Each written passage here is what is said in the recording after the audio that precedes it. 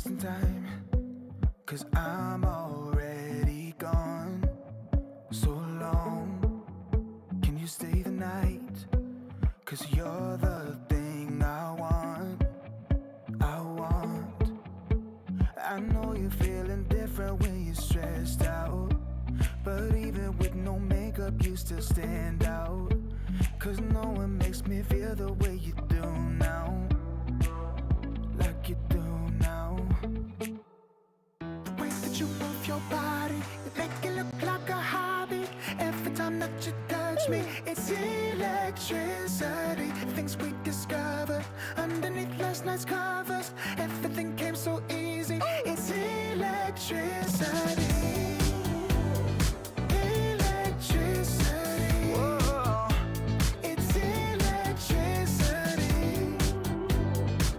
Electricity. It's electricity. When it's late at night, I feel you on my skin, my skin. You're all that's on my mind. It's finally sinking in. You're it. I know you're feeling different when you're stressed out, but even with no makeup you still stand out. 'Cause no one makes me feel the way you do now, like you do now. The way that you move your body, you make it look like a hobby. Every time that you touch me, it's electricity. Things we discovered underneath last night's covers. Everything came so easy. It's electricity. Electricity. It's electricity. Electricity. It's electricity.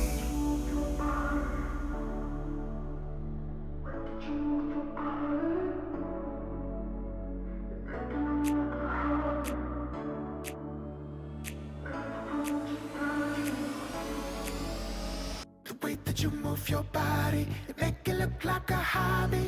Every time that you touch me, it's electricity. Things we discovered underneath last night's covers. Everything came so easy.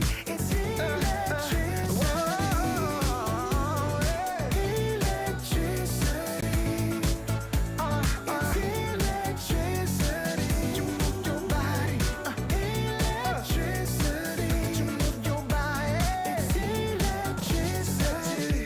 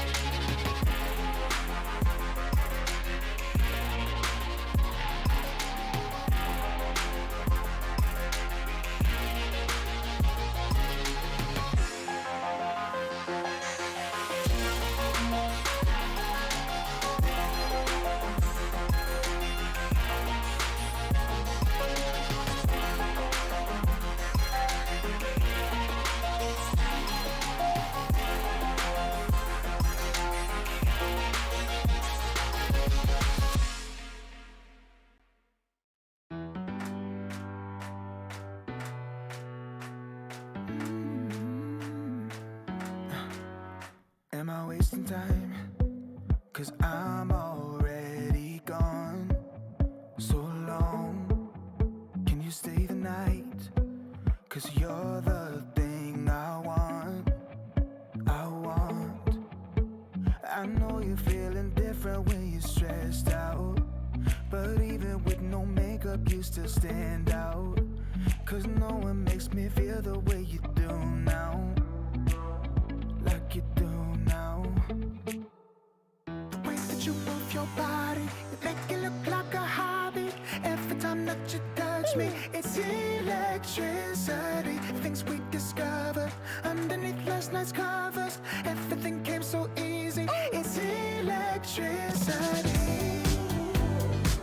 Electricity. Whoa. It's electricity. Electricity. It's electricity. When it's late at night, I feel you on my skin. My skin, you're all that's on my mind. It's finally sinking in. You're it. I know you're feeling different when you're stressed out, but even with no makeup you still stand out. 'Cause no one makes me feel the way you do now, like you do now. The way that you move your body, you make it look like a hobby. Every time that you touch me, it's electricity. Things we discovered underneath last night's covers. Everything came so easy. It's electricity. Electricity. It's electricity. Electricity. It's electricity.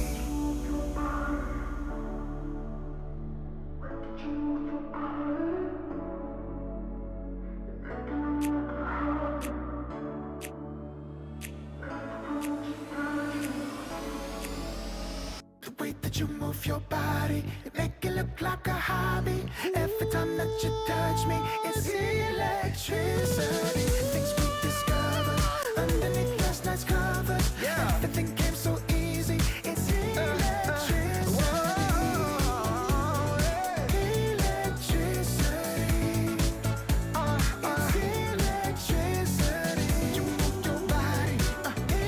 Electricity. You move your body. It's electricity.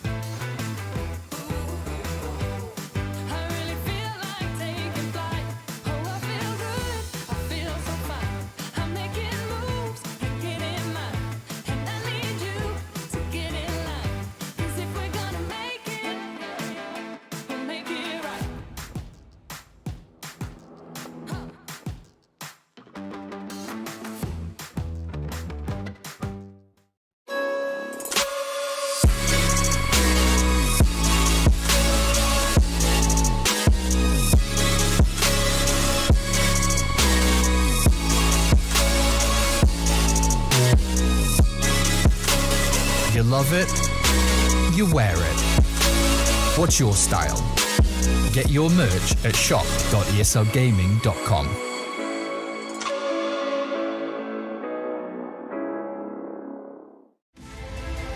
The ESL One Major is brought to you by Intel, Acer Predator, DHL, and Monster Energy.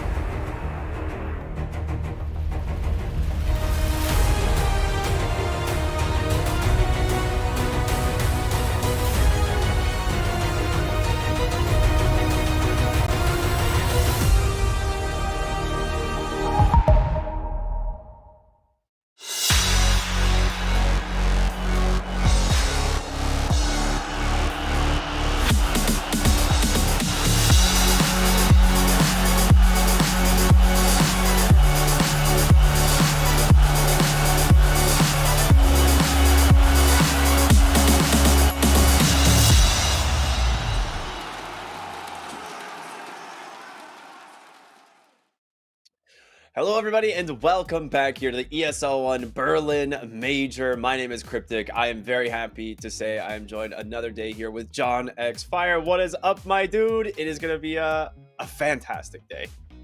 Yeah, we've got a lot of matches still left, but not that many. You know, we're in the second to last day, the penultimate day here of groups.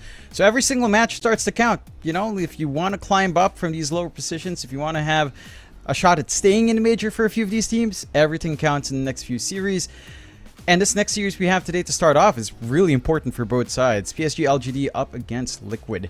Liquid slightly behind in their standing up against PSG LGD, but still kind of tied up. 5-5 in terms of games won. 2-1-2 for LGD under scoreline. Liquid going with a few more draws, 1-3-1. So, I mean, if it's a draw again, you're still kind of stuck in a deadlock. Both sides would want to find like a 2-0, but whether or not they can, it's a different question. Dude, if you had told me that like Liquid was going to be at the like the spot, you know, tied right now to like not make it a playoffs, I would have said you're crazy. This team has looked so good. This team has looked so good leading up to this, but they are just struggling a little bit here. I mean, Group A is really strong. Let's just be honest. Eastern Europe is looking incredible with 9 Pandas and Bet Boom actually just crushing it so far. Of course, Gaming Gladiators looking nearly flawless at 10-2. I feel like this team is guaranteed playoffs already. I'm pretty sure they are clinched, but there is still several other spots ready to go and up for the taking. But yeah, PSG LG Team Liquid both sitting at 5-5 here. These are big wins. They have to, if they get a 2-0, they're looking a lot better to avoid the kick from the major, basically. Yeah, they avoid the kick, and they might have a possibility of even making it all the way into an upper bracket start if certain results go certain ways for other teams. So a lot in the line in this first series we've got here today. I mean, it's just so strange with how competitive the game is, with how fresh the patch is. Yep. That certain teams just kind of struggling to find a balance here. So I'm keen to see, again, this far in, like how much more we see from these teams. Yeah. I hate to bring, the attention to it, but man, especially with you here, and I know how much of a fan you are of a lot of these teams, but what is going on with SEA, man? They are just not having a good time.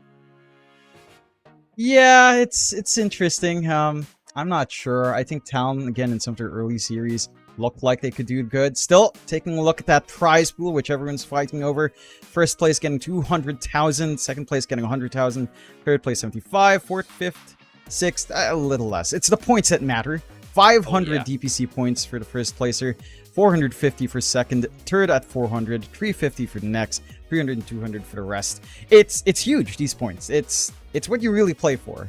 You want to go to TI, and for Southeast Asia, in the position we're at right now, going back to that topic, it's looking pretty bad. I think Talon should, if they go at least 8 somehow, climb their way out of elimination, and then we at least have one team invited. If not, well, those qualifiers will be a bloodbath. So it's going to be a pretty good time for Southeast Asia. But hey, Yeah, there's a reason why chat spams right now super early airport.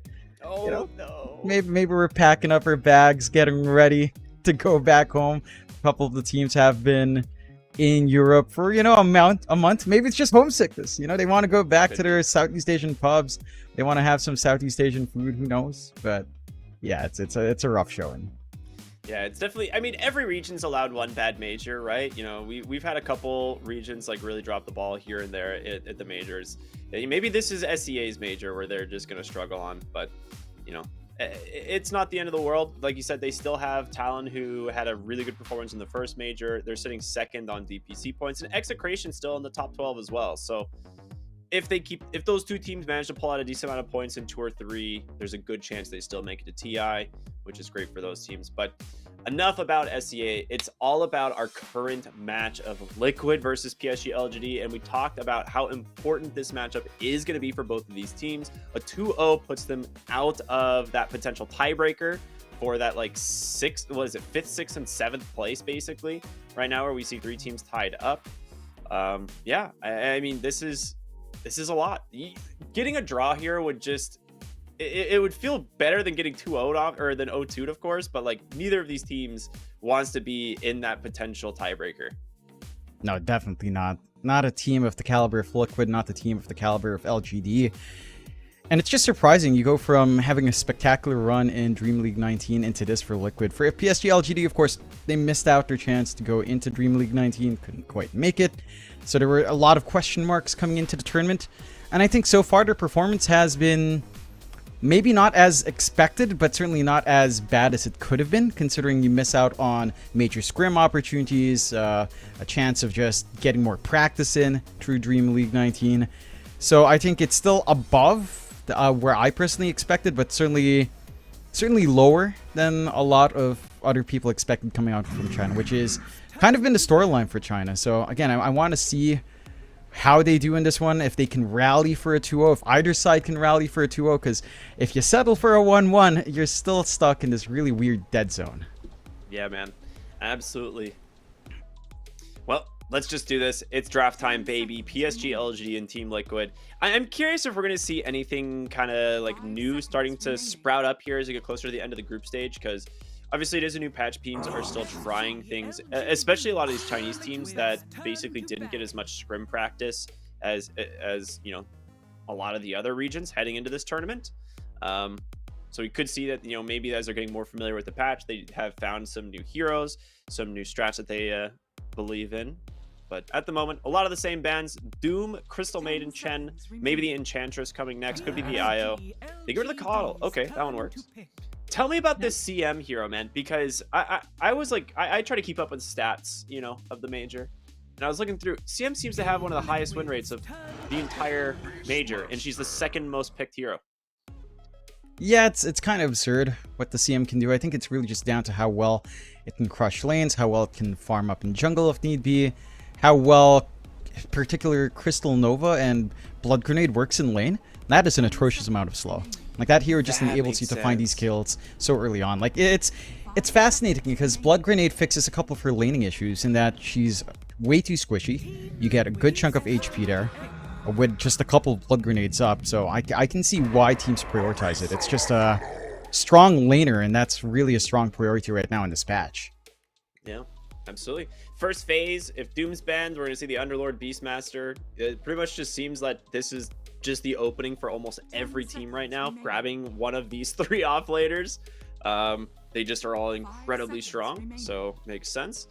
The Rubik, obviously the most picked hero of the tournament so far, and sitting at a relatively good win rate, like not like anything incredible, but 58%. That's not bad. That's pretty solid. You got to be happy with that.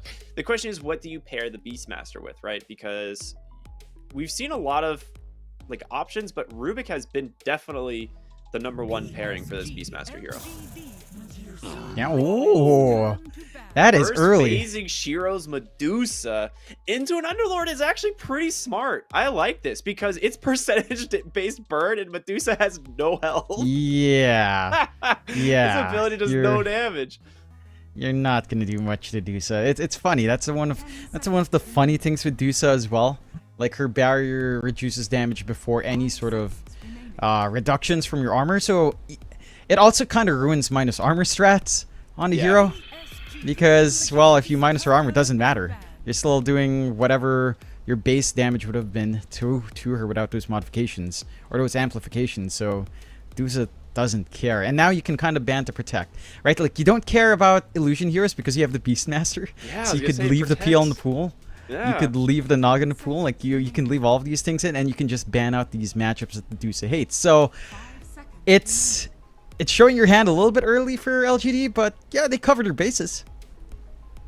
Dude, I wonder if they want to ban the Terrorblade still, because that is one of those heroes that doesn't really get in range for the Beastmaster, right? I think he just sits back in range and still can just dump in the damage. So I would guess you probably still ban Terrorblade. But yeah, I mean, that's a really cool idea. It's a really cool idea. I mean, I was looking at the damage on Firestorm. It's literally 30 damage level 1. Yeah. It's going to be like 30 damage plus like 12. So like the damage to Medusa is like, it's so negligible. It's not going to do anything, which is really funny. Yeah, I don't know. This is going to be... I don't know. I'd have to imagine that Team Liquid's thinking of something here. I would still be okay with the Terrorblade. They get rid of the Pangolier, which has been... I think Nisha has not lost on the last like 15 games of Pango he's played or something. So that does make sense to ban out this hero. Yeah, just take away anything with a diffusal that can melt through your Medusa. It kind of handles the Beastmaster army fairly well as well. So I like that protective ban. Liquid will pick up the Ench as it has been left in the pool. So you have to deal with a little bit of a back and forth with creep stealing from the Beastmaster, if that's something I'd really be concerned about down the line.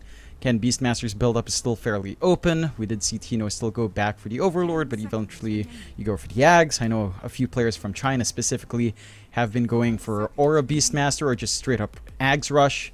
So it's fairly open in what LGD wants to do to just make the Ench a non-issue. The Ench is interesting into the Dusa because it is pure damage, so it's pretty painful still. Like, you melt more of the mana shield than a few others would, but it's also... it doesn't feel like it's enough. I still think for Liquid you want a diffusal carrier, and LGD into their support duo, Hoodwink Elder Titan. Dude, that's good such way a of classic just... LGD duo. It is, right? Like, you've got a lot of Chain Suns coming out. If you see something like the Terrorblade now, you have something of a solution in Elder Titan. Yeah. So you have some answers on hand, although again, the core for the Dusa, or even for the Beastmaster, it's not particularly amazing. Although I'd argue Beastmaster in lane can feel good against Terrorblade with the Axis build.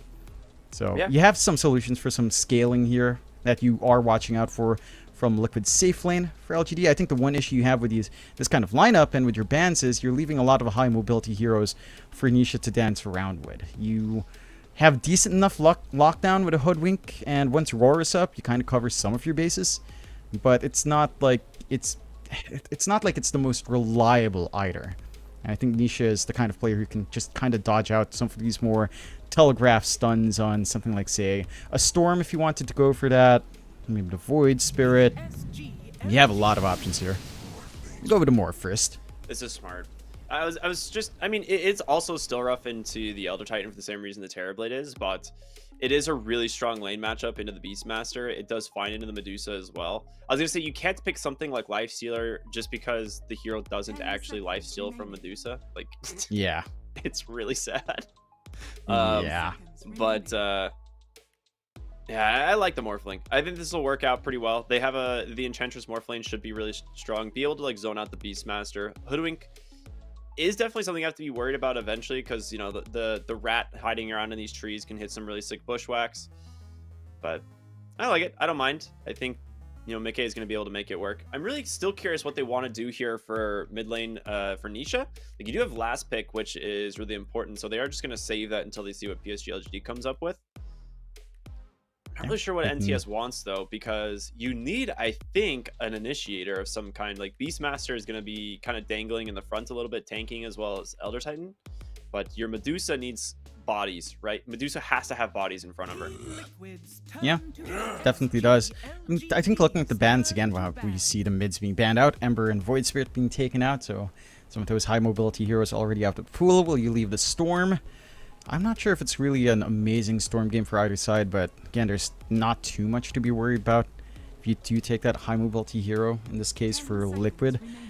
So I wouldn't mind it too much. I am curious why Liquid just kind of ignored a Nyx solution to the Dusa. Because LGD also just kind of ignored the Nyx instead of the Ench pick.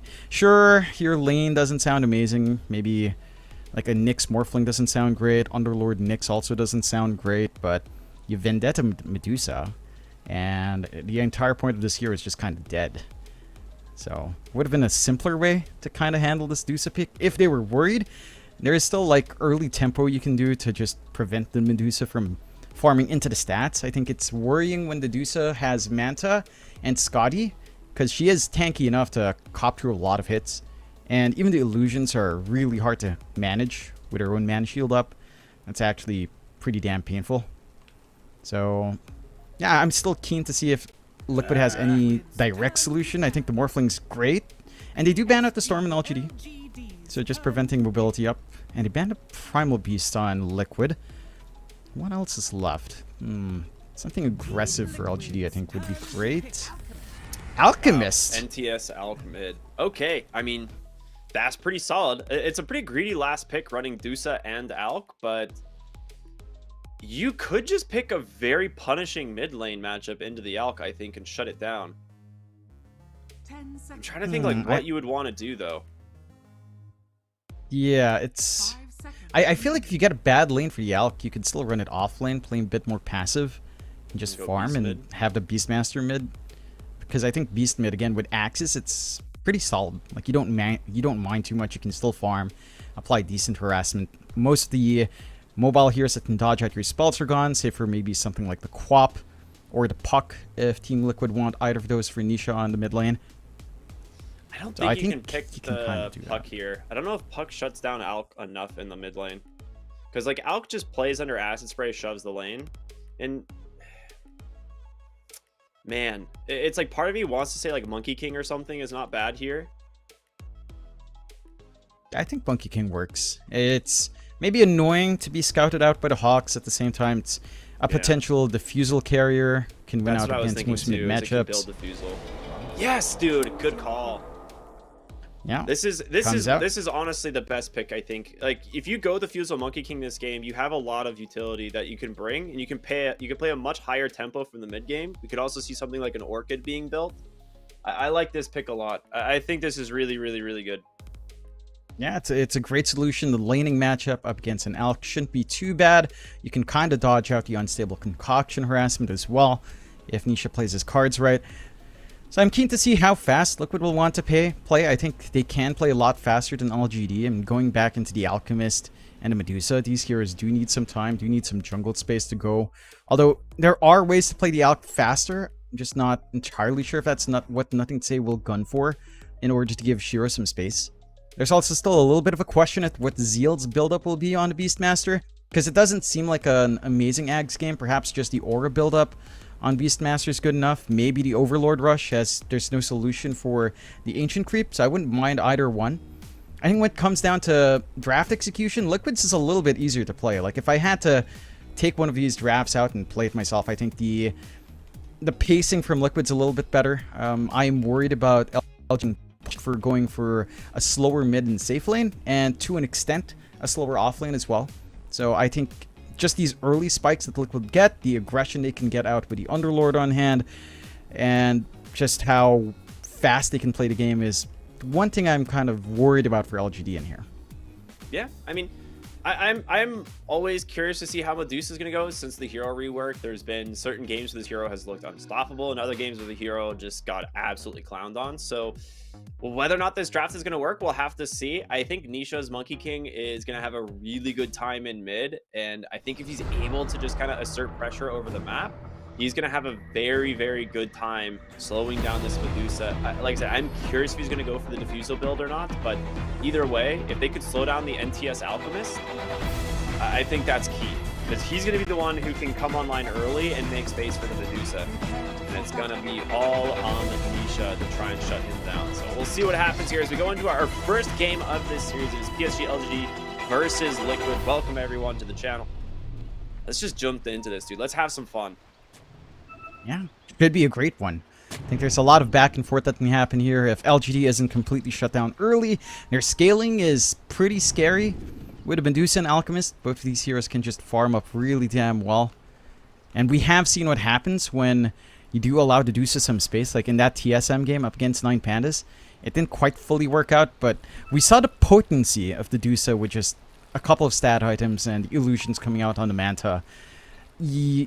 It is fairly tanky. Those illusions do hurt. The farming pace with split shot damage being so high now feels pretty damn good. So you really do want to shut down early if you are on Liquid right now. Just prevent that farm game from coming online at all. And I do believe Nisha is queuing up that diffusal we were mentioning. So looking for that utility, looking for that burn. As long as he wins out mid and the tempo comes out, you'll have a good timing on it.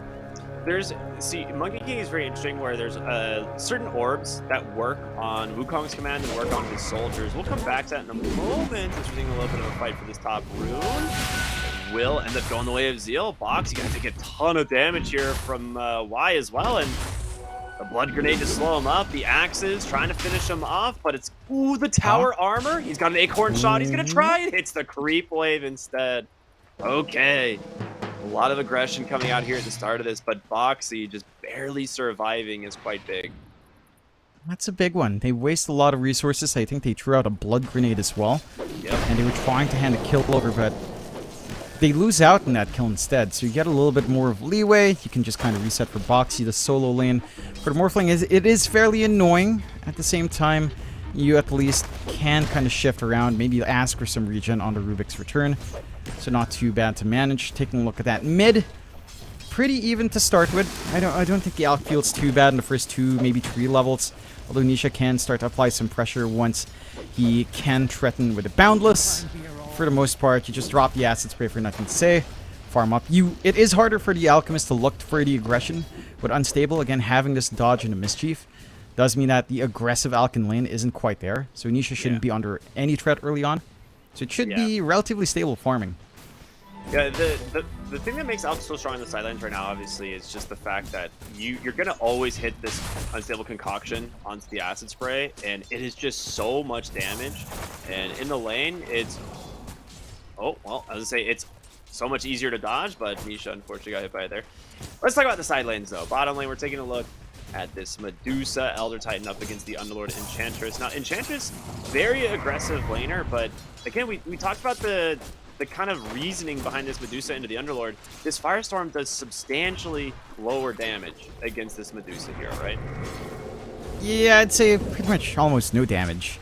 I mean, you'll burn maybe at lower levels around 20 mana per tick of damage. They see him. I'm not 100% sure why he's all the way up here, but... Is he just sending... No, I thought he had his spirit out. Oh, yeah, he does. It's going to cross the map. It's going to cross the map. Oh, my goodness. Uh-oh. That's 86 bonus damage. All right, why playing the mind... Or, like, just next level plays here? Bottom lane, though, Shiro, he's lost his mana. So, he's going to have to come back with that a little bit later. They swapped the lanes, though. How do you feel about this, putting the Hoodwink bottom and the Elder Titan top? You don't really get too much aggression out with the Medusa. Double range at least pokes the Underlord a little bit better. It's not like the Elder Titan's too comfy running up to the Underlord with the Enchantress around as well. You can kind of play top. Just try to get your spirits out, get some harassment onto the Rubik. They're not as scary with their damage output so far early on. I'm wondering if Y will keep trying to get that spirit run through the map. Because I think there is a lot of potency in winning your lane that way. I mean, nothing to say, though. Did NTS just self-stun? That was genius. I think he did. No. He went to stun and got Boundless, and then the concoction went off. Yeah. Oh, Nisha. That is going to absolutely just... Like, this lane, that lane's going to fall apart for the Alk now. That is such a sick play from him, though. Yeah, I mean, again, like, the Monkey King has that advantage with the levels up. You can't really threaten here for nothing to say. I'll try again, but okay, he gets a stun off without being punished this time around. So we'll get some harassment off, but he's going to need to recover. Like, the slower laning start for the Alk, especially in mid, does not feel great. Down bot, though. Getting aggressive there. Planet manages to take down that Hoodwink. Is Shiro on the run, caught by the blood grenade. Will try and make his way under the tower, but Zai hits so hard. Well, I mean, it looks more than normal. It's more of just Medusa having no HP. But either way, very good trade there. Very valuable for the side of Liquid. They get the gate usage out. They come in. They swap their lanes as well. They send the Enchantress up top. So Insane is just going to be camping along with Mike. And you're already off to a good footing for Liquid. Right, you're applying pressure onto these two cores. The Alchemist and the Medusa already won that in. Doesn't feel like the supports are able to really go for stacks too much. We're not seeing Boar Micro as well from Zeal to try to build up some stacks in the Ancients. So the recovery plan for these two heroes, it's a little bit rougher. I mean, you're at the point where Nothing Say is just even being contested in his jungle by Boxy. It's not a kill threat they wreck. Oh, okay, maybe it's a kill threat.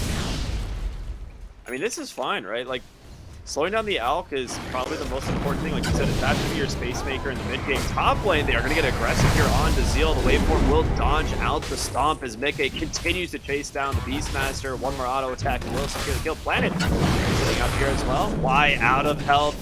The Spirit expiring. One more auto attack from Insania. He is just crushing these heroes with this Hellbear. They managed to find themselves 2 more kills here in the top lane.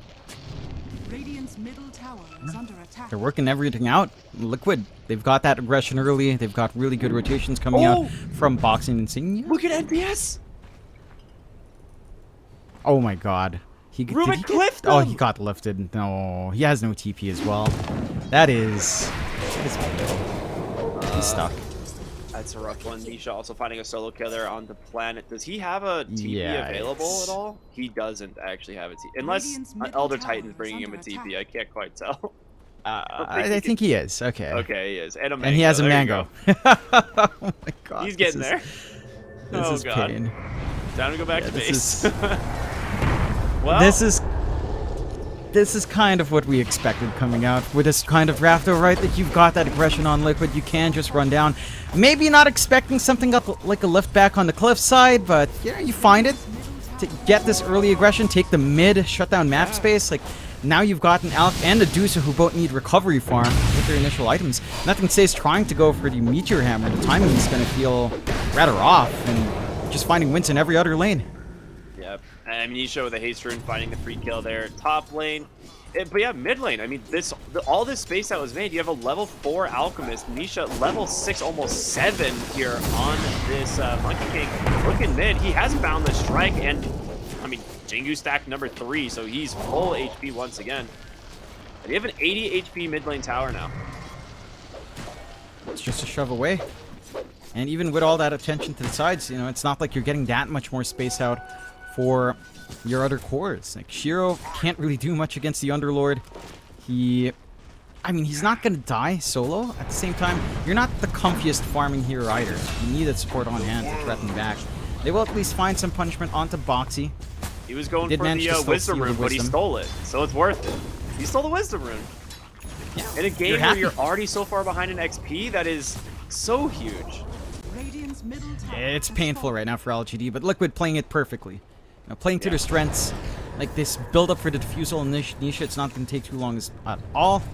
They get Portal. the gate out as well, just to get a Bringing Boxy reset. bottom. Radiant's bottom tower is under attack. Dude, they are just playing so aggressive. They're going to find Shiro here on the Medusa. They're holding the telekinesis just to make sure he cannot TP. NTS coming in on the Alchemist here. Will stun up the Underlord and Y here as well. And comes Planet, but each of the Wukong's command drops it on top of him. But a nice bushwhack there to buy some space. Is now Zai dodging out through the trees, manages to get out for the moment. And they will be able to stun up the Monkey King. I don't know if he gets the Jingu stacks, you just can't survive this. There's going to be the Boundless Strike.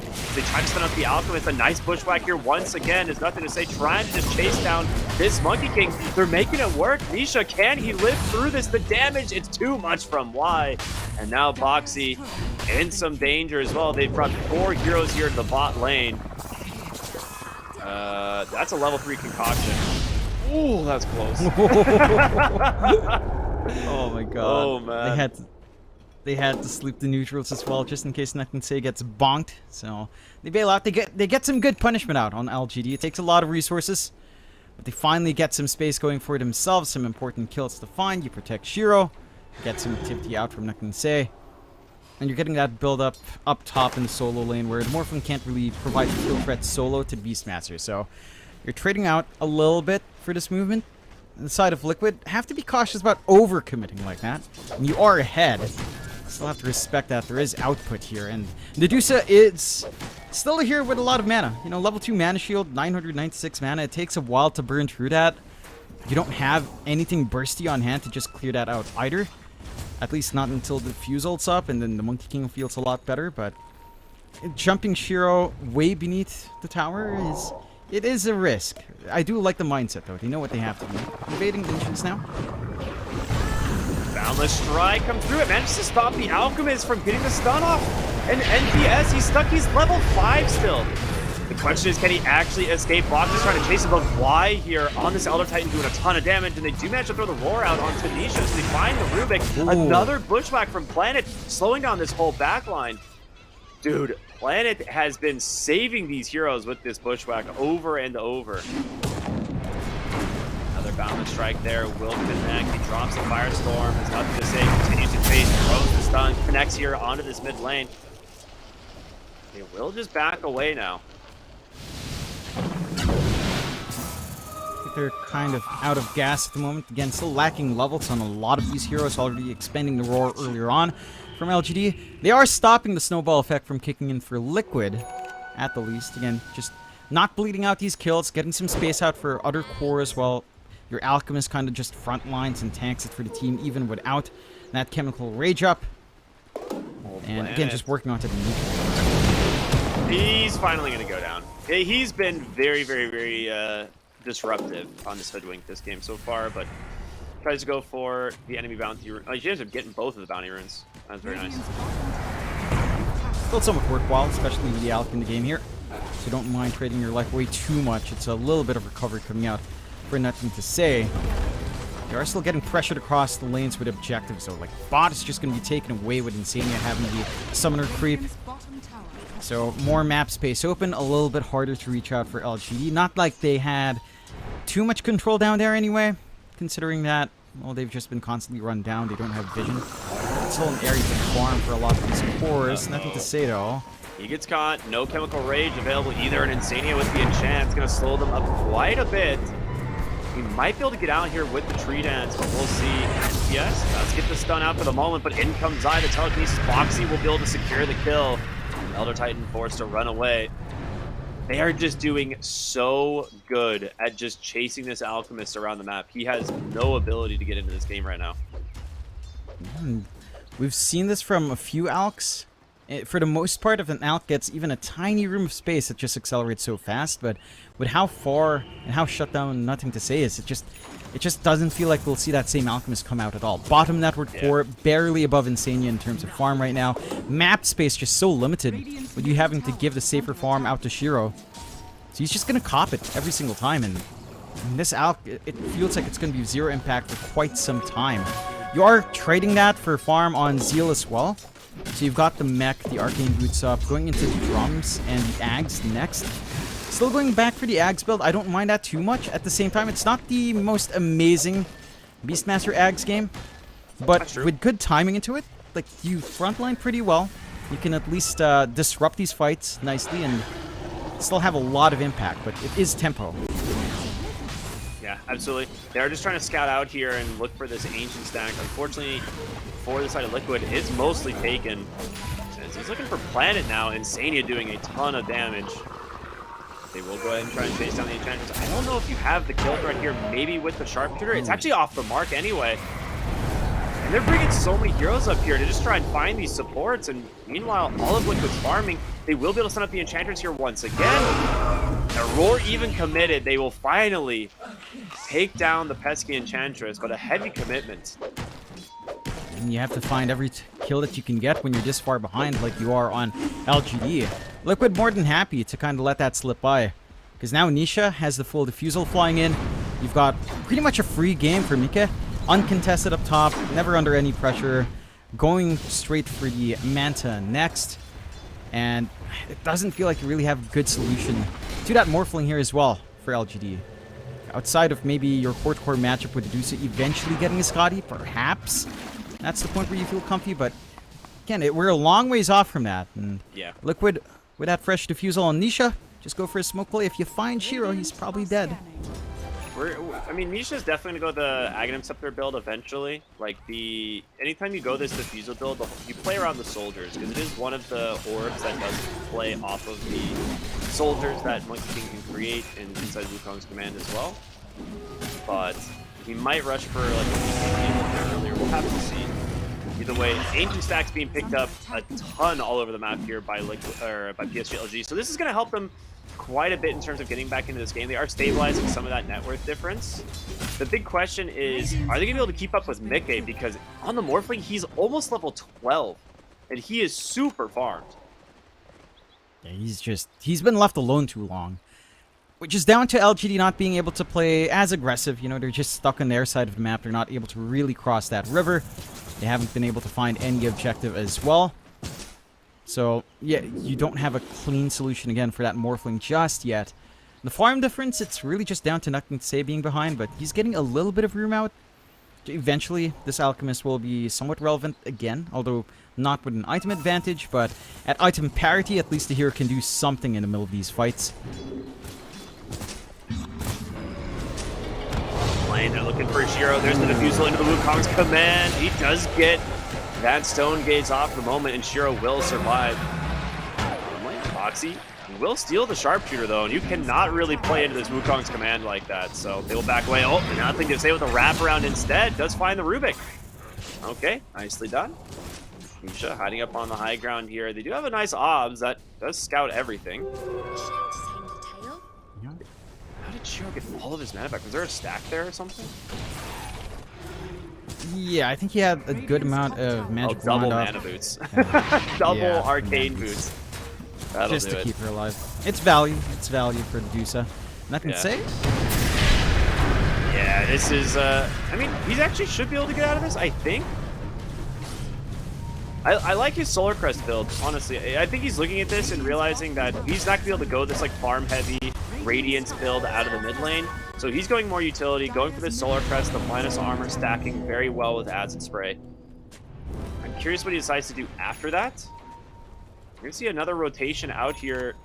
We do have a nice ob that's scouting pretty much everything as Planet will be leading the charge.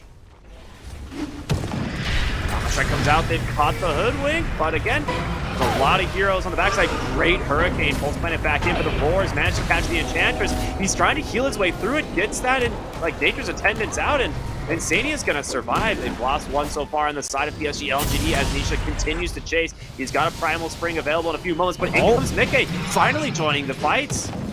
Counter-strike off the mark there. Pit of Malice as well, not going to connect. Just a little bit too out of reach, but a beautiful double kill. The Snake just pops both of the supports. And NTS trying to chase after Mickey. He will be able to. Nisha on the backside in a little bit of trouble as Shiro pops that Stone Gaze. They continue to chase down the Underlord. The Earth Splitter's coming through as well. PSG LGD making a great find here as they did 3 heroes. Okay, that's some beautiful punishment coming out from LGD. And those kills bounced them back into parity with Liquid, giving Shiro a lot of these kills as well. The Dusa now working through her own Diffusal Blade, has some stats up with a Manta Style, and we can see how durable Shiro is. Like, unless you somehow just lock in the Dusa into a good duration on that Wukong's, the Dusa just doesn't quite die. And Mike, he tries to clean up, comes in, he's confident with a Manta. He is hard to kill as well, but it's hard to burst most of these heroes down on LGD. Like, the most burstable target right now is probably just Planet, as even the Alchemist, just with that Solar Crest, is more than tanky enough with a Chemical Rage running. So, side of Liquid, they had some good tempo, they had some great ideas, but they've not been able to apply that pressure. And again, we've seen these kinds of heroes, the Dusa and the Alc in particular, from teams like TSM where you have a rough early game. If you just hold out, stall for quite some time, these heroes become relevant, and they still scale. So you just have to ride out this rough early to mid game, which Liquid has provided, but if they don't start to find these kills lining up for themselves once more, as it was in the first 10 minutes of the game for Liquid, then you have some questions about your scaling here. Yeah, I mean, I'm looking at the net worth difference. Just it's been completely pulled back, and yeah, I mean, you don't have the net worth lead as an Alchemist, but this is a hero who was so poor only a matter of like 10 minutes ago. And he's not really that far behind the XP anymore. Like these past few fights where they've actually got a lot out of them is really allowing PSG-LG to get back in this game. And Insania chase down here from Planet. They pop the drums. He's looking for an opening, gets the bushwhack. There's going to be the sharpshooter as well, even the roar. And with the break, they'll have plenty of damage. Shiro grabs himself another kill here. He's got himself a defusal of his own. I don't mind that. Like, I think he's got enough stats at the moment to feel confident. He's going to work into the Scotty next. The defusal allows him to play around, get the inhibit off, maybe just try to counteract the Morphling as well, which I think there's an interesting that you can do if you do Morph into the Dusa. Maybe it's just to counteract their own mana shield on Liquid down the line, which is fair. Yes, that is pretty annoying without any mana burn on hand.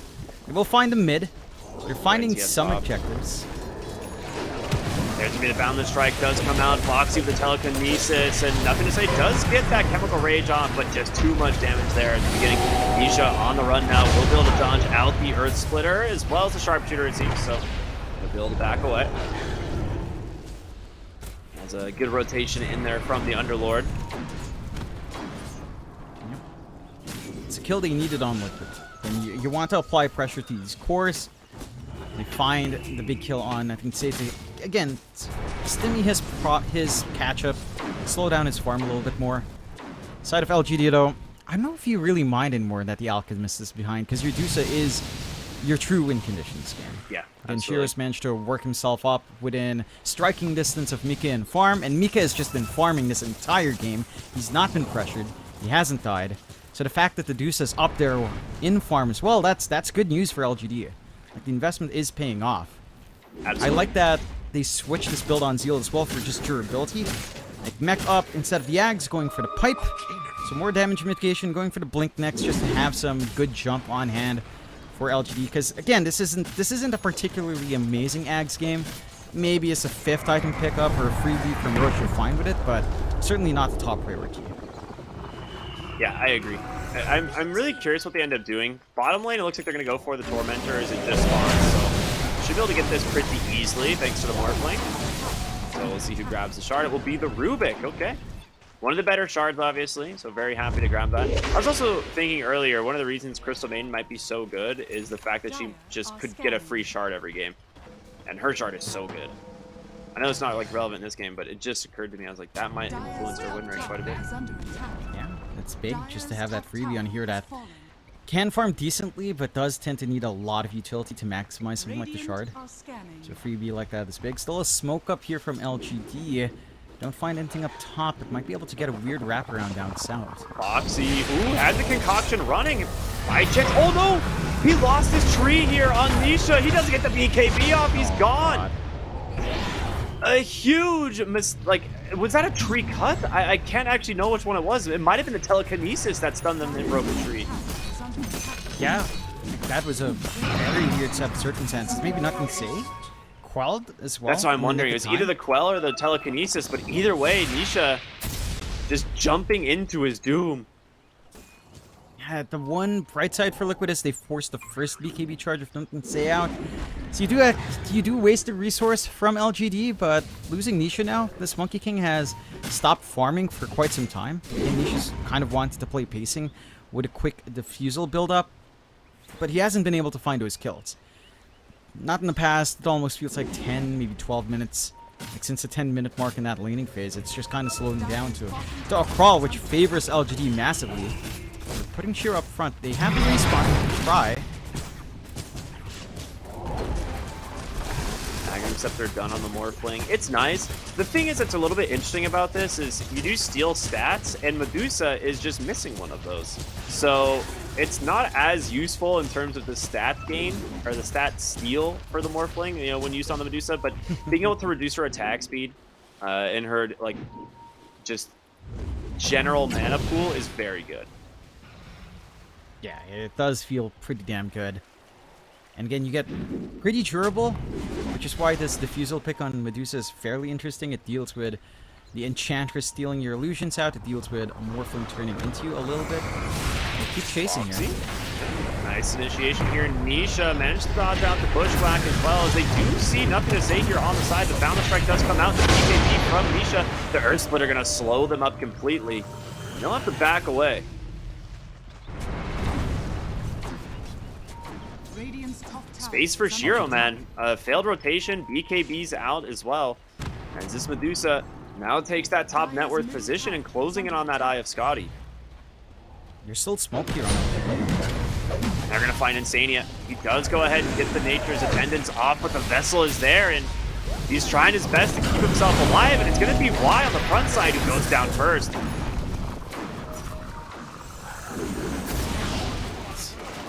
Punishment you want on Liquid. It's not the biggest start kill, push. but They're going to try. I mean, they've got 30 seconds before this heads to the other side of the map, and I think they're going to get it in time. They got plenty of damage, it looks like. they've got the output. I think the space given to Shiro is pretty indispensable though. Like Scotty up. So this is the point where the Medusa does get pretty scary. You've got a decent amount of strength now, just from your item build-up. You've got a lot of mana to play with your mana shield. The hero is really durable up front. And whether or not you can actually just fully focus on Liquid onto the Medusa, it feels very difficult with the counter control you have from LGD.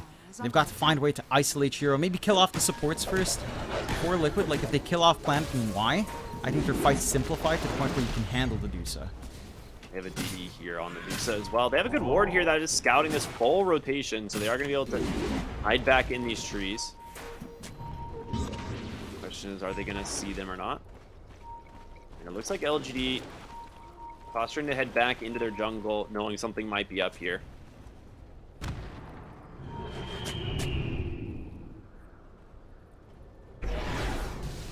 Dude, this Wisdom Rune has been here for so long. It's cooking up. You know, every 7 minutes it feels Let better. it cook. Feels worthwhile. No one's picking it up anyway from the enemy side. Yeah, dude, you just let it. It's just gonna be worth way more XP in 7 minutes. Don't worry about it. Well, not in 7 minutes, in 2 minutes now. Compound interest, I suppose. It's like when you go Somewhat. into the jungle and find like 6 bounty runes, and you're like, oh yeah, Oh yeah, that's this is what we were waiting for. We do manage to get the ward there on the high ground. Quite good for GLG. That ward was causing him a lot of trouble and making these rotations here. Yeah, I'm surprised Liquid are taking it a little bit more conservatively, not looking to do too much for the Aegis just yet. Perhaps feeling like Mika does need some defensive items up, so he's working onto the BKB. He had the Scotty queued up earlier, changes his mind for a little bit more spell immunity on hand, which is fair. There is a lot of damage, a lot of control coming out here from the side of LGD. And we have seen what happens when some of these heroes get pinned down. Like Nisha pre-BKB was just very easy to manage. Even with the BKB, some of your debuff, immunity, piercing spells, it does still feel awful in trying to chase up. You might find some stragglers though. Isha. Oh. Deep dive there. Almost finds the Beastmaster side sweep. Okay, well, Tier 2 tower will be taken in the bot lane here by the Morphling. This will open up at least that outpost, you know. Another TP spot taken away there. It's one of the... Dude, how do you feel about outposts now? I feel like they're really weird. They are very weird. I don't know if they're like... it feels like... I don't know. It just feels useless, to be honest. Yeah, they're weird. I think as a TP point, they're still really useful, but that's really all they do now. No vision, no EXP. It's not a top priority, but you can feel the difference when you don't have outpost control and there's a fight breaking out for sure. Or trying to position for a smoke. It does make it a little bit more awkward. But yeah, it's not as important as, say, the Wisdom Runes, the Tormentors. Those are definitely higher value. Even controlling the Twin Gates feels a little bit better than controlling Outpost, because it's a freebie. Can't tell you how many times I see teams just put like ward sentries on every Twin Gate and just watch that spot. It's just way too important. And especially since you get some value, as they are also a little bit of a Roche ward. So it's both of that, like cross-map control and a Roche ward at the same time. Gives you a lot. It's like a double dip right there. Efficiency. Spend your gold and resources wisely. You get more done with less. Always feels good. For Liquid, this pacing, I mean, it's not the worst in the world. They still have a slight net worth lead, but you're going into late game now, up against Dusa and Alchemist. The Alchemist is fully recovered. You are now, again, not in top net worth, but you're not bottom. You're not kind of tied with your Enchantress anymore for that net worth spot, so it's not as bad. They go into the Mentor, and they get the free shard onto their Hoodwink as well, so that's pretty big. The Boomerang can help is soften so up. good.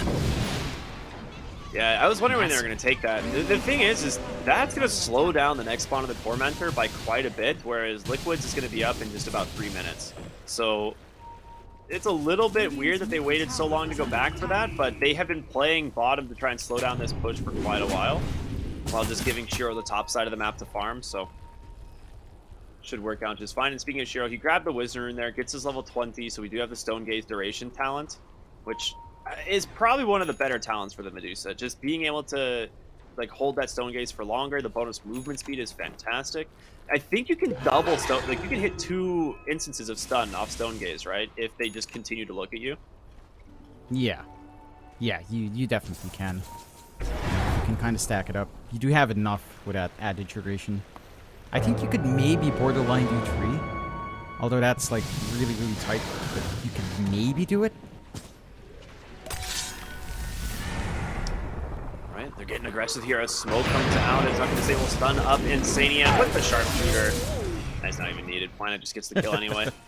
He's got a Gleipnir on this Hoodwink. He is scaling to be a core. And that's just scary. Like, the Hoodwink does so much with a couple of items up. Down the line, if you can get, like, a crit stick up, those Acorn shots just start to hurt way more. It doesn't take too much investment on the Hoodwink to kind of reach that point. Like, you could argue the same for an Enchantress. You know, Insania has that potential scaling as well. But he has been acting more as fodder. You know, he's not really getting too much space to try to build up himself. And LGD, with just that one pick-off, go into a tier 2 tower themselves, so they get a little bit more control. They force out the Fortify, but Liquid aren't in any position to contest so far. And for Liquid, again, a lot of this momentum swings away. Like, they had Aegis, they go back to farming, they try to get this build-up on Mike, on Nisha. And some of that build-up is reflecting. Mike is going into the Butterfly next. That could be the one way to just prevent this physical output from coming through for Nothing to Say and Shiro. But this Deuce is just too big. Yeah. I don't know if you have enough to burst her down. Woo! Foxy gets the blink away there. Nice little sentry. I was going to say, I think Liquid might have forgotten to write down their timer on their Tormentor, because I knew it was just after the 21-minute mark. They wasted a lot of time. They were standing over there for about a minute, just waiting for the Tormentor to spawn in that 30 minutes, and it was not available. Boxy will pop a smoke. I guess he doesn't even know about Shiro, but just to pop it there on Nothing to Say. The rest of them to figure out what happened there, but it's just an Invis Rubik. Cuts off their movement. McKay's going back. He wants to grab the Tormentor. It's fair. Just take that free shard for yourself here. Still have a lot on the line. Should go to our inch, which it actually ends up on Monkey King. All right. Interesting one for sure. Yeah, I'll be frank with you that I don't actually know how useful this is. It feels like it could be useful. Like just this in game certain in general? situations. In this game, yeah, in general. Like, I just don't see this enough. It's a good escape mechanic. It's like a free blink dagger even in combat, which can be super useful. But I do agree, like, this game it might not be necessary. We'll see. Seal gets part of the high ground. They get the roar off. The telekinesis try and save him. The 4-trap as well. He's just back near his tower. He's got a BKB available. They're holding everything. So much damage being blocked thanks to the Crimson Guard. The question is, can they turn it around? They're going to have to try some great bushwhack out from Planet. The stun's coming out as well. Boundless Strike, the Wukong's command. Can they turn this fight on the side of Liquid? They're flying back. Mickey takes down the Alchemist. As Zai's going to come right back in with the portal. A really nice way to trap them, but Shiro's just standing his ground. He's lost no mana here in this fight, and Insania needs to get out of here. The Boomerang comes through as well. They're just able to take him down. Planet finds the kill, but Mickey on top of the Medusa finally, as a Boundless Strike has trapped him as well, and PSG LGD starting to fall one by one. Some costly buybacks, but Liquid managing to even out this fight after what looked like a pretty rough start. I'm so confused. Shiro was stuck on the gate? I think the Fiend's Gate spawned right on top of him, and he was just stuck. He couldn't move. Wait, really? Yeah, he literally couldn't move. He was just stuck there with his Silver Edge. So he That's some couldn't sick hit, he tech, couldn't dude. retreat. And that gives him the kill. I don't know if that was on purpose at all from Liquid. I think it was just... Maybe it was, but they didn't have vision to hit the Dusa, so I'm guessing just very happy coincidence. And they clean up once the Dusa doesn't have that backup. It does take some time, but the Dusa, when the mana shield is gone, like it does still melt even at 1.2 KHP, which is really not that much. So was he invis and Zai just happened to throw the gate Yeah, and landed on the I'm Dusa? pretty sure he was still on the Silver Edge. I thought he was trying to channel through the gate, but he wasn't. He was just stuck. Like his hero hitbox was just fluctuating. It was weird. They're gonna find him. He's got the shard though, so he should be plenty tanky. Certified. Hold on, we're gonna see the replay here and see if that's. It is what happened. Oh Yeah, my he's gosh! stuck. I told He's just you. stuck It's on the like, what the gate. hell? He's just there. Dude, Zai, unintentional god gamer. He came out and got like as soon as he used the Silver Edge active, it kind of shoved him out of the portal. But yeah, it definitely just trapped him. It's like when there was that bug when like Yules would trap people under it. Like if you were phased and like someone used the Yules, you would get trapped under the Yule Scepter. Yeah, I remember that one. It's pretty painful to lose a fight that way for the side of LGD. And that could have been their way to get more map control off, start to shut this game down. But Liquid, they stay in it. And they're ready to go again.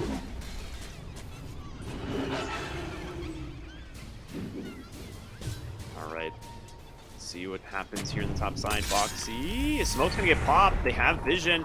His NTS is going to channel that concoction. He's popped Chemical Rage as well. So this is going to slow them down actually quite a bit as they won't have the full duration for the fight.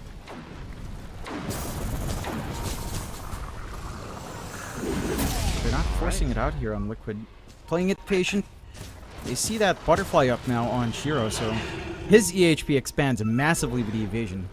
Yeah. It's going to be a little bit troublesome to deal with. You don't really have magical burst on hand. Again, kind of handle that Dusa. Mickey's They're queued not up the willing MKB to- immediately as a result.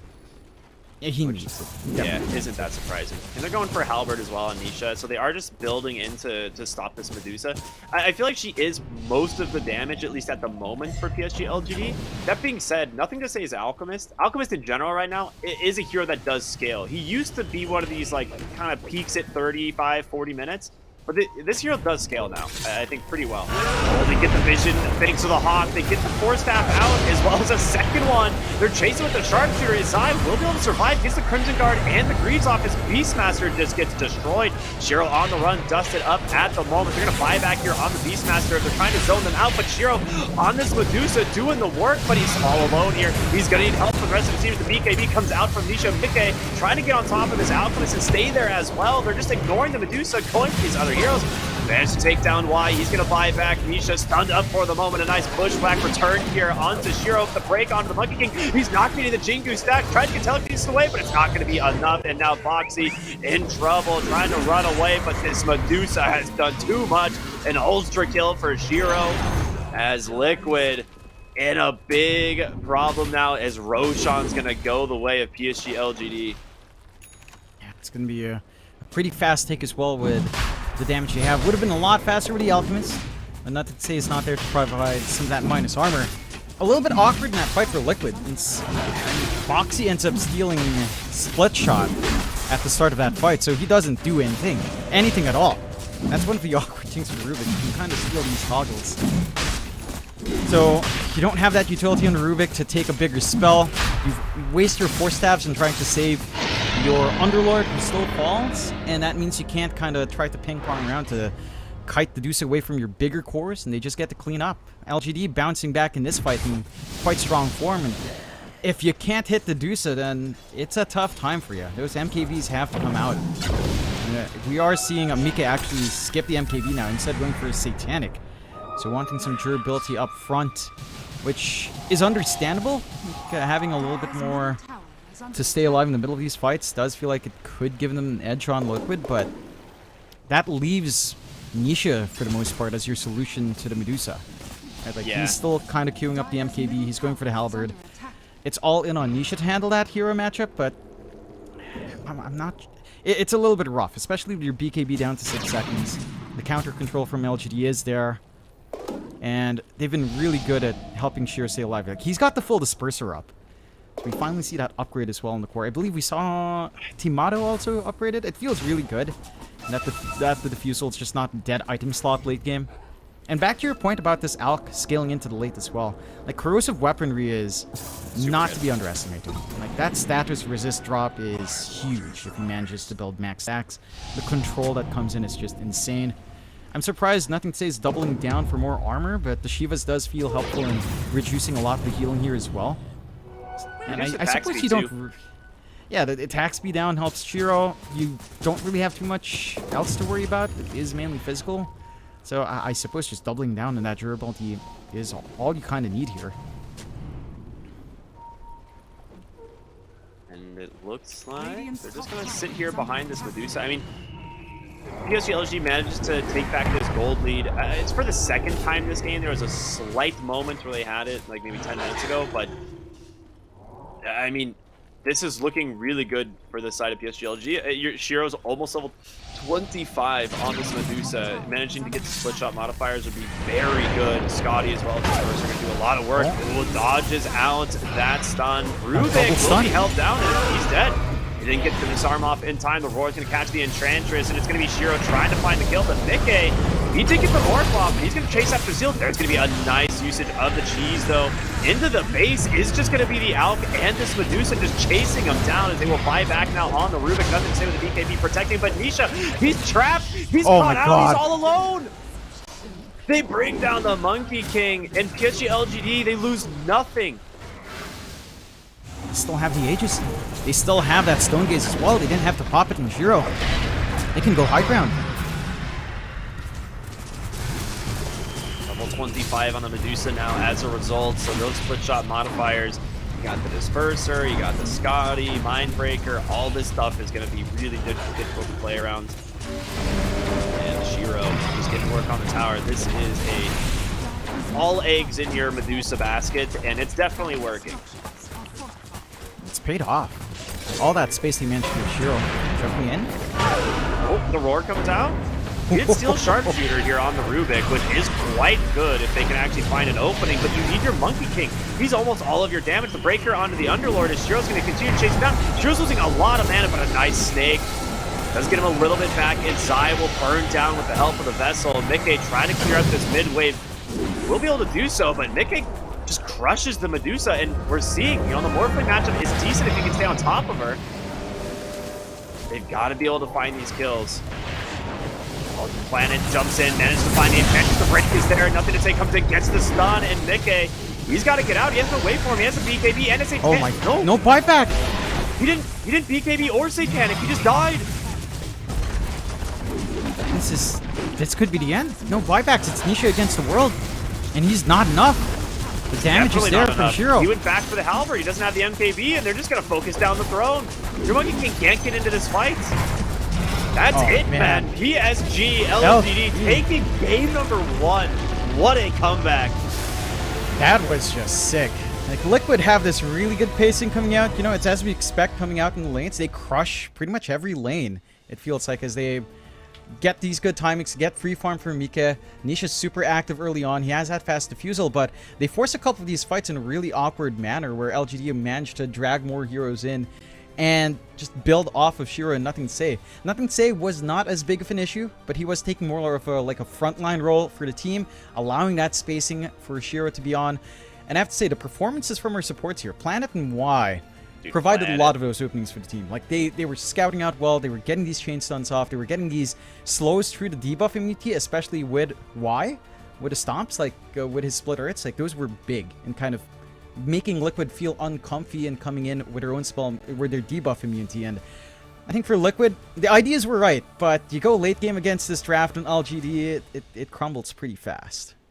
Yeah, I mean, that top Roshan fight is what really just... This game fell apart at that moment for Liquid, right? Like, they buyback on the Underlord. They don't really get anything out of that fight in general. And Nisha, like 2 or 3 fights in a row, he like jumps in, doesn't hit like a good Wukong's command, gets isolated up on the high ground there and dies without buyback. And it just put them in such a weird position because Monkey King really is most of their control. Like playing around that Wukong's command is huge in these fights, but it just kind of fell apart. It's good patience from PSG LGD, I suppose, because it looked like it was going to be almost an impossible game just based off the start. Yeah, it felt like a hard one for LGD, but again, they hold out really well. I want to see Liquid bounce back in. They had the right idea with playing that early game. I think maybe take something that with more activity for Mika that might have been able to make the difference, as his Morphling was sitting back and farming. He was in the lead, but we didn't feel that network lead really matter too much from that Morphling here. Yeah, absolutely. Well, we're going to be going to a short break, everyone, and we'll be back with game number 2 here of PSG LGD versus Team Liquid. Stay tuned. We'll see you in a bit.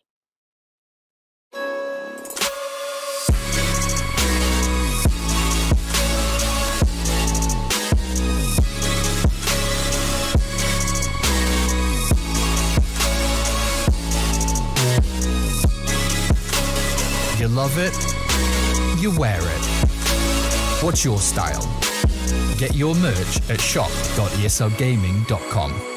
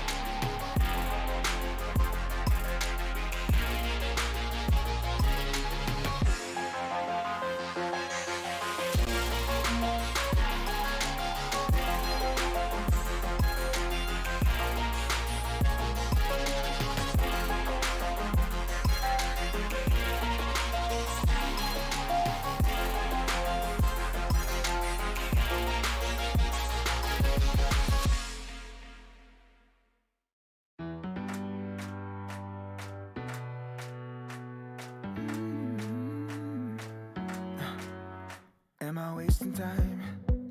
'Cause I'm already gone.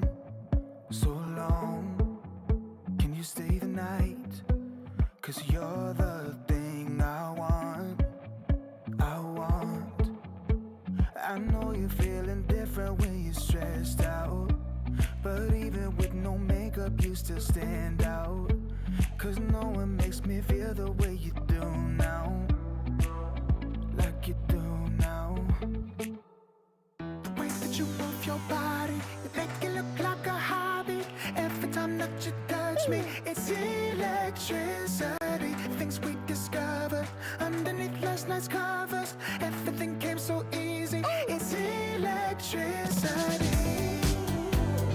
Electricity.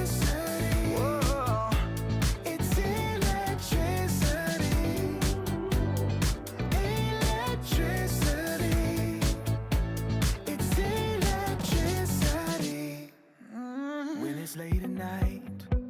I feel you on my skin, my skin. You're all that's on my mind. It's finally sinking in. You're it. I know you're feeling different when you're stressed out, but even with no makeup you still stand out. Cause no one makes me feel the way you do now, like you do now. The way that you move your body, you make it look like a hobby.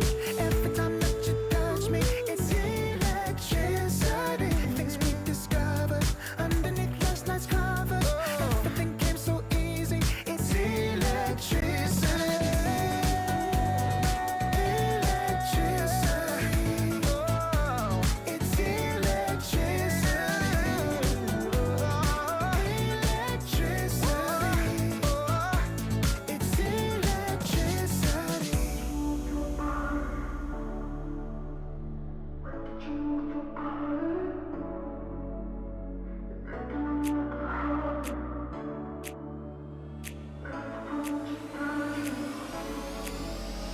The way that you move your body, you make it look like a hobby. Every time that you touch me, it's electricity. Things we discovered underneath last night's covers. Everything came so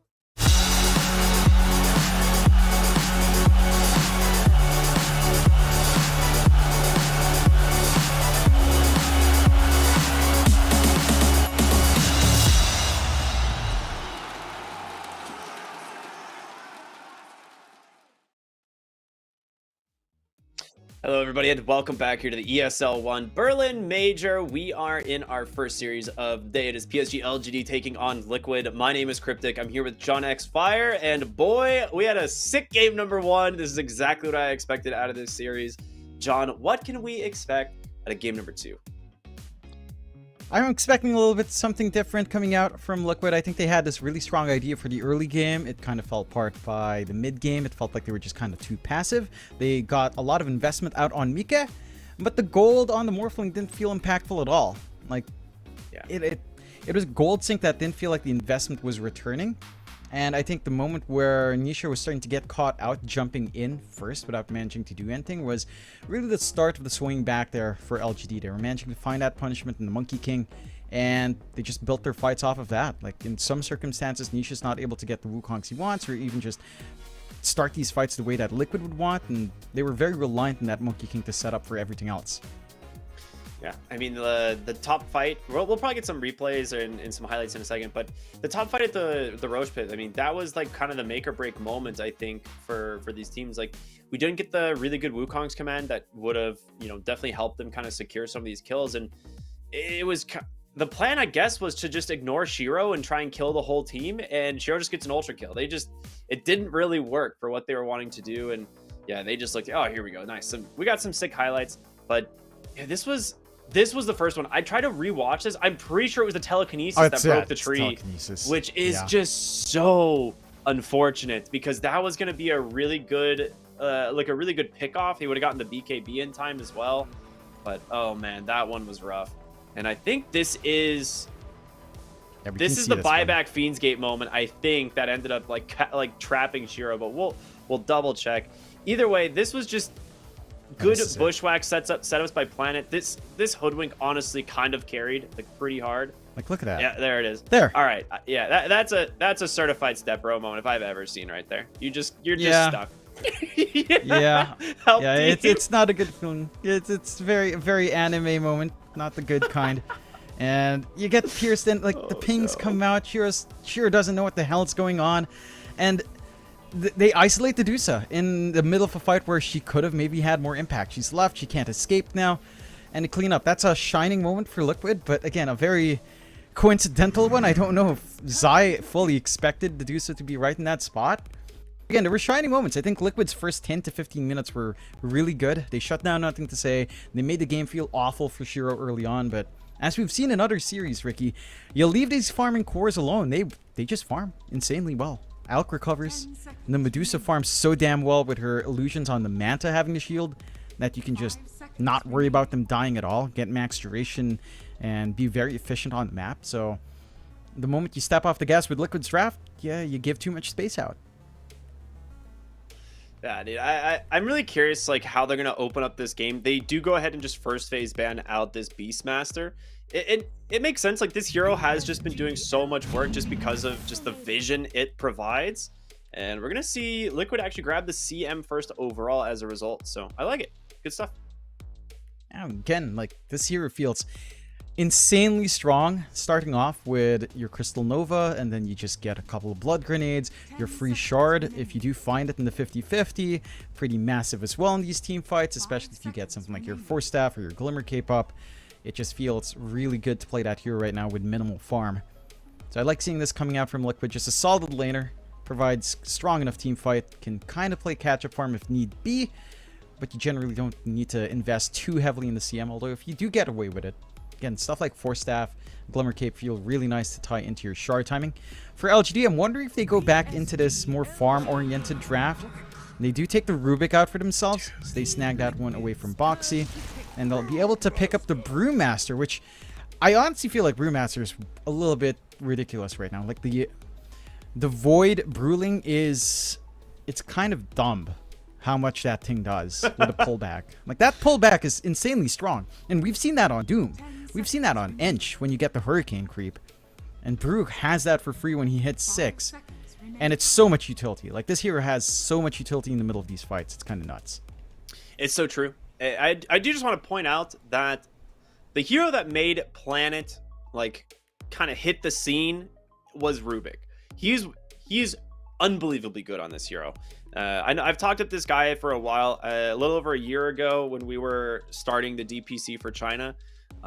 Planet was the 4th position for eHome, and I think at that point the entire scene that was watching was like, okay, this guy's good, we need to be very careful. And he was just playing Rubik like every game, just crushing teams on this hero just by himself. And I don't know, man, giving him probably his best hero is very scary. It certainly is. And we know just how well that Rubik impact is right now. A Rubik Brewmaster lane feels pretty damn good as well. Again, having the clap on with the Blood Grenade can run down, although the Terrorblade can complicate that. When you have Metamorphosis up, it can be fairly annoying. Just Reflection plus a CM with her Crystal Nova and Blood Grenade is also pretty scary. So I do like this laning combination coming out from Liquid. I am curious what LGD will want for their core-to-core matchup. I think you do have some utility plays from the Brewmaster that makes it awkward for Terrorblade. Like pre-BKB, if you find a real one, Hurricane up, then you just kind of ignore him, kill the rest of the team, which is where the Brewmaster can shine. So I want to see what the core-to-core that you'd want here for LGD on your 1. There's still a lot of options. Liquid take care of the Muerta, and LGD respect ban the Io, which can still come out, and with a lot of combinations there for Nisha. Heck, even just a Terrorblade Io can feel pretty stable. So I do like that respect here as well.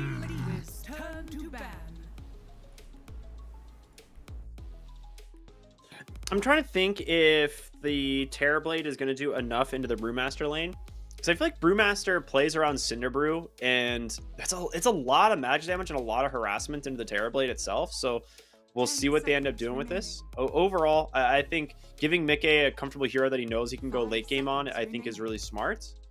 But they do ban out the Elder Titan again. As last game, it was definitely a problem. Like we saw why absolutely set up some sick plays, get some really good Earth Splitters, but also it created some problems for this Morphling in this fight. Like if he's able to just stay on top of you, you lose all of your armor, and suddenly you go from being like near invulnerable to just a squishy, wet paper towel. 10 seconds Yeah. remaining. I think the laning for Terrorblade into Brewmaster, again, it's a little bit back and forth. Maybe level 1 is definitely a little bit better for LGD, but you still have to consider just Reflection, Crystal Nova, Blood Grenade as a pretty decent way of just zoning them out. So I'm keen to see if Liquid will kind of lean into that as well. I do like that they ban out the Dusa as... Well, we just saw what happens when you do get farmed to Dusa. Like, it is... I feel like this hero isn't a free win, but if you don't manage to sneak in something like, say, a Diffusal Carrier at the least, or even something like the Nyx, which, mind you, was an option for Liquid as well going into that second phase, then you just give a free Dusa game. So I respect that they take it out, probably not wanting to draft anything like that. LGD just taking out some Nisha heroes, taking out the Pango, the Leshgon now as well. Keen to see what kind of aggressive support they'd want to tie in with a Rubik. They will go with a Disruptor, so there's your team fight. There's some really good control here. Can counteract if Nisha does want to take any Spirit Brother on the mid. The Ember and the Storm don't really enjoy that. The Void Spirit has some way of dodging out on some very thin margins. So I think that can still be a viable option for Nisha if he wants that. I agree. I'm trying to think like where Liquid want to take this draft, because I feel like you do need some team fight heroes here. You've got this Brewmaster, you've got the Disruptor. I mean, you could play for like a split pushing game. We could see like one of the spirits come out from the mid lane. Something like an Ember wouldn't be bad at trying to catch these backlines. But you do always have to be worried, of course, you know, you're going to get like glimpsed or you're going to get caught by the Static Storm. Enchantress is still available. I don't think either team wants to fit in their draft, though. Enchant CM seems a little bit sus, but you could potentially run it for Boxy here. Yeah, you could still get away with the Ench. I think I'd like more... I mean, it's not like the Enchantress is inactive, but... I don't know, like... Ench CM just doesn't feel like it can start fights really well for you on the supports. They go to Clock, which is a lot better to kind of set up for you. Gives you the catch in the backline, and they get the Darkseer Clock combination. It's a very strong lane for Zai. We've seen them utilize this on Liquid multiple times. That is a very aggressive lane early.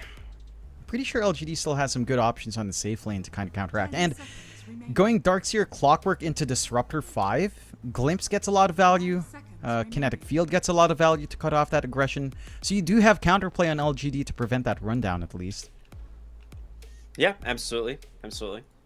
I do like that for sure. The question is like, what do you take here in the safe lane? Because there are certain heroes that play really well into Darkseer and Clockwork. Alchemist, in my opinion, is pretty good, but you're into a Terrorblade matchup, which doesn't feel as super great. You could also do something, of course, like the Anti-Mage, but that's just naturally countered by Terrorblade as well. So the TB does kind of block some of the heroes you'd want to play into this Darkseer Clockwork.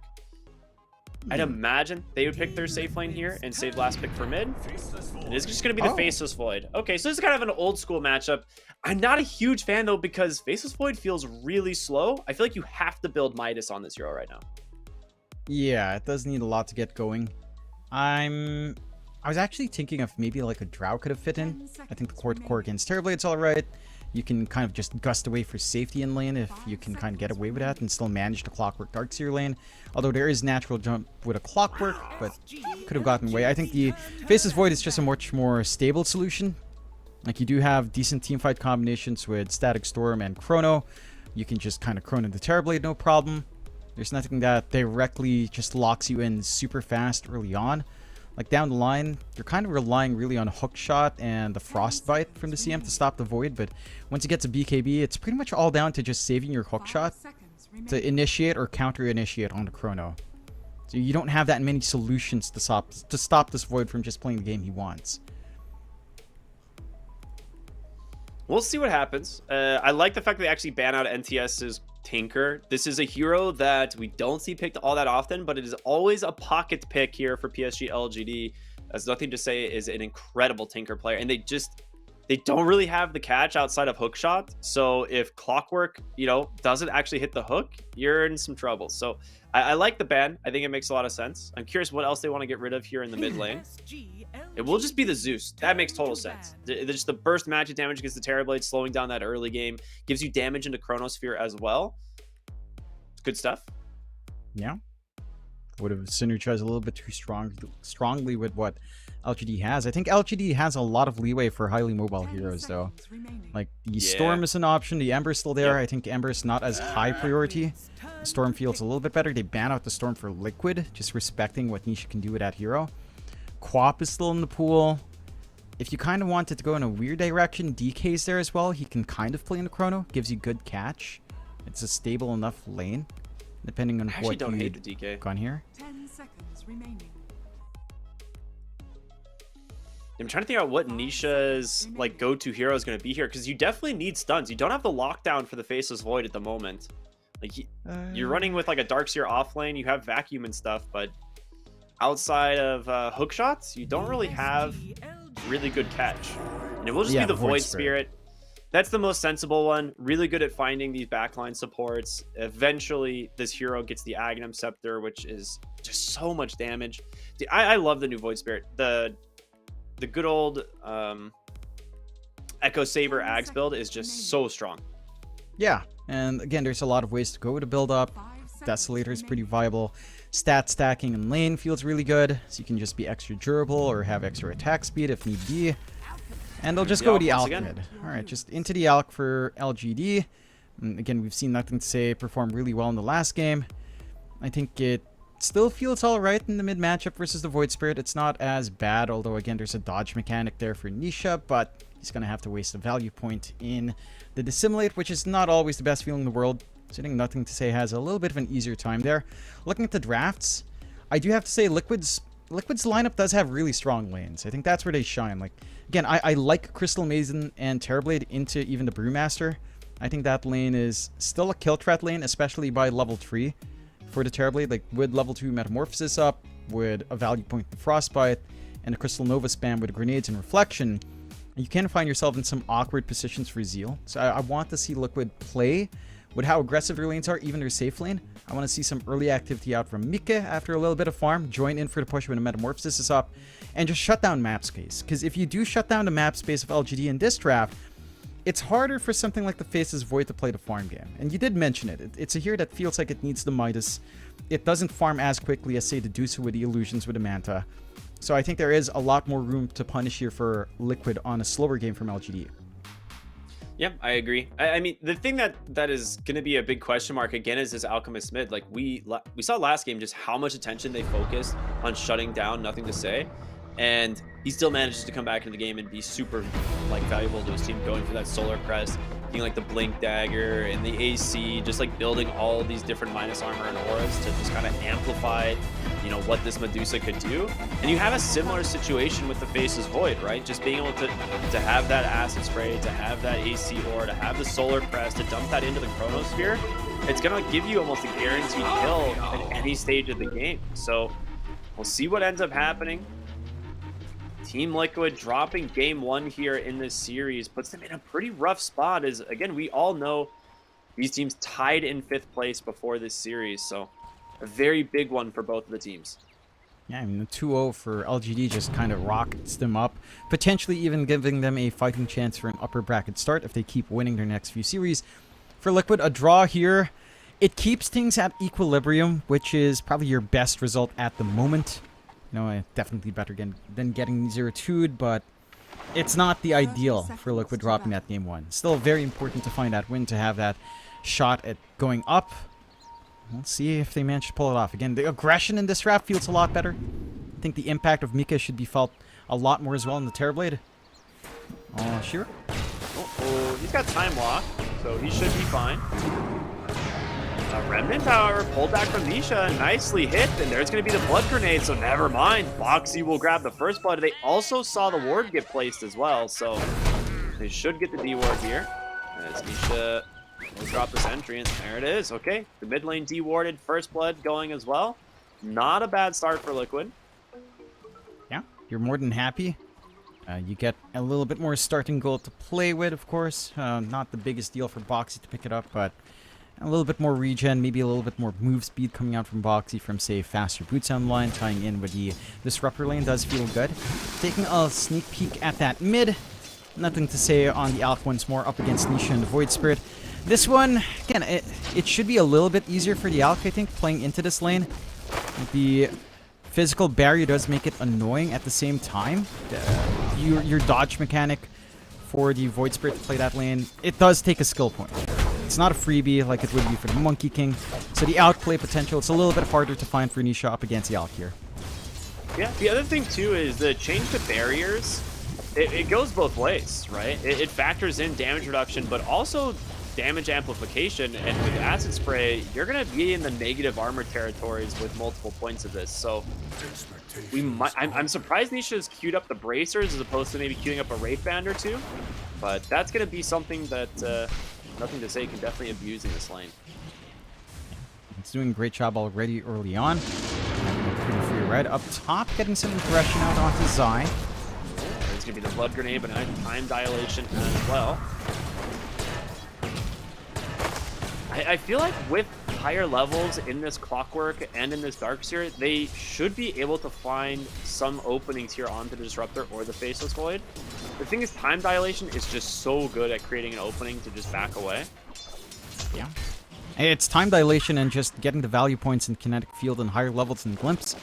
Like, you can't fully commit for the run-in when you're just dragged back. You can't run through the kinetic field in a well-positioned usage for Y. You find Planet down bot, though.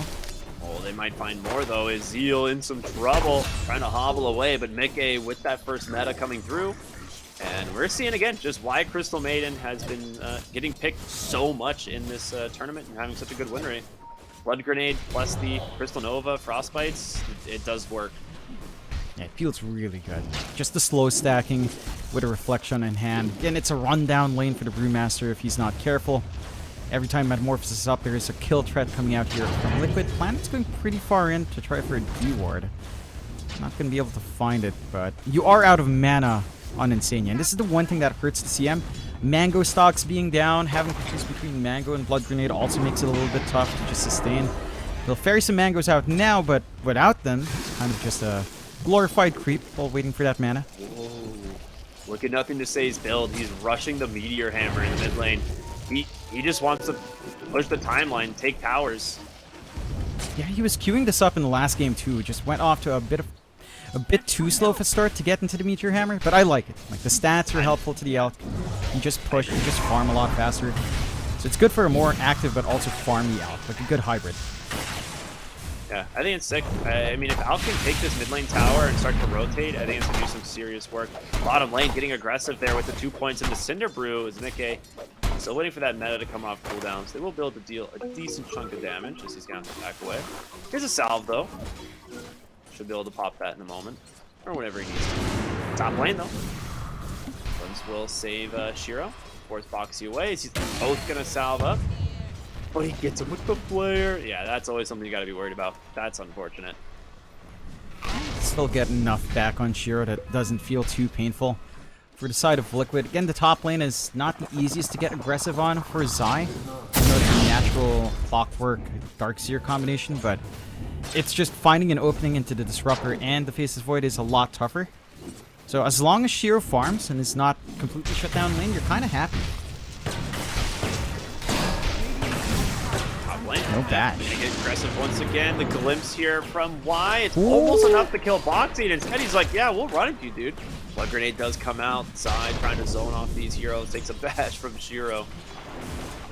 A lot of resources being spent from both teams here. A lot of fighting back and forth. Shiro, I think, is pretty happy with the state of this lane, though. We don't have a Vanguard quite yet on Zai. Y continuing to just be super annoying here on this Disruptor. Meanwhile, bottom lane, they do find another kill there onto Planet, set up once again here by the Crystal Maiden. Yeah, it's just not an easy time to deal with all those slows. So, Zealot's lane gonna be off slower. His Vanguard timing still kind of lined up, but again, not as quick as you'd want it to be. The XP also just not feeling as good. How often they're dying in this count. They are playing up top, though. They can do. Yeah, Boxy. He is going to get telekinesis back. Has to be careful. Is why he's here as well. We'll get him with one more auto attack. So good rotation in from Planet to the top lane to find this one. You can kind of just ignore the bot lane anyway. It's not like the Rubik's contributing too much with the Rune Mastery. So you just give a little bit of solo space for Zeal to soak up some EXP, find a little bit of farm. Kind of just surrender the fact that Nikke has a free lane. However, you can connect to mid pretty nice. You've got the Meteor Hammer up and running on Nothing to Say. He can start to shove in. You have 6 on Nisha though. So the kill threat and the Void Spirit is pretty hard. And just Astro steps up onto the high ground, so Nothing to Say. Will stun himself up. They're trying to just play for the 6-minute bound or 6-minute power rune. As it will spawn bottom. Nisha gets himself an arcane rune and opens up here onto Planet, trying to find this kill. Chemical Braid going to be popped by Nothing to Say, and Nisha, he's got no spells left. He's gonna have to wait this one out. The physical barrier will help out quite a bit here, but Nothing to Say won't be able to find kill. Meanwhile, behind the tower, Boxy will finally finish off Y. His Planet continue to try and chase him down. He does have a Fade Bolt if he can get vision. But Clockwork is a fast little boy. He's going to be out. It's Gonna activate a bounty rune as well, which against the Alk always feels good. I can say still wants to find some Ooh, punishment. Nisha! Very nice. Oh, Gets the dive there behind the tower. The concoction does pop here on a nothing to say, and he's out of that chemical rage now. The remnants pull him back. They're trying to finish him off. The alchemist falling low, but the damage reduction or the Oh my minus God. armor is too much. 3 points in the acid spray. He's gonna get another. The glimpse back grabs Insania. This alchemist, man, this hero is very strong. he does way too much in laning phase. Barely survives, knows his limits well, had a fairy fire to bail him out. Now he's got some free time to just meteor hammer down mid. So you're getting a good launching point from mid for LGD. Your side lanes are suffering quite a fair bit. Like, this is still a slower start for Zeal in particular than you'd want for the Brewmaster. Bottom network core so far.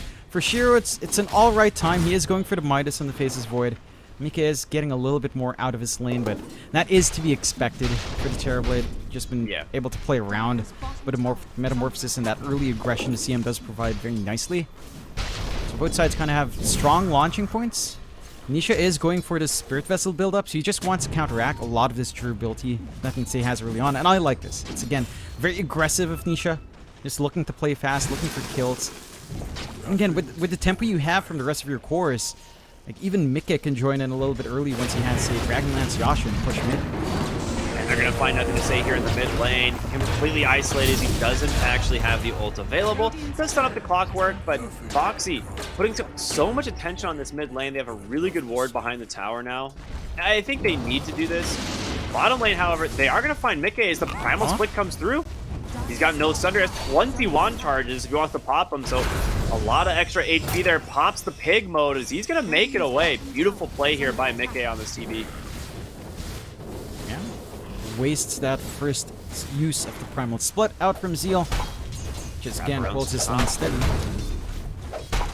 Trying to get active here. Nothing to Say, channeling up the stun. Bottom lane, Zeal is well in trouble, gets sundered up by the TB, but he will live, it looks like. Back behind the tower, Zai gets the surge off. He did drop that wall, but a glimpse will be there to finish him off. So they end up finding the offlaner. They get some punishment out, get some early activity from Nothing to Say. And Zeal, fortunately, living through that one, doesn't feed too much down bot. They had a lot of supports kind of hanging around as well to try to clean up. But you are kind of in a slower start now for the Brewmaster, which doesn't feel amazing. Then again, this hero, it doesn't feel like it needs too much beyond levels. Like, you just do so much with your Primal Split right now. That additional Bruling just is worth a lot. They've got the Chrono to find a pick-off here on Sheer if they wanted to commit. Foxy might be in some trouble here, trying to play in the trees. Instead, they're going to turn their attention on over to the Darkseer. The Chrono comes out. They get the Meteor Hammer onto 2. Can they finish them off, though? Zai, pretty tanky. As a search to play with the vacuum, does pull them back. They take down Shiro first, and now in comes the Void Spirit. He's managed to grab the Alchemist. He's dead as well. They turn their attention on to Planet. Could be 3 kills. Can Planet find anything? He does. He takes down Zai. But a big win there from Liquid, holding their ground.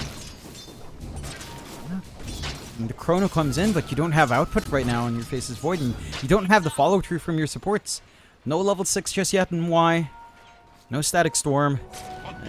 Kind of chain stacking their stuns with a Meteor Hammer and a Chrono as well. So not the most efficient, and the punishment is online for Liquid. Again, they're finding these favorable trades. They're getting free farm on Mike. They're getting a lot of activity out here with Nisha. Full Spirit Vessel flying out now with 4 charges up. It's going to be a straightforward process in just locking in Shiro.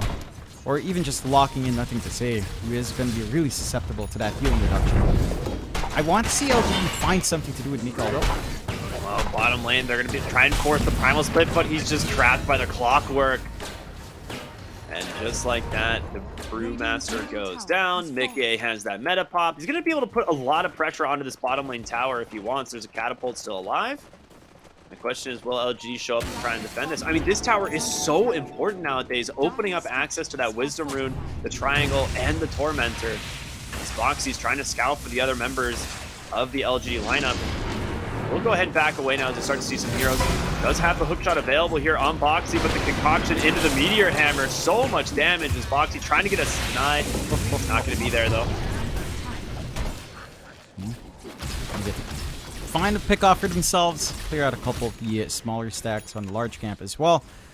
and just kind of get some movement out. You know, they defend their tier 1 bot for a little bit longer, so you're getting some room to breed, not losing out your wisdom runes too early on, or at least controlling that area, bleeding out.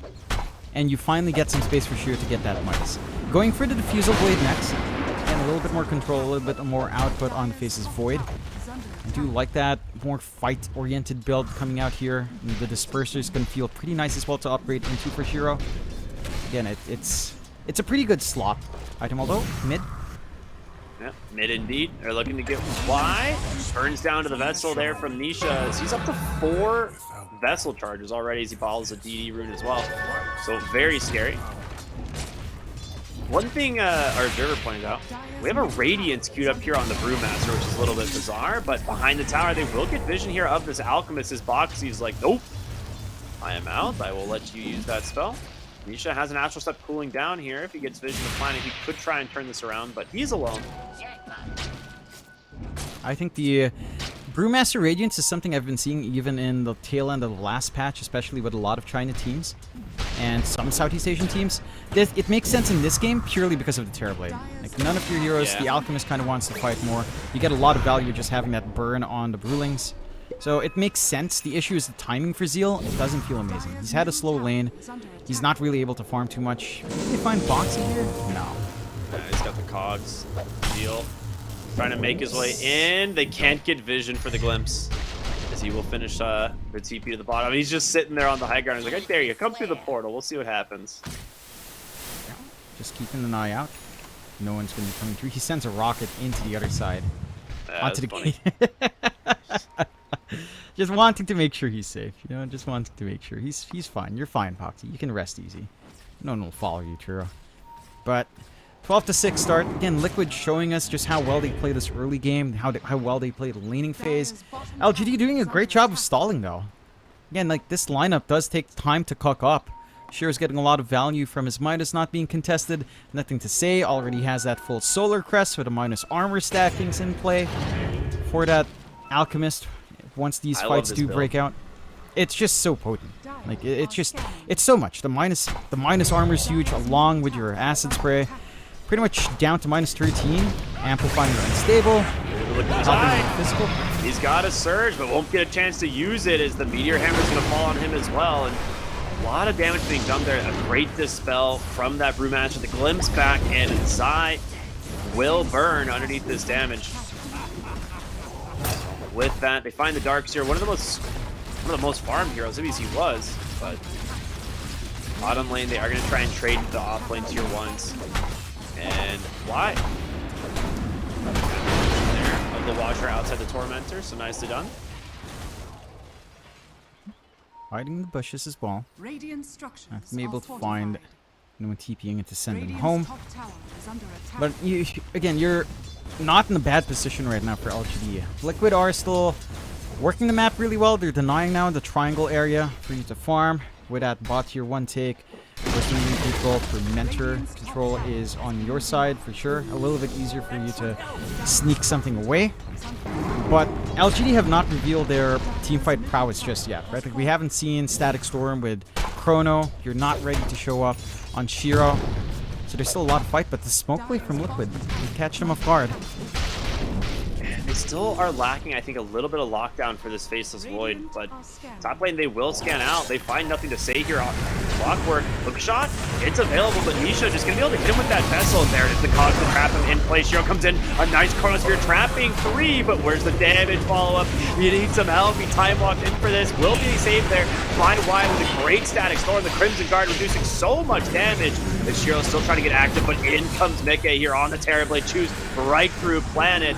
If they've got the Brewmaster on the backside, the split's not available. Ends up being a 3-for-0 for the side of Liquid. As taking down that Alchemist, beginning of this fight ends up paying dividends. I'm surprised LGD forced that fight with Zeal. Like, without the split, your Brewmaster really doesn't do too much. The Chrono was not ideal from Shiro. The cogs were pushing him back. He wasn't really able to connect to any target. It's just a little bit messy for LGD to kind of force out. Gives Liquid an opening. Nisha with this vessel, man, is doing so much work.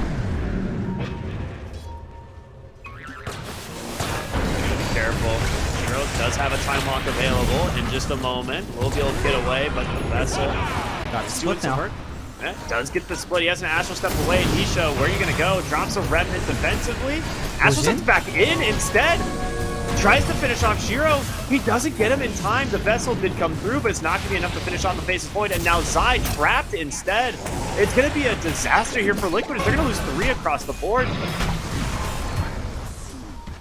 Man. Maybe just feeling confident with something like the regen on hand. He does pop it in the jump in, but he's not able to try to get max value. Didn't have the ults on hand to try to just stall out in the air. They punish. So LGD, after losing 3, find 3 to trade with. And it's the difference having split makes. You know, Zeal without control. It's a lot from the Brewmaster. As long as they fight with that split available from Zeal, then you have a pretty good time here for LGD, even without the Chrono. I don't think the Chrono is the most important spell right now, at this state of the game at least. Later down the line, maybe by 30 minutes, 35, 40, that Chrono starts to be more and more the center point of LGD's initiation, but at this point, until then, it is all in on Zeal. And I like what he's doing. Go for the Philosopher's Stone, just save up for that Radiance, get the value up against the Terrorblade. It's still a ways off, but they have their long-term lined up here, their long-term commitments lined up on LGD. Terrorblade's still the top of the net worth at the moment as he's queuing towards that Iascadian. I mean, it's going to be really valuable for him once he gets it. Like, just the amount of utility it brings to the fight, the slows as well as the healing reduction. But I'm worried because if you, like you said, if you don't have answers for this Faceless Void, or if you can't actually pick him off, if Shiro's allowed to scale and get to these late game Chronos, it's going to be kind of difficult for Liquid. Yeah, it's almost like game 1, where the late game scaling of LGD is a little bit more solid. You could argue that Terrorblade versus Faceless Void is not that bad for Terrorblade, but the Void Chrono just kind of trumps all these spells. It's really just down to the Chrono. And you have a lot of utility scaling left with Zeal, of course. You've got an Alchemist that can be a wild card factor. I think if Nothing to Say goes for something like the Overwhelming Blink down the line, jumps on top of the Terrorblade, you have a pretty good time twacking away at a TB. You can get a lot of armor yourself. You have a lot of minus armor to equal out that matchup.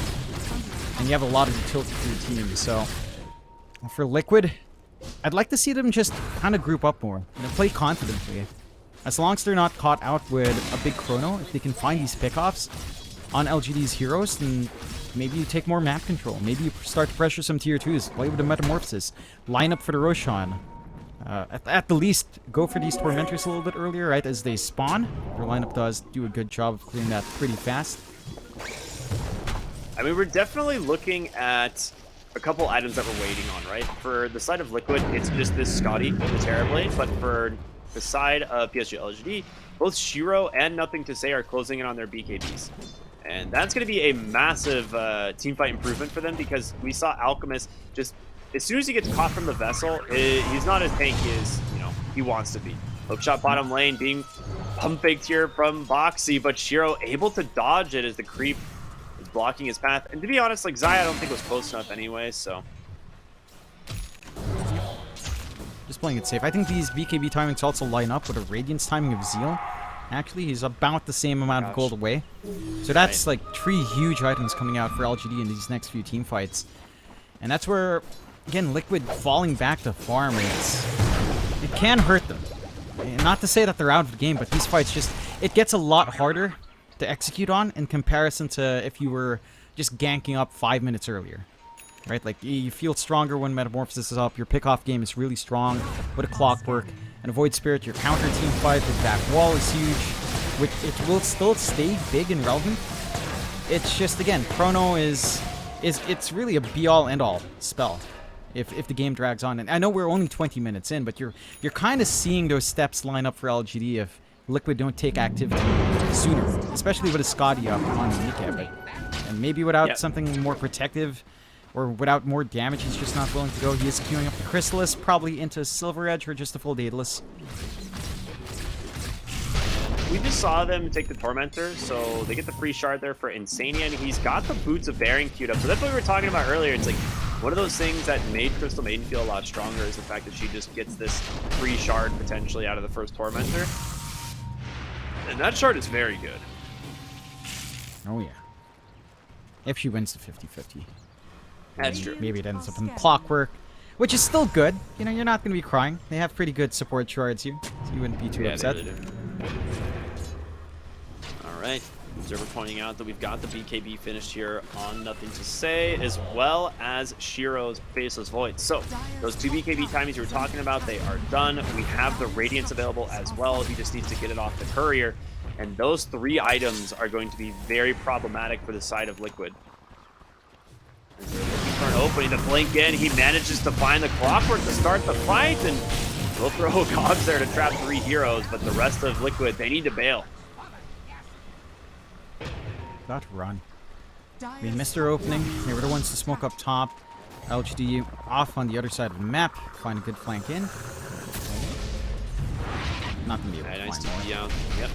We're good. I like this blink on Nothing to Say. Again, like, as long as the Alk can gap close onto something like the Terrorblade, or at least just get that initiation without having to commit too hard with, say, the Chrono, you're happy enough. It's going into the AC next, more durability coming out. Could be gun for Roshan. Yeah, they have to be. He's going to flare it at a perfect time. Oh, put their smoke, so he actually has no idea that they're there. And that could be problematic here for Nisha. If they manage to find him, say, stunning himself up once again, but they do see him in the trees, and the Disruptor grabs a perfect Static Storm. He does have a Yule to try and stall this one out, but he's going to miss the hook shot. Gonna get saved here thanks to the device, and Nisha's alive.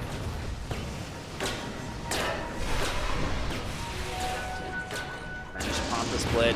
They'll be able to buy themselves some space here as they disengage completely off the side of PSG LGD.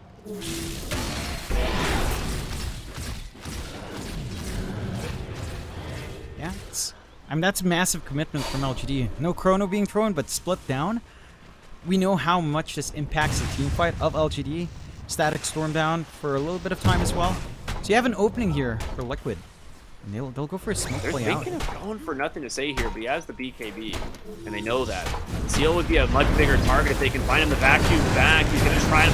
He doesn't have the split, actually. He was used in the last fight. And now, why? Trapped inside the cogs. The Sentry goes down, and they are just shredding through these heroes. On the other side, they've caught the Alk. He's going to be forced to BKB and TP on out. No hook shot available for 1 more second. And that could be Roshan now for the side of Liquid if they can get there in time. Again, it's going to switch map sides here in 40 seconds. We do have this meta still running. You've got the outcome. Good punishment coming out from Liquid. Okay, see the split. Again, you can't take these team fights on LGD without that split. Your Faceless Void doesn't do enough damage just yet to feel comfy just with a Chrono. So you just have to surrender. Liquid, with this opening, with a secondary life up, this is when we need to see them take these tier 2s. Take the tier 2s, take more of the map away from the side of LGD, and just prevent them from playing this farm game. I'm surprised Shiro's actually prioritizing Disperser immediately, but it is a pretty sick item, so I don't know if he's going to have enough damage though in Chrono with just Disperser BKB along with a Midas for attack speed.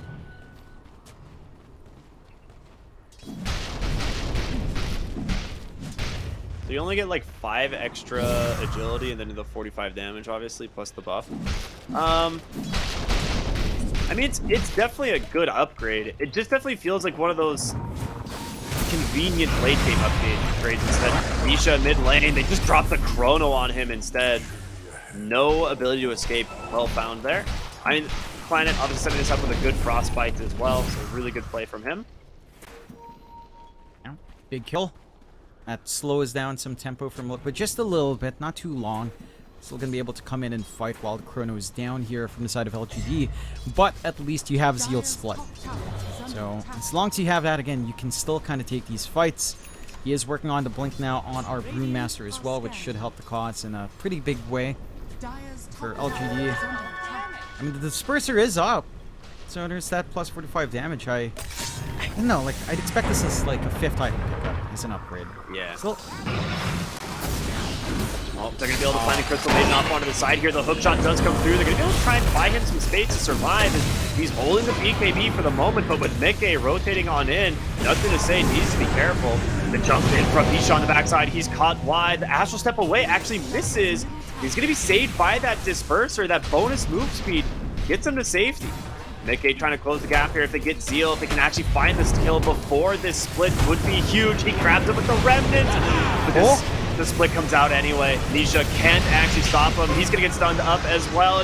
Got that Yule to buy him some space, but instantly dispelled there from this Panda.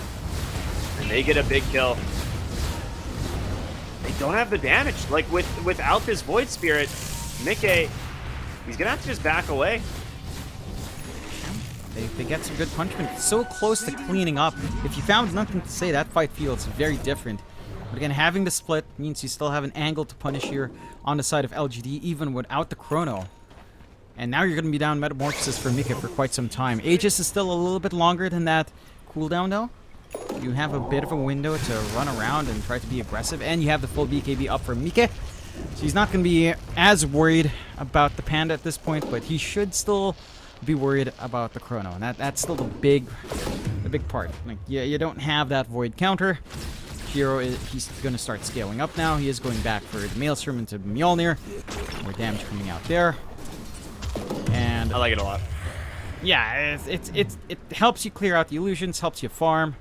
Feels good for you to stand forward as well with his shield active, just to bounce some damage back in. Nothing to stay. He's still been stuck in his build-up, hasn't been able to really progress in the AC. But once you have more of that minus armor stacking, it's going to be really scary. Like, even the Terribly, it starts to get really squishy.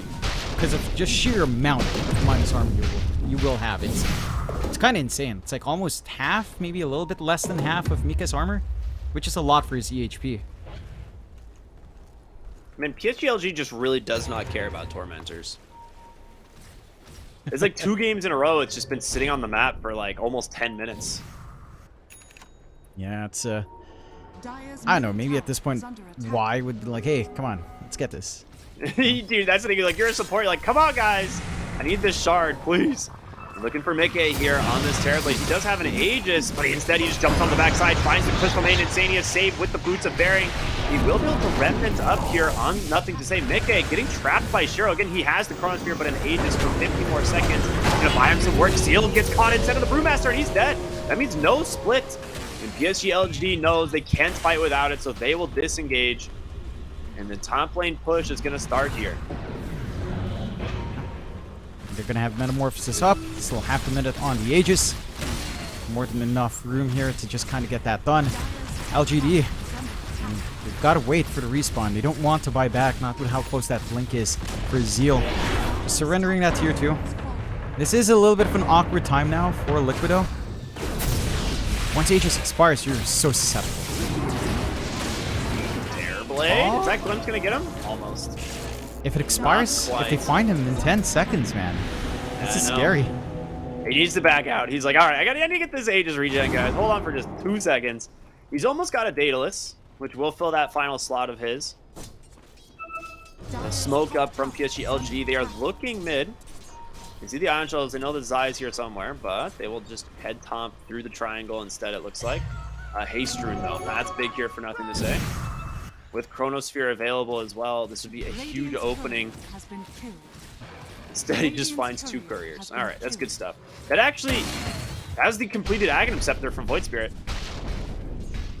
Stalled out for 2.5 minutes. Pretty nice take for Shiro. Don't find the kills, but you stall out these item timings, which still plays in your favor. Again, you've got time to keep playing this recovery game. A very even game so far, Ricky. Much more even here in game 2. 18 to 13, less than 1k lead for LGD. Even the win probability is just like close to 50-50, 52% advantage for Liquid, but I'm pretty sure I know how my Dota Plus works, and at some point once you take a fight as LGD, it starts to really favor Void. It just really calculates Chrono as a very big aspect, which is fair, but always kind of seems mildly biased, understandably so. Imagine being able to control time, man. It seems a little broken. I don't know. That it does. That it does. Smoke out here. Looking for their own opening here. 31-minute Tormentor. They're finally going to take it down. Give that free shard over to Disruptor. Now, that is a global alert, so they know exactly where they are here. The question is if they want to push in. They have a really good ward placed here from PSG LGD, so looks like Liquid approach with caution for sure. Dude, the Disruptor shard, man, just blocking that high ground. Do you see that? Yep. That's pretty good. That's good stuff. It's a great scouting spell. Just so spammable. You just drop it down and you'll spot out smokes. It's kind of like having a Techie's Mine on hand. Yeah. It's just really neat. So I like it. It's an interesting use of utility. It's very interesting.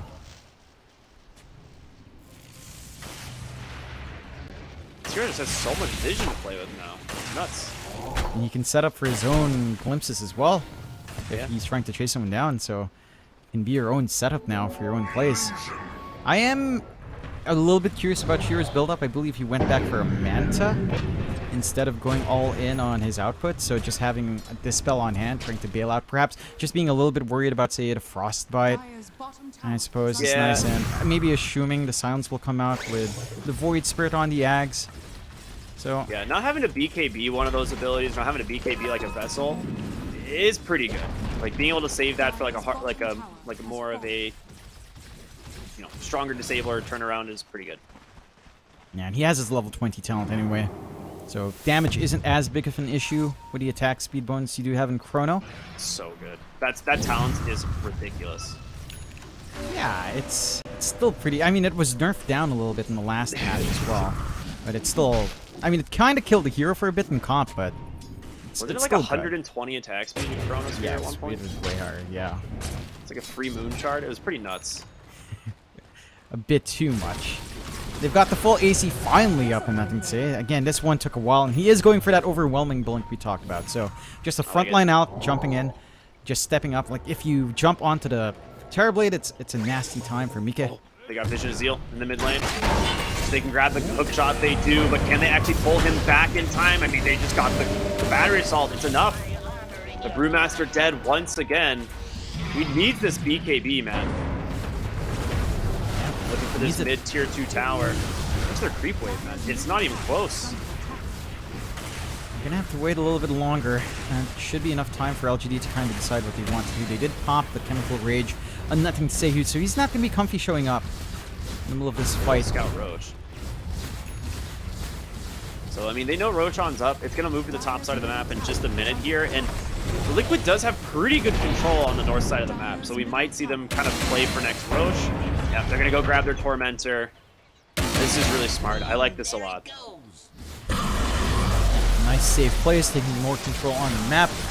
Side of LGD, we just haven't seen them work as a team on some of these fights just yet. Zeal, a little bit too squishy up front. Darkseer shard for free. Always feels nice to have a little bit more out of that surge. Kind of helpful in just stopping the chase at the least. Darkseer farts. We get Mirana farts. Now we have Darkseer just farting in line. Dude, he makes... It's not even just him, dude. He just forces others to do it, too. They all fart. But it's still a Darkseer fart. It's his spell That's causing true. him to fart. That's So true. gassy, this guy. You can see the D-Ward come out here as they might need to back away now as PSG all hidden on the map. We're going to see the Clockwork Agonist Scepter start flaring out, starting to push these waves, get some vision as well. And this is huge, actually. They're going to see the Roshan swap to the top side of the map now. With this Clockwork, they should be able to scout out pretty soon. This Roshan is on the books here for PSG LGD. Just kind of need to wait out the flare. And the minus got armor wave stacking pressure, speeds us up. Nikkei's doing a really good job at pushing mid and pushing top here with these illusions. It's going to force PSG LG to have to respond, show their hand here. So they know exactly where they are. Zeal takes that frontline attention. I'm still a bit surprised he's keeping that Q on his item Q on a heart over an Aeon Disc or a BKB. Because it's not been easy for him when he's caught out. Maybe they're assuming they start these fights on their end? No? Say wants to go in. They have a good warrior on the backside. It's going to expire, but NTS just goes in anyway. The Remnant's not going to connect. He gets some vision on the backside. He gets on top of the Brewmaster, gets pulled away thanks to into that Rubik. Big back Great wall. back wall. Trapping him, and goodbye, Disruptor. They've got planted as well on the backside. They're trying to do what they can here on the Terrorblade. He did get the Static Storm to slow them up for the moment, but it's going to be both supports dead without buyback for PSG LGD. And then Sadia, he's going to go forward. He's looking for him. He's got the freezing field. He's just crushing the alcohol by himself. And now Zeal, he pops that split, trying to get out. They will TP home on Shiro, but you've lost 3, and Roshan now the objective for Liquid. It's completely open. LGD. They're getting really aggressive on, I can say, jumping forward, but where's his backup? Zeal's not able to join in with an earlier split. They get caught in the back wall. They're not able to use this chrono that we've been talking about from Shiro in any effective manner. In fact, I feel like he's only done 1 chrono so far, maybe 2 actually. And we haven't seen anything since. The high ground hold from LGD is still there, but it doesn't feel like they're coordinating as a team too well. Like, Nothing Say wants to do one thing, the backup isn't there in time. And if they can't connect this teamfight play, which their lineup excels at, then you're just going to get run down. The output, the durability of Liquid is there. And the slipperiness of Nisha with that Ags up, it disrupts these fights in a massive way. It really does. I mean, that's the thing that's really struggling here for these supports. You do have Force Staff and Guardian Greaves here on the Rubik. Disruptor with a, Force Staff Glimmer Cape. So they can kind of survive for a moment in the initiation, but if he gets the Remnant onto you, like, there's a good chance you're gonna die. So, like, he's just doing a really good job at starting the fights here on this Void Spirit and forcing PSGLG to react instead of being the initiators. He's got an A on disc now, so Nisha can just jump in with impunity. Yeah. No cares in the world. You can just get these fights started for the team. No problem. And LGD. And again, their lineup isn't out of it at all, but this is it feels like it's become a harder game than it should have been. They've lost the lead by a massive amount. They're going to be constantly pressured onto their high ground with a split push that can come through with these illusions. You do have a pretty big item pickup for Shiro lined up. MKB flying in now. So preemptively expecting that Terrorblade Butterfly. All in. Very all in for him, but Shiro has been playing his cards right. He's not been dying. So I think they just want to be able to get Chrono out. Like, he's not feeling confident in the Chrono. If he's not confident with this MKB, then I'm not sure what they're waiting for. I mean, they have buyback on the Brewmaster, but that is it. Like, none of the other heroes have their buybacks available from the side of PSG LGD. So you have to get a really good fight here with the Chronosphere, otherwise it's going to be rough. We're going to see level 20 picked up on Nisha as well, so he has the good old Resonant Pulse damage. He also has the Ceremonial Robe and the Tier 4 item coming out as well in a moment, so some good pickups there. When did they get their Tormentor? Wasn't it like right around now? Initially on PSGLG, like 10 minutes ago? Yeah, around that time, if I recall right. With the Disruptor shard coming in. Could use more of that. Like, and they already have a Rubik shard at the least. They all have shards. Do they? Yeah. Oh, except Shiro. Yeah. Well, Mickey, Could be if they nice. steal it, gets the Demon Zeal. So that'll be good if they manage to steal it on Liquid here. Top lane, pretty sure Nisha does find the Brewmaster here. A little bit afraid of initiating all on his own, but there's a Ward Sentry. He does get the Vessel out. He has another Remnant to play with. Captures him. Has the Silence that follows up. He's just trying to buy himself some space, and it's going to be enough. Zeal's gone. He's got the damage. What a play by this Void Spirit once again. He knows. He knows Zeal is just trying to hold on to that split as long as he can. They need that in the fight. He has buyback gold, but that will completely remove this timeline BKB for him. But they need to do something. High ground's going to be knocked on. Age is still a minute 50 left. They have to work some angles out in LGD. Mickey has Trickster Cloak and Butterfly, which is a lot of evasion, but of course, the Faceless Void, having the FKT down, can go right through that. They jump in, they manage to find nothing to say. He takes a ton of damage right out of the gate, but a nice Force Staff. The BKB is going to be forced as Mickey continuing to work on this tower. Oh no, but he went Swift Blink. Screw the Butterfly. So Mickey, now very scary. If you manage to just jump in onto these supports, you can just crush them super easily. Melee barracks will fall, the range will fall as well. They have one more fortification for this mid lane if they do continue to force the objective, but they might back out now that this Brewmaster is coming up. Another minute left on this Aegis. I respect the team fight a little bit. Again, LGD very patient. There it is. They're not in a safe position to take. Dude, the There ward. is vision. They just saw Shiro into the ward too. BT's out. He knows something's up. All right, we'll make it out.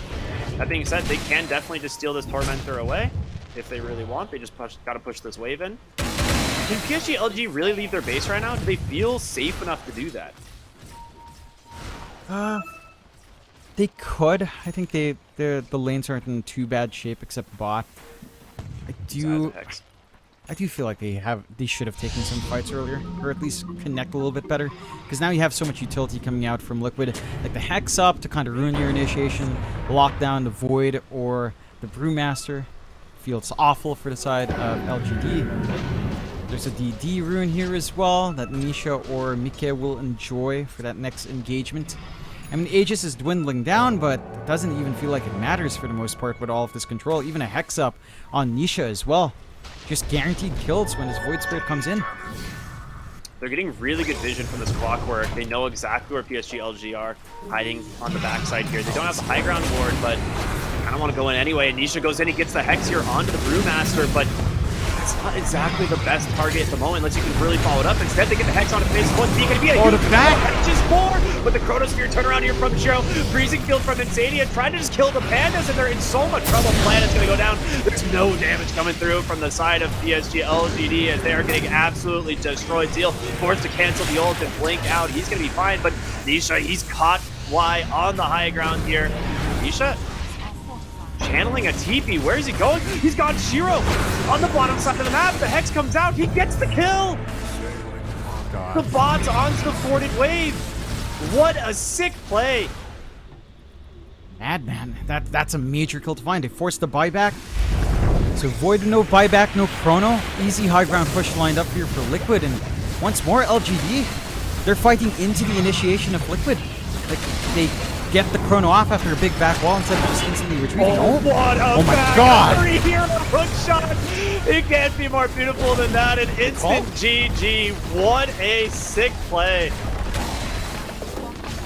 Liquid, they're on point. Like, they slow down a little bit. It feels like they're giving a lot of space out for LGD to get that form game going, but in the end, LGD can't take any of these fights. Their initiation angle's way too awkward. They're relying more on Nothing to Say to just jump in on that Alk, but there's no backup for him. Zeal's not ready. Zeal gets caught out a couple of times far forward as well, and it didn't feel like they had any way of setting up for these ideal chronos that Shiro was watching out for. Very conservative with their spell use, very conservative with their fight choices here as well in LGD, and that cost them. Yeah, absolutely. It's just such a difficult game going late here. Like, you look at the Chronosphere, and this is pretty much your only like real like avenue of killing this Terrorblade in these fights. And we saw in this last fight, you didn't trap Zai there. He just drops a parallel wall right on top of him, or I think it was just Refresher Shard wall. I'm not really sure, but either way, he drops the walls right on top of him.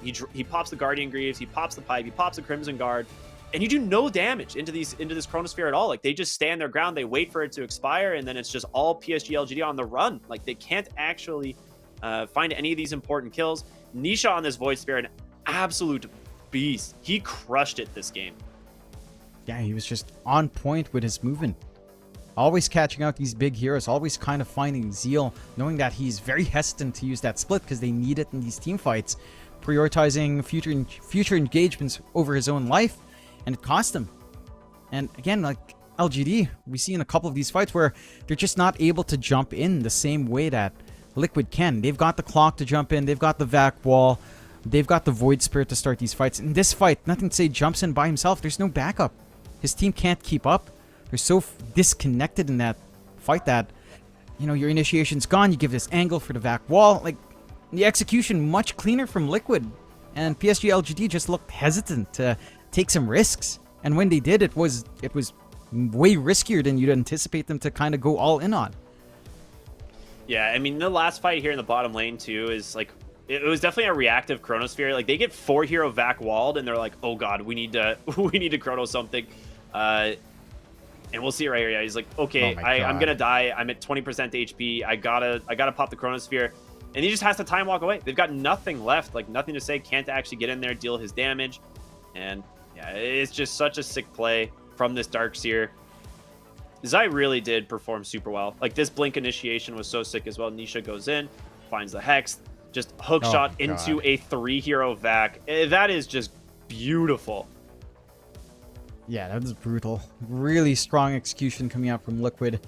For the side of PSG LGD, I mean, outside of the execution errors, maybe down to itemization as well, right? Because we were talking about this build-up on Shiro. Like, the Diffusal was a good idea, but then the straight upgrade to Disperser very early on, sure, it managed to save some lives, but you lacked output in the Chrono. You didn't have anything like the usual Maelstrom into Mjolnir, skipping that entirely, and it made it so hard for him to just feel good about throwing a Chrono in less ideal circumstances, just to look for a pickoff. So it felt like LGD didn't make that game as playable as it could have been for them, and Liquid, I mean, they execute really cleanly. They make up for game one, they manage to get the draw, they show as wider a team that people expect a lot out of, and the draw, again, it's not the best position for Liquid. It's still better than getting 2-0'd, so they still have a solid enough chance of trying to climb up out of this very precarious position they're in, but they're going to have to be a little bit more consistent in their future series here as well.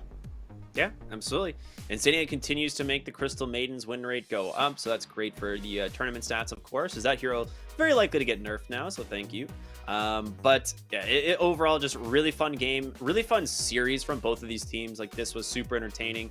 But we do have to go to a break, and we'll be back with our second series, which is going to be a lot of fun as well. If I'm not mistaken, I do have that one as EG versus Aster. So going to be very high octane as well. Very exciting series. Both these teams kind of sitting. I think EG needs the wins more than Aster does right now, but either way, could eventually avoid some tiebreakers, or we could just end up with another 6-6 three-way tie for fifth. You know, we'll never know.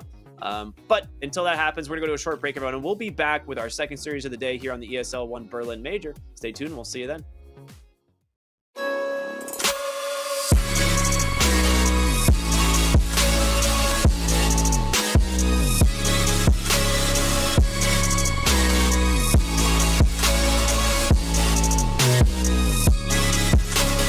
You love it, you wear it.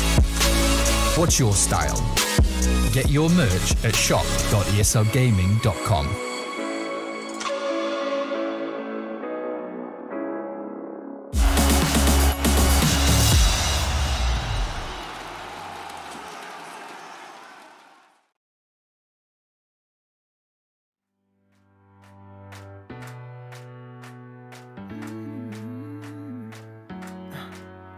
Am I wasting time?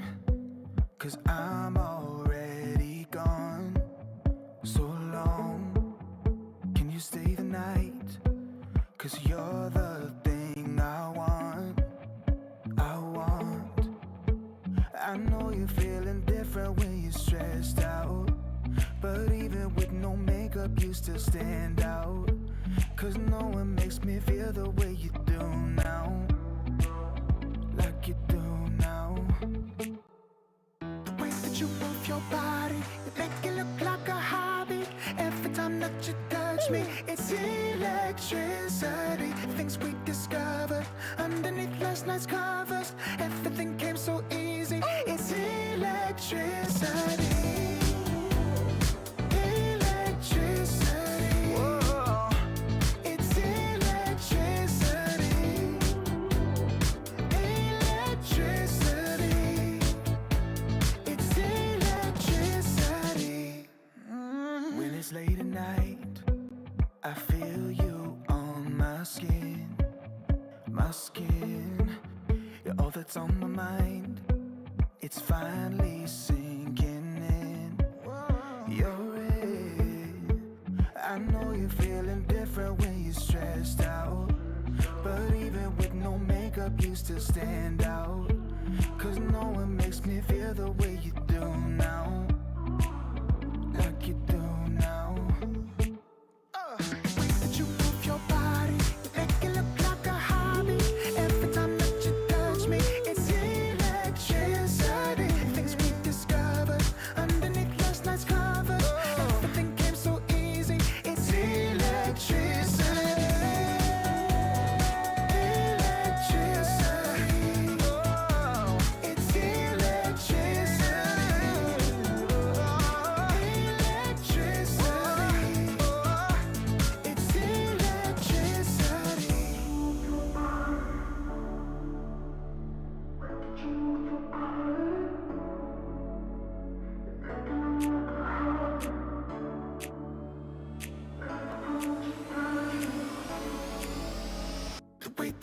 move your body, make it look like a hobby. Every time that you touch me, it's electricity. Things we discovered underneath last night's covers. Everything came so easy. It's electricity. Electricity. It's electricity. You move your body. Electricity. You move your body. It's electricity.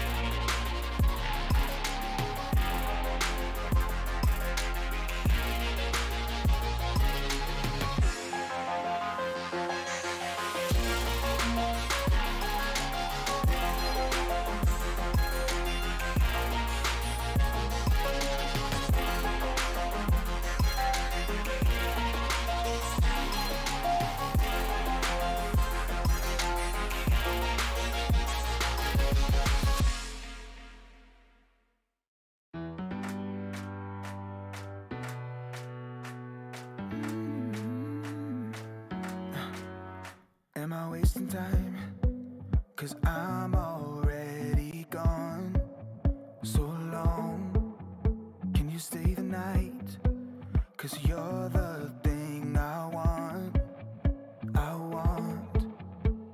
I know you're feeling different when you're stressed out, but even with no makeup you still stand out.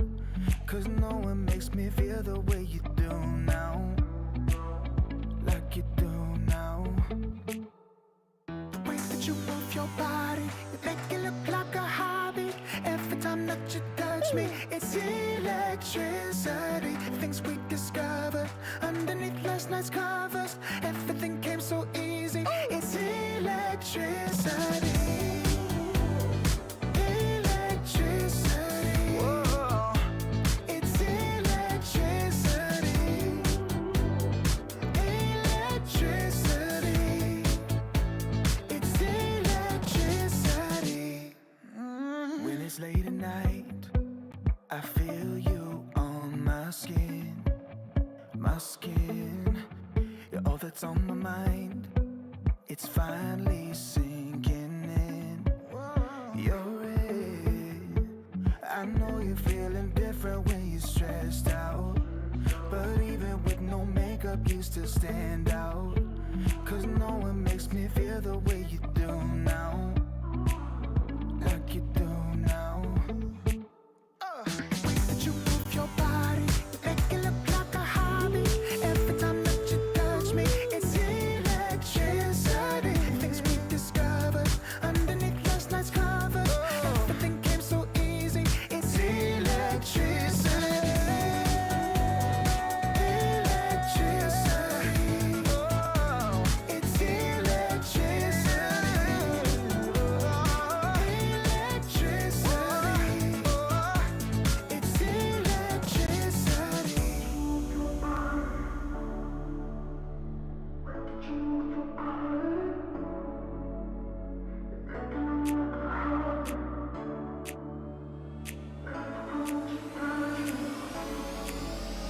The way that you move your body, you make it look like a hobby. Every time that you touch me, it's electricity. Things we discovered underneath last night's covers. Everything came so easy. It's electricity.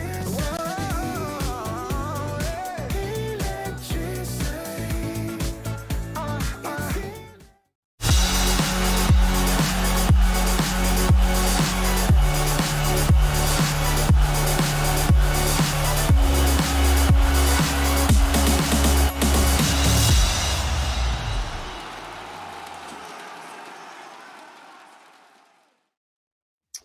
Hello, everybody, and welcome back here to the ESL One Berlin Major. I hope you enjoyed that break as we're getting ready to jump into series number 2 of the day. It is Aster versus EG. My name is Cryptic. I'm here with John X Fire, and this should be a fun one, man. Both these teams really need a couple wins, as we were just talking about, potential tiebreakers from our last series. EG was one of those teams that was stuck in that 5-5 draw, and Aster just slightly above. So wins for all these teams. Really important to get them out of potential tiebreakers and secure that potentially upper bracket spot as well here for Group Number A. Yeah, it's a big series coming out here to kind of determine the standings. Again, we're tying down on groups. It's fairly close with a lot of these teams on the scoreline, so a win means a lot for both sides. A draw kind of keeps things kind of still in the running, especially for EG to climb up into that upper bracket start, but both teams will be gunning for that 2-0 just to be safe. You don't want to leave it up to chance. And we talk about this with the DPC as well. Like, when you're early on in the tour, you're like, all right, we lose a series here, it's fine. It's not fine. It counts for so much more. It's just the delay of its impact is pretty long. And now we can take a look at those groups again. EG and Aster kind of in decent spots. It doesn't feel like EG's under any threat to drop, although again there's a massive tiebreaker situation that could happen for one relegation spot. So you kind of want to drag yourself above, and a full 2-0 for EG kind of helps that cause, kind of ties them in with Aster up there, potentially again giving them that upper bracket start. Another thing to notice here, the BetBoom Execration series just ended, and it ended up being a 2-0 for Execration. So that puts BetBoom at 7-7, which they were looking really good up until that moment and are now pulled down into this potential like 3 or 4 way tie in this middle of the group. So this is actually pretty problematic for that roster, and you know, more wins here for either of these two teams, either EG or Aster, might push them out of it. We'll have to see, but that is a pretty big upset. I think a lot of people had already counted out Execration from this tournament. We saw them yesterday get their first win up against TSM, but building some momentum could be all that they need to actually keep their tournament lives alive. Yeah, like there's still a very specific route where Execration can come back in. It does mean that they can't drop any series, and they hope that other teams take more losses as well. And who knows if that can happen, so it's kind of out of their hands, but they still have to perform. Still, these groups are very explosive, Ricky, and this matchup we have lined up, EG versus Aster, should be very explosive as well. I love watching EG games. I know you do as well. But Aster, they've been a really interesting team to watch. It's been really cool to see Sumail kind of blend into them. Sometimes, so that lack of comms for Aster, you do see it kind of reflect sometimes. Like they're kind of stuck with just Jayo, just run in, Jayo go in, Sumail, that's the only thing he can really say, and pings. And with some of the drafts they've pulled out, especially against Gaiman, which we saw, like going into the IO, it felt like it required more coordination, that the pings and just yelling go isn't quite enough to convey. Yeah, I mean, I 100% agree. I think this team is still just so incredibly skilled, and you have like the longest running duo in history on the side of Acer. So like communication is just so second nature to a lot of these players. So I think, Team Acer, even with the stand-in, are still able to just kind of gel pretty easily. The thing when it comes to EG, the reason I love watching this team so damn much is because this team never stops. They will run at you from minute 0, win or lose. They will not give up. Like they are just such an aggressive team. They play so high tempo. I think part of this comes from C Smile and Whisper. Like they just love to play really aggressive heroes. And yeah, I'm curious to see what they draft. I mean, we're getting ready to jump right on into this one. Is EG definitely someone to keep your eyes on. I'm a little bit surprised they're struggling as much with how well that they've done in some of the recent tournaments, as well as the last major. Of course, they were, a top 3 team. They looked really good. But yeah, what do you think? Like any heroes that we should keep an eye on, or anything that we should really be worried about going into this draft? I think the Underlord is going to be a big one, honestly, because I feel like that's something EG just enjoys kind of flexing if the game looks all right for it. I don't think you need to worry too much about stuff like, say, the Whisper. Timbersaw I don't think is going to be as meta. I think Timbersaw is just kind of gone. And Aster do get to start off with that Chen. No bans for the Chen or Enchantress, instead prioritizing the Storm and the Alkir on EG. Aster taking care of the Bounty Hunter and the Bat Rider, showing some respect for what Chrislock and Whisper can do with that hero on that flex. But Chen slides through. So Chen gets picked up, and we know how much the Chen can do nowadays, but how fast it can farm and how well those creeps do.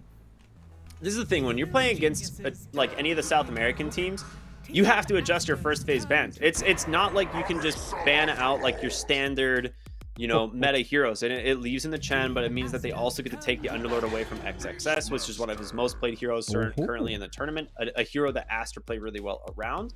They go for the Beastmaster, but you have to ban out things like the Bat Rider, the Bounty Hunter. Previously, it was like the first phase Ricky, or even like the Snapfire, because these were just all heroes that EG and Beast Coast as well would just first phase over anything. So you'd have to kind of change up the bans a little bit here, and I like that Aster did the homework and know that. Yeah, I think letting EG pick up the Underlord is still big. Again, they've kind of been flexible with this. We've seen Chrislock play it even outside of Berlin, Whisper also playing it in the offlane. So it provides you a lot of drafting options here for EG and kind of determining your matchups.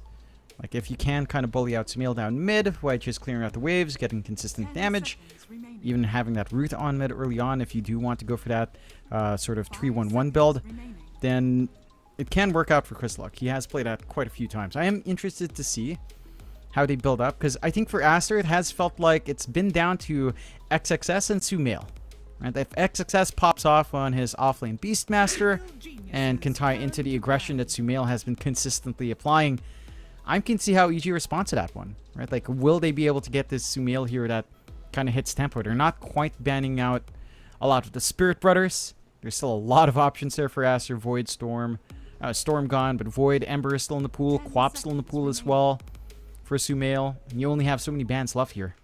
5 seconds. Yeah, remaining. I mean, at the moment, we're gonna need some big wave clear out of the side of EG, right? Outside of just the Underlord, like you've got Beastmaster and Chen. These are just heroes that are gonna bring so many summons to the table. I'm curious what it is that they're gonna pick to deal with it. Obviously, you can't really pick the Phantom Lancer. We know that into the Beastmaster. Not a great like zoo killer anyway, but it does. I mean, you could go for something like a Chen. You could go for something or a Chen. You could go for something like a Sven or a Life Stealer. All decently pair up into those.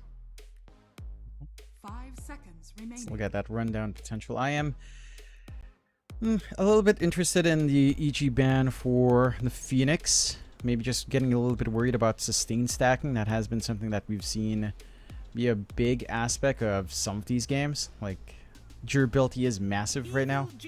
So I can respect that. They don't really have the clear with their 2 heroes on hand. They take care of the Monkey King on Aster's end, so just preventing that from coming out here potentially for Pakas. Although I don't believe they've picked the Monkey.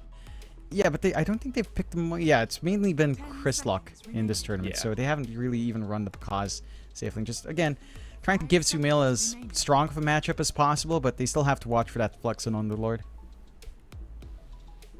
Yeah, I'm pretty sure Chris Luck's a Grandmaster Monkey King, like level 30 Dota plus. Like he loves this hero, plays it all the time. I love the Ursa ban here, trying to protect this Underlord just a little bit. Like there are still several heroes that you can pick into it. The Rubik Underlord lane very strong, but there are some options. Crystal Maiden picked up here for the side of EG as it's decent at dealing with this Beastmaster, the summons as well. Getting the longer duration Frostbite, not bad. Yeah, you can take care of the Chen as well, which I think is the bigger consideration. I don't think the Beastmaster tends to go boar nowadays. Do almost, like, for pretty much every game we've watched, it's been Axis or like a hybrid 2-2-1, but certainly not all in the boars as it once was. So I think the CM's just more of a solution to Chen just to prevent that snowball effect from coming out. And again, CM, Crystal Nova plus the grenade is pretty big for early aggression. So I do not mind that at all.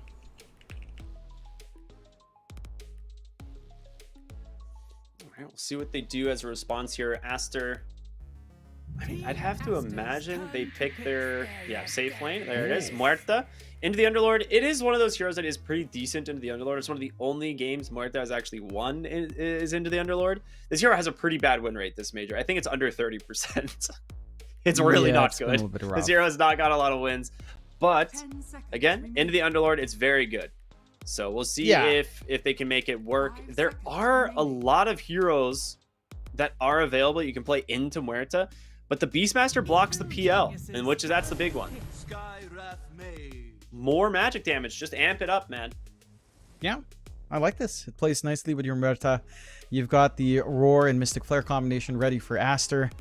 You've got early aggression coming out here. A lot of rundown potential from Aster to just play with. And I'm liking what I see. I don't think you have the best backline burst yet to catch something like the Sky and punish it. You don't have that mobility on hand, although there's a lot of mids that are still left in pool that can still jump. Void Spirit could be good, although again, you pick these high mobility cores into Sky, it's a little bit of a back and forth where the Ancient Seal can be a massive threat to you as well. Yeah. So you probably just go your safe lane here though, right? Save last pick for mid once you see your matchup. Like you know you're into Beastmaster Muerta. Yeah, okay, they go for the Bloodseeker. Interesting. I'm not really sure if I know this is something Pakaz really likes. Like he loves playing the Bloodseeker and he's done really well on it. And you can take advantage of the thirst stacks having an Underlord Rubik lane, but it's not something that I feel like is exceptionally good against Muerta. Because you rupture her and she just presses Pierce the Veil and stands still anyway. So it might just be able to bait out her ult and kind of waste the duration. Maybe that's the idea. We'll have to see. How do you feel about this? I think the core to core is kind of interesting. I feel like you do get a really strong lane just with Bloodseeker, Crystal Maiden. Like even up against a Beastmaster, even if he goes Axis, you can be punished quite nicely by Bloodseeker. It's a pretty good solution to manage that matchup. I think there's some interesting builds you can go here for Pakas in kind of making this Bloodseeker different. Like I don't think you stray too far from the usual Maelstrom farming. Maybe a Midas if you play fast enough, but usually Maelstrom feels better. But there's like a viability for the Ags. Right? And I think I raised this the last time we saw it, but the passive, just being able to use that overheal as a barrier, it's pretty big. I don't know if that's something that's prioritized for Bloodseekers nowadays. It does still feel like a very gold investment where your active is kind of meh. It's a lot better, but I don't know if it's like impactful. I still feel like I've always enjoyed Blood Mist, which Mike also laughed at. You know, I enjoy Blood Mist and Drums of Slom, and Drums of Slom's in. Maybe Blood Mist is a little bit better now. Like a Bloodseeker Radiance build with Ags, that's pretty funny. Maybe not good, but it's funny. I mean, one of the biggest changes to this Blood Mist is the fact that it's no longer HP removal. It's just magic damage as a cost, which allows it to work with things like barriers and magic resistance. And that was the one thing that made this ability, I think, beforehand really bad, because you were just hemorrhaging HP so fast when you would activate it. But now it's like with things like Pipe being so popular, just being built from the offlane constantly, you can get like casual cloaks or a Mage Slayer on the Bloodseeker or something along those lines, which will reduce the actual HP cost of something like the Blood Mist. It allows that ability to be there, that like Aghanim to be picked up late game and still be good without it being like potentially a double-edged sword. It's a fun one. I still feel sad that when it was pure damage, it wasn't actually pure damage to enemies, just to yourself. Just to yourself, and it pierced BKB, and you just like press. Weird. You just turn it on, you lose 30% of your max HP, and you're like, okay, that was cool. Just the biggest grief in the game. Yeah. So the fix was just to make it magical to the enemy and magical to yourself. I'm like, pure damage was kind of cool, but now it's reduced by magic resist. Pretty good. Yeah, that's true. That's true. But that also means the enemies can kind of reduce it as well. So it's like, back and forth. Aster, we're looking for Arsu male hero. No Storm, but again, he's got options left here. Quap still in the pool. Ember, Ricky, Void Spirit.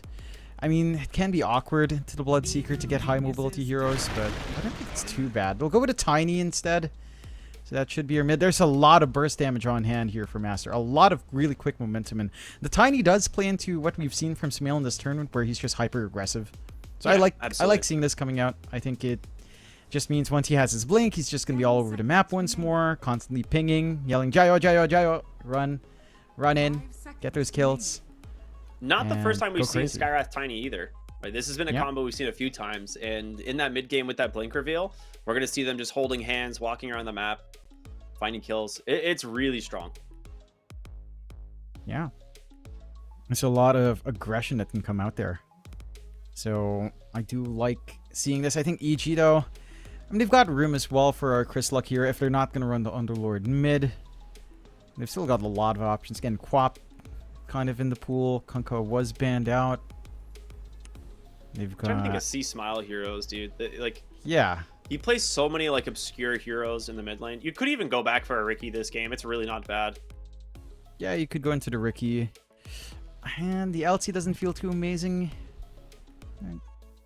They go with the Doom. So that might be Underlord I'm mid. assuming, Chris Luck, takes the Underlord mid. Tiny matchup is pretty solid. You don't mind that too much. So it's rather interesting. I still feel like the momentum is kind of on hand there for the side of Aster. I feel like this draft just moves a little bit too fast. I think for EG, with a Doom and Underlord, who starts these fights for you, right? Like, that's the one thing. Maybe until you get the blink up on Whisper, which you don't tend to see Dooms rush blink. It's always like Vanguard, Midas, then the blink, maybe even a Travels before the blink. So I do I have a hard time seeing how EG starts these fights. If they do manage to play aggressive anyway without that straightforward initiation, their lineup can be good if they play with their tempo, but I think Aster's timings here are just quicker, right? Like Beastmaster Chen, just having the aura to work on the Chen creeps is already nice as well. Having this Muerta that can come online fast with, say, Dragonlance Maelstrom is a pretty good point for the Muerta to get aggressive, and just Pichu rotating in the sky is pretty scary with the Roar and the Tiny on hand. So I'm liking Aster's pacing. I think if EG does manage to drag the game slower up against this lineup, then getting room to farm in the Bloodseeker and the Doom here feels pretty good. I agree, man. I think we're going to have to be very careful about Sumail's blink timing. I think that is going to be kind of the tempo that Aster's going to be playing around. But Underlord should do a pretty good job at shutting down this hero mid, and Whisper is a pretty greedy offlane build. We might see him, you know, go for the early Crimson Guard, but he could obviously go for something like the Midas. It is a pretty decent lane into the Muerta. Combine that with, you know, the Rubik, just a really strong damage dealer. I like the lanes from EG, and this is a team that, like we talked about, loves to play hyper aggressive, likes to just run at you, and if they manage to get off to a good start in the lanes, they're not going to relent. They're just going to continue to put that pressure all over the map, try and make space for Pakaz while he farms up, you know, 1, 2, 3 items, and then just starts getting active himself. So that's the one thing about EG you always got to be careful of, but we'll see. We had a little bit of a computer crash, but we are going to be jumping into this game here in just a moment. Obviously, is we'll try and radio cast it at least, you know, if something interesting does happen. But I don't know. What do you think, John? Like, oh wait, are we good? Did we make it? We're in, baby, just like that. Easy clap. Yeah. I am keen to see, like, I want to see EG bring that active style, just waiting for a couple of items and get running. I think Aster, though, they don't need too much to wait for. It's really just levels, like level 6 to be up for Pichu. Even just level 4 or 5 is a pretty scary point to go into that Skyrat Mage with his Tiny combination. I think if Sumail's blink timing comes online pretty good, then yeah, you have to watch out for just how active he is. Like, you have to be able to punish that Tiny. You do have a lineup that can punish pretty well, but they've got to be ready to respond on the side of EG. Alright. Speaking of EG, they grabbed themselves 3 Bounty runes. They are playing aggressive here on this bottom side of the map. I'm curious if they will actually go for a play. They do have the Blood Grenade. They have the Crystal Maiden, who's probably the scariest of these heroes, because they will just go ahead and try and cut the wave here, it looks like. And yeah, that's exactly what they're going to do. Grab the range creep right away. Try and force this into the enemy tower. It's a decent enough start. You don't manage to find first blood. You do waste a couple of blood grains. Not the biggest deal in the world. Taking a look at that mid though. Chris Luck up against Sumail, the Underlord versus Tiny lane. This one's a little bit awkward. I feel like you can kind of work this lane as the Underlord. You're pretty stable, but the burst damage on Sumail with the magical output is not something Underlord deals with all too well. He really enjoys more physical cores, and you will impact the tree grab wave clearing just a bit with Atrophy, but it's not that much damage reduction anymore at level 1, and it does take quite a fair bit of time for you to kind of get that going for yourself. That does mean with a couple of last hits though, you can chase down Sumail, 0 armor hero, so Chris Luck should be able to trade decently enough here. Yeah, ooh, nice toss. Puts C-Smile in a really bad spot here, and he's trying to drop the tower aggro, but Sumail is getting so much value out of that first toss. He will have the bottle coming out here in just a little bit for the Underlord, but I mean, this lane, that's going to make things way more difficult. Top lane, they're actually going to get aggressive here. Pandaboo will be the first one that falls. Kaz will get the turnaround, so 1-for-1 trade, but nicely done for the side of Aster. You can just get easily aggressive. Again, the concussive shot spam, very easy to sustain. He just manages to line up the wild axis as well. I mean, Bloodseeker CM is still a really nice lane to play into. If you can land like Frostbite into the Blood Right, maybe catch out the Sky. The Sky should be your primary target. But you can get enough spacing after Pichu where it's not going to be a major cause of concern. And if you can't gap close onto the Sky, which does feel like it's harder for the CM to do than it is, then you just have a good time spamming. You don't mind dying, you get a full reset with your mana. You come in and just keep making this lane as hard as possible for Pakaz. Yeah, it's going to be a little bit difficult, I think, to really slow down this Bloodseeker. Like, you're going to be having a lot of damage coming out and a lot of harassment from these other lanes. So, we'll be able to play on a lot of thirst stacks here. Which he is holding his 3rd point. I'd imagine he goes for 2 points thirst, but we'll see. Most people do. Good game for it. Another toss back in the mid lanes. He's smiling to take a couple more tower shots. He does have the 2 points of the Firestorm, so this is where things are a little bit more difficult for Sumail. And the damage is pretty significant, but you also don't mind too much as a Tiny. Like, you're not... There's no way Chris Luck can kind of be aggressive onto you. All the initiatives on the Tiny in this lane, so you do get to play a little bit more. The bot lane, which we haven't really talked about too much, Monet on the Muerta along with Baboka on the Chen. It's going pretty stable. Like, you're not really able to zone out the Muerta from farming. Doom is a little bit more passive, although a Doom Rubik lane can be aggressive if you get the pullback at some point, but the Muerta stands safe enough that it's really hard to find that shot into her. So, stable farming, stable build-up. The Maelstrom, Dragonlance, again, it's pretty big for the Muerta if she's allowed to go into that for the power threads. And for the most part, Monet, again, just no pressure. Just fine here. Yeah, it's actually really nice what they're doing at the moment. The Doom does have the heal amp and the heal, so he is able to kind of just sustain this lane forever without having to go for the Vanguard, and as a result rushes the Arcane Boots just to get these online, give them a little bit more spell spam, which I like quite a bit. Fighting over these runes once again. Sumail is just actually doing really well in this mid lane. 6 denies, going toe-to-toe here with this Underlord. And he's got the initiative if he wants to make some plays. There's the combo once again from this Crystal Maiden. The Blood Grenade, it'll slow him up. XXS underneath the tower. Because gets the kill, but he's fallen low himself. Has a Fairy Fire if he wants to use it. Feeling confident, at least gets into the range for the creeps to start getting that HP back, and easy reset for him now. That's what they need. Just bully out, slow down his pacing from XXS. You are limited by your mana pool here for Pichu. He doesn't have that many mangas to play with, none at all. So whenever he's out, you've got that opening. There's no way to punish on the Beastmaster alone. He is working towards a Vanguard to start off, which should help that lane, but Pakaz already off to a fantastic start. Pretty much free farming here. 32-7 with 2 kills under his belt. Gonna have that good timing to the Maelstrom himself. Yeah, I mean, the Maelstrom is such a farm increase for this hero. Like, once you get those extra points in Blood Rage and then the level 10 talent, this hero just skyrockets in net worth. It is really, really, really scary if you have a good start. Bottom lane, managed to get on top of Monet. The rotation in here from Panda. He does get the Frostbite, though, silenced up by the Calling, and it will be enough to actually get him out. And now Panda in some trouble as the rotation in from the Skywrath will be enough to find the kill. Great fear back. Sumail TP's in, hits the Avalanche. They find the double kill. Great rotation response here from the side of Aster. Pays off. You relieve that pressure that's coming onto Monet. You get some good kills. Sumail, even though he doesn't find that kill himself, gets to soak up a little bit more with that movement out. This is giving Chris Luck a lot of room down mid. Just farm up, get a free bottle refill, has the 6. Still manages to grab the Arcane. Nice Avalanche toss combo there to buy him some space. I mean, at the moment, Pakaz's the scary hero, right? He gets the Rupture off top lane, trying to finish off XXS. In comes Bobica as well. Can he get the kill in time? He needs one more auto attack. He does. And will allow Pakaz to keep himself alive.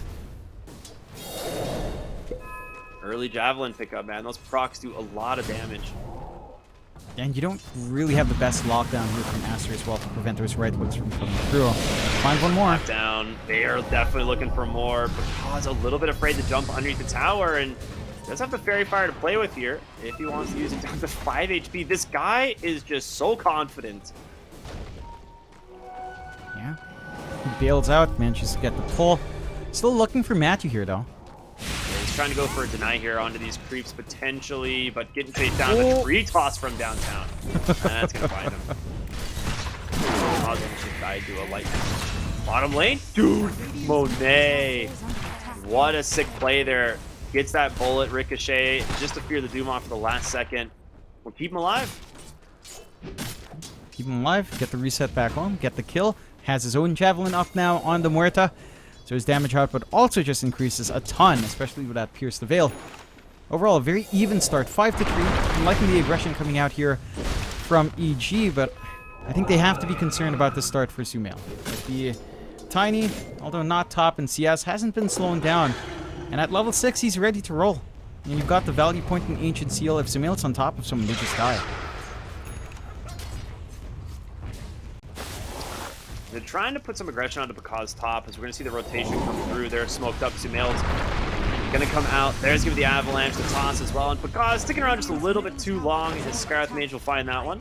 Pandaboo. Just going to try and take the gate, but Ice Lance doesn't stop him. Still manages it to make it bottom. And with Matthew here, they're not going to follow him. They know there's a lot down here. Baboka's the one to kind of see all this action down the bot, so can get some decent tower pressure on the bot, but they will find the top no problems with XXS around and the 2 levels in the boars. Doesn't take too long to kind of melt. Pushing progress for EG down bot isn't that quick. They don't necessarily have the best push. The mid tower is pretty nice, but again, the side lane towers just feel a little bit more important, although again, you have some extra map space for Crystallock to kind of farm up, but it's the extended map that just feels a little bit bigger. And I don't know if you mind that too much on the side of Aster after taking top and stalling out bot. It's kind of even. They found Bobica here on the Chen, and he's going to get telekinesis back into the Doom as they can try and close the gap. A little bit of friendly help there from a summon, but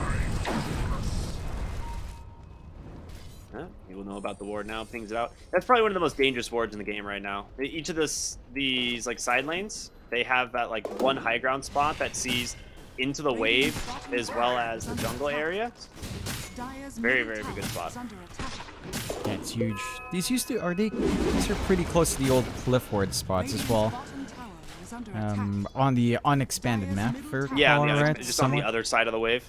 Yeah. So same idea. Even more utility. And again, rather even game to start off with, 6-4 in favor of Aster. They are still getting aggressive.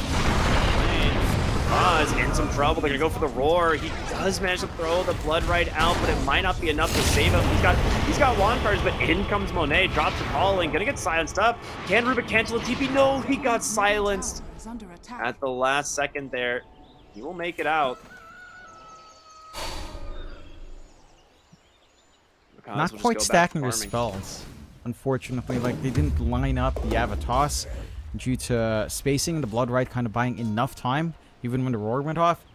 So they can't really clean up that kill. A lot of commitment out from Aster to try, and it's a lot of space for EG to keep farming up. Like, they're finding Baboka again. Whisper, he's got himself the frost attack. Good luck getting away, buddy. That's really funny. It's a lot of moves slow. It's very impressive. And they managed to, again, not get the biggest kills, but they're impacting this Chen quite a fair bit. No level 6 yet. The mech is up. Guardian Greaves kind of still a long way to go for Baboka. So again, that greedier Chen style just not online at the moment. And they're impacting it really well on the side of EG, enabling their own farm to wrap up. Like Crystallock, Atos, pretty much done. I believe it's flying out in the courier now, so more hold. More chain hold with a Pit of Malice on top of that. Yeah, Baka is just going for the straightforward Sanj and Yasha. Bloodseeker should be ready to kind of run around like a madman once that's done. And for Aster, it's still waiting for Sumail to blink. I think that's your key timing to play. Once you have that blink, it's a lot easier to initiate. You can finally see the tie-in of the Ancient Seal plus Avatos, although featured. Nice blood grenade turnaround and with a rotation from Muerta, trying to get that silent or the fear back, doesn't quite connect. Bobica will just heal them up with the mech and they will disengage. They have a lot of plays into this Pit of Malice. The Rod of Atos completed up on Sea Smile, the slows from the Crystal Maiden, and the Frostbite, all really scary. So, 4 stats, BKB, stuff like that can be incredibly useful. I'm gonna smoke up mid though. Dire are scanning. Matthew here sees the haste rune. Is it going to be baited by it? Absolutely. There's going to be Avalanche into the Mystic Flare, the combo we talked about early on. Getting Sumail closer and closer to his blink. Just about to be pulled off, and Sumail still finds a rune. Matthew is trying for the deny, doesn't manage to get the right flick out fast enough. Just can have a little bit more mobility here as well. They're still heavily focusing on the bot. The Book is still a little bit far forward, but I don't know if this is really the kill you want. He's got the level 6 up with Hand of God. Mech off cooldown now as well. And, I mean, they're trying to make moves onto Monet, but if you're just camping like this, you aren't farming as efficiently as you were a while ago. Still going for the smoke out. I mean, they did have a ward on the backside here that scouted this whole rotation. So they know these heroes are down here. It's just going to be whether or not they can actually find the opening. They could go top and maybe look for XXS, but yeah, looks like that's exactly what they're going to do. They get a good ward here to scout this little farm area as they ping out the Beastmaster. Will they be able to get in range before the smoke expires, though? Doesn't look like it. They'll have to attack up. Sumail looking to take the portal top. They have the Pit of Malice down already. He just comes right into a stun, and a Doom connects as well. The telekinesis saw to the Skywrath Mage. That is not the portal you want to take. Oh no. Dude, that ward is so value. It is. Like, having info on the teleporter is just huge. They did manage to sense the trouble for XFS. I believe they were watching through fog. You can see the animation through fog. If I recall right, you can see it being channeled. That was the animation with the gate changing. I believe so. I remember seeing that in game. A game I played. So I didn't have enemy vision, but I could see the channel. So and that leads to XFS backing off, but they try to force their luck there. You're just camping. And get punished. Now 5k lead for EG off the back of this. The aggression from Aster. And they've got the blink up in Sumail. They've got to make this work. Because as this game drags on, I mean, this is a free Bloodseeker game so far for Pakas. Oh, we got We're getting away with a lot here. Oh, man. They do drop the Sentry. They will still find the Crystal Maiden here, but I mean, that's your blink reveal for the support. It's not the most value find, but you definitely will take it over nothing. Meanwhile, Matthew in the mid lane needs to be a little bit careful. Sumail is hungry, man. He's got to blink up. He's looking forward. He's going to find the Rubik to toss back right into the center of the calling. And Cross is going to come in. Hits the Rupture there up onto Monet. And Doom's coming in as well. The Atos to follow. He's in so much trouble on this Muerta. They're looking for an opening. They've got him surrounded. See Smile continuing to get aggressive. Pakas taking a lot of damage here. Hands God and Mech already committed. Backside of the fight. XXX. Or I'm sorry. They've gone from Skywrath zoned off. They get the D ward and a double kill here for the Bloodseeker. Pakas is enormous, dude. Almost 10k net worth right now. Sumail picking on Crystal Maiden here, but she's surprisingly tanky. The fluffy hat plus the occult bracelet. That 10% magic resistance is huge. It is. And again, we're seeing some issues with coordination from Aster, where they get the avalanche toss, but the toss backs into the Muerta or into the sky. So the Mystic Flare doesn't clean up that kill. They don't even manage to find Matthew and the Rubik. And they're the ones to get cleaned up afterwards. Aster. It's rough, right? Like, again, like, there's only so much you can do with the pings and yelling go in. Some intricacies of these fights can get lost. Some coordination does start to miss out. And it just shows up there. So you lose that opportunity. You're giving quite the lead out. Pakas is just, again, free farming. No care in the world. Going into his BKB next on that Bloodseeker. And for Aster, it feels like the momentum we were expecting them to find. It's not as fast as you'd want the Slime to do. Yeah. It's not as quick. Like, they need to keep finding these kills. They haven't been able to really punish, like, Chris Luck and Pakas. It's only really been Whisper that's been dying on the course and the supports, but not the biggest kills to find, at least in terms of slowing down their farm. So they're in a strong spot for EG now. Aster have to keep running. They're coming bottom. They do scout Matthew here on the Rubik. They do get the Rupture out right away, but the Mystic Flare should be enough to clean him up. No, the mech for the moment will keep Sumail alive, but the Doom comes out onto the Beastmaster, and Whisper has this BKB available if he even needs it. Monet trying to be careful on the backside. We'll continue to chase here. A nice avalanche onto Doom, and they will be able to just continue to dump in this damage. Nice Blood Right, silencing out multiple. The Beastmaster, he managed to survive this initiation. And everything spent on the side of EG. All of Aster still alive, and Sumail just needs to keep hunting. Finds Pandaboo here on the Crystal Maiden, continuing to chase her down. The help now coming back as the Rubik will respawn, but it just seems like it's a little bit too late.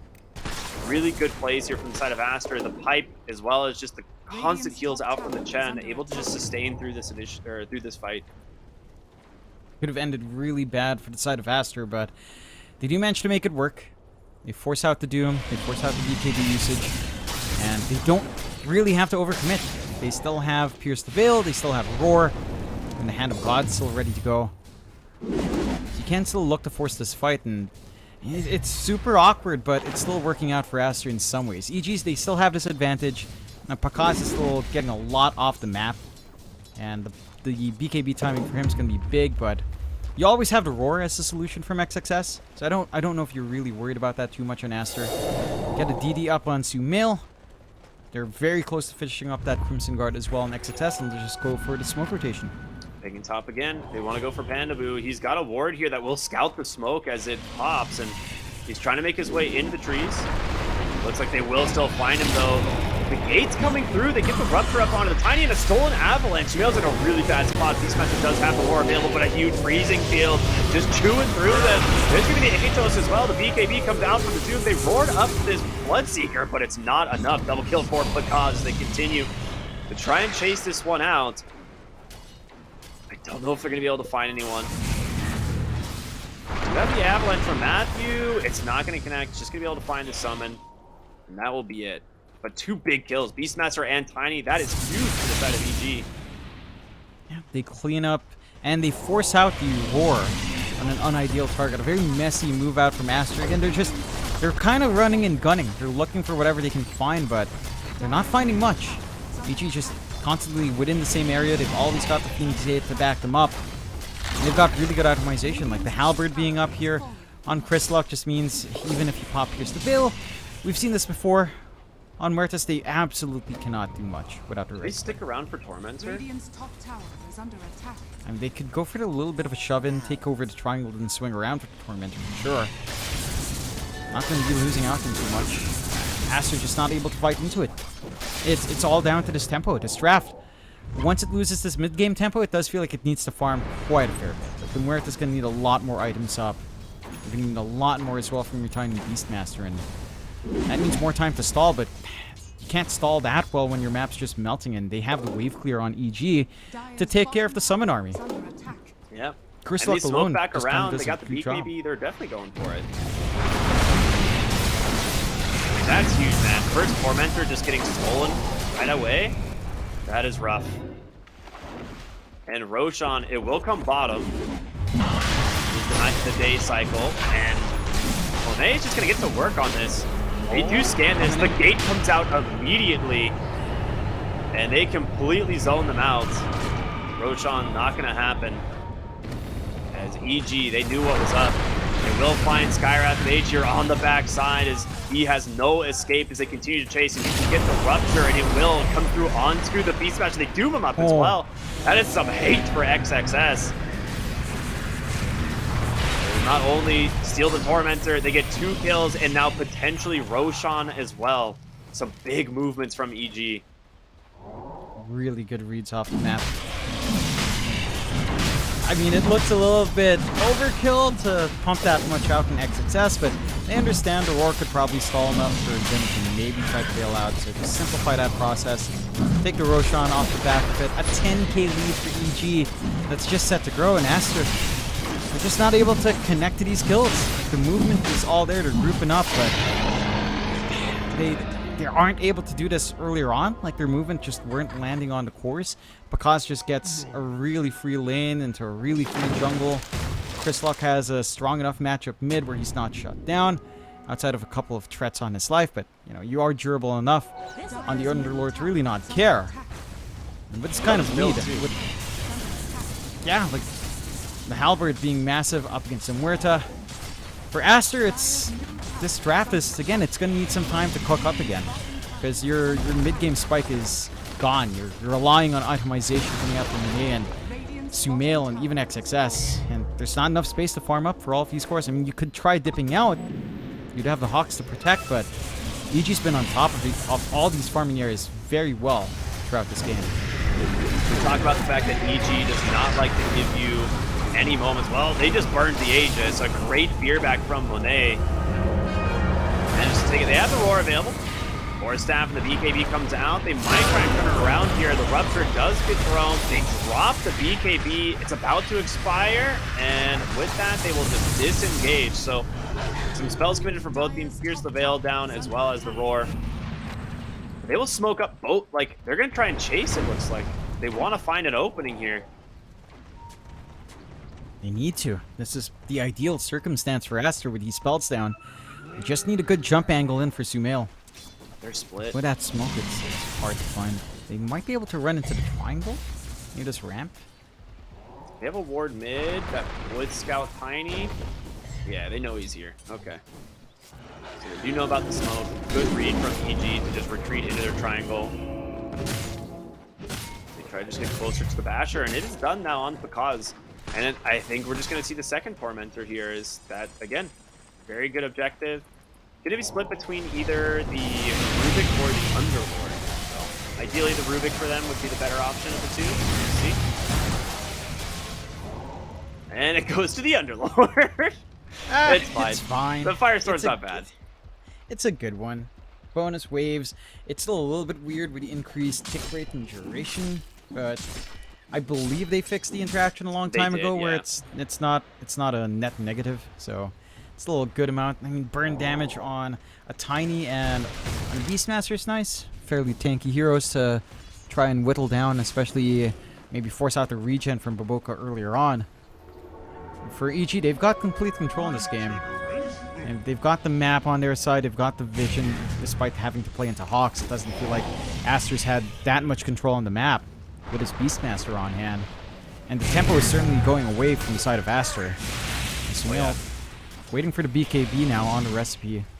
Not too far off. Monet's still a bit further away. He did go into the Moon Shard.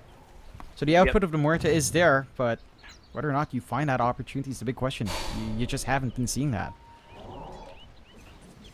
Seasmile does manage to walk into a DD rune in the bottom lane here, so does have that available almost for the Shiva's Guard, which will help reduce the attack speed of the Muerta. Doesn't actually reduce the damage, of course, but good against summons as well, right? All those summons have the aura as well as still applied to them. Pretty good. Not too far off as well. So the timings are lining up for the side of EG. And Picasso, I'm a little bit disappointed we're not going too crazy with something like the Blood Mist, but to be expected. These ones are important. So they find extra tests. Yeah, beautiful rotation from Whisper. They drop the Fiend's Gate as well. Beastmaster knows there's no way out. And they don't commit the Doom this time. I think it was really smart. They're going to take the Fiend's Gate back, the whole team, as they just go right into the triangle. They know that they are here. You can line up for the push. Kind of lined up in their favor. Avalanche, toss, they blow up Matthew. Glimmer Cape to try and save him, but Whisper goes in. He gets the Doom here onto the Tiny, and the wraparound here from the rest of these heroes. If they can find an opening, but a nice stun there from the Chen Creep. Sumail's Tiny, that's the target. If they can close the gap, he's getting the move speed. It's stacking up here on Pakaz. Does he throw the Rupture? He's looking for it. He gets silenced, but the Rupture does finally come out this time. Turns his attention, tries to get the bash. Will he get it? He doesn't. Unbelievable RNG there. As C-Smile has to back out of the mid lane as well. That BKB spent, C-Smile on the low ground. He's going to need some help here. We'll get glimmered up. Falling will slow him for the moment. Perfectly placed pit, but they can just stand right on the other side, continue to attack through it, and C-Smile will go down in a massive gold bounty going the way of Monet. That's big for Aster. A failed initiation from EG, and just maybe overcommitting for the dive. Let's get punished. Just a mix of bad RNG as well. Pakaz getting what, 4 or 5 hits off with no bash. Yeah. Feels pretty bad. Yeah, if you found Sumail, definitely a different story for EG. But things happen. The toss back, Sumail in some trouble. Beautiful play there from Matthew. I think they're still afraid. They don't see the rest of the team. Pakaz is not here. They don't have Rupture available. So he's going to back on away. You show some respect. Appreciate that out from EG. Aster. And it's still a rough game for them, even after getting that bounty on Chris Luck. Like, it still feels like, yes, you. Oh, wait, whoa. Monet is going for the. Okay, never mind. He switched. He was going for the Axe for a minute there. It was kind of exciting, but. Dude, Parting Shot has some pretty sick interactions. I wouldn't be surprised if we start seeing some people pick it up late game, because it is an undispellable 4-second stun. So it is pretty good. But there's certain interactions that make it really good. I don't know if this is one of those games. No, so like stuff like Phoenix and Lone Druid, I think is the interactions I'm looking for. Funny. Well, the Lone Druid one got patched. You can't summon 2 bears now. Aw, that makes me sad. I thought it was intended. No, that one got patched. The egg though, that one's still in, right? Right? Yeah, the egg still works, I think. Yeah. We'll see. Probably not the game for it. And Monet. He does have the BKB. on Muerta, so he's feeling pretty good. He can stand up front. The only thing he'd have to worry about is probably Rupture, although I guess you... it's Rupture and Doom, really, but I don't know if you double down and just do all of that onto Monet. I just feel like you kind of want to put a lid on XXS, you kind of want to put a lid on Sumail as well. But there's still enough to kind of deal with the BKBs here from the side of EG. And again, they're scaling up pretty strong. Shiva's already done on Chris Luck. Whisper going for the travels into the Yags. AoE Doom simplifies these fights in a big way for EG as well. They see someone top and they instantly just TP. Will he get the vision? No, he's able to get out. Nice TP there from Sumail. They do have the Abyssal Blade completed up on Pakaz, so no more relying on RNG. If he needs the stun, he's going to get it. But I mean, everyone bottom here on Aster, if they manage to find one of these two heroes, like Seasmile or Pakaz, it's a huge opening. Wave is pushed in, though. It's going to take him a minute to get there. Still hanging around the area, and this smoke from EG is still running all the way across the map. Yeah, they need to meet up with these two cores. They were super split. It would have been a really bad fight if they got caught out. Seasmile will see this courier, I think, so they know they have a general idea of where they are. Sentry up on the high ground just to make sure there's nothing. But look at Aster. They are set up on the high ground. You do have a shield rune on Seasmile, so he is pretty tanky. Not an easy target for sure. They're looking for another opening on the low ground. There's the Avatos into the Mystic Flare, and goodbye Doom. Instantly dead. He's going to be able to fly back, but Monet just playing into these heroes of Pierce the Veil. They've taken down two Ruptures. Going to be able to hold down that Huerta. But where's the help? Sumail. Can he get out? It doesn't look like they're in so much trouble trapping him. They've got the Doom as well, holding this Tiny in place. Chen getting burned. It's Pakaz. It's Seasmile. It's Whisper. Just decimating the side of Aster. It's going to be a double kill for Bloodseeker. They've got the Beastmaster. Make it a triple. It looked like such a good fight for Aster, but the buybacks just getting right back into this. Yeah, this is just, again, another angle that a lot of teams have recognized on the Underlord. Buyback and Fiend's Gate in. Yep. And it just simplifies that fight. Like, yeah, you burn down the Doom instantly, but do you have a way of doing it again? You don't. You just don't have that burst damage on hand low enough. And they come in, they clean up on EG. Unfortunately, Roche a little bit further than what both teams were gunning for, which is why Aster is also camping bot. So there is a window for Aster to just respawn, go back in, but it's tough to take these fights. Like, that's the ideal fight opening for Aster. And even then, it's just not enough heroes down low for you to feel really comfy. Your output on Monet, it's not high enough just yet either. Like, the critical mass point for Muerta tends to be like your full Hurricane up, maybe the Lincolns, a little bit stats, Scotty, Silver Edge or Daedalus. All of those are pipe dreams right now for Monet. It's not too badly farmed. Top for his team, but compared to Pakaz, it's a different world. Yeah, you in a completely different tax income bracket there. Roshan is up, so it's definitely on the mark here for the side of EG if they want to go for it. They just saw the Tormentor pop, so they know exactly where Aster is. Gives them the green light to go for this one.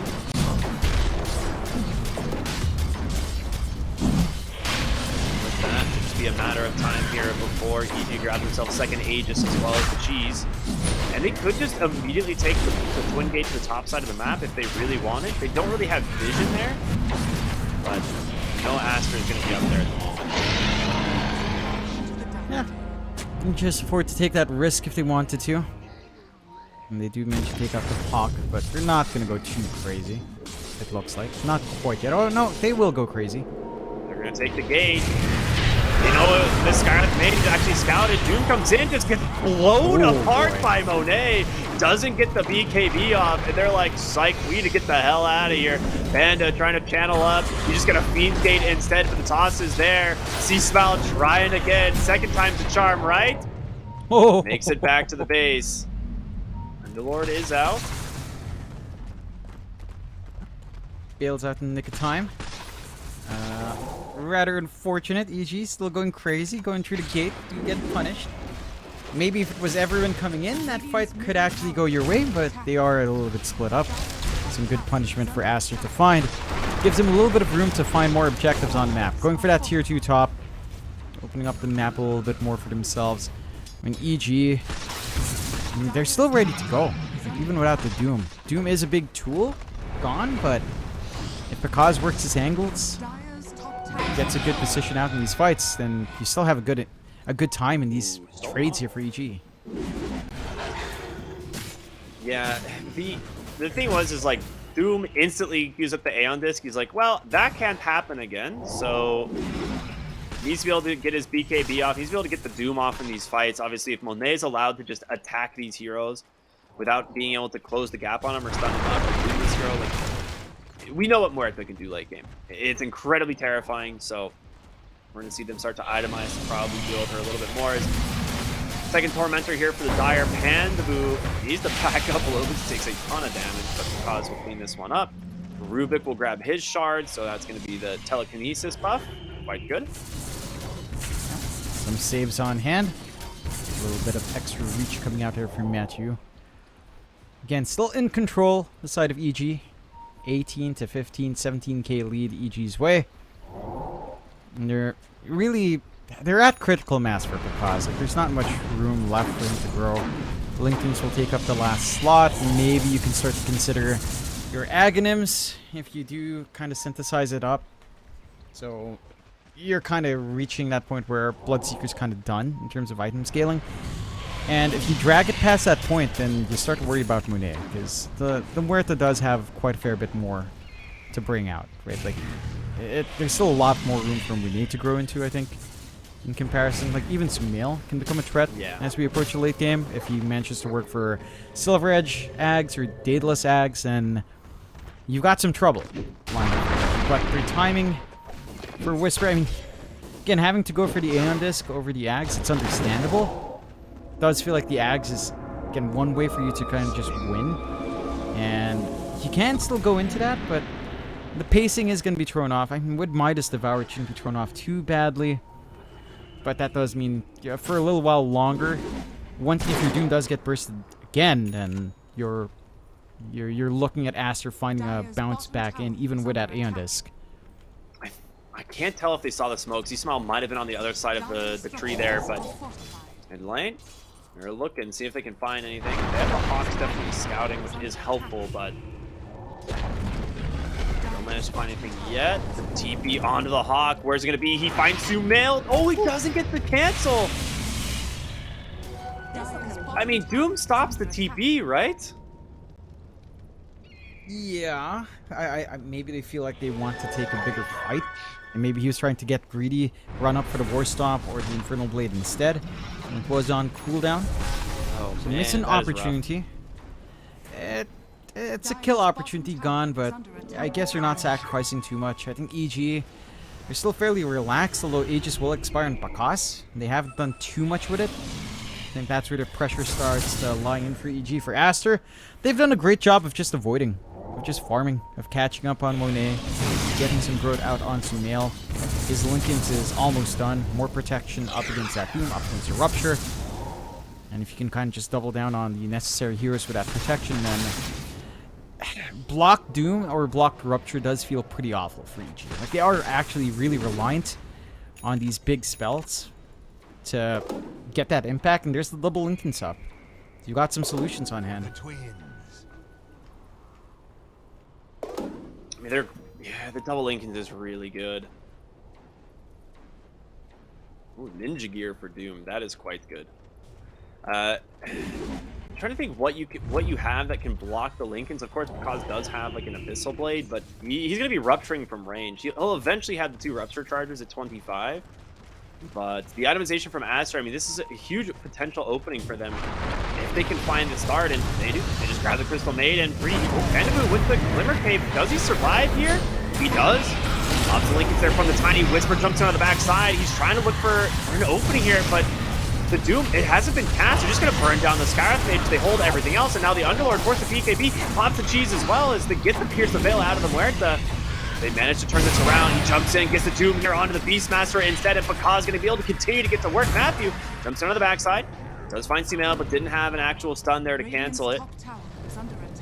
And they will back away on the side of Asters. They all TP on out. 2 nice finds there for the side of EG. Not necessarily the heroes that they were maybe hoping, but they'll take it. It's still big. You break out the rotation out from Aster. They're not able to even find the CM kill. Just a bit too durable with the Glimmer Cape up, and the active with the barrier is damn fantastic and just sustaining through.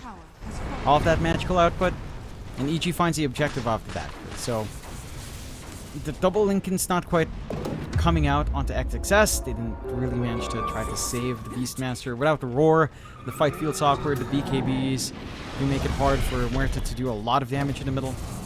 Maybe in a follow-up fight, they can start to clean up, because we are seeing the output of Monet. It is ramping up now on the Muerta. Going for the Silver Edge next. The scaling is starting to kick in for Aster, but they're just not finding the openings.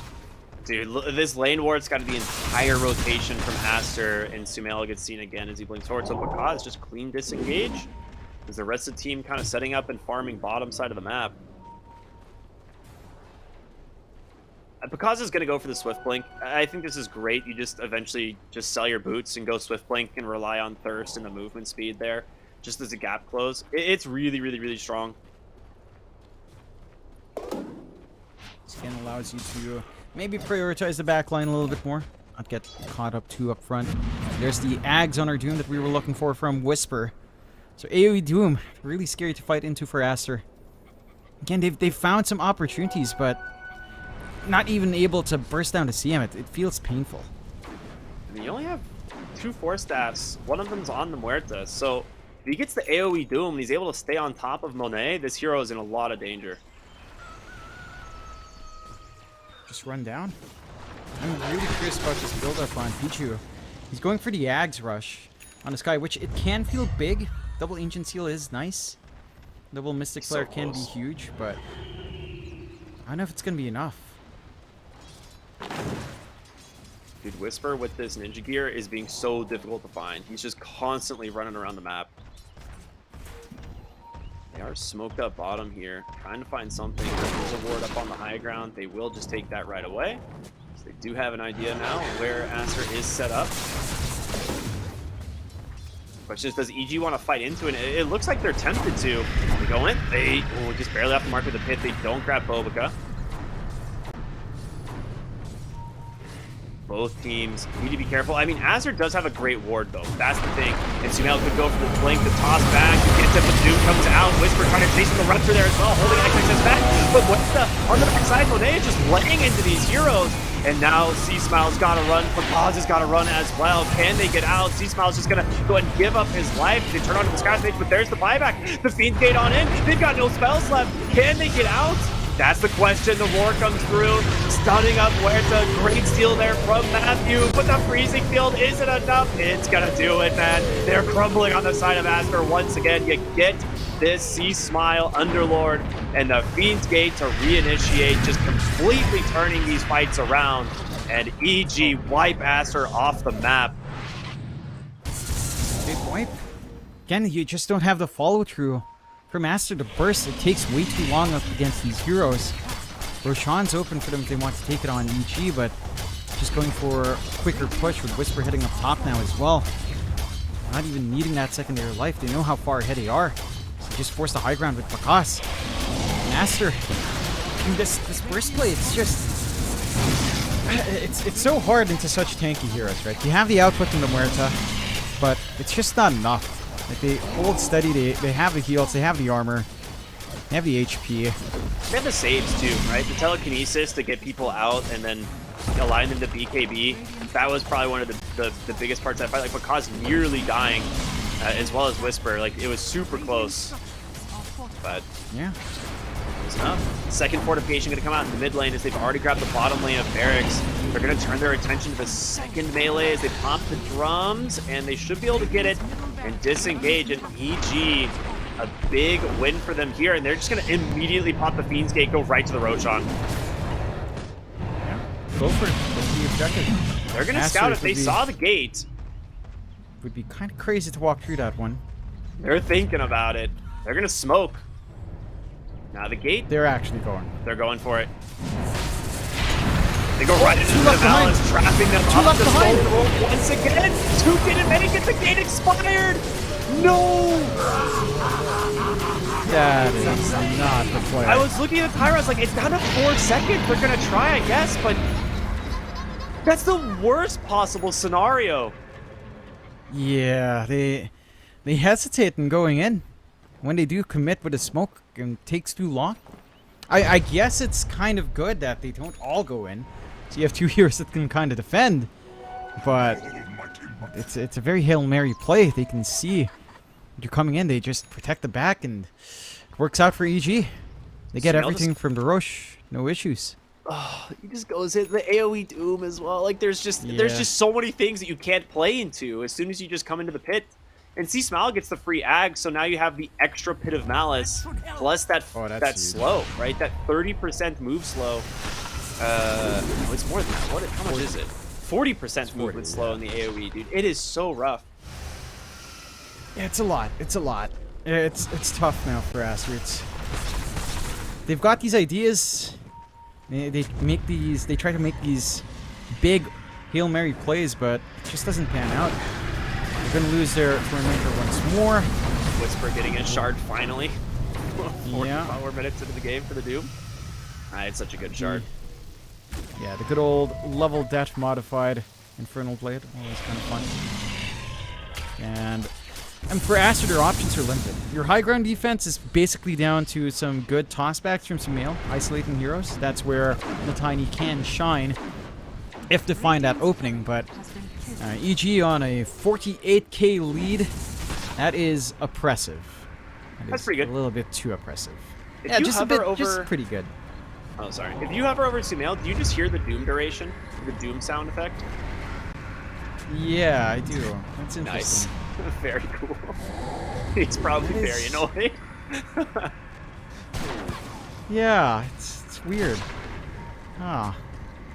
I guess it's just gonna haunt him. It's like, alright, Sumail, you're just gonna be doomed. This is the sound you'll hear when you go into the fights. Hearing it in his dreams, dude. EG, I like that they're playing it safe. I do feel like at this point with a 50k lead, surely you can just kind of go all in. I mean, they respect the tossback plays and all of that, but They're just surely you looking don't for sit any back and farm opening, like this. right? I think that's pretty much what it is. Sumail goes in, gets a toss back onto Monet, but Missile Blade will get popped by the Lincolns. Ooh. Yeah, you get the first kill, but your force has been spent. The BKB, the Roar, as a response as well. C-Smile just trying to chase them into the base, and Rubik on the backside, able to get telekinesis. There's a Pit of Malice holding that Scarlet Mage down, as Monet's forced back the Rupture, the blink in from Whisper. They've caught the Beastmaster, XXS in some trouble. A toss back, not going to connect, ends up connecting onto a creep instead. Because with a second Rupture catching Sumail, another Pit of Malice holding them down. The buyback here on the Beastmaster's Bobaca can't make it into the base. 3 dead. The buyback will come through from the Beast, but it's not enough. 2 dead. Pretty much everything spent on the side of Aster. Buyback on the Chen as well. Nate needs to find his opening. Pearson coming out cooldown in a second. But mega creeps, that's what's on the table here if they can finish these off. Jumping from Sumail, the toss back, they might be able to get him. He gets the BKB, playing right into the Chen, just takes him down without any problem at all. And the Muerta trying to do what he can, but Bandit with the freezing field, just running him down, baby. He's got him 5 dead on the side of Aster, and the GG finally comes through as EG will grab game number 1. They do a fantastic job on EG and just taking decent tempo, not giving Aster those openings that they've been really trying to play, like Aster's style right now. With Sumail has just been constant aggression from mid. And it's not like Sumail had a freeze lane mid. Chris Luck on his Underlord just managed to even out that lane fairly well. The tempo coming out from Aster was not quite lined up. And I think just missing out on those opportunities early on, taking these highly risky fights, and just not winning out when taking those risks just held them back. Like, again, this was a very tempo-based draft coming out from Aster. When all that tempo is almost always on Sumail. Like, no one else can set up for these fights. It's not like XXS was going for a blink build-up on Beastmaster. It was all in on this Tiny to provide everything for you. And even in some of those earlier fights with a blink, like, this lack of communication kicks in where he tosses them away from the Mystic Flare. You miss out on these kills on even just the CM and the Rubik always surviving. without that snowball effect, you couldn't sustain and keep up with what EG was doing. They farmed so well with all 3 of their heroes on cores that you just can't keep up. Yeah, that's exactly what it is, right? Like they just farm so much faster, so much more efficiently around the map. And if you don't just crush them early in these lanes and try and prevent them from being able to just spread out on the map, you're not gonna be able to keep up. Like Picaz just got way too farmed too fast. He was like 10k net worth by 15 minutes. Just absolutely absurd plays from him. Finishes the game 18-1. Like it's so impressive. Just a single death in this game is pretty unbelievable. Topping the damage charts by quite a bit as well. So really well played from EG. Again, a team that just runs at you. If you give them the opening, they just do not allow you to get back out on the map. And finishing with a 50k net worth lead, that's pretty nuts. Whether or not we'll see if Aster can bounce back will be the big question of game number 2, though. So we're going to go to a short break, and we'll be back with that match. Again, this is EG versus Aster in the ESL One Berlin Major. We'll see y'all in a bit.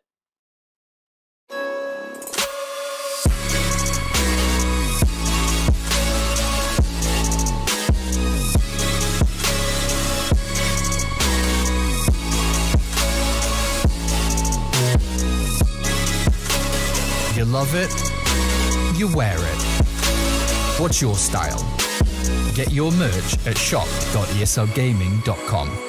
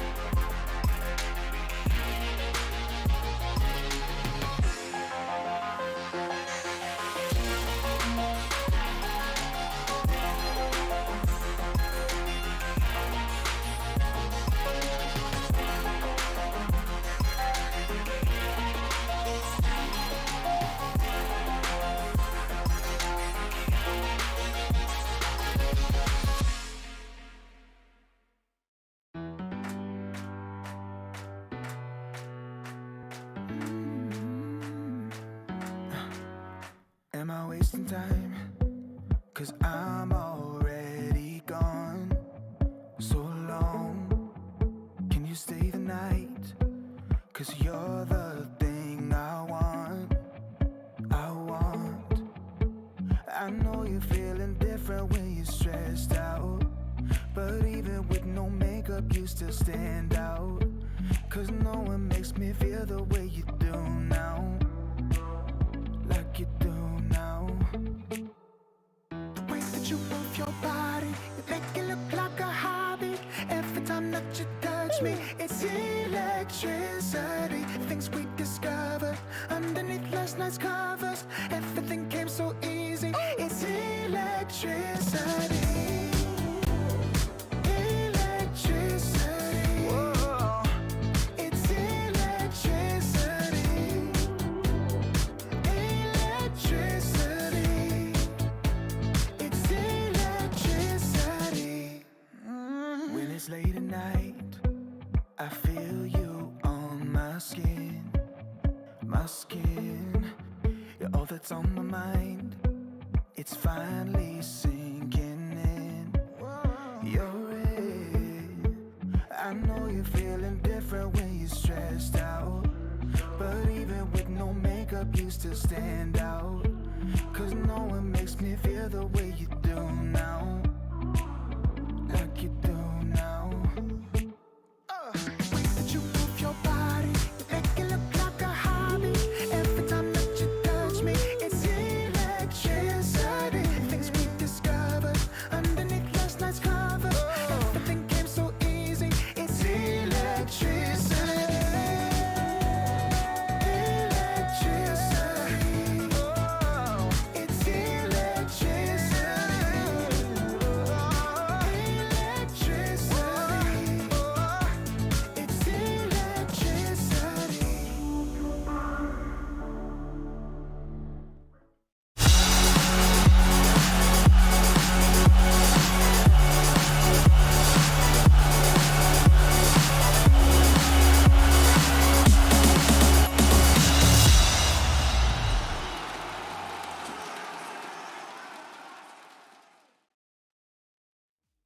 Hello, everybody, and welcome back here to the ESL One Berlin Major. This is the Storm stream. My name is Cryptic. I am here with John X Fire as we are pretty much halfway through the day almost. It is game number 2 of Aster versus EG about to begin, and a very convincing game 1 from EG, looking super strong on the back of this Bloodseeker. We're going to go through some of the highlights here. And John, break it down, man. What went wrong for Aster in this first game?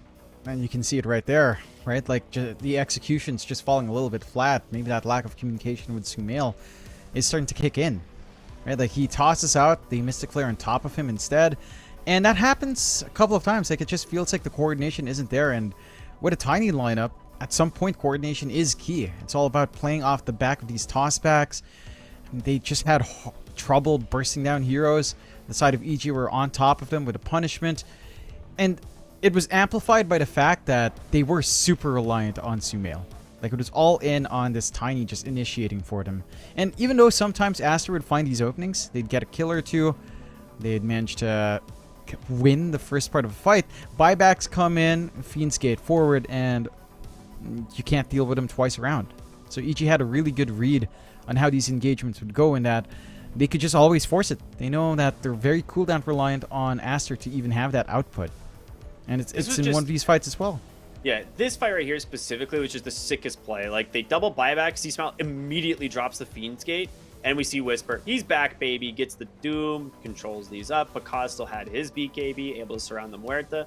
And that was the one thing that I noticed about EG in this game, is they always played every fight with multiple buybacks because you have this Underlord. And it's one of those things that, now that teams are a little bit more familiar with this hero, you see how much of like a nuisance that is. And here it is, the example once again, right? They kill C-Smile, he buybacks, Underlord TP right into the center and just surround Aster once again. And it's one of the reasons this hero is so highly like prioritized by like these teams. And you know, EG, they get it this time. It's been Aster taking it a ton this tournament, as we'll see, you know, what ends up happening in the draft in a moment. But beautiful game 1 here from the side of EG. Yeah, they play it perfectly well. Again, they win out their lanes pretty alright. Like, they didn't lose out too much. They managed to get that aggression going. And they gave a lot of room for Pakas to just farm up. Like, he was just uncontested on that Bloodseeker, allowed to scale up into a ridiculous amount.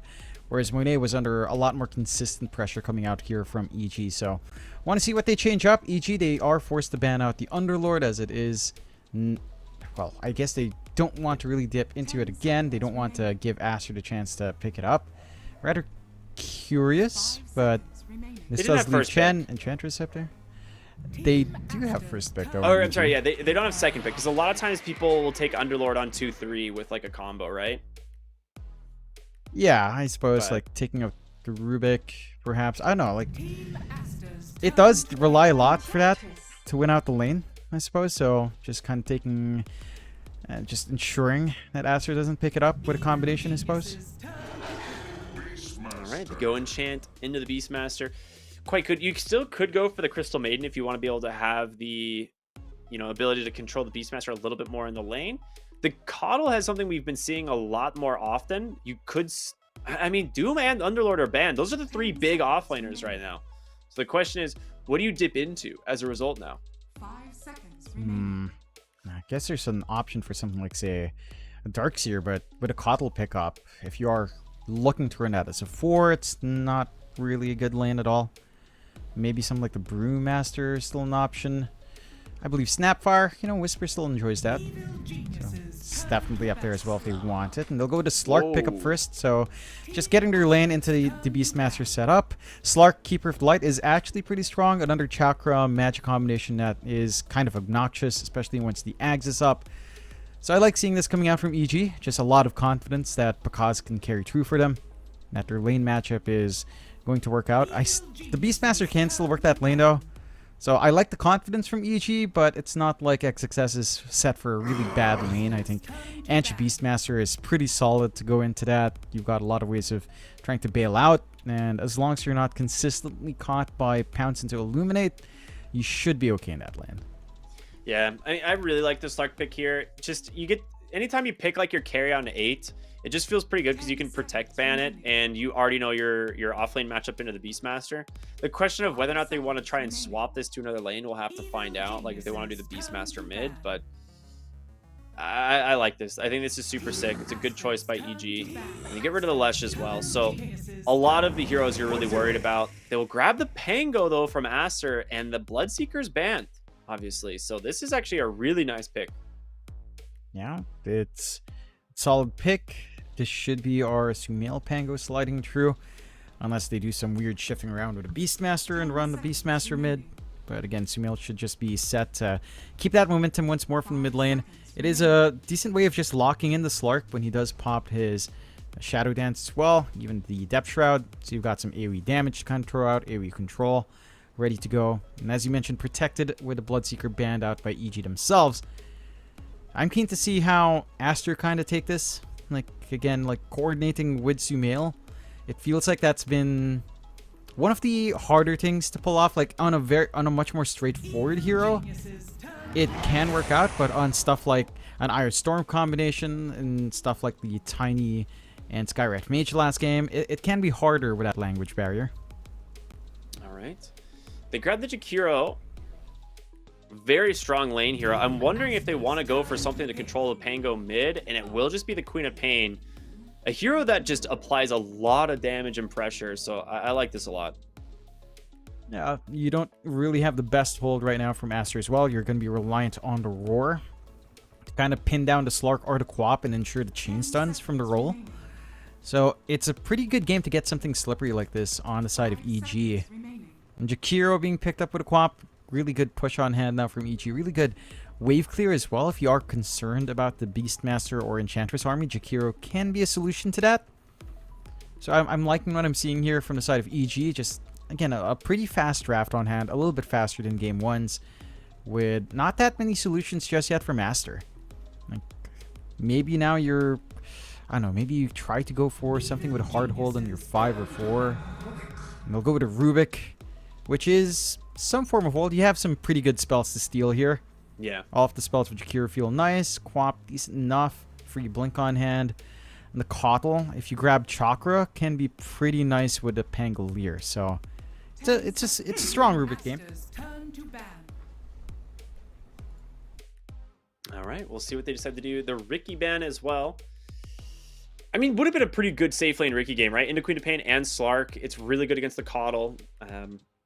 Generally, yeah. So I like that. Very smart ban. 10 seconds. Not a lot of carries left here for Monet. At least ones that are really good into the Slark. Geniuses turn to ban. Yeah. Not that many Timbersaw banned. options left. Alk maybe? Oh, Alk's banned.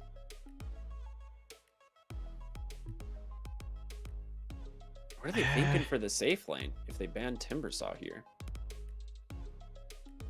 Something 10 I know. seconds Like, remaining. I don't really know if you want to go into a sprint here up against a Slark. 5 seconds Lifestealer is an Terrorblade? option. Terrorblade is as well. I think it's not too bad. You've got the distance with the Slark. You can kind of be annoying to him as well. Especially, you would say, your Ags down the line. You get enough stats to not just get bursted down. But the Slark does enjoy durable heroes as he saps away a lot of essence shift. So I think it's a bit 50-50. To be fair, it tends to feel that way against Slark unless you have something like the Faceless Void, which is banned. So I wouldn't mind the TB for Monet. They do have last pick overall here from the side of Aster. Yeah. So they can see the offlane matchup first that Whisper will bring out before fully committing. They banned with the Muerta as well. Just respect banning that. We did see Monet's damage output be really good. I think a Muerta and Enchantress lane's a lot stronger as well in comparison to what we had last time. So True. understandable, man. 10 seconds remaining. Geniuses turn to pick. Well, they get rid of the Mars. That's an interesting one. Not a hero we actually see all that often, but South America does love this hero. Specifically, I'd say Beast Coast more than others like playing that hero, but EG still definitely an option for them. Yep. 10 I think Whisper seconds played a couple of remaining. games already in the major with his Mars, so 5 just seconds don't want to remaining. deal with it. This does leave it open for, say, Illusion Heroes, as you mentioned. Terrorblade still there. Maybe a Naga or T-Master. One option as well. I Or think you have to pick an PL, offlaner that can deal with the illusions. for sure. Ichi has, I suppose, an LC still in the pool. Kind of wanted to go into that. I don't hate Although, that, again, actually. I think Chris Luck's been playing it more often for EG when they do pick the LC, but it should be stable enough for Whisper in the offlane. Gives you a good Dispel on hand as well, just to play into the control here. Wouldn't mind it.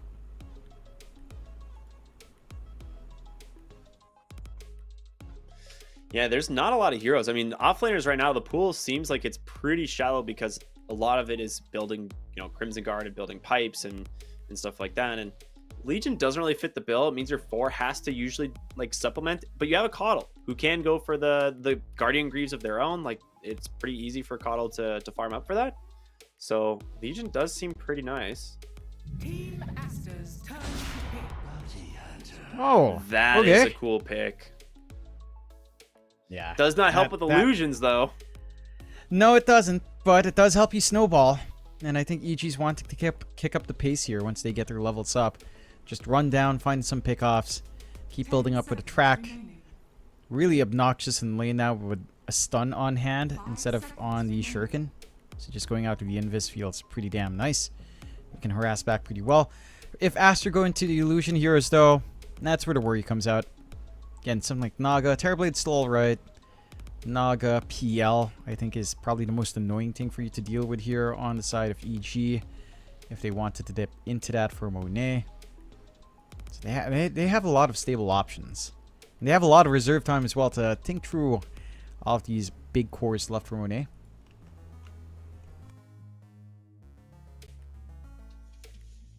Man, I'm curious what they're thinking right now because I actually really like Aster's draft a lot. I think Pango will struggle a little bit against the Queen of Pain, but this last pick that they have for Monet, I think should tilt the draft in their favor. It is going to be the PL. Yeah, this PL. is the one that just makes the most sense. Like it is the freest PL game. Yeah, you don't have to hold. You don't have the clear outside of what Illuminate and your damage output on Jakiro as well. I mean, you have some wave clear, tied in, so there's some way of managing Monet. At the same time, you don't have an easy way of pinning down the PL. It's going to be really slippery in these fights. The core-to-core matchup against the Slark is decent enough. And Slark doesn't really clear out the illusions himself, relying on everyone else. And the lane matchup for Monet is pretty alright. Like, you don't mind too much going into the off-lane Kotl. It can be annoying, but you have counterplay. So they do flex the Kotl out. I suppose a Kotl Bounty Hunter is a pretty interesting one if you do chakra up the bounty, although that's probably not your priority. You're just looking to constantly shove in. And the key thing for EG is, again, rolling off when Matthew does hit his 6. Look for those pickoffs. Try to prevent Monet from farming up, because the one thing with a PL is, if you do shut it down early, the recovery process for the hero feels pretty atrocious. Like, it's not like the Naga farming, it's not like the Terrorblade farming in the jungle. It is a little bit slower. Like, it can be fast, but from what I've seen, it doesn't feel that snappy in comparison to these other flash farming cores. So just kind of bring that aggression out to Monet and kind of make him suffer as they did in game 1 here. Yeah, we'll see what happens. I like the Acer draft actually quite a bit more this time around. I think they do have a lot of answers. The last pick PL should do fairly well just from the lane stage on, but we'll have to see if they can actually manage to outplay EG, because at the end of the day, you may have the good matches, but you still have to perform. And EG has looked very good in their lanes up till now, so we'll see how that ends up unfolding. But yeah, we're going to jump into the game in just a moment. We have a little bit of a pause, it seems, as maybe some lag here as we get ready to start this one off. I feel like this mid lane, this is the, again, we talk each time about how important it is for Sumail on the side of Acer to like be the tempo setter, to be the one that makes plays early on. I don't know if that much pressure is on him this game, and I kind of like that. Yeah, like you have a little bit more play coming out from the rest, and you have some decent follow through, I think. And besides, your win conditions fully on Monet. Like, this is definitely the PL game that comes out, and the Beastmaster on your side, you know? It's like, you don't need to worry about running into the Beastmaster banging his drums. It's on your side this time. Although, to be fair, this, again, probably isn't the Ags game for the Beastmaster, but it's always funny when that comes true. It always makes me a little bit happy. I am still wondering about how Sumail's matchup up against Crystal goes. This is definitely, you know, the Quap can pressure, but we've said it a couple of times. I feel like the thing with Quap is, if the enemy here you're facing against has even a sliver of mobility, and they play around that mobility really well, it's not that hard for you to still hold that lane. Pangolier does have enough. Maybe level 1's the worst part with Shield Crash, but level 2 with a value point in Swash, and level 3 with a lower cooldown in Swash, it becomes a little bit more manageable, at least for the Pangolier. Just a bit. Yeah, I'd agree. Actually, I'm not a great, I haven't played a lot of Pango, but from what I've seen, this hero will be very successful in this major so far. Once you get the levels, if you're managed, I feel like the Ags timing on this hero is also just nuts. Like, a lot of people are just getting, like, not even bothering with, like, Blink Daggers and stuff. They're just going for, like, Diffusal, like, maybe a defensive item like a Lotus, or just, like, straight Ags. It's pretty nuts, like, how much you can do on this Pangolier. It's a lot of output. The Diffusal in particular is just such a big timing for this hero as well. Heck, we've even been seeing the Shard de-emphasized on the Pangolier in general, although a little bit of a skirmish here. By the way, did we point out the fact that it is Matthew playing the Bounty Hunter, and it is in fact... And yeah, they flexed.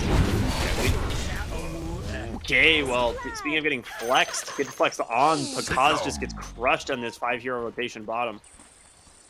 And Bobica with the Enchantress Impetus from downtown finds the kill. Not the best here to hand it over to, but they are still set up to find more if they're not careful here. Crystal would definitely not want to go for his Blink level 1. He's going to be forced to. That is rough. That's a win for Sumail, right? We talked about the Quap versus Pango. With Blink on a Quap level 1, a Pango doesn't have as rough of a start into his level 2 and 3, and it becomes more playable. So it's a nice move to force out here on the side of Aster. You don't have to worry about just a clean, like, 2-0-3 build on the Quap. She's already wasted the skill point, and that simplifies the matchup just a little bit more here. I feel like dying might be better than... Yeah. Than, like, giving that up. Because you need like level 2 Shadow Strike, and you also need Scream of Pain for this lane. Like, you probably wouldn't go Blink until level 4 in this lane normally. So this is really rough. It's not a great feeling. And again, Sumail can kind of play that matchup a lot better without the early threat from Chris Luck. And that's something to be concerned about. I think, again, Sumail probably knows how to deal with this matchup as well from his experience. I'm sure Chris Luck knows how to shut it down as well, but it's just having that extra bit of mobility, having a little bit of that skill point advantage it's where it kind of makes or break a lot of co-op lanes when you're forced to go this way. So we'll see how it develops down the line. Taking a look down bot, Baboka on that Ench along with XXS on the Beastmaster up against Picasso and Panda on the Jakiro and the Slark. And again, this is pretty stable for the side of Aster. Harass out with the Axis. You cannot kind of sustain true as Picasso can't walk up and just harass out XXS either, although he's trying, but he's losing a lot of HP with these impetus shots in between from Baboka. Yeah, he's just beating him down with these like impetuses as well. And both heroes sitting pretty low. We're gonna see just a quick Helm Dom rush most likely out of the Beastmaster, so once he gets that Helm of Iron Will, he should be able to sustain the lane fairly easily. The Enchantress is going to get the Ghost Creep as well, so this will be really nice for Massive on top of Panda here. Oh yeah. Just finding these angles for the shots. It's always painful. The Jakiro can't do too much. Force the salve up early. Again, you kind of want to dominate the lanes of Jack, but in this specific matchup, they're making it really difficult to find that opening.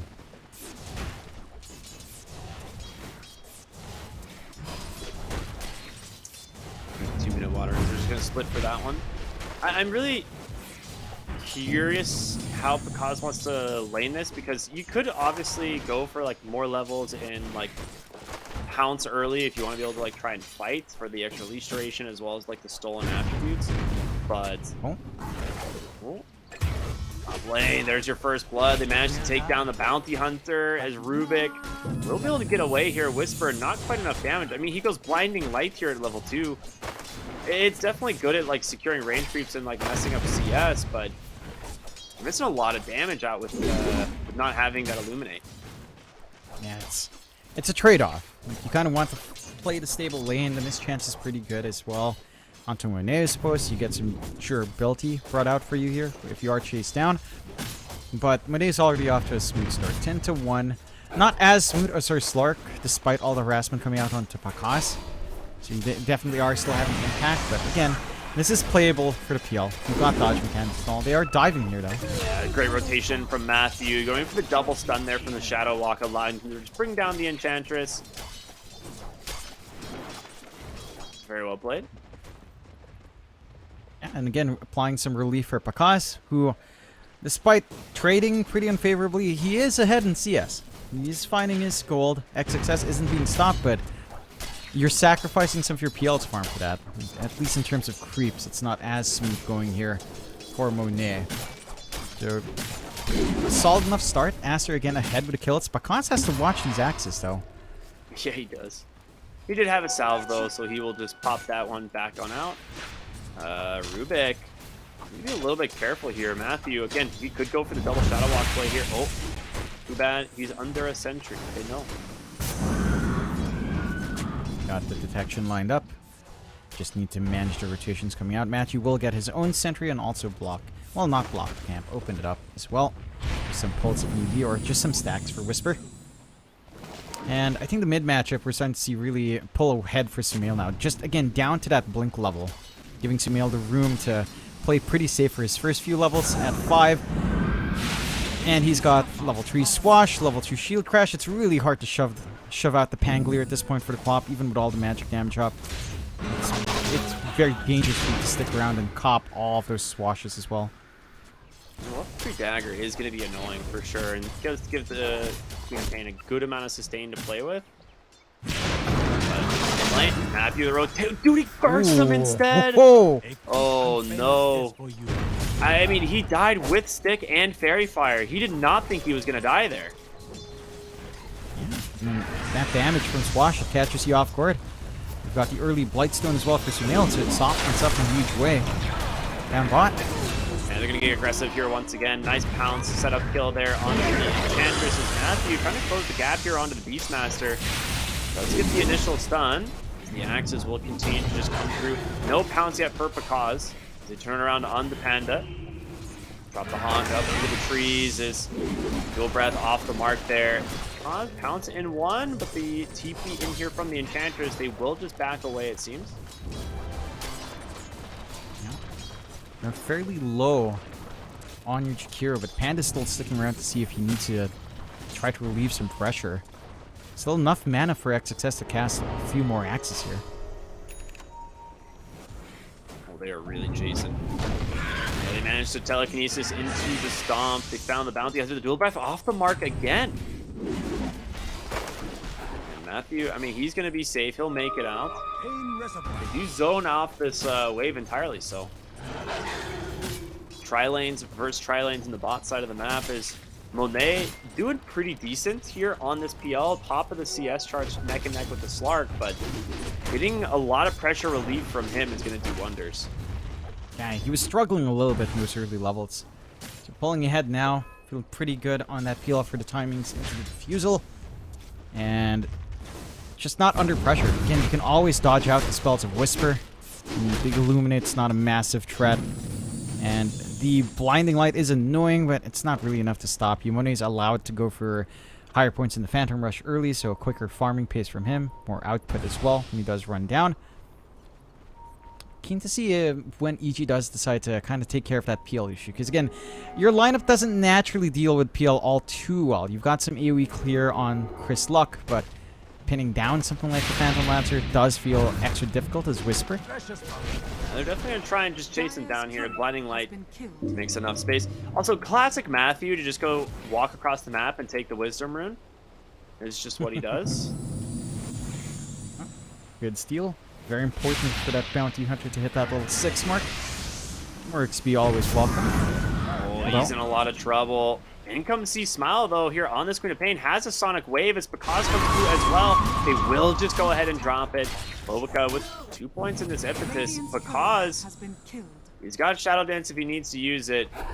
He knows he's under a ward now. He's forced to Shadow Dance. Dire's bottom tower is under attack. Doesn't feel too bad. I'm a little bit surprised that Aster, Sumail, is just still camping mid. Not getting out his own rotations. He's had a Rolling Thunder for a while. But he is getting free space to build up. Nice steal still for Chris Luck on the Invis. Oh. Can they finish him off, though? Does not manage to get lucky on the bonk there, so. Yeah, nice steal on the Invis, you're right. Does manage to keep C Smile alive, and Sumail kind of wastes the Rolling Thunder as a result. Again, I'm a little bit surprised with Astronaut playing around with a Pango early on. He's got the Orb of Corrosion, he's got a lot of output. Power Cut's coming in shortly. And they're just kind of staying still, whereas Chris Luck's the one to rotate with a burst damage on hand. And that does give a little bit more for EG. They are still kind of lagging behind in that bird by 2k. Not the biggest deal. Panda gets himself on the cliff. Did he get lifted up? Was he chased down? He had to be. How else he got up there? Is he stacking I'm thinking... Dude, he's acting at the ancient stack is. while... Oh, he didn't. It didn't stack. What?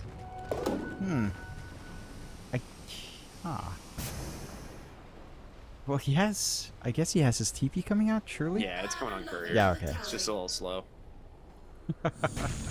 I'm trying to think. It's either the lift back or a hurricane out from Baboka if he was in that area with a nice creep. Either or. Not the biggest loss. I mean, you know, you're not doing much, but it's not like anything's happening right now anyway, so... all's well that ends well. Yeah, absolutely. Pakaz does manage to get the D ward as he will head further into his jungle. Radiant's bottom And tower Panda is will under start to attack. TP bottom as well. Radiant structures are fortified. But with all of the heroes here on Aster, it seems pretty unlikely that they're going to defend. Yeah, they even cancel the TP on Whisper. They don't seem to like they want to bother with this. C Smile's going to start to push mid a little bit as a result. That bottom tower is pretty much gone. Yeah. Just gonna surrender. Mid's being shoved in slowly but surely as well. And with the Jakiro, there's some progress to be done. At least you've got rune control, a regen up for Chris Luck. So you can kind of just push himself a little bit further if he wants to. In a rather even game 3-3. 2k lead still stands for Aster. fairly evenly farmed across the course. No one really lagging behind too hard. One outlier is just Boboka's farm on the Ench, where most of that gold's really hanging now from net worth difference. How do you go mid? A nice find here mid from Sumail. We'll be able to take down Panda. Great pick off. Middle tower is under attack. Whisper gonna try and slow down this push. I mean, 4 points in Illuminate now. It is pretty scary. He's also got the boots of travel, so keep for the light. Definitely going to be a little bit more problematic to push into. And he did commit the roll from Sumail, so you can't really look for an opportunity at the moment just yet. Providing some relief out for EG. Keep playing this game. They've got the Echo Saber up and running in Pakaz. So, not as susceptible to being ganked up. Can feel pretty scary to get pounced on. Diffusal already up for Monedo. Yeah, that's big. PL starting to get online. Still will need a Manta to really be comfy, but if you do get the gank going, the inhibit's going to be good control. And pinning down the PL is pretty difficult, as we've seen. Whisper can't just directly threaten that lane because you've always got the dodge out with a doppelganger. So, pretty fine in the lane. And this kind of pace of the game for Aster is favorable for them. It does feel like, again, the PL is just going to scale up nicely. Your Beastmaster has a lot of utility he can go for. Already has a Dominator. Probably just rush into the Overlord. And Sumail is still waiting for his diffusal time. So get a bit of a chase. Yep. Top lane Panda will go down there. Does get the D-Ward. Does cost him his life in the process. Dire scan. They're trying to find Matthew on this bounty. Instead, he's on the other side, grabs the courier. He's closing in on his level 6, and that's like one of the big timings, right? Like, we talked about it earlier. You're saying Bounty Hunter, kind of one of these heroes that once he comes online, once he gets his level 6, definitely actually really kind of plays into EG's playstyle. We have to see them maximize that on EG. Aster the one's getting aggressive for now. To Gets the blink out though. See Smile. And it's a long cooldown, 8 seconds. They're gonna look for Sumail. The Sonic Wave comes through. They almost managed to kill him. And the stolen Sonic Wave there from the Rubik will be enough to find the kill. And now Pakaz wants to try and go in himself, but Matthew on the backside manages to find the Pango. They find their first kill. The tracks they're available. The roar comes through from XXS. He will be able to take down one. Pakaz, he pounced up onto the tower. Oh no! Your Slark's not in the fight anymore. He's gonna pounce on down, turns attention over to Bobica, but he is level 6, and now with PL joining the fight, we've got no Shadow Dance. He's got to try and TP on out, and he will be able to. Dire's middle tower is under attack. It's find some punishment from the side of EG. It actually feels a little bit better for them in terms of the gold trade in the end, with how valuable the Aster heroes are. And you are a little bit concerned though. At the least, you know, killing off Pichu does take away that Sonic Wave. Would have been a nasty spell to keep around on the Rubik. Monet finally showing up with the Diffusal and show where his farm is going. Inside of EG, again, like, even though you trade there, you've got track. So overall, you're not too upset on EG. You are building up. They just need to keep maximizing that track. And they had to pop Roar and XXS, which isn't the longest cooldown for this interim period. Should be able to use that once more in the middle of these next fights. And the roll for Sumail is almost done. Like, he's having so much impact on the Pango without the Diffusal. Only 200 gold away. Once that's up, and that's when it starts to get really annoying and really painful for the side of EG having to deal with that swash and the inhibit. Yeah, I mean, there's gonna be 2 Diffusals up, dude. That is gonna be super devastating. Matthew, again, doing what he does best, stealing Wisdom Runes from the enemy team. This is what he does. All right, he's got another. Damn, Aster just not having control there. I mean, that's like 800 plus experience you're getting from them. They do manage to find Pandabu. Gets the Macropyre out onto Sumail, but has a Shield Rune bottled up. See Smile, needs to be a little bit careful here. Tracks are going to start coming through. Oh my gosh, Sumail just got blown up by Whisper there. Pops a Shield Rune. The Spirit Vessel is out. If they can actually chase on him down, it would be great, but nah. They get the kill. Swashbuckle's enough. And the Tracks, I mean, they're out, but yeah, it's not enough. Shield Rune for Sumail just keeping him alive a lot longer. They still have the roll. If you want to play, they still have a roar as well from XXS. Everything's ready for a big team fight. they had vision, I mean, it'd be huge for a setup, but it is just so scary to play into that. The ice path stolen from the Rubik into the telekinesis. C-Smile able to lift away. He's going to be able to throw the Sonic Wave to stop it, and he manages to find a kill, but be able to just chase him down. Sumail with the swash will find it. Good dodges coming out there from Renee. Slowing him around here. They're going to find the Beastmaster. An opening definitely going to be quite nice. The ice path does come through, and XXS will die, giving up those vessel charges now to this Coddle. Looks like they can't really chase anymore. You got the Aghanim Scepter disassembled up from the Slark, so he's finished that. Big timing for Picasso. And ties into maybe a chakra combination here as well. Oh, that's a big one. Gets the leap onto the Rubik, just blows him up as Whisper, becoming a pretty serious problem now. The Solar Brine damage combined with all of his vessel is doing work. They get 2 track kills.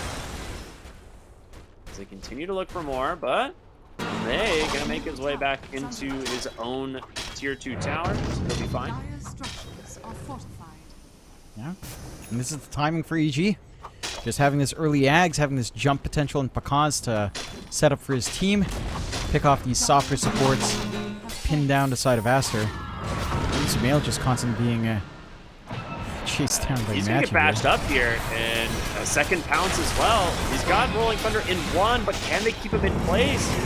He's gonna go for it, but C-Smile grabs him with a nice scream real quick, and Matthew gonna continue to throw out these tracks while he can. Enchantress pick up on the backside. They still have the Macropyre able to just clip 3. He'll have to just disengage for the moment because he was thinking about going back in. Rubik will meet up with this team here.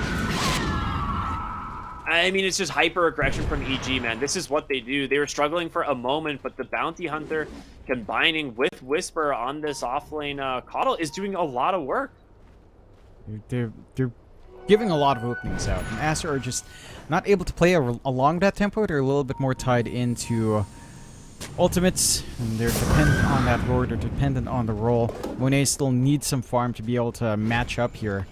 Once he's got his Manta up, then it's a little bit comfier for him. He doesn't worry about the Spirit Vessel. He doesn't have to worry about the bind. More bailouts to come out.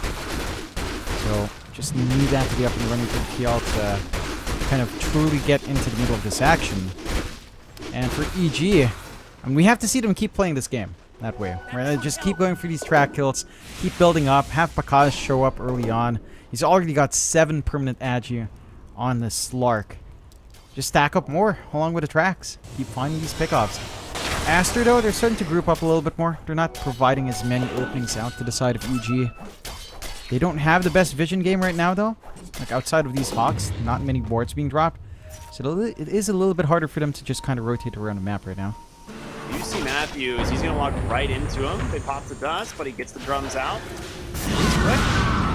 Disengage. Sumail needs to be a little bit careful. They will smoke up here on the EG.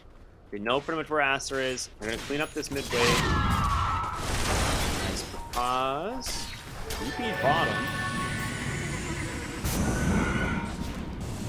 They're going to walk on it. Try to get the initiation. They get the silence off onto the Beastmaster as he pops a Shadow Dance right away. And Sumail just get caught by the Sonic Wave. So the Rolling Thunder not going to connect. The Blinding Light to push the back as well. The track going to catch both because the leads continue. The pounce is just such a problem here for the side of Aster. The retreat, it's coming through. Sumail in trouble, tracked up, chased down as another pounce will connect, and they've got their eyes on Rubik. It's 1 by 1. They all fall. Aster in trouble now as a game that was so close. Suddenly 8,000 gold in favor of EG. And they're just playing into EG style. Running into these fights, not having the best setup.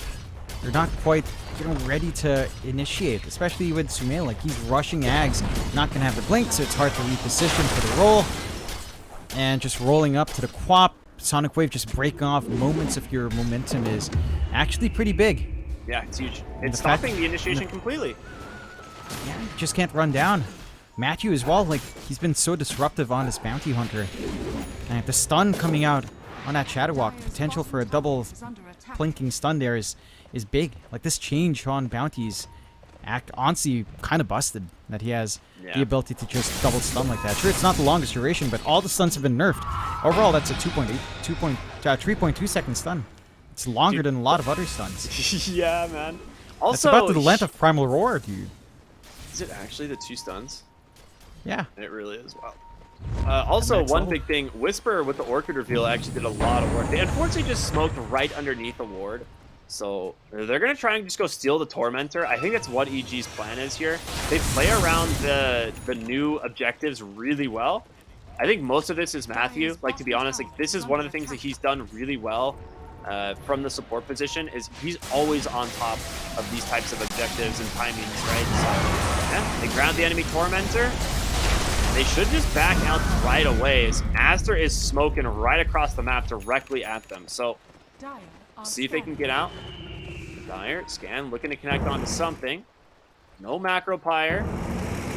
Cause could break the smoke here, and that's exactly what he does. He knows something's going on. C-Smile gets an invis rune on the backside. Whisper is going to be the one that gets vision of it. And that's going to be a problem. Big Sonic Wave again from C-Smile, trying to just interrupt this initiation. So Cause goes up onto the backside, able to take down the Rubik, but C-Smile is going to go down as well as Whisper. He drops the Shadow Dance, trying to stay on top of the Phantom Lantern. He's got him for the moment, but he gets that Doppelganger away. And Abu in some trouble as well. Currently 3 dead on the side of EG as they go to just TP on home. And I mean, we kind of saw this is not a great angle for EG, but a good rotation from Aster to punish that greed to go for that Tormentor. And that's massive for them. They get the big kills they want, 2 cores down. Just really hard to pin down Cons at the moment. Looks a little bit messy, but they go straight into the Roche, and they can't clear this one out. They've got the output. So a good swing around. Sure, you lose your Wisdom Rune and your Tormentor, but you get Roche on. You get Watcher control. You get that secondary life up and running. It's a big opening for Aster off of a very forced movement out from EG. And 2 lives on Monet, and stalling out time for him to finish up the heart. I mean, once you have that heart in the PL, how do you really stop this guy? Down the line, you're going to be expecting a pipe builder somewhere for Aster to mitigate some of that magical damage as well. It does feel like it's more on Chris Luck at that point, along with Whisper to an extent, to try and pin out the PL, but with Doppelganger up, landing those spells is a tricky task up against this slippery Phantom. He's going for the Aghanim Scepter here on the Queen of Pain, so the AoE Shadow Strike. I'm not really sure how that works with the spells or units dying. I don't think it applies the Scream. I'm pretty sure it's only when it expires or it's reapplied, right? Either way, we'll find out, but I don't think that just like hard counters the PL illusions is what I'm getting at. I don't think so. It does make it a little bit more manageable, I suppose, just having that damage bouncing through, so can be helpful. The issue is you have a lot of dispels on the PL. So I don't know if he personally cares. His team will have hurt, but PL itself probably not the biggest deal in the world, especially with a heart up. I'm just going to be able to have enough durability on hand. I would like to see a pipe come out, maybe from XXS. He is working on a BKB first, which is understandable. He has been constantly targeted down. It does feel like if the Beastmaster doesn't get his war in the middle of these fights for Aster, EG just has so much time to play. But here's that Ags we were looking for from Sumail. Into the Blink next. And yeah, his output now is just ridiculous. Just way too much. The Blink, though, does feel necessary. He also has the Orb of Destruction, which is pretty cool. So he's got a ton of minus armor between the 2 orbs and the Lucky Shot. So these supports, as well as the Queen of Pain, like if he manages to get on top of them and actually like get both those procs, it's a lot of minus armor. They're going to fall very quickly. Yeah. I can just rip here apart. They're going to need that burst. Yeah, absolutely. I think if you can burst down Whisper somehow, who does have a lot of HP, but if you can kind of focus him down, it simplifies the fights. Because he's doing way too much with the Solar Bind and with Illuminate heals coming out in the middle. Like, it is a lot of value coming through. Even a Blinding Light is fairly annoying for a lot of the heroes on the side of Aster. If Sumail can just lock into that softer offlane, it just makes it so much easier to take up the rest of the fight. And that is, again, assuming that Chris Luck doesn't just interrupt. He's been doing a fantastic job on the co-op to make it really awkward for Sumail to play. Radiant's top tower has fallen. Dire's bottom tower is under attack. Matthew is on the backside of the map here, just doing what he did on Ricky before, but now on Bounty Hunter, just taking down couriers. EG smoked up here. I mean, finding Bobica, not the best target to open on, but you definitely can take it. He gets the force staff away. Sumail with the Rolling Thunder not quite on the mark as Monet will be able to jump in. Try to find these heroes. Whisper is the one that he wants. He's able to just dodge it out for the moment. He jumps back in, manages to get on top of the Enchantress. It does finish him off. The one-for-one trade at the moment, but the tracks they're through. Whisper trying to just run away from Monet as the team crumbles. They're ignoring the PL for the moment to get the silence, but Slark, he pops the BKB. He's going to start laying into the PL. He gets the bash as well. The heart, it's not enough. And Matthew will just continue to just chase down everybody else. They're looking for the real one, and they will find it. Can Pakaz actually stand his ground here? The pounce does connect. He's being healed up. The disarms are there, but Pakaz needs to run. He gets the pounce away. Whisper gets him out, and See Smile blinks away as well. Now it's Matthew's turn. Oh, they're gonna reinitiate. They're not done. They go right back in. He pops the BKB on C Smile. Sumail hit up by the vessel. The Orchid comes through. They get the kill, and now Pakaz with the pounce on forward. They've got the track on the right one. The bash is there. They just managed to pick away these heroes one at a time. You can't escape. Dire's middle tower And now is under Boca, Match is not he's done. respawned, and he might just die again. Oh, never mind. The attack's slow. He can't get him. Yeah, not able to get the chain stun off, but a big win for EG. Aster. Again, just really awkward angles to take. Like, it looks like they waste a few spells with Baboka taking the front line, but Dire's top tower they're not is able to under really attack. connect. Sumail's rolling off into the back line while the action's up front. And sure, he kills off the Jakiro, but it's not your primary target. And it has to be the Cloth or it has to be the Quap. One of these two have to fall. And with a shard on Chris Luck, that silence on the Sonic Boom, it's huge in suppressing Monet from just trying to dance around. It is PL. Like, he does have a lot of the spells, but you know, there's the Mantis, the one that's a little bit tricky to balance and deciding when to use this spell on hand. Whisper It's fairly has spammable. Whisper's absolutely crushed these fights. Like, it is unbelievable how good he is playing in these engagements. Like, he just kited out the PL for a solid 30 seconds at the start of the fight. He's getting Chakra Magics off at the perfect times to allow Slark to actually just reset. It's so sick, like watching the offlane Coddle played like this. Yeah, he has to be the one that Aster guns down. He's been giving way too much into these team fights for EG. Look at that. Aster will re-smoke up. Oh. Yeah, waiting. There it is. He's stolen Again. every single Wisdom Rune this game. That is so bad. Can he find him? No. Oh, he just TP's out. Oh my god, dude. Oh, what can you do? You know, it's like one of those things. EG has just been on point with these new objectives. Whereas Aster, they've been a little bit slow on a lot of them. Even some like the Tormentors, so they get punished. And EG's just working the map so well. 15k lead for EG. Pakaz way ahead of everyone else. And for Aster, on this Ag Zone mini could help the cause. It is fairly annoying to deal with the bouncing Spirit Lances. But, I don't know, like, the angles with Sumail, it's difficult to find. XXS just gets his blink up now. Struggling to find his farm, Chris. Look. They will find the initiation to C Smile, but he has a shield rune, quite tanky. They do manage to get the initiation, the science on the Pango as well. The force staff to save him from the cause. He's not going to settle for that one. The Sonic Wave shreds through the Pangos. He's going to buy back into this game, but he's got to be careful. Sumail, he's losing heroes pretty quick. The Spirit Vessel will finish off Bobica, but with this Rolling Thunder, able to get on top of Kaz with the leap away for the moment, but C Smile's just picking away these heroes on the backside. He pops the BKB. XXS trying to TP on home, but he's not going to be able to, and the tracks giving vision over the Pango. He's got a shield crash, a swashbuckle into the high ground, but it's going to be the PL that's isolated, and the Depth Shroud to save his team. Pounce connects, perfect prediction from Pakaz. 4 dead once again. EG are just crushing these fights. Spectacular execution coming out from EG and for Aster. I mean, it's just so difficult to go into this. To all of this control, to all of this jump, to the insane chakra on the Slark, to just keep pouncing around, to keep Chris Luck mobile. And the information Matthew's been given. You know, with the track up, it's just so easy to find the backline, with the invis. But again, the amount of sentries you have in the game just being so limited now in comparison. just difficult to even get that playstyle of finding a weaker backline. Even with his fortify, I don't see a defense angle without these ults on Aster.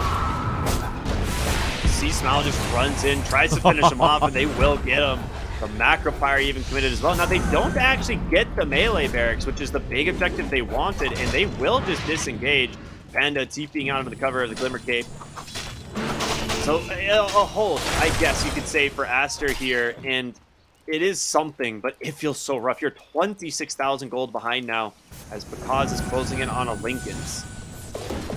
Yeah, I'm not sure what else you can do here on Aster, honestly, with this kind of draft. Maybe this blink on XXS, just relieve that pressure in Sumail to keep trying to land these rolls.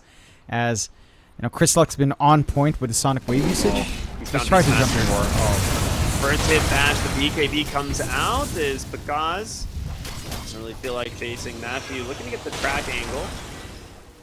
Doesn't look like he will, but they will clean up the ancient creep anyway. So that's something anyway. They could group up for the Tormentor now as well if they wanted to. Steal even more away from the side of Aster. They've stolen everything from Aster. Yeah. Everything. Every single one. They should just do it. You know, send a message. Show Aster, hey guys, new patch, new objectives.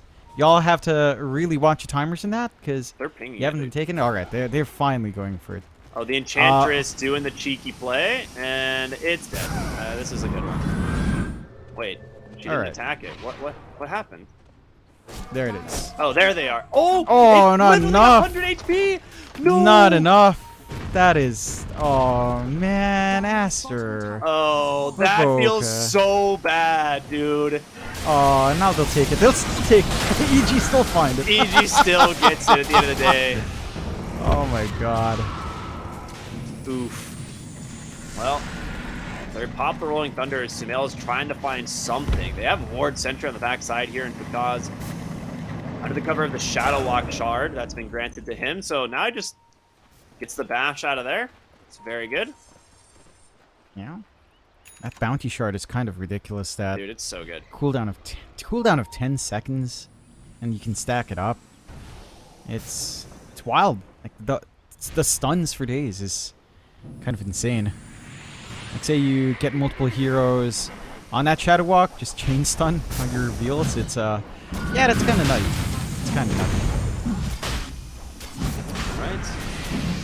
Who got the shard from the last one? It was Jakiro. Okay, so Liquid Frost online. That's some great power push.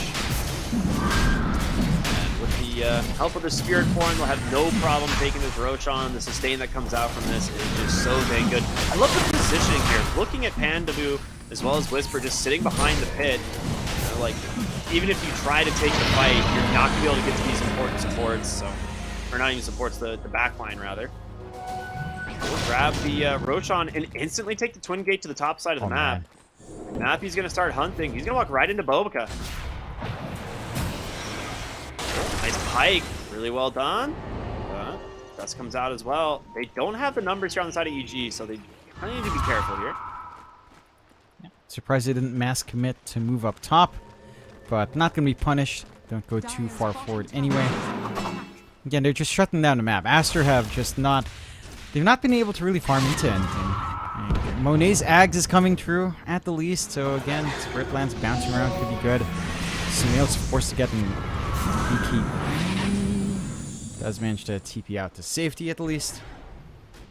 And the blink for XXS still miles off. Like, these key items are just not there. I don't know how you take any fight. Maybe a pick-off, sure, but EG just hasn't split up. Even when they do, they're really mobile. You have to commit a lot just for one kill. I mean, this bounty is just such an issue. Like, he's so farmed, nearly the same net worth as your mid laner, but he's just constantly providing vision under the cover of the Shadow Walk, and he's just got a Crimson Guard. He's got this casual Elven Tunic, so it's not an easy pickoff, even if they find Matthew. It's a hard one to pin down. When he's Ags is up, at least with the Heart Illusions, they are fairly durable.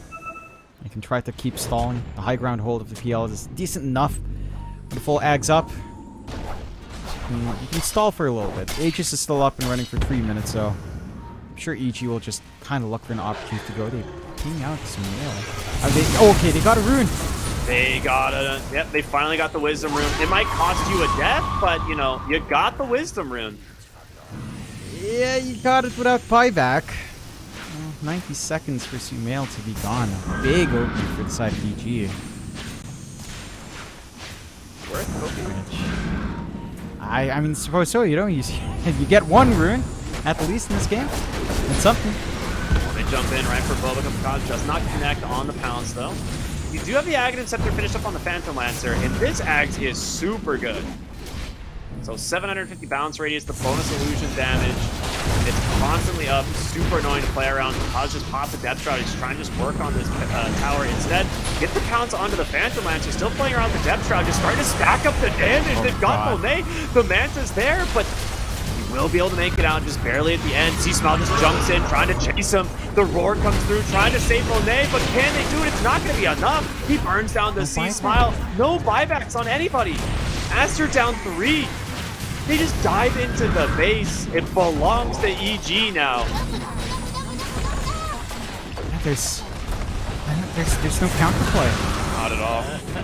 Whisper just so aggressive with these blink plays as well. And that's it. Tier 4s, they're up. Nope, no fortifications as well.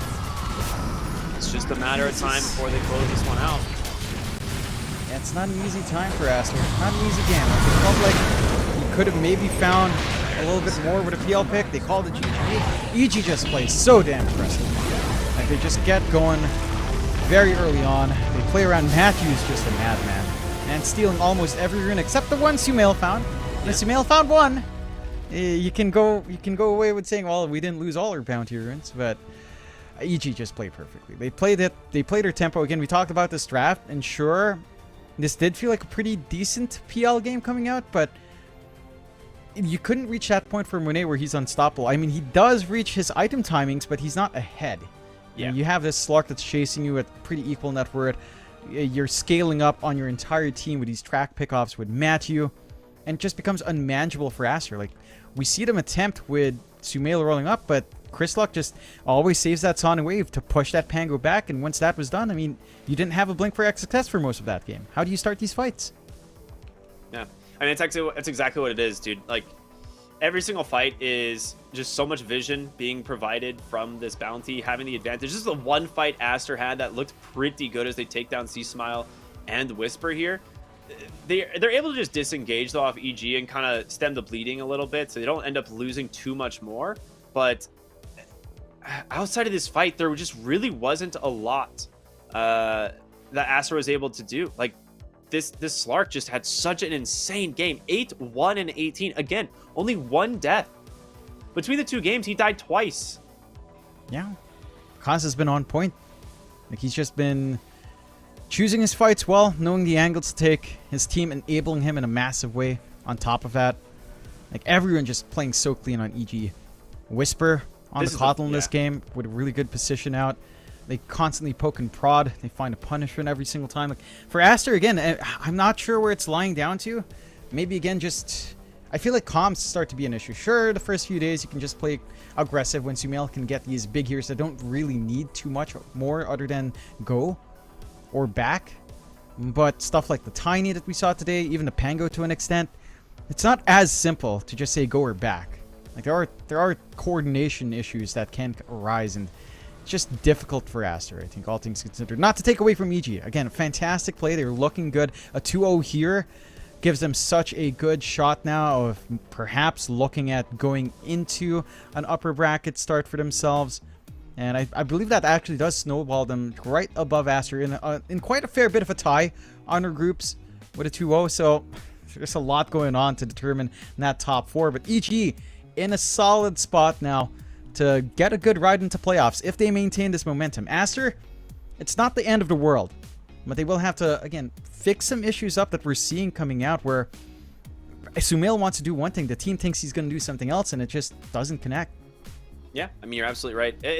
I feel like EG's playstyle is like an innate counter to teams that are going to have communication issues, because like they're just so hyper aggressive. They just constantly want to fight and take kills. And I have to say, Whisper is probably my MVP of this game. Like, his Coddle was an absolute machine. Like, I can't believe how much he was able to make happen in these fights. The early Orchid reveal that just caught the Beastmaster off, the Vessel as well. It was just so sick all around from him. So just beautiful plays. It's one of the reasons people are just so afraid of playing against this team, dude. Whisper just has such an incredible hero pool. Like, you think you ban out all these other offliners, you're like, all right, there's nothing left that Whisper can pick, right? He's just like, oh, give me Coddle. That's fine. I'll just crush a team with offlane Coddle. No worries.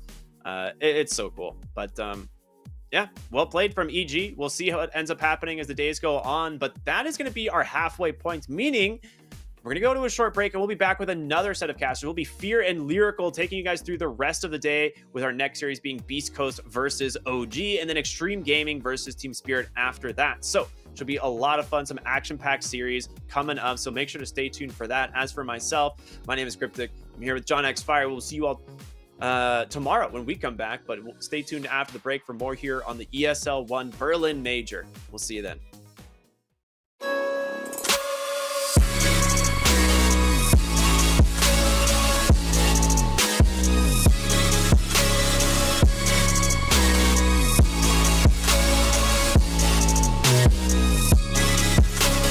You love it, you wear it. What's your style? Get your merch at shop.eslgaming.com.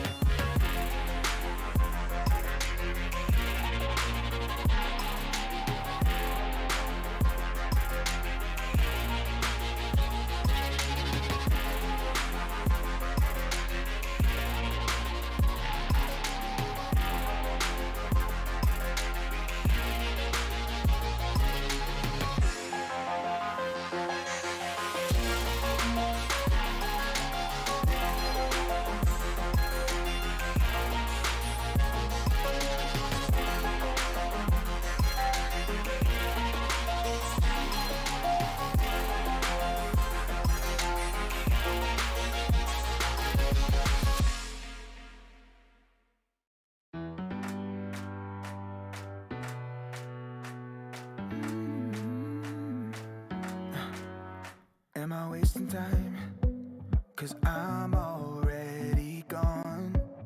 So long, can you stay the night? 'Cause you're the thing I want. I know you're feeling different when you're stressed out, but even with no makeup you still stand out. 'Cause no one makes me feel the way you do now, like you do now. The way that you move your body, you make it look like a hobby. Every time that you touch me, it's electricity. Things we discovered underneath last night's covers. Everything came so easy. It's electricity. Electricity. Whoa. It's electricity. Electricity. It's electricity. When it's late at night, I feel you on my skin. My skin. You're all that's on my mind. It's finally sinking in. You're it. I know you're feeling different when you're stressed out, but even with no makeup you still stand out. 'Cause no one makes me feel the way you do now, like you do now. The way that you move your body, you make it look like a hobby. Every time that you touch me, it's electricity. Things we discovered underneath last night's covers. Everything came so easy. It's electricity. Electricity. It's electricity. Electricity. It's electricity.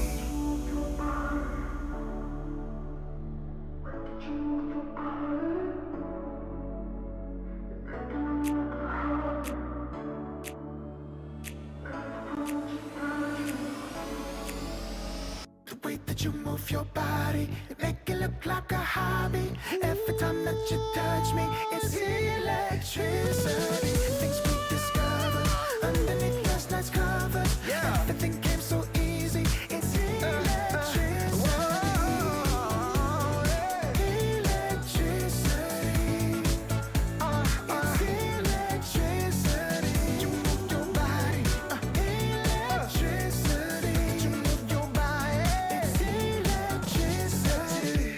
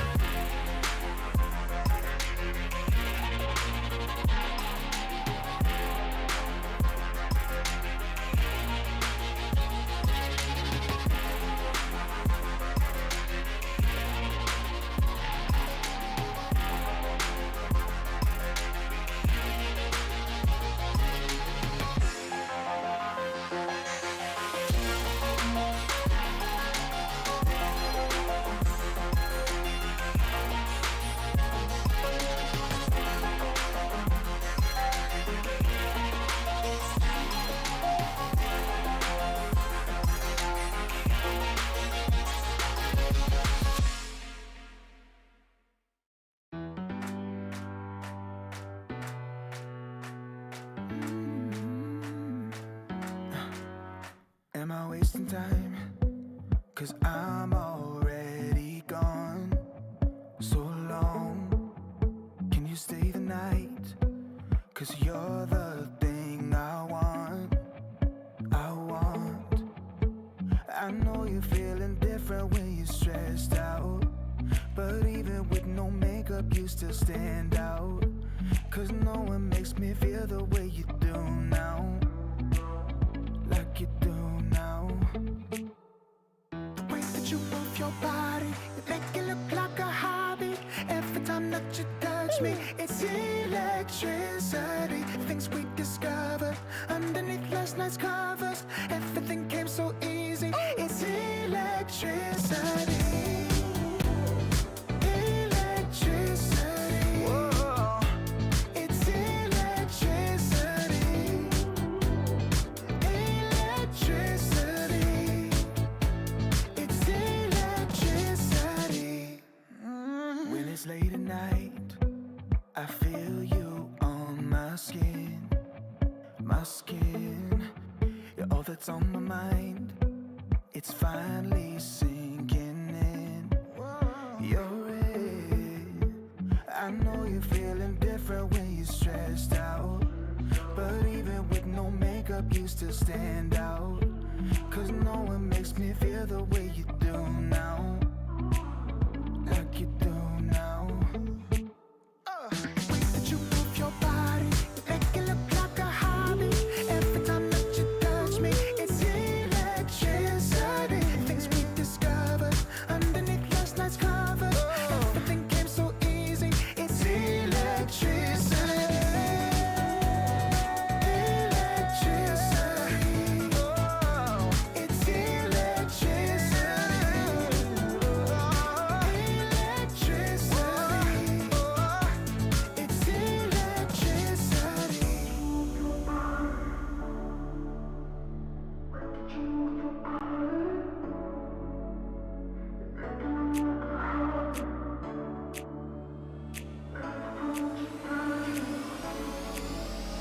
The way that you move your body, you make it look like a hobby. Every time that you touch me, it's electricity. Things we discovered underneath last night's covers. Everything came so easy. It's electricity. Electricity. It's electricity. You move your body. Electricity. You move your body. It's electricity.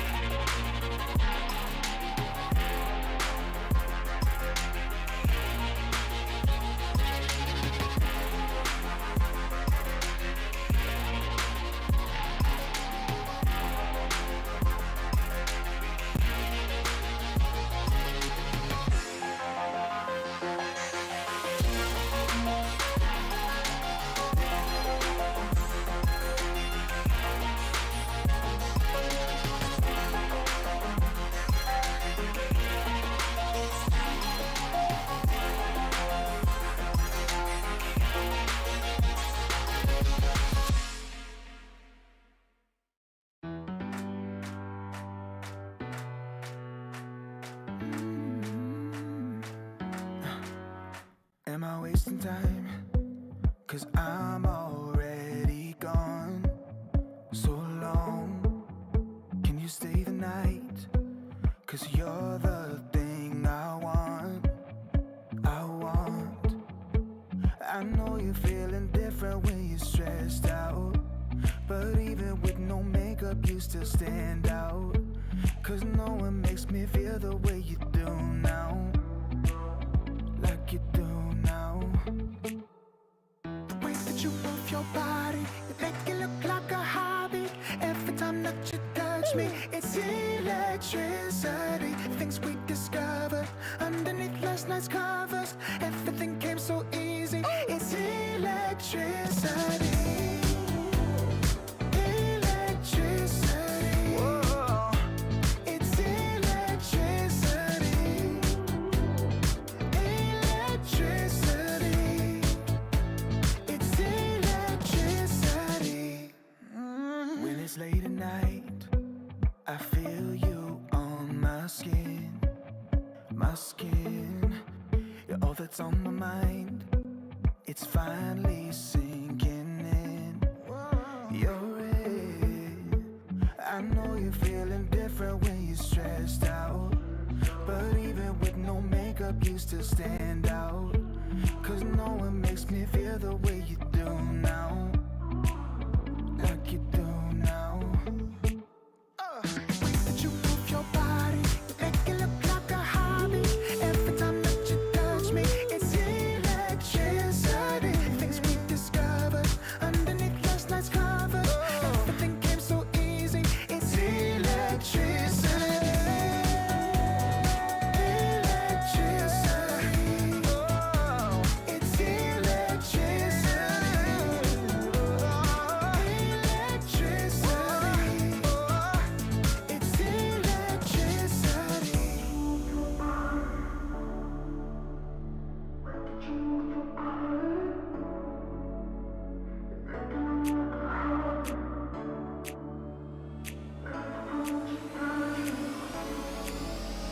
The way that you move your body, you make it look like a hobby. Every time that you touch me, it's electricity. Things we discovered underneath last night's covers. Everything came so easy. It's electricity. Electricity. It's electricity. You move your body. Electricity. You move your body. It's electricity.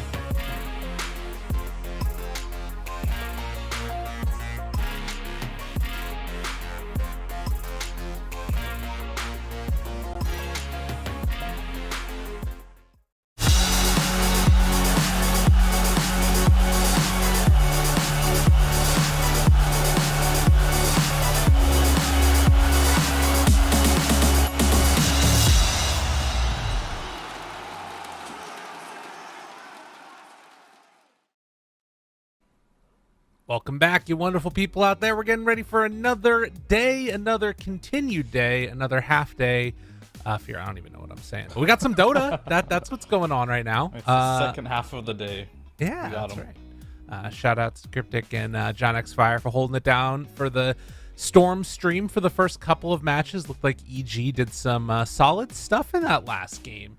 Able to take down Aster 2-0, pretty impressive performance. And now we're going right into this next match, which is another South American showdown. Beast Coast facing off against the top of the group right now, OG, who have been looking absolutely insanely good. I did see over there on the screen a second ago that it said something about like winning a trip to TI with Slacks. I mean, I don't think we should be threatening people on this stream. That's true. You have to hang out with Slacks. But regardless, what do you think about this matchup that we got? I think it's going to be quite interesting. Beast Coast is a very volatile team. We saw them yesterday pull out a good win against Extreme Gaming 2-0. But OG is going to be a more difficult opponent for sure. So seeing how they're going to be able to fare, if they can bring the consistency that we saw in the last series they played, I think they have a good chance. Okay. Well, at least. I don't know about 2-0, but I think they have a good chance to draw the series. Yeah, and that's kind of the situation that they need to be in at this point, right? You look at these groups right now, bottom three are going to be eliminated, and then those middle two, Extreme and Beast Coast right now out of Group B, are the ones that would move on in the lower bracket. I believe that's the way this works. Regardless, OG is still sitting in a spot where if they do somehow manage to lose this one 2-0, they're not guaranteed an upper bracket slot either. And I think Beast Coast, like you said, I think they have a good shot to take a game as well. I think there is a possibility that they wake up, pull together a couple of solid drafts, and suddenly they're in a situation where, they could end up in the top four. They could end up knocking them down and then end up in the top four. And obviously, these points that you're looking for here out of the prize pool, much more likely to get into that money territory if you can get into the upper bracket. Yeah, for sure. Getting these DPC points is going to be huge. This is the second major of the 3, so the points is now 500 for first place, which is quite a lot. So if you can manage to secure those 500 points, or even the 450 for second place, that gives you a big boost to getting to TI, because you already got here and you got a lot of points in your regional qualifiers. So just got to keep it up, keep getting the points, and try to make it to TI. Absolutely. And OG, one of those teams that kind of desperately needs that, right? Like, you think about their results out of Europe, an incredibly competitive region. Last time around, they didn't manage to make it to the major. This time they're here. You got to start getting some of these DPC points, particularly for the Western Europe regions. I mean, I think for Beast Coast, they're kind of not necessarily a lock for TI, but they've got a really good shot at it by being able to do well in their region no matter what. But yeah, this is the matchup that we're going to be looking at. Beast Coast facing off against OG. Is there any matchup in particular that you feel like you want to watch for in this one? Players that you feel like could really stand out? Standout players, of course, you're gonna have like BZM for Stark Mago. I think might be a big one.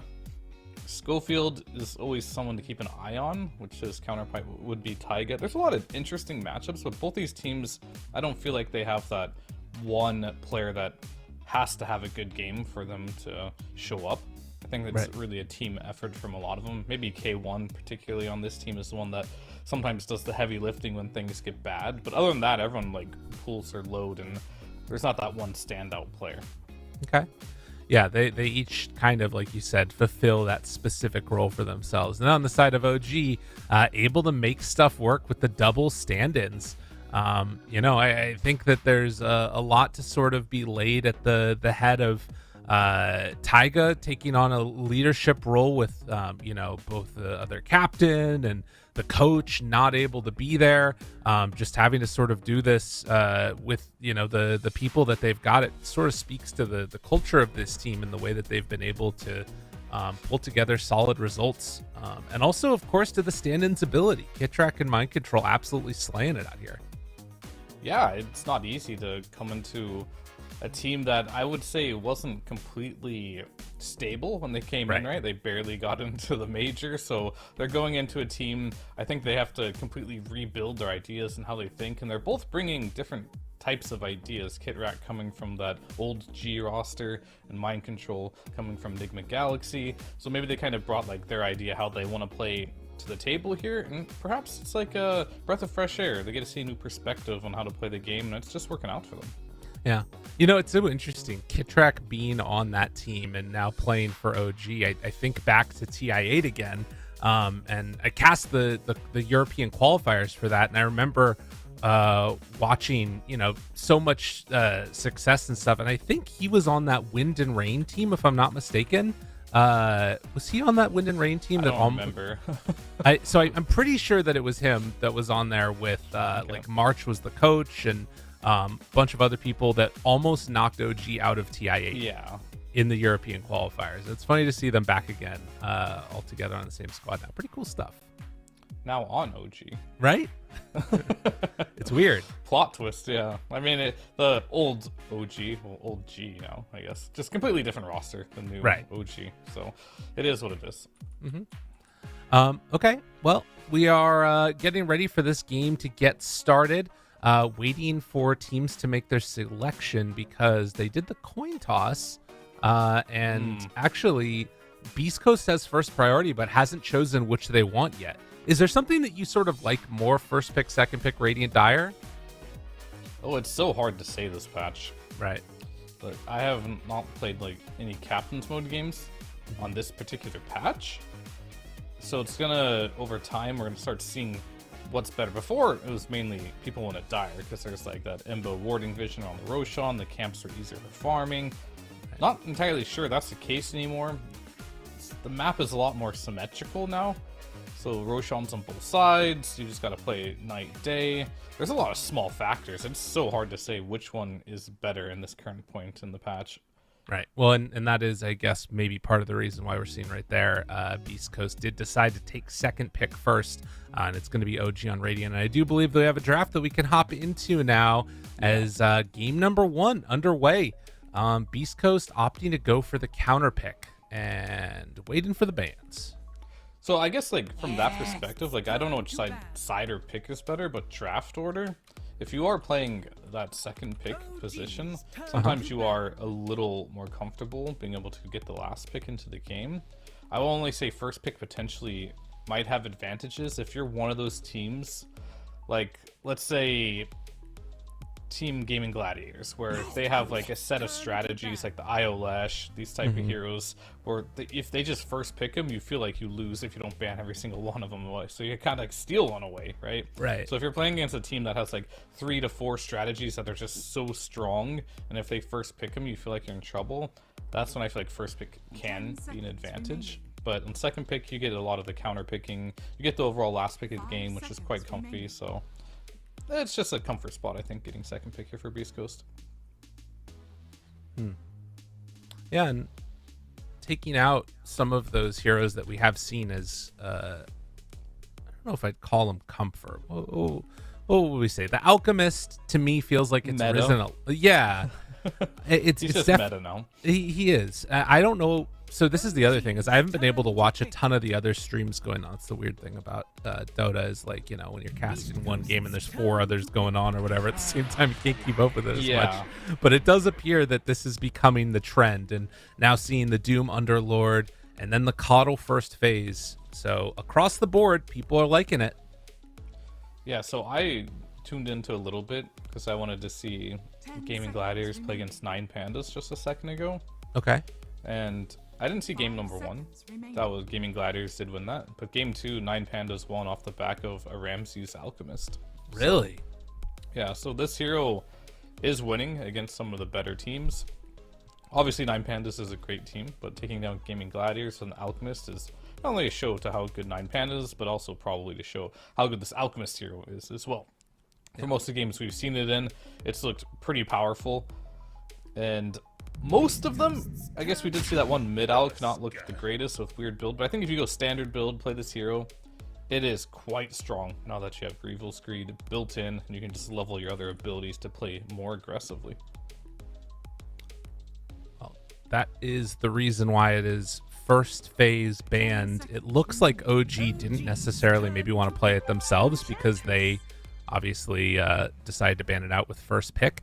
And Beast Coast use 1 minute and 30 seconds of their reserve time before their first pick even comes out. Which, I don't know what that says exactly, but it seems a little bit like they're kerfuffled, trying to figure out what was going on. Yeah, I don't think they should be surprised about the Coddle first pick. This is a hero that is also very popular, very meta, and also not surprising to see a Storm come directly after it. Right. They picked the Tusk, which is a good answer to the Coddle in some ways. Because like the new Blinding Light is quite good against the tag team. Right. However, the Snowball and getting on top of the Coddle and killing him is pretty valuable. Then you pick an Enchantress, you have no stuns for Storm. And I can't say this is surprising to see a Storm getting picked up after a Coddle on OG. Right. So Beast Coast, they pick some heroes. They're good skirmishing. They can play the early mid game quite well, but they don't have an answer for Storm at any point right now. So they're gonna have to deal with that later with some cores. Right. And I think maybe it was just the Disruptor ban with the Alch ban that threw him a bit for a loop there or something. But whatever the case is, now we're in this situation, like you said, where Coddle, Storm have been picked up for OG. It presents this problem that the first 2 picks of Beast Coast don't really very well address. They are going to ban out a lot of those big answers to it, the Skywrath, the Nyx Assassin, and on the side of Beast Coast taking away the Phoenix and the CM. So maybe they're going to be looking. I mean, how do you think you best try and deal with this Storm Spirit coddle shenanigans, where he turns into like this sort of early aggressive type of hero? What's the way that you try and do that? Do you try and shut him down in lane? Do you just try and build things to kill him in the mid game? Well, yeah, I guess there's 3 ways you can do it. Number 1, which is probably the riskiest, is like you pick Shadow Fiend or something. You put it in the mid lane, you crush him, give him a slow start.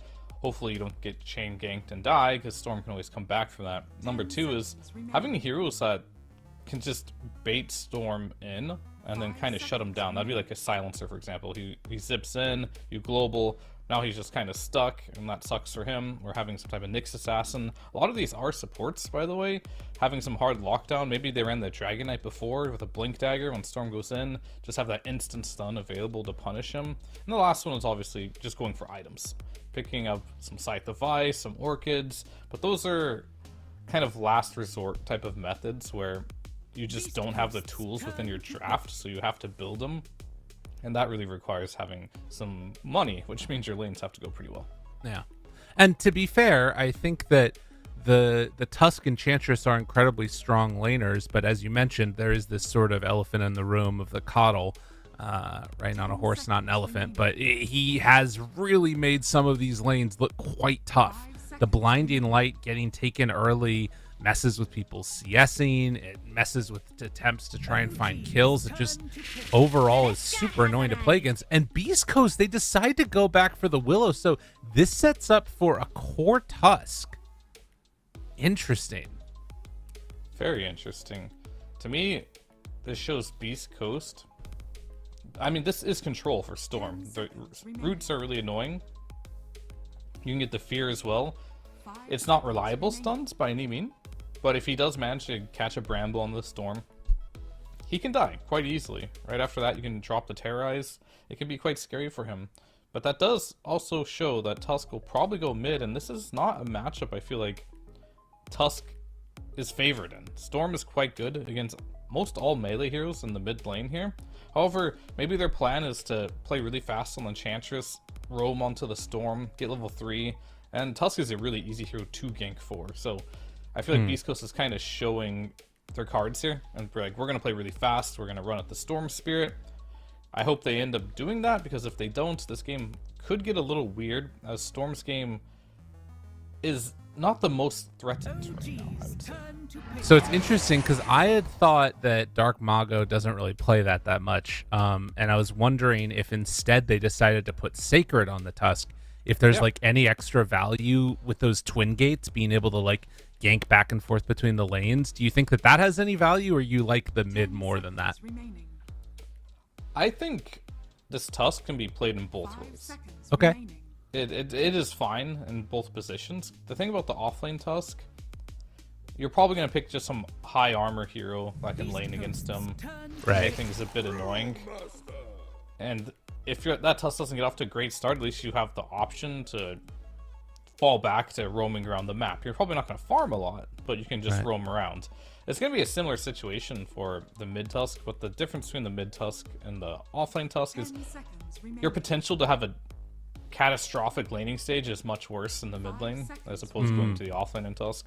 Right. And side lanes are very volatile, or mid lane's fairly stable for the most part. Right. And then I guess the other thing is that you can, like you talked about, have a bunch of those heroes that gank into the Storm Spirit's lane and set up for that kill with a Tusk there. Beast Coast, they're still going to keep it open right now. It is going to be Slark Taken and Jakiro Brewmaster as the other options. Now, this to me feels like Kitrak and MC. I'm excited to see the MC Brew. See how it goes. Yeah, MC should definitely play Brew here. The real question is, it's probably going to be Coddle Brewmaster lane. I could see that working out pretty well. Doesn't sound too bad. And then, yeah, Kitrak on the Jakiro, laning against potentially the Tusk, Dark Willow. You do have, like, pretty much all Jakiro spells, except for his E, I suppose. They can stop Dark Willow inside the Shadow Realm. And that's an underrated thing that people a lot of times don't think about when playing versus Dark Willow. If you can just, like, Shadow Realm and TP out, you kind of feel like you can push whatever limits you want on this hero. But now you have this Ice Path that can always do damage, the Dual Breath, the Macro Pyre. All these things Dark Willow doesn't particularly want to play against. Plus, you can set up Ice Pass on top of Snowball targets as well. I think this pick has a decent amount of value. It looks pretty good, even though we don't see a ton of Jakiro. I wonder if it might even have enough value to push it up in next in position to try and get some more farm. I mean, it doesn't have to be Taiga playing it necessarily, but they could just give a little bit more priority to Kitrak to make sure that he gets off to a good start, gets those levels. But we'll see. Last round of bans, Timber, Pango. We're also taking the Bloodseeker out of there, the counters to Slark. And for OG, which way do they want to go? I guess it is still just that carry they're looking for. The big bad PL taken away. They need a Uragi hero now that can deal with what they see. The thing I like about Beast Coast's lineup right now is they have like no hard stun, but they got a lot of annoying things for Storm. Like you got the Brambles, you got the Pounce, maybe a Walrus Punch Snowball. Very chaotic. It fits their playstyle quite well. Yeah. Like we're just like all these small things have to go right for them, but they technically do have the disables. It's just going to come down to execution, and I feel like that's exactly how Beast Coast likes to play.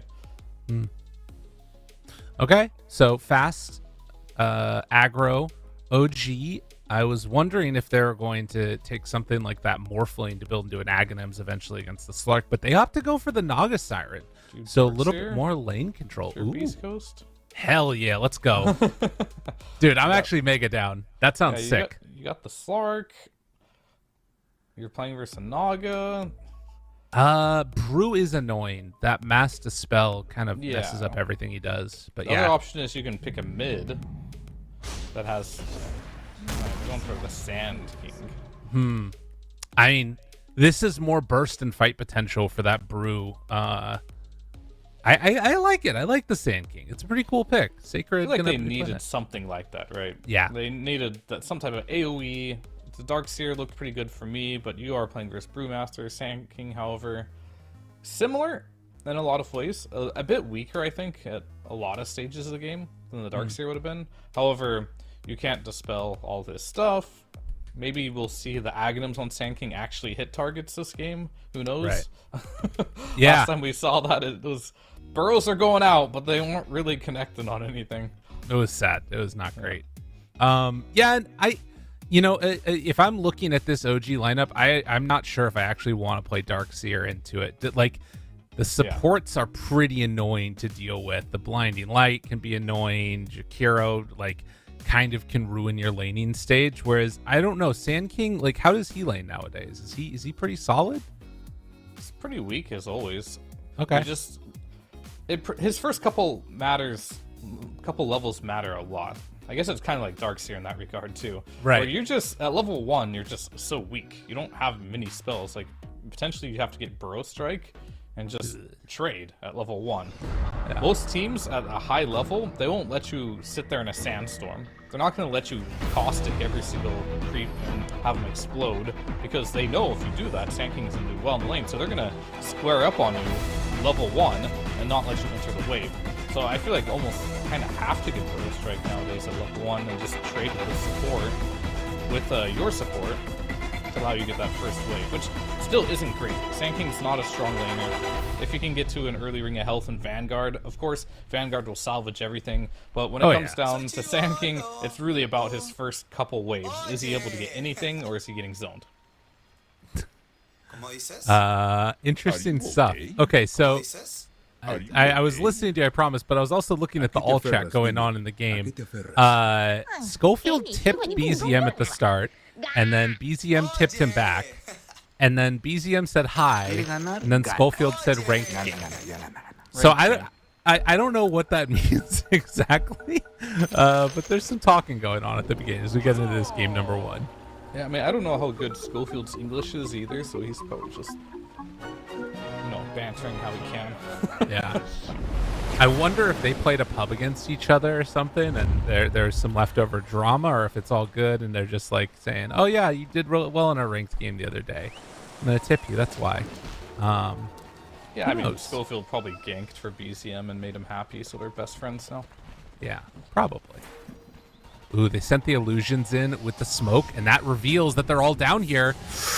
Hector, he just walks in like a crazy person, has to take Pounce level 1 to not immediately die. And Beast Coast now ready to chase.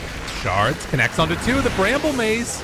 They're all caught in the brambles, but they really don't have that much damage to follow it up. Okay, weird, fun, love it. 30 seconds to battle. Yeah, there's no big... I mean, I guess OG has some big skills that they can get kills with, but it's going to be a little awkward for Beast Coast to get kills like this. Sand King saving a point, though. Okay. Seeing what he can find.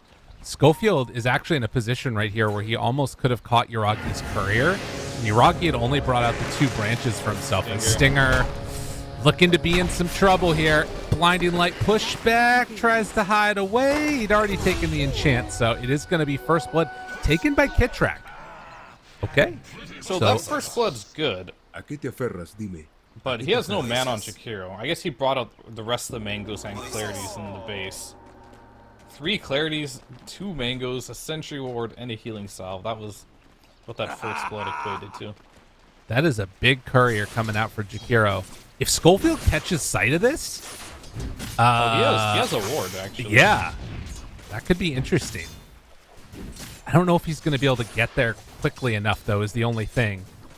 So we'll have to keep our eyes on that as it is coming on out, passing right on by... Oh, and he's moving it out of range of where it could be. Maybe they had an inkling that this ward was over here anyways, so they won't get that one sniped, it looks like. We'll play Yeah, it they had no sentries either for the Sandstorm level 1 play. Kitrak didn't have one immediately, so he is not going to get punished for level 1 Sandstorm, which is pretty good for Sacred here. Yeah. Cool stuff. And now, able to force him back a bit. As Schofield is just going to try and do what he can, securing a little bit of last hits here and there, but is going to be forced back.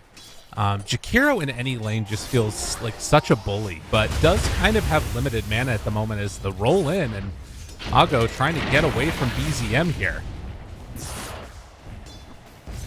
He's 8-1, but, well, he's taking a lot of harassment. Yeah, this mid lane matchup should be pretty good for Storm, but Mago, to get his CS, he's put his body in harm's way to get all the CS he does have. Oh, First So Blood he's maybe up top, too. Taiga gets brought down the last second. There's a little bit of help from the net creep, too. Sorry about that. Yep. Not quite First Blood, but... Oh, yeah. Good call. Shenanigans. But it is a trade. And Stinger is going to do a lot of damage to MC here. But he has his Ring of Health now on the Brewmaster. Really going to help him sit in the slaying stage a lot better. And Sand King, he did have that first wave where he was able to Sandstorm, but only 3 CS to his game right now. As Schofield, he's just dead. Yeah. I mean, Kitrak has had to burn through a lot of this mana regen, but well worth it when we're getting these types of kills out from the Jakiro. That is a very impressive start for them. Lane's in a good spot.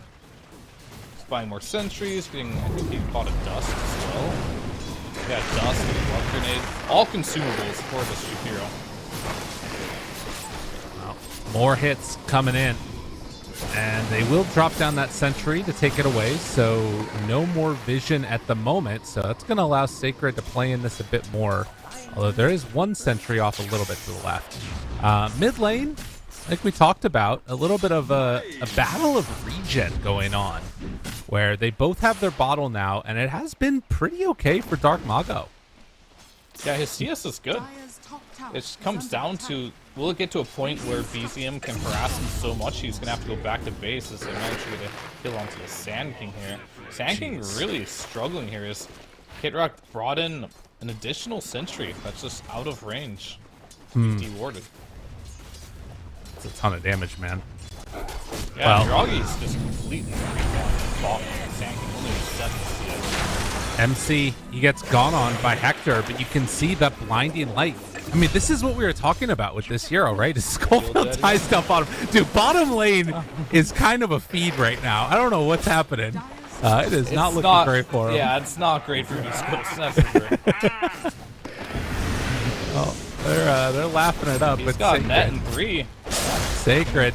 Oh, what a stun. All right, he burrow strikes to get a little bit of distance, but Yeah, man, life is hard out here for a Sand King. 1-1-1 build, ain't treating him well.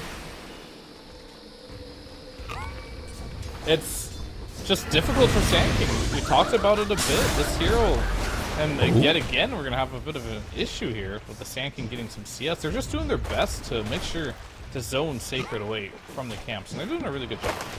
Right.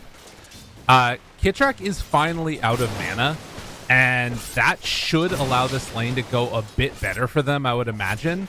Like, so much of the damage that's been done so far in this game has just been Kitrak laying into them continuously with these 2 points and dual breaths.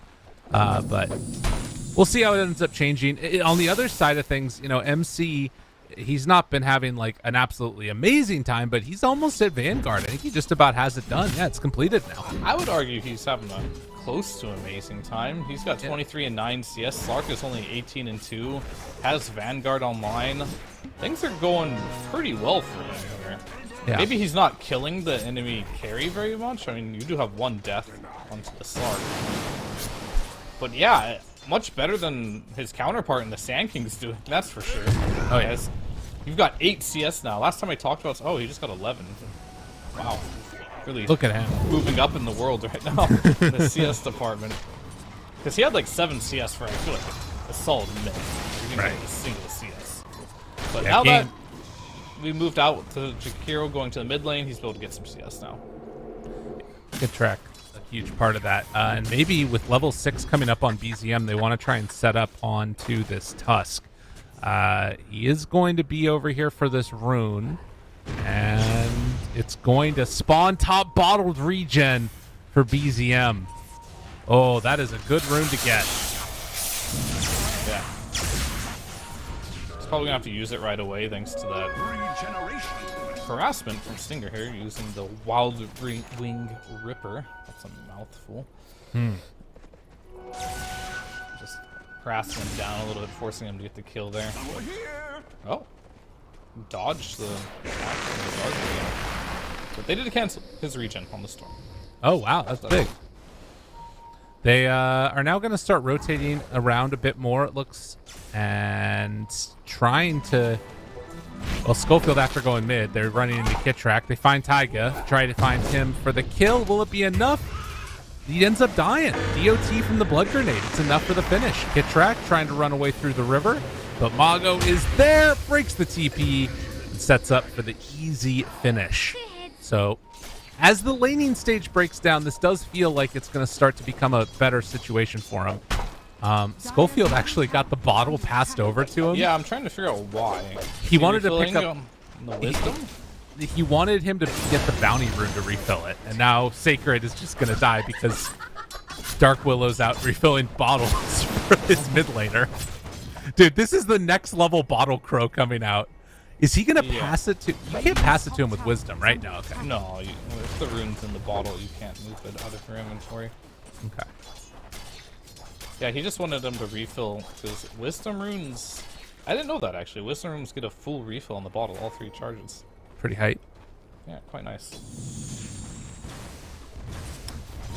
So, EZM retreats back to the jungle, wants to pick up some of these neutral items, as he will have a Fairy's Trinket for himself and stacking up Ancients on Taiga, building up this bank. Dark Mago. Dark Mago. Snowball. Schofield. There. They get the stun on the wrong side of the shards. Oh, Dark Mago. He is going to fall. And though he's low on mana, BZM staying strong. And there's the Coddle. Helps out with that mana situation. MC shows up. Schofield is super dead. And OG, a 3K gold lead already at 8 minutes. Yeah, this is getting pretty bad here. The Brewmaster winning top lane, mid lane with that rotation now solidifies that BCM has won the mid lane, and bot lane for Beast Coast is an absolute disaster. Tanking didn't get much in that lane whatsoever. Yeah. So pretty much won 3 games now, or 3 lanes, not 3 games, 3 lanes now at this point of the game. And it's only 9 minutes into the game, 3K gold lead. Sitting quite pretty here if you're OG. Yeah, they're getting everything that they want out of this, and Beast Coast's going to need to find some new footing for themselves because it really has not worked. And none of these heroes seem scary on the side of Beast Coast. Maybe the only one is going to be Tusk. Dark Mago, though, only level 7 at this point in the game. He can't really find that many easy kills. Like, Coddle's fast as Blinding Light. Top lane, by the way. Okay. Right behind Hector. The play. Hector does see him. Take his jungle, I guess? I don't know. Does he just go back home now? He's gonna set. Oh, he was doing the drop illusions on Hector's camp and then farm 2 sides in this play. Very clever. He just gave some extra gold to Hector, so that's fine. Mid. The idea was there. Dark Mago, again, in You can't trouble. die again. Not again. Well, he's on a creep with the snowball. Sacred wants to find BZM. They don't have him caught with the root, though, so he just jumps away. Can head on over towards Taiga for a little refill on mana if Taiga can stay alive, but he's not going to be able to. Schofield won't matter. They still have way too much damage. 3 dead mid. And Sacred just sitting in a sandstorm, not able to do anything to stop it. Yeah, they both brought 4 heroes to this mid lane to try and stop this, and Sacred he'll be able to walk out, but he doesn't have much mana to play with. He can either choose a stun or a sandstorm. That's it. They do Try get it the deny, again. though. That's something, but man, I am just not seeing the ways that this works out well for them. Schofield is trying to get levels down on the bottom side of the map, just taking a lane for himself, and that's maybe going to get him to 6 in a decent timing. But yeah, they're very, very far ahead on it.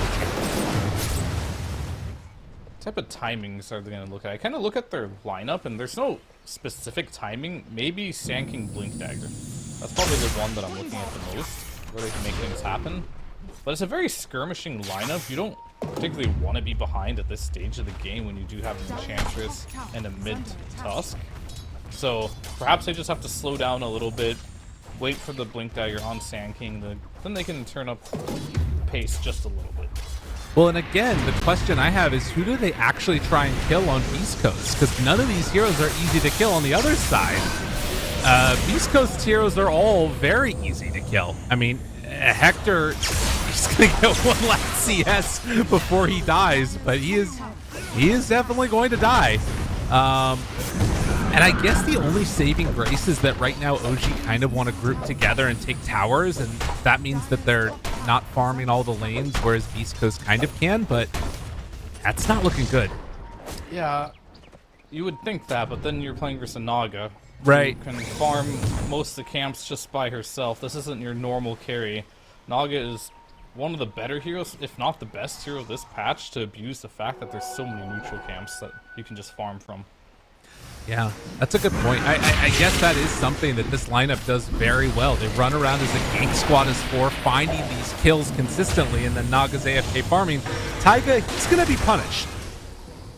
So they have been able to make some nice little moves there, but I'm pretty sure he's one of the only people that's died. He's died 4 times on Taiga, and that's it. 5 kills? Yeah, the only other person is Kitrak. One more. If they could get this kill, it would be huge. BZM is going to go down. That's the type of play they need, but can they get out after? They have the Brew split going, and I don't think that Mago's going to get out of this one. Have the lift up onto Enchantress. Well, maybe. Actually, they still have the Void pullback if they want to use it. Snowballs up to the high ground. Dark Mago getting some separation. Actually manages to walk out of there. The Cinder Brew doing a lot of damage to him, though, but with K1 Hector showing up, maybe they can find enough. A late-stage Blood Grenade connects onto Kitrak in the skirmishy lineup, working out for Beast Coast. Stun. Here comes BZM. Storm connects from long range. They find that finish, and, well, Song of the Siren means you're not TPing out on Schofield. And Yuragi decides to join as well, so the core is salvaging that one a bit for OG, but that's exactly what Beast Coast need to continue to try to do on the map. Right. You're not going to outfarm this Naga, you have a Slark. You are not going to outlate game them either, because you do have a Sand King and a Tusk. These are 2 heroes that really want to fight a lot, but perhaps Sacred just needs to finish his Blink before he can join too many of these fights. But I think they're going to need him pretty soon if they want to take any decisive wins, and they're gonna have to get this epicenter channel too. I don't think a blink stun is really gonna cut it unless OG is really spread out on the map.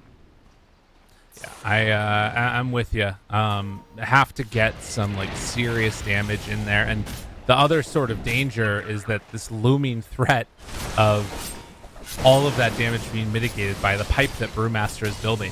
You know, he can disassemble Vanguard and have the pipe done in like 400, 300 gold. That's gonna be huge. That's very dangerous for Beast Coast.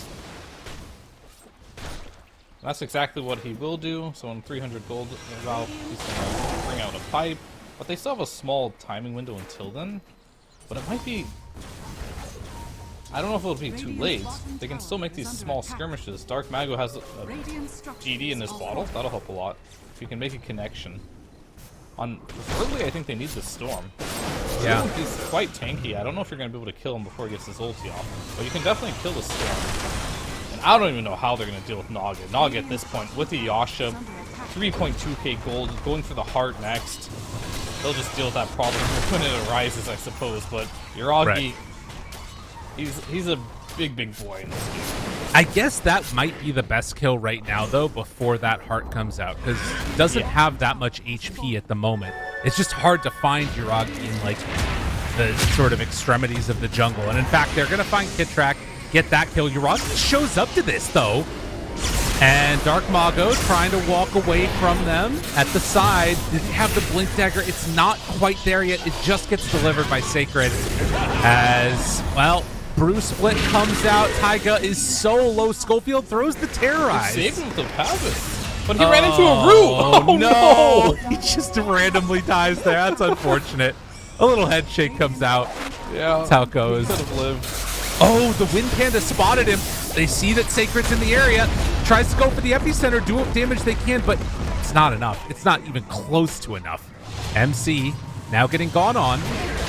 Okay, they don't have Song of the Siren for 8 more seconds. Sacred goes for the stun up to the high ground, but, well, he's going to die as Hector does not have nearly enough damage to deal with. But wait a minute, no, maybe they do. With the showing up Dark Mago, they might be able to make something happen here. Kitrak throws out that stun, and, well, the Jakiro just doing so much for them in this. Schofield shows up, and BZM getting another injection of mana. The stun is out. Schofield continuing to extend this fight, but it's not nearly enough. Now, Stinger finds BZM. BZM, he's super low, but he walks on in, and he gets a double kill. Oh, man. They almost left him to dry there, but then at the last second, that Impunus, he just runs into him and says, hey guys, there's +1 here, please. Please help. Look at that fight recap real quick. That is devastating. Oh, God. 4,400 gold swing. Everybody dead. Ugh. Things were hard for Beast Coast before. Now things are even harder. Yeah. I wouldn't say impossible. I was about to go that far, but I'm not going to go that far quite yet. But it's getting in that territory. This game so far has been 99% OG the entirety of this game. There's been some flickers of hope from the Beast Coast lineup, but it feels like every time Beast Coast does something well, something bad happens to them directly after. Right. I feel like getting that Storm kill at least would have been something for morale there for the Enchantress, but couldn't even get it. Just one by one, Beast Coast is coming in, it feels like. It feels like they play a lot of their games like this. They're just one by one, keep coming in, keep wanting to fight you. Sometimes it looks brilliant, other times it's a feed field. And I think that, OG taking advantage of this moment right now, building these, like, really good items that have kind of put them into a solid position. The Pavis, freaking Onin on Taiga, kept him alive, and then he killed himself by walking the route, which sometimes happens. It's okay. That was the best of us. But then the other thing that's going on is, like, all these survivability items with the pipe done now. He still goes back for the Vanguard on MC. And just, like, that lead that they built up, we're going to see Dark Mago go down here. Terrorize? Maybe not. Okay. Trying to survive through this, walk it out. And instead, it's BZM killing the Enchantress. But what I was going to say is that, like, Sacred was 200 gold away when Dark Mago went in and started that fight. Like, think about how different that fight looks if it's with a Sacred Blink Dagger to start it. And now, I mean, that was before the Pipe came out. Now they've got Pipe and more, and Sacred, I mean, they're jumping on him. It's not pretty. At this point, yeah, what you're saying is absolutely true. If they could have waited for their timing a bit before making all these plays happen, but you saw the outcome of that one fight, because they might get a kickback. But BZM's TPN, he wants a rebuttal. Can he get it? Dark Mago. Oh! All right, that was close. Something. Definitely helps, but I was going to say that one fight, because of their bit of impatience, caused them to lose 4.4k net worth, which is, when you're already down 3,000 gold, not great here. So the whole map at this point is going to belong to pretty much BZM. This is BZM's map. Right. Taiga is going to give him some mana to heal him up a bit, but with the amount of farm he does have on the Storm, he can make pretty much any jump he wants. True. Yeah, and I mean, now you've also gotten to that territory where Yuragi has the heart, and the way that you close down the map, while it's, you know, not going to be as intense as we've seen before, I don't think that they really have any way at all to kill Yuragi. Yuragi is going to be free to do whatever the hell he wants in all of these fights, as evidenced by Schofield immediately dying. Now Dark Mago on this Tusk, not having anywhere else to go, is going to get dropped like a bad habit. Stinger, well, he Glimmer Capes to try and escape. Sacred hoping to get out of there too, has to burrow strike up to the high ground. Stinger eventually. Blinding Light pushback most likely. Find him, kill him. Godlike BZM. They're running ragged over him. I'm impressed your bad habits are that easy to drop. Listen, I am a very functional human, okay? I definitely don't still bite my nails. I will say this game, it looks out of control. Yeah. You said they don't have an easy way to kill your Augie. I don't see any way to kill your Augie if Brewmaster is nearby. Yeah. If Brew is nearby with the pipe, your Augie is immortal, as far as I'm concerned. You can use every spell that you have, and he still will not die. Really just come down to how many right clicks can K1 get on top of him while he is stunned. I think he has to get like 10 plus. Yeah. And I'm not sure how likely that is, if we're going to be completely honest. It's difficult.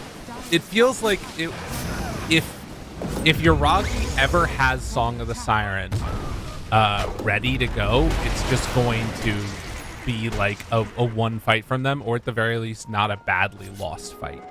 Yeah, it's very, very tough. You're definitely in a situation with your OG where you have to find fights where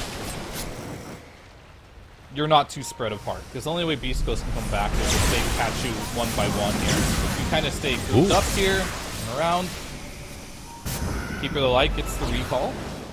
Oh man, I thought maybe that they could do something to that fight when, like, you know, they were hurt from the Tormentor, but they just weren't hurt at all by it. No, they're too farmed. They're just no damage is being taken at this point.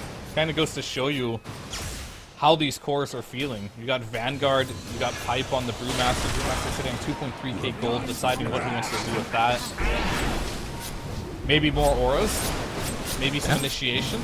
Choice this is, as he's going to keep you to the top lane, but they do not have relocate. It's on cooldown for 22 seconds, as you do need to access that spirit form to be able to get to the relocate shard. Okay. Well, that still looks like it's going to be okay, to be honest. They're smoking back up now, and 7 seconds until recall is back up. They're going to run into Stinger, find easy bring down onto him. And back towards mid, Sacred pushing out the ways, doing what they can to hold on to this game. No tier 2 tower taken yet by OG, even though they've got this 11k gold lead. And, well, Dark Mago is looking more and more like a support later as this game goes. Okay, good blink. Catches there onto the Storm. The 4th staff trying to bring BZM low. It was only down to half HP. That was never, ever going to be enough. And now, I mean, you're picking these heroes to find kills, to skirmish, to get in there and battle, and it's just not happening. So how many times that you've cast with me where we see a lineup that has a lot of auras versus a lineup that has none. Yeah. And I always talk about the difference between this. How often does a team without the auras win? Not have often. Have they ever? I don't Maybe there's think been so. one. I think they always lose. This style of drafting, I'm surprised we see it so much. But I understand from second pick perspective, right? You want to get the last pick. You want to punish. It doesn't work out. You last pick the Sand King. You forego an Aura Buyer. So Right. you can get this quote-unquote lane counter. Naga. This Sand King didn't count shit this game.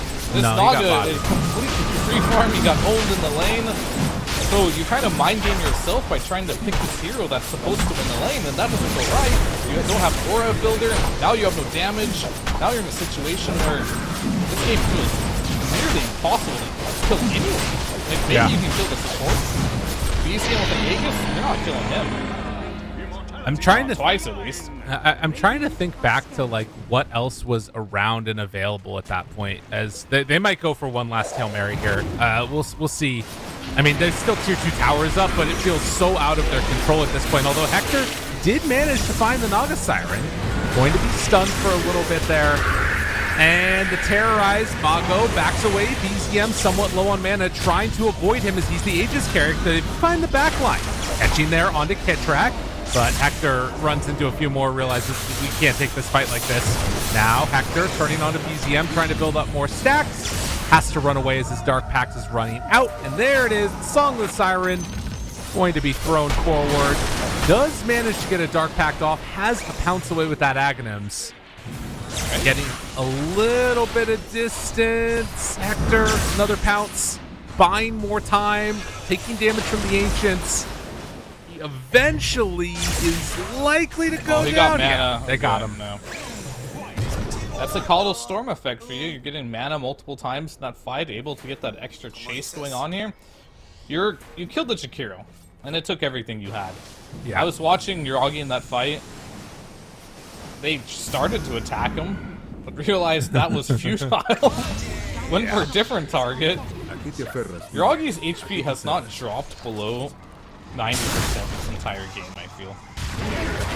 We're going to have to take a look at the damage taken numbers at the end of this game, I think, because it has been pretty rough.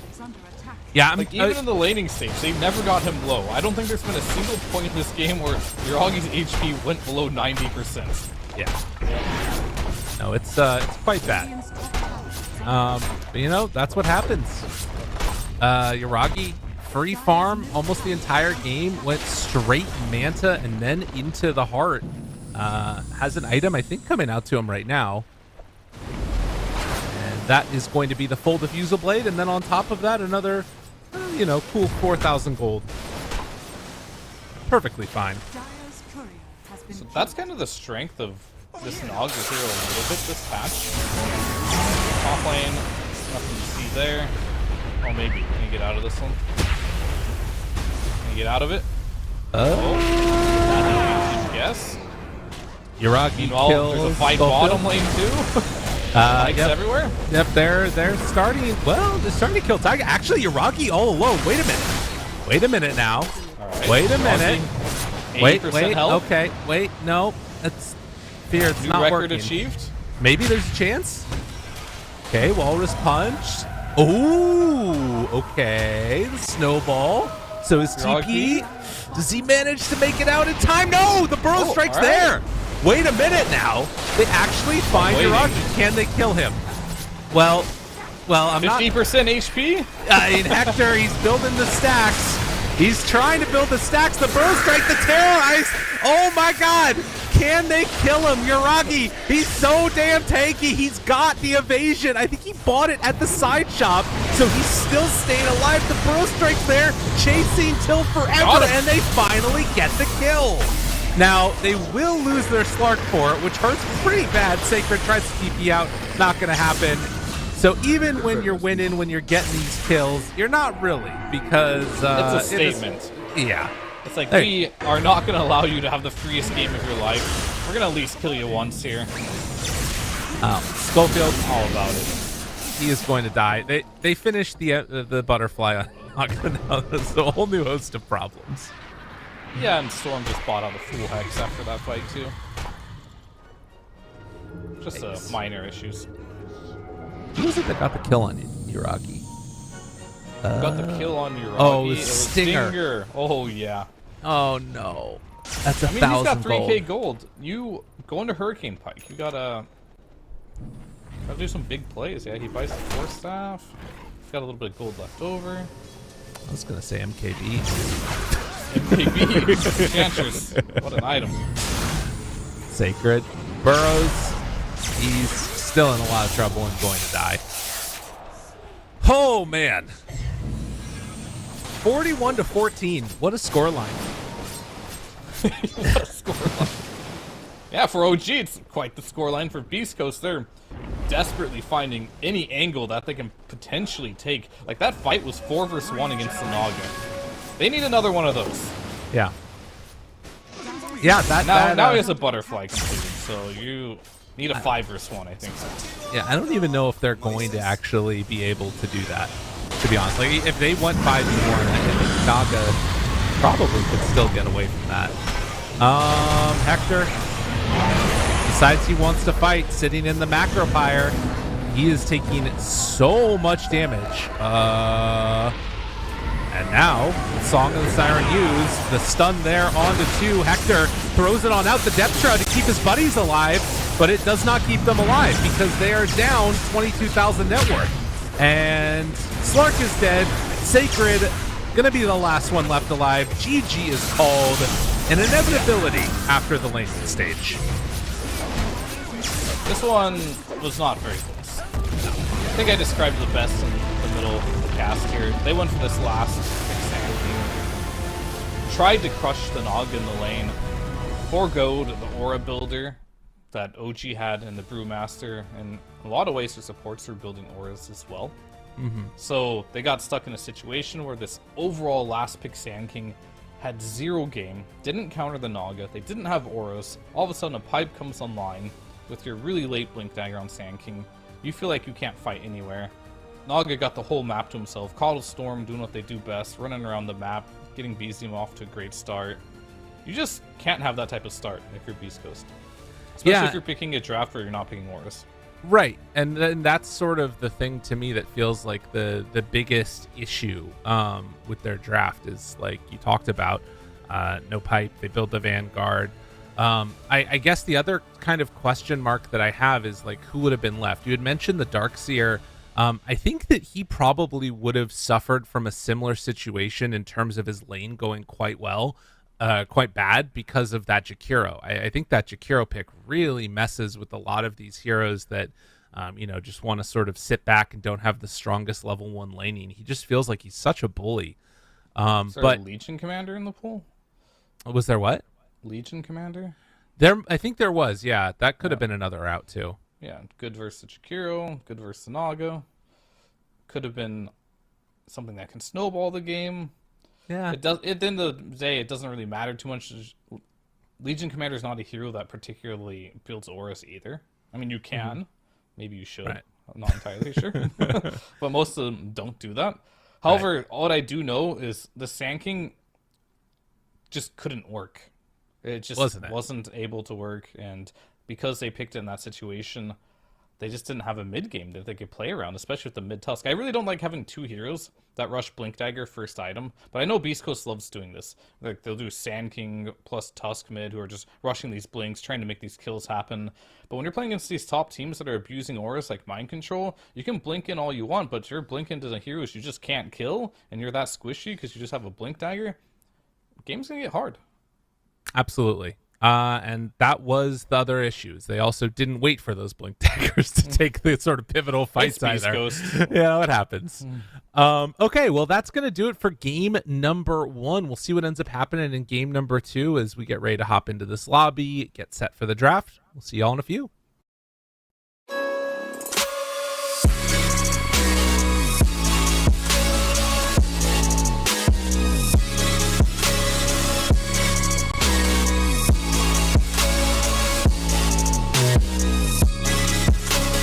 You love it, you wear it. What's your style? Get your merch at shop.eslgaming.com.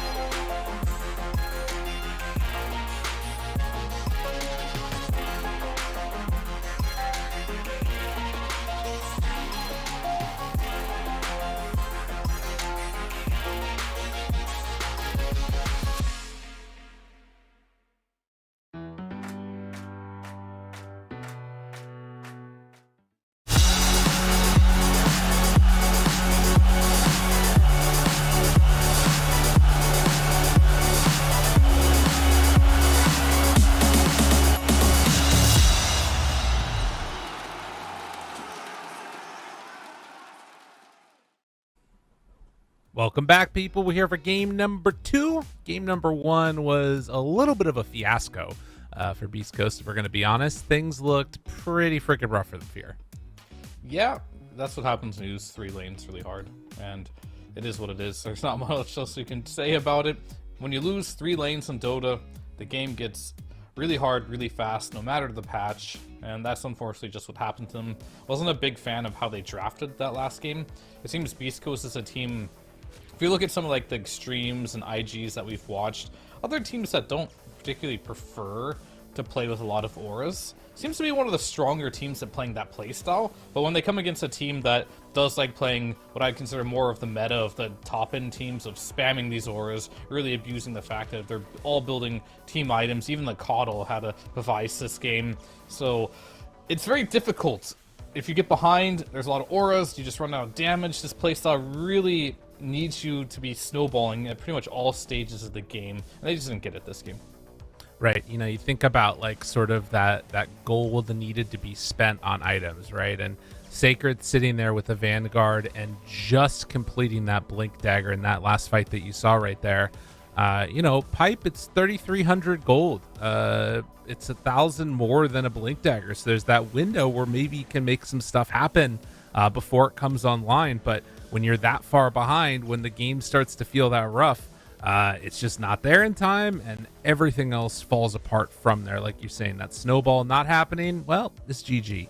And it most definitely was. The thing that I'm kind of interested in thinking about game number 2 is I don't think it's necessarily great for Beast Coast to try and like fully emulate that style of just like building a ton of auras. I think their chaos is their strength, but maybe just shore up the lanes a little bit. What do you think? No, I agree with you. I think chaos is a strength for them. I think another strength for them is, and this is just Dota in general, last picking K1-0 if possible. Okay. I understand why they potentially wanted to pick when they did to get a strategic advantage, which on paper makes sense. Like, oh, we're going to counterpick everything we see. That's a second pick thing to do. However, offlaners sometimes just can't get that perfect last pick. It just doesn't work out that way. Supports come into a play, like, what are you playing against? So sometimes just picking something stable for Sacred a little bit earlier might be better, and try to give K1 that late game matchup. He sees everything on the map. Carry us, Hector, what do you want to play type of situation, I think would work best for Beast Coast. Okay, well, we'll see if that is what they end up doing. A little bit of notes for stuff going on in the other series that are happening simultaneously, because again, we're getting down to the last 2 days here. There are how many more matches? 5 more games to be played in Group B. Not 5 more series, but 5 more games for each of these teams. Yeah. And right now, spoiler alert, Talon won game number 1 against Shopify, which is huge. That changes around tons of stuff. Because they are the team that right now was sitting 3-7. Beast Coast was 4-6. So currently they're tied. SMG, they did lose to Spirit. Tundra beat Extreme, so nothing too surprising there. But that might set us up, if things continue down this trajectory, for, you know, a really important last couple of games. Beast Coast, besides this match, still have to play against Tundra. They still have to play against IG. So that's a pretty free win, most likely, against IG. And then Tundra, we'll see. And then on the other side for Talon, they have to play against IG also, and they have to play against Team Spirit. So tough match and a little bit of an easier one. For OG, they're still looking in great states. You know, they're at 10-3 right now. Tundra winning is really the only one that can kind of contest them for that first place spot now that Shopify's dropped a series. I guess hypothetically Spirit could, but it's still kind of up in the air. But now that we're in this game, contest them if Beast Coast win this game too, it would shake things up a bit too, right? That's true. Yeah, Beast Coast could win. That would definitely put things in better standing for all of them. But we are seeing a change up now. So Beast Coast with the first pick out of the draft, instead of OG having first pick, they're going to take the Disruptor. So Alk is available, as is Coddle. Do they want to do them both? Or do they... 5 seconds remaining. I was thinking, never mind, Storm got banned. So they banned Storm and took Disruptor. That's respect right there. Right. So Alk and Underlord made it through. Yeah. So far from the last phase. That's super strange to me that they banned Storm and first pick Disruptor. Disruptor is really good against Storm Spirit. But really respecting the fact that Storm Coddle's so strong. And if you think about it, Storm has Io. He's got Pugna. He's got Coddle.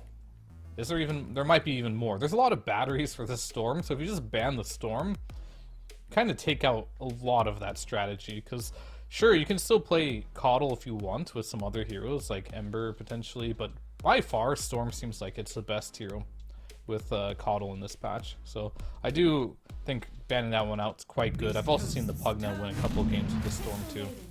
So it makes sense. And we're getting a Crystal Maiden first too.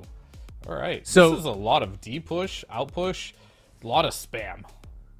And I think also an interesting thing, you know, they talk, I've heard a lot of teams and players talk about this before. I think it was Owie that was on one of the interviews that we did, where he was saying, if they give you what you want, don't necessarily have to take it. You know, they gave up the Coddle, said take the Coddle if you want it. Beast Coast probably had come up with a strategy for how they want to deal with it that might have involved this Disruptor, who knows. And then OG are like, fine, we're not going to take that. We're instead going to run for this other thing that we think works well, Underlord Crystal Maiden. Beast Coast, they opt to take the Slark immediately. So don't want to last pick Hector's hero. He just wants to play Slark. Yeah, you're in a situation yet again where Hector feels like his heroes are limited based on what the enemy's picking. He's playing versus a Brewmaster, so he wanted a way to be able to remove his spells quite easily with the Dark Pact. You're laning versus Underlord. You don't have a ton of options when you play versus Underlord on how to play that lane. He has a lot of damage, he can harass you super hard. I worry for the Slark a little bit. I feel like Beast Coast may be falling into a similar trap as last game, where they're picking Hector's hero really early. But now you can pair this Underlord with some type of hero that can also... It could be the CM, for all I care. You just, like, drop your nukes on the Slark, and your ability to harass out this Underlord isn't quite there. Not like the Ursa. We saw Ursa play versus Underlord the other day, and yeah, he got owned in the lane pretty hard, but at some point you can actually kill the Underlord. I feel like Ursa's a lot better than that, than the Slark. It's going to be a very slow death for the Underlord for a Slark to kill him. But I guess when you do get to that level 6 timing on Slark, you have the sustainability, which is nice. So we'll see if this pans out for them, but not exactly what I wanted to see Beast Coast. Not the direction I wanted to see them go.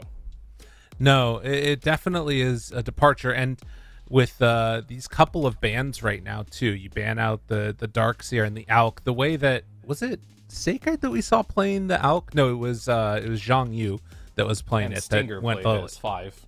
Right, yeah. Stinger played as 5, built some sort of aura items, yeah. And then I think we saw Zhang Yu play it that aura build too. So I don't know if they're going to take another hero like that. Darkseer felt like it would have been one that really fits their tempo of play and then also gives them the auras. I'm not sure if there's another hero that kind of fits that mold, but OG are definitely going to have some strong auras. They're going to have that Underlord pipe, maybe even a Crimson Guard, depending on what comes out. Could be scary. It will be scary for sure. This hero right now is scary. It's the reason why it's first phase banned in many matches. You build all the OP items of the patch. You have the global teleport. When there's tons of objectives on the map, this helps you out a ton. And it's mainly just the auras, so you just walk around the map. You got the Firestorm, you're sitting there. You're chilling. Even against a Slark, he doesn't really want to walk into this Firestorm. He doesn't want to walk into a Crystal Maiden ultimate. This is not an easy Slark game. Usually when I see a Slark, it's like, what makes a Slark game good? When you can press Dark Pact and take off abilities, you can kind of do it that game in a little bit against the Frostbite. The other thing is, can you fight under your ultimate? And if you can't fight under your ultimate without buying a BKB, the hero loses a lot of value. And fighting into a CM and Underlord nukes as a Slark, it is not easy. Yeah, I agree. It's been pretty freaking... Oh my god, they still end up with the Coddle. And more ground AoE that goes through Shadow Dance, so... I think this is a very difficult Slark game. Dude, you know what they're going to do? Oh my god, I know what they're going to do. Alright, what are they going to do?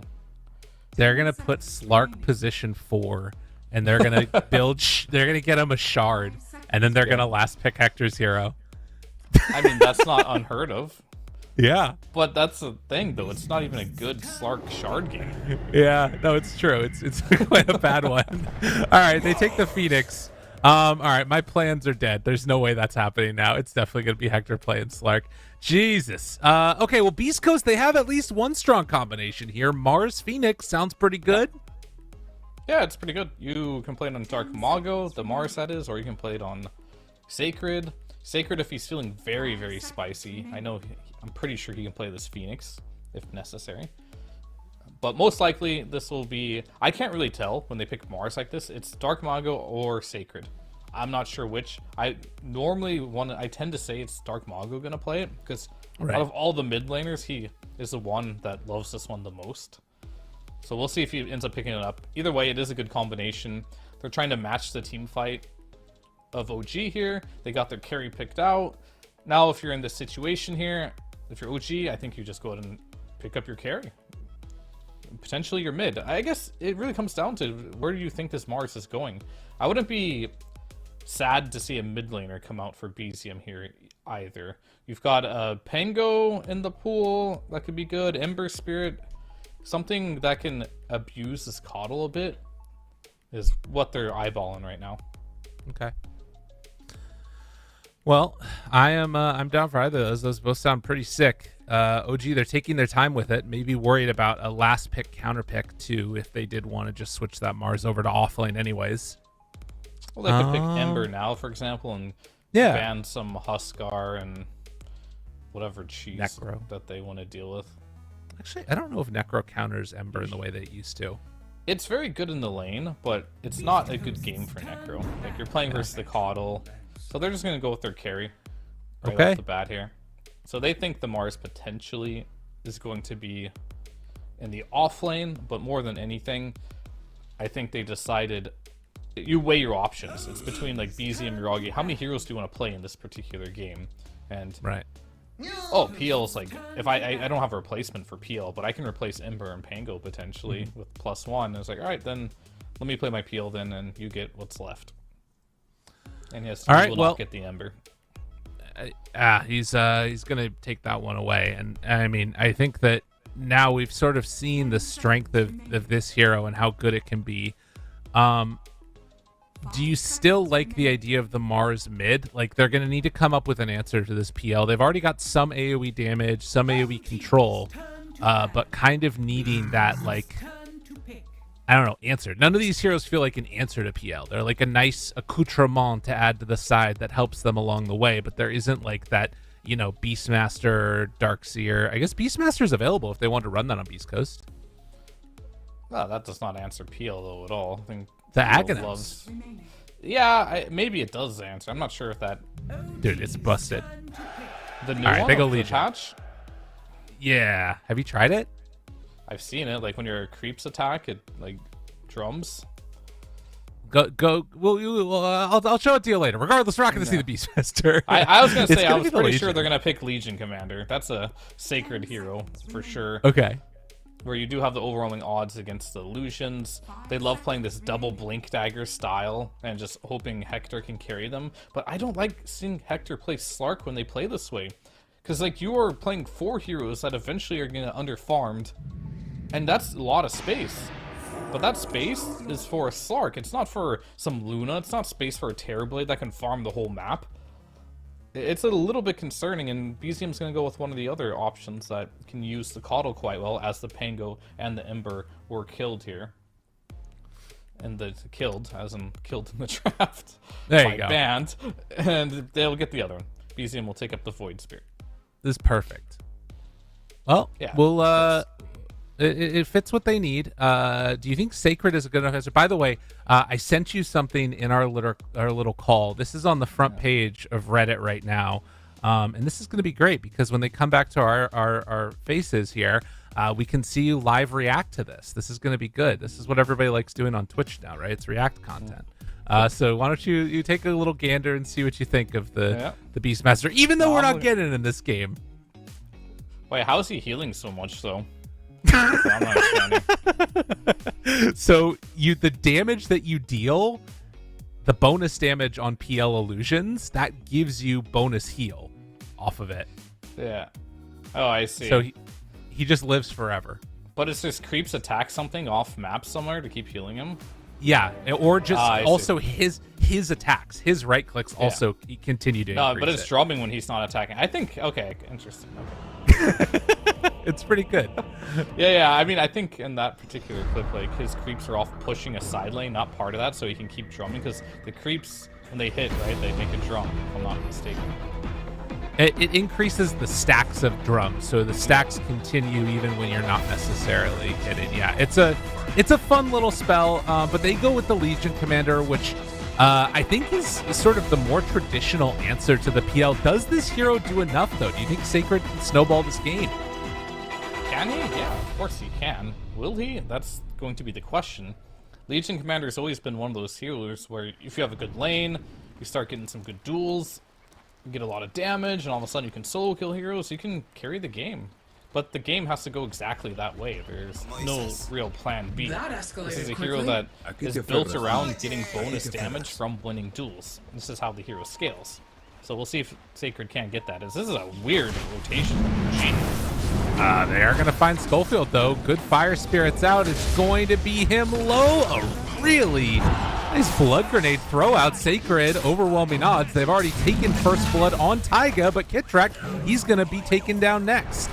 Don't see any more blood grenades ready to go as MC throws the Firestorm behind him, but building up some stacks. MC, he's going to die. Didn't get actually the free stack out of that on Slark. Taiga? One last little punch. Do they have another hit for him? He's very, very fast, but so too is Sacred. And overwhelming odds. Oh, no, it's not enough. Taiga, he lives. Oh, my God, he gets out of there. That's crazy. And Sacred has no mana now to even TP. Alright, he's going to match his stick and TP to the top lane. So he loses his stick advantage. He loses all his mana in this laning stage. He did pick up a kill, though. Debatably worth it. We'll have to see, but not starting with 0 mana versus a PL. Not exactly the ideal start. Right. No, it's true. Yeah, we'll see if that ends up playing any more part into this lane having some issues as the game goes on. Thankfully for them, they're going to have Stinger back up on the top side that can help pretty quickly, and he can throw out those Fire Spirits, consistently keeping that pressure on. K1. Oh. That's not supposed to happen. Taiga, he dies, but that Slark kill is pretty enormous. Yeah, Coddle just blinding lighted him back into the Underlord. And tons of damage there. I can't believe they didn't ban that Coddle.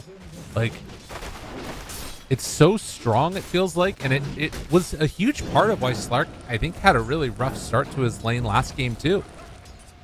Yeah.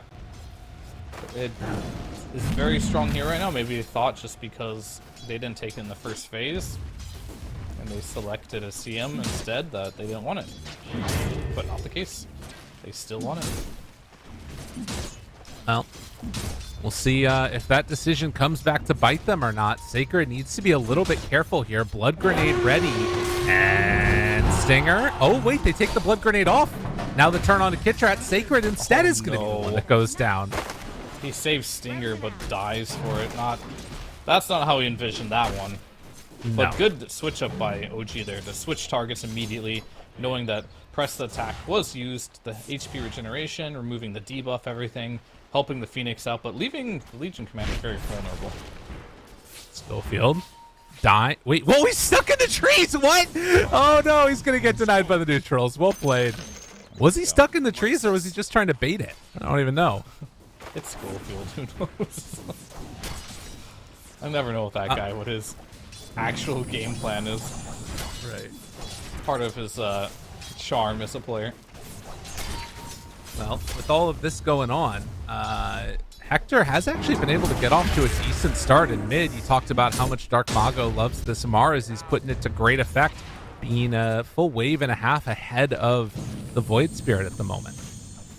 Yeah, it's having a good one so far. A little bit surprising, Mars has received a lot of nerfs over the time. I mean, this hero has been either busted or kind of broken, but for a while now, he hasn't been in the greatest of spots. One of the big things for this hero is the stun duration getting reduced here. And all stuns got additionally reduced here. Everything got balanced out a little bit because like intelligence now gives you magic to resist as well. So I thought immediately that, you know, heroes that do magic damage and don't stun would be OP. So balance in all things. Everything just does a little bit less now. Little replay. He tried to walk through. I think that there is a spot there that he's blocked into. Very weird. Those things happen. Especially in new patch, just there can be weird spots where you might get stuck on. Blood grenade. Stinger dives out of trouble. Still burning down. Not quite enough to bring him all the way dead. So he lives. Bleeding out. Yeah, he's got to walk back home. He'll stay. After that first death, though, I am really liking what I'm seeing down bottom as Schofield does die. So good job by me for cursing them. But look at Slark, 21-7. Underlord not really able to have as nice of a time in this, at least at the early outset. Yeah, he's doing really well, and I think the Coddle isn't a hero that pressures the Slark too much. They got a kill on him, which was nice, but maybe they might get a glimpse back here too on the MC. It is The possible. Firestorm. It's just so hard to deal with. Well, Kitrak does die. Sacred able to run him down. They don't decide to pull him back in, it looks like, on bottom, as mid is still sitting comfy. Yeah, I mean, this is the issue. As the Atrophy Aura, you know, stacks start to build up, we could see, you know, Hector running into some issues, getting creeps denied out, and MC is just becoming stronger and stronger as Taiga gets the Chakra Magic up. He's gonna glimpse Taiga back. Tries to finish it, but sticks are going to be popped. And Schofield trying to back away from both of them. Do you have another blinding light? A punch. Firestorm. Schofield dying. Gets the kill on I Tiger. wanted that. I wanted that real bad.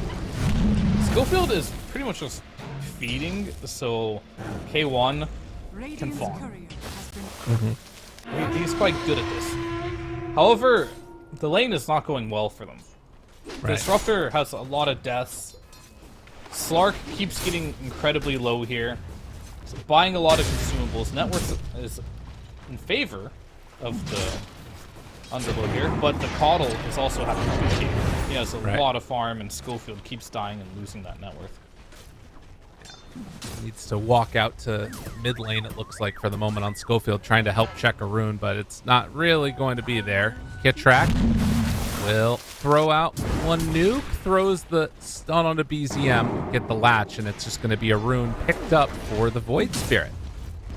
Now, Taiga pushes them back in. They bring in the Disruptor, able to find the Coddle, and an easy pick up the kill for Dark Mago. Yeah, I was wondering, like, why is Taiga there? BZM wondering the same thing at that point. Maybe not expecting Schofield to be in the neighborhood. Right. Get a bit of a freebie there for Dark Mago. 7-minute mark. Tip from BZM there. Because I don't think he literally did anything. I'm Coddle there to help him. No, it wasn't that helpful. You know, these things happen. They do. Like I said, 7-minute mark coming up now as Taiga's going to get the D ward. You can see Sacred battling it out with Hiragi on the top side of the map. Well, he knocked him to the high ground on bot lane. TP's away. MC does not have Pit of Malice, but it doesn't matter. They have enough damage for the kill, and now rotation for Sacred, trying to kill off this Legion commander. BTM makes the move. They find Stinger, and that is 3 dead across the map. That was the one lane that was going super well for beastcoast. Mid lane, Dark Mago was doing well, but BZM pulled ahead. And that bot lane, it's been all Underlord for almost the entirety of the lane, outside the first couple waves maybe, but Slark even still died there. So it's going better than last game so far, but still very comfortable for OG in this lane stage. They've kind of Damage gotten... that Firestorm does to Slark, that hurts. It just rips him up. I don't know. It's again like, what are you seeing in the first pick that makes you like Underlord CM and then feeling like I want to play Slark this game? Well. The thing is, like, he's gonna get low, right? Yeah. Schofield does die there. But what Slark can do is he's taking some stacks away from him, which is nice. But he can run into the fog and quickly reach him. So that's what he has going for him here. But it feels like it's just not enough with how hard this is. Dark Pack. Or maybe. MC.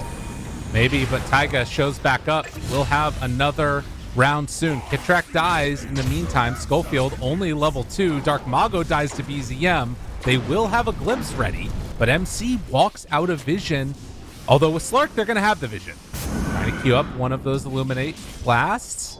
Hector looking for the backline's not going to be able to find it. He just has to go back to farming. So multiple kills going across on the other side of the map there. And I mean, it's not working out for Beast Coast at the moment.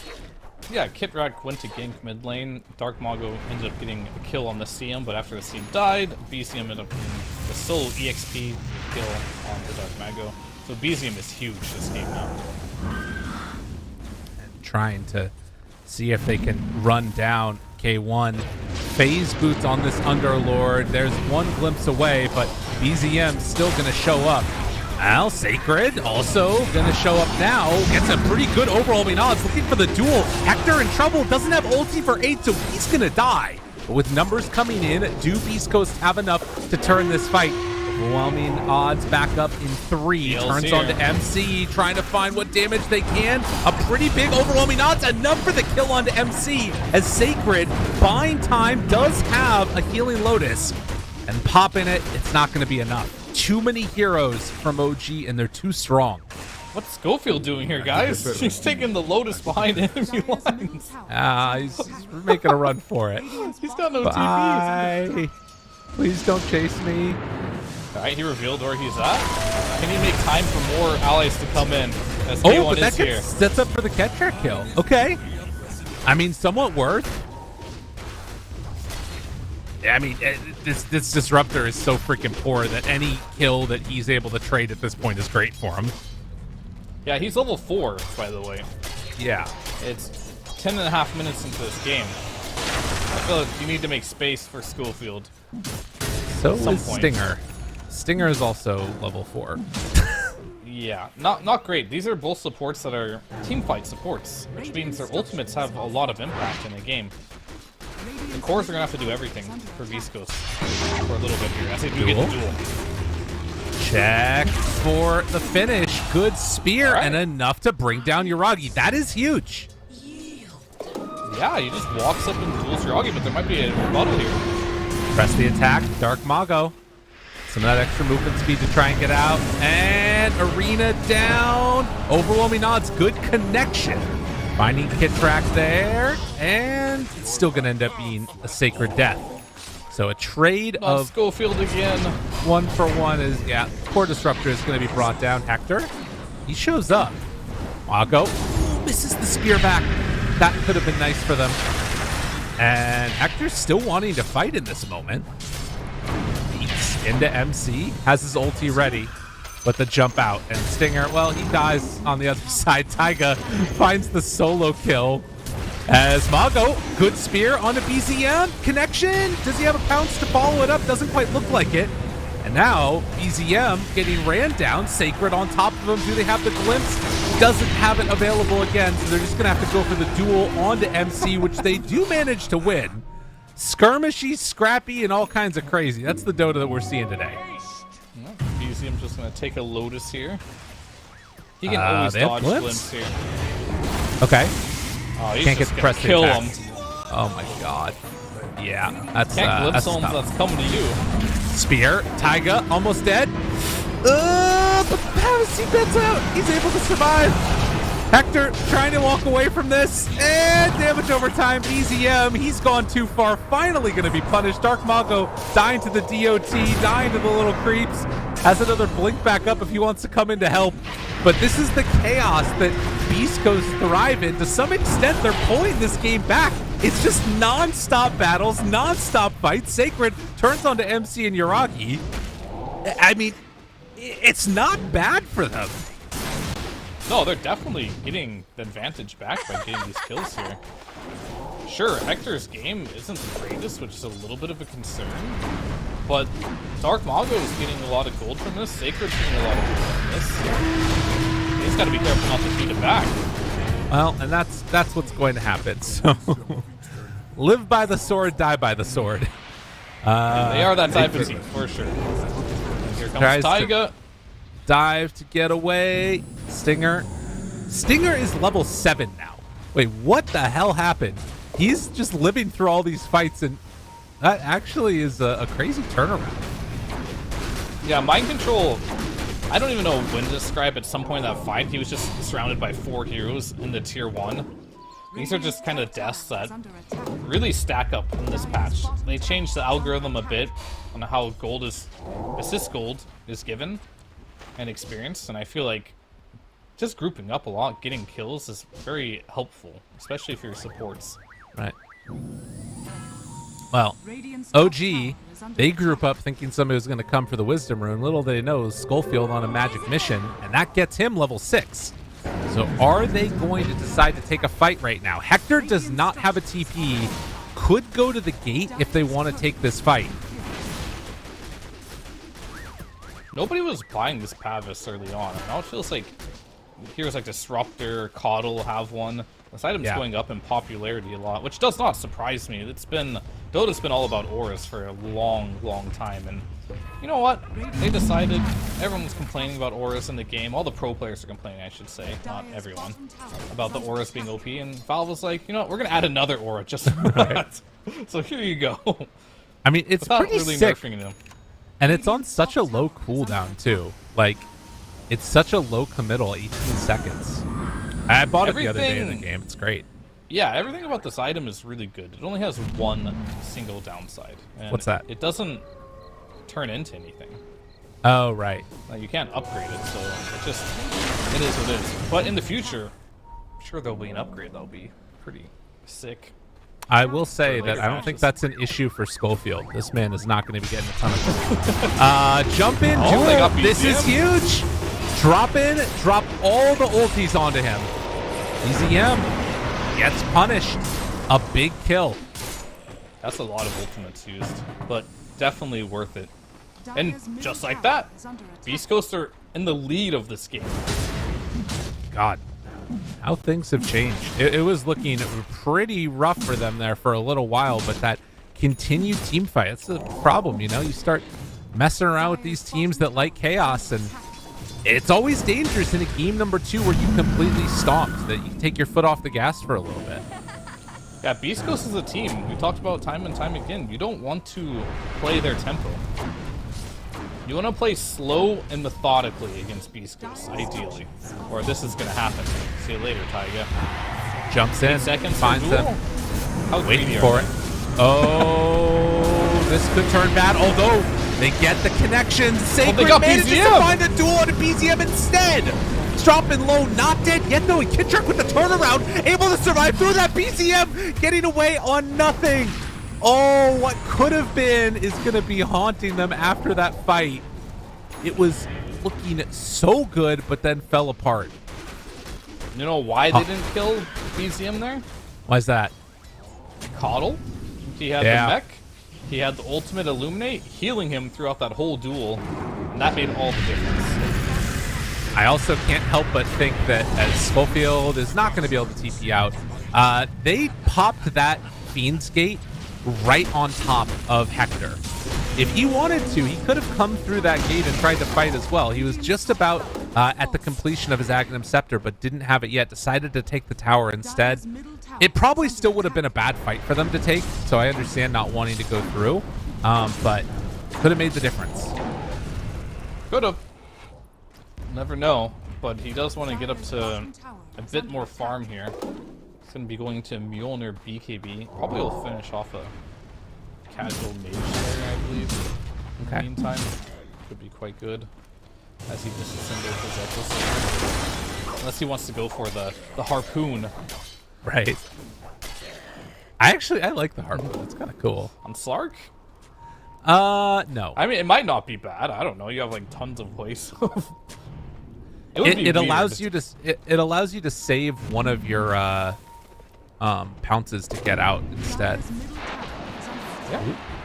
Hector finding, leashing, Not saving Pavis. a pounce there. Nope, he is full in, and they do not get him yet, but they will on this move. So, quick and easy bring down. They are pinging that there are wards here, but don't know if anybody has sentries. I feel like if you play Slark, you should always carry sentries on you. He did, but Taiga cut he killed his sentry, which is why he's in a weird position. Jumps, pulls him back. In trouble. And no duel, but do they have enough damage to kill him? They do. Big win there. Aggressive tip from Dark Mago, done with his shenanigans.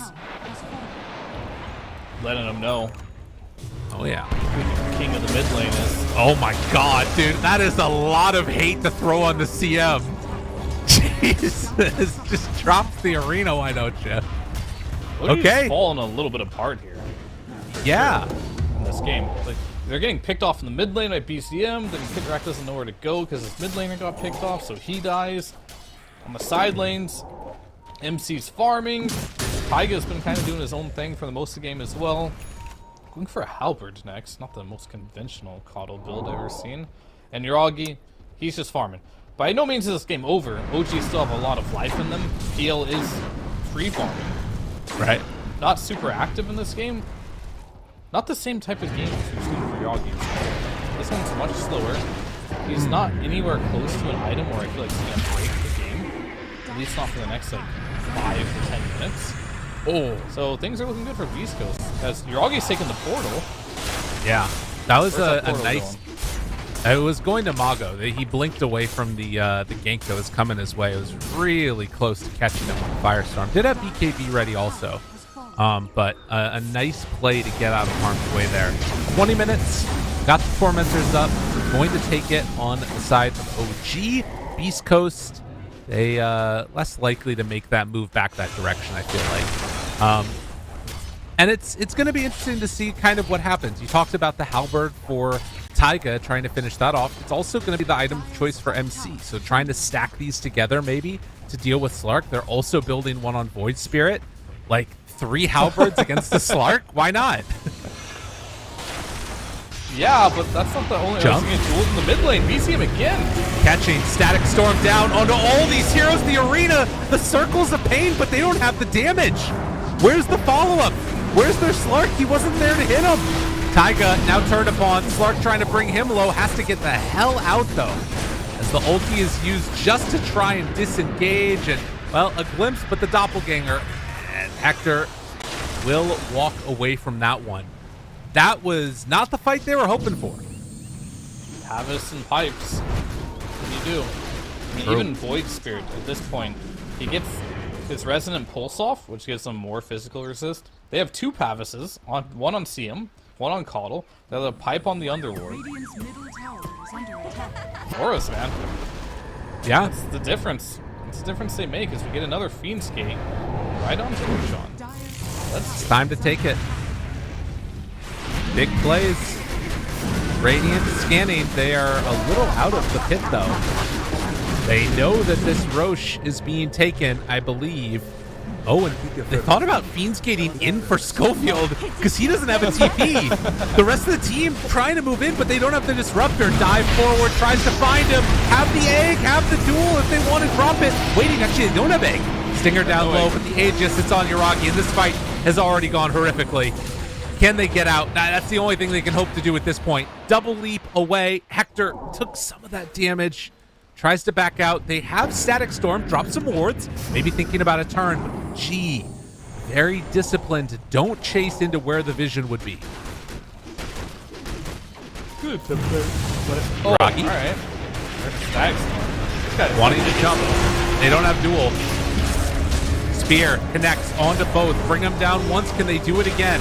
Taiga, he doesn't have another mech, though. Doesn't matter. All right, not East bad. Coast, He they don't want to fight. fell for the Schofield bait. It's like, oh, there's a Schofield. Let's get him. Schofield doesn't mind dropping all his spells. Ends up getting the PL. No? Now reset, but Sacred. They get a duel for... Oh, he didn't have mana. Oh, unfortunate. Well, he's going to go down as well here. We're going to see yet again a game where you have Mass Auras versus Blink Dagger BKBs. Yep. Which one's stronger? I mean, I think we kind of seen one of the answers. I just saw Dark Mago bounce between 3 different items. He had, what was it, something queued up, and then he went back for Deso, and then queued up the AC. He's back to Deso. I think they're trying to figure out what the hell to buy too. Yeah, I just feel like Beast Coast cores play so greedy. They all just play for themselves, and maybe you can build differently on the heroes you're picking, but I do understand the heroes that they are currently picking are not heroes which like to buy auras. So why does Fury Swipe work on Torment? I guess Essence Shift has no stats. Because you don't have on stats to Tormentor. steal? Yeah, I don't know. So. It's weird. All right, What a Disruptor weird Axe. building. He's got his upgraded Thunder Strike at level 1. What a sick axe. Oh no. Dude, think about the that difference one's of unlucky. that versus Stingers. Like, ugh. Stinger Check. didn't have it, huh? Yeah, that's the unlucky factor. Sometimes you get unlucky. Yeah. It is what it is. Well, And now Stinger's gonna have to go back for the shard himself because it's just that good on Phoenix. right. Okay, well, they're going to have BKBs. Slark could go back for his, although he has Maelstrom. I also wouldn't hate the Mjolnir. I mean, we'll see what he decides to go for. But the big item timing's coming out for OG that I absolutely love. Triple Halberd almost done. They have it on 2 heroes. They have it on Void Spirit. They have it on MC. Taiga is what, about 800 gold away. Dude, I think Taiga maybe didn't need to build one, but mid lane anyway, they're gonna go on to him. Sacred. Oh, the Blinding Light actually might have saved him there. Oh, regardless, gets away just barely. And that saves his BKB timing. Okay. Dire's top tower is under attack. It's gonna be very difficult for Slark to take these fights. He's gonna have to go in, buy a shard, and just do all his damage within a Shadow Dance and shard. But meanwhile, they're going for Hector, but this is a slippery little fish here. Can you find him? Schofield is maybe who they find and try and kill instead. Drops it down. Hector jumps away. Buys some time. Schofield gets out. TP away. Do they have anything to break it? Doesn't look like it. So another dodge for Beast Coast while they wait for these items. I mean, I'm going to be honest. If I'm playing Slark in this game and I see Triple Halberd come out, I'm just GG end. Like, GG end? What the hell are you supposed to do? He's just not going to get to hit for like the entire time. You just can't be that front line. You have a lot of team fight. You got the duel. You're hoping this Legion can start carrying some weight as BKB is done now for Sacred. I talked about 6 minutes ago Dire's that bottom PL tower was 5 to is 10 under minutes attack. away from a scary timing. He's at that timing. He has finished Okay. Tart with the Saint Yasha. Quite tanky here. See what they can do to deal with him. What is his magic resistance looking like? It's at 38%. And that's just from like intelligence, right? Yeah. Giving you the Or extra 32. resistance. Yeah. Yeah, 32% magic resist. Normally it's 25. So getting a nice little boost there later on in the game. Dark Just by getting Mago. levels. Gonna try and blink away from this. They're chasing Schofield again.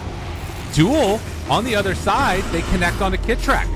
One of the few heroes without a get the win. halberd, but will not get the duel victory. They will find this Underlord. So the first disarm now onto Slark. The spear is going to connect, try and bring him low. MC in trouble. The Fiend's Gate, though. Gated. Do they have a way to break it? They do with the glimpse, and then after, it's enough for the kill.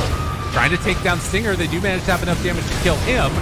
ZM still chasing. Hector runs back in onto Taiga, trying to find this pesky Coddle. They have enough damage to kill him off with the Blade Mail. No, Taiga backs out. He's going to live. So survivable at this point. And well, Dark Mago gets his Deso delivered, but it comes too late. This'll come in handy. They're just so tanky. You're trying to do what you can here as a Slark, but there's so many halberds online. You end up killing a support. don't end up getting the dual damage. Try killing Mind Control, but it took him so long to bring him down. And Hector's just chasing a Caudle around in this fight. And once your BKB's down versus triple Halberd, I mean, that was double Halberd that fight. Now you got 3. Yeah. Good luck. Oh, and like, I mean, even trying to sort of get that kill onto Caudle starts to feel that much harder because of just the passive evasion that they've got going on. Speaking of more evasion, Yuragi just picked up an Eagle Song. Yeah. Getting close to that butterfly. You need an MKB now if you're Slark. I mean, he really does. I think that that's kind of the avenue that maybe even both him and Sacred need to go for. But you can't just conjure those items up in a game like this. It's very hard to take fights at this point, so you need these items. You don't have the space to farm them. Where do you go next? Maybe next. There is no next. This is the last game. Yeah, you know, just go next. This is fine. Game is tough. Game is really tough for Beast Coast. I mean, it's only a 5k gold lead, but that effectiveness of their items right now. I guess the other thing that this BKB like Blink duel with Blade Mail will accomplish is you can maybe just blow up that one individual hero at the start, and there are some pretty like high priority targets. They need to get that kill out of it. I think they have to kill BZM. Okay. Immediately in a duel, in an egg, with the Sunray rolling. Everything. Hope he doesn't have buyback, of course, because if he buys back in the fight, you run. But you got to put heavy commitment to one kill. Maybe Taiga can give you a commitment. Where's the I mean, he has 1900 HP. His effective HP is even higher. They drop the Static Storm, they drop the duel, they drop everything. Taiga is eventually going to fall, but it costs them a hell of a lot. Now they turn onto that egg. The spear, is the egg going to pop? It will. They managed to get the kill on it, and well, Hector, he is in no man's land. Does end up falling. Tough stuff for Beast Coast as they lose 3, and CM just doing so much damage in that fight. Yeah, there was double Pavis, Pipe, got the Halberd, and the mech on the Caudle. They couldn't kill him with the first round of spells. They had to drop the duel just to get the Caudle kill. Yeah. Well, yeah, indeed. It's rough. And now if you want more to worry about as far as like damage mitigation, we got a shield rune for BCM. Just why not? Yeah, they're incredibly hard to kill. These tier 2 towers are going to start to drop. Again, the gold lead, not that significant in the game, but it's where that gold lies that is just destroying all of what Beast Coast want to do. They have so many right-clicking oriented heroes, and we're talking about for Beast Coast, they definitely like to play, you know, for themselves, playing these strong little things. Stinger's going for a freaking Radiance on a Phoenix. Like, this is their style. Dire's bottom tower is under It is attack. indeed. Dire are We'll see scared. if they can make it. The thing about playing for yourself and playing a bit greedy, as the game gets into the ultra late game and you can have similar net worth, it can be good. Oh, Sacred! Oh! I'm not done with you. Through that portal. That would have been a rage go through the portal. But imagine if he got him with that duel. That would have been sick. It would have been super sick. That would have been exactly what they needed. That was Dire's middle cast tower is animation under away attack. from happening. That's how close that was. Oh, interesting. So, K1 goes for the agility gain stolen per essence shift stat, and he has the Mjolnir done. Okay. I mean, I do think that eventually, like you talk about, if you get to this really strong point with these heroes, Hector feels like he's going to be a menace. But the PL just provides so many problems right now that, like, he needs a full other item on top of this for Hector to make it work. And, well, Aegis is going their direction. He's playing for the late game here on Hector. Yeah. He could have got the attack speed early to give him a nice little boost for the next fight, but I think he realizes that he's only going to win this game. I don't know if I agree entirely, because I feel like they do need to kind of win a couple of these next fights. Right. But if they do manage to win a couple fights here and there, getting more agility, probably going to essence shift duration as well into that ultra late game, could be very scary. Oh, and they'll attempt to hold high ground to the best of their abilities. Hector trying to take a tier 2 while OG clear out this bottom tier 2. There is a shard being delivered to him. It's going to go right through the mid lane and over a ward, so they're going to see this for Slark. But he should get it unimpeded. But down bottom, they got a problem they need to deal with. Nah, it's fine. Well, that is a tier 3 That's tower Schofield, down. by the way. That is Schofield's gone. Fine. They are getting closer and closer to Radiance. He needs 4,700 gold. He's at 4,500 on this Phoenix. But buildings falling as they wait for their items, and I don't know if OG are backing out. They got to take the fight right now for what it's worth. Sacred jumps in, gets the duel on BCM. He's gone. Okay. A chance here. They find some opening for themselves, but Hector in a ton of trouble. Has to pop that ulti, backs out. Taiga, the one that's jumped upon the egg, being protected. It's going to pop. Now, can they keep their Slark alive? Has a second round, uses his second ultimate, jump through. Stinger doing so much damage on this Phoenix, but will eventually go down. And while they took down BZM, they haven't dealt with the big bad PL. Double kill for Yuragi. And OG not being stopped. They are trying to end this here, get an insurmountable advantage by taking out the rest of these racks. Oh, they got Jump both in. of the spear. Buyback, out, heals, damage going back the other way. Sacred trying to survive, does manage to get away from the Yuragi. He goes in further. That's Aegis down.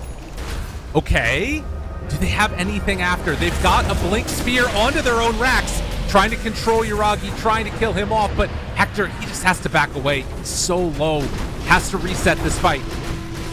And Phoenix, can't afford to die again, has to even pop the smoke just to survive. They're trying to claw and hold on to this defense, and it's actually working to some extent. They take down MC now. Hector, he's been building up these stacks, 35, trying to find more, but he can't even get through that evasion. They buy back on MC, want to end this game right here, right now. Can they do it? Dark Mago backs away, Legion buys back as well. Hector finding the back lines, getting onto Taiga, trying to kill him off, and he does have him. But with the BKB away, does Hector have anything else to escape? Barely away, he gets the jump, the pounce for freedom, and survives. Back in the rest of this game, though, it's OG getting a second set of racks. They have the silence now. He walks into the pit. Hector trying to stay on Yuragi. The leash is there. Control, damage out onto him. But again, this pit of malice, MC making everything so annoying for them. Dark Mago, Yuragi is at a low HP pool, but all out of mana. Dark Mago has gone too far forward, is going to die. And now Yeah, what can Sacred you do now? has to back away. Everybody gone. What a long OG, fight. they outlast the fight, and they're going to take this. Yeah, that was quite the spectacle there. But 3 heroes being dead, maybe you can get one more fight under your belt here. But poor Stinger, he had Radiance money, died twice in a row. Now that Radiance just won't be here for this last possible fight. Maybe it would have made a difference in these fights. Yeah. Honestly, but truth is, he just isn't going to use it. The timing was just a little bit faster for OG, and now it looks like this will just be the end of this game, as I don't think you can hold your throne if you're beastcoast. You definitely not. GG. Unreal. Yeah, I mean, that's the thing, right? This is a game of just a couple hundred golds makes that difference. And you think about what could have happened. What was this item at the end? Like if he had even Philosopher's Stone, right? Something like that. It hurts. It hurts to see it. I mean, granted, they were so far behind anyways. But yeah, he must not have found a Philosopher's Stone because he had a Ring of Aquila. Unfortunate. Sometimes you get unlucky. Sometimes you really want that one particular item, and you have like a good chance of getting it too, but it just doesn't spawn for you. And that's just the situation, and there's not much you can do about it. But overall, like, Beast Coast had a lot more signs of life this game, living true to their strategy of just wanting to play to counterpick, I'll put it. Like, I'm not saying they want to be greedy, because I've definitely seen games where Sacred does go the auras. He just has to play a hero that can naturally buy them. He just doesn't, he didn't play them in this series. And I think OG, they just kind of outlasted them in the fights, out-itemized them, and in the end, when you no longer can win a duel, with the Phoenix behind you because there's so much mitigation, you just can't fight anymore. And then PL got tons of space to farm. They couldn't close off the map because of that. And OG were just too strong in this game. Just outclassing them a little bit here, I think, strategy-wise, in my opinion. And they were able to just deal with the aggression from Beast Coast as well. Yeah, this series is definitely looked like I don't know.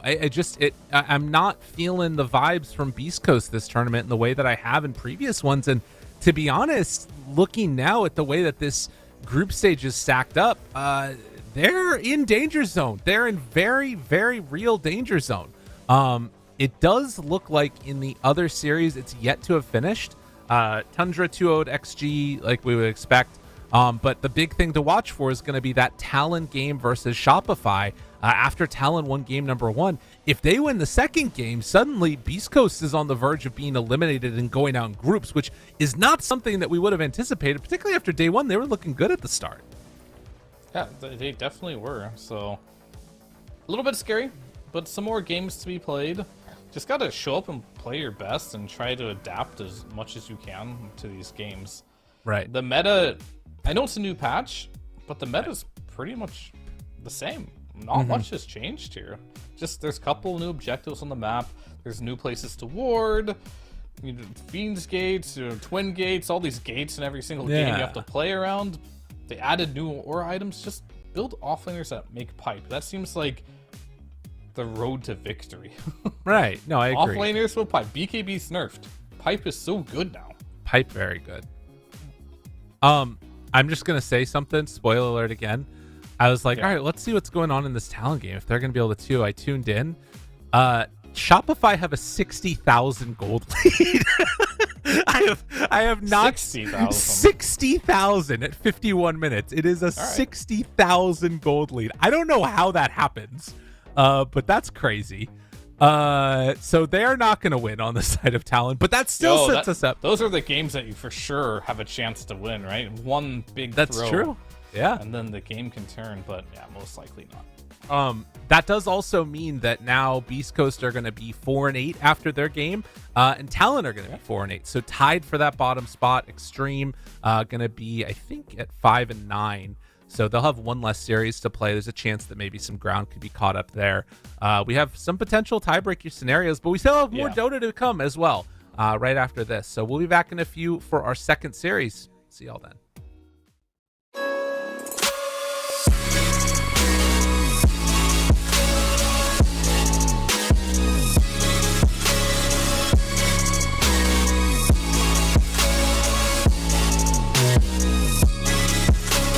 You love it, you wear it. What's your style? Get your merch at shop.eslgaming.com.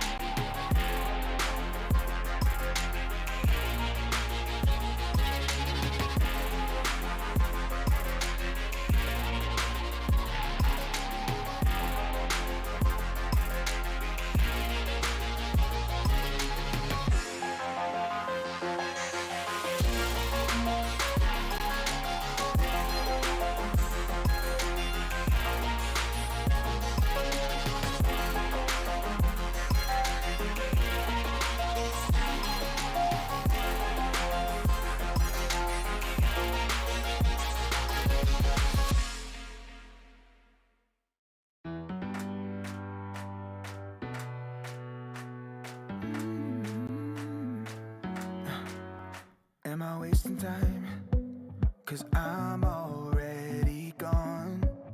So long, can you stay the night?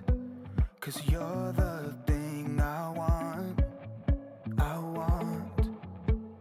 I know you're feeling different when you're stressed out, but even with no makeup you still stand out.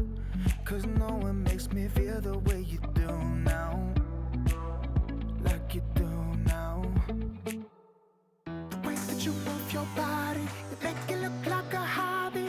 Every time that you touch me, it's electricity. Things we discovered underneath last night's covers. Everything came so easy.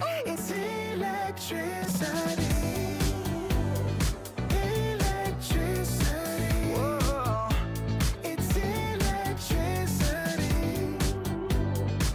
Electricity. It's electricity. When it's late at night, I feel you on my skin. My skin. You're all that's on my mind. It's finally sinking in. You're it. I know you're feeling different when you're stressed out, but even with no makeup you still stand out. 'Cause no one makes me feel the way you do now, like you do now. The way that you move your body, you make it look like a hobby. Every time that you touch me, it's electricity. Things we discovered underneath last night's covers. Everything came so easy. It's electricity. Electricity. Oh, it's electricity. Electricity. It's electricity.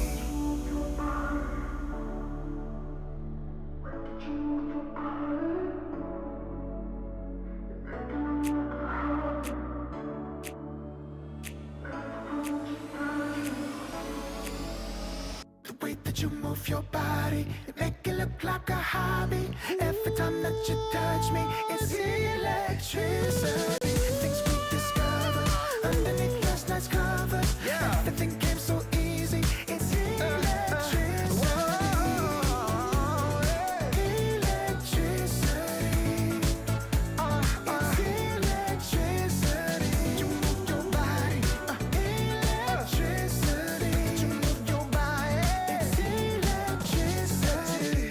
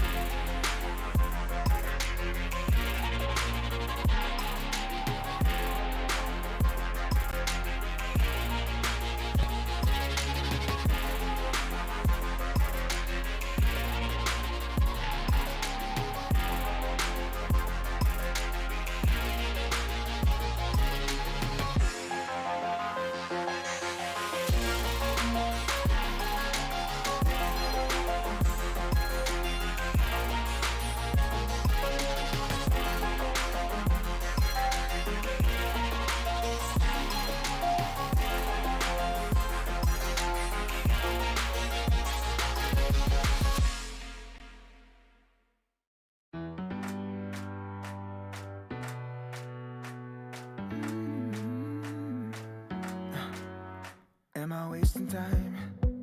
'Cause I'm already gone.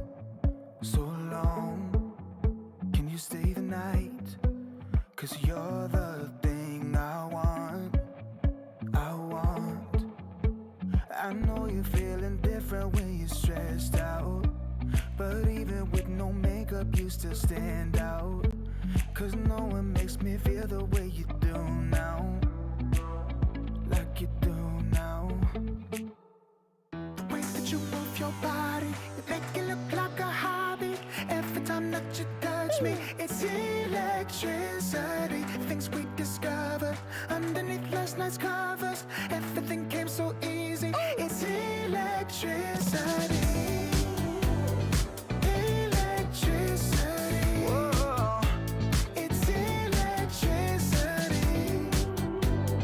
Electricity. It's electricity. When it's late at night, I feel you on my skin. My skin. You're all that's on my mind. It's finally sinking in.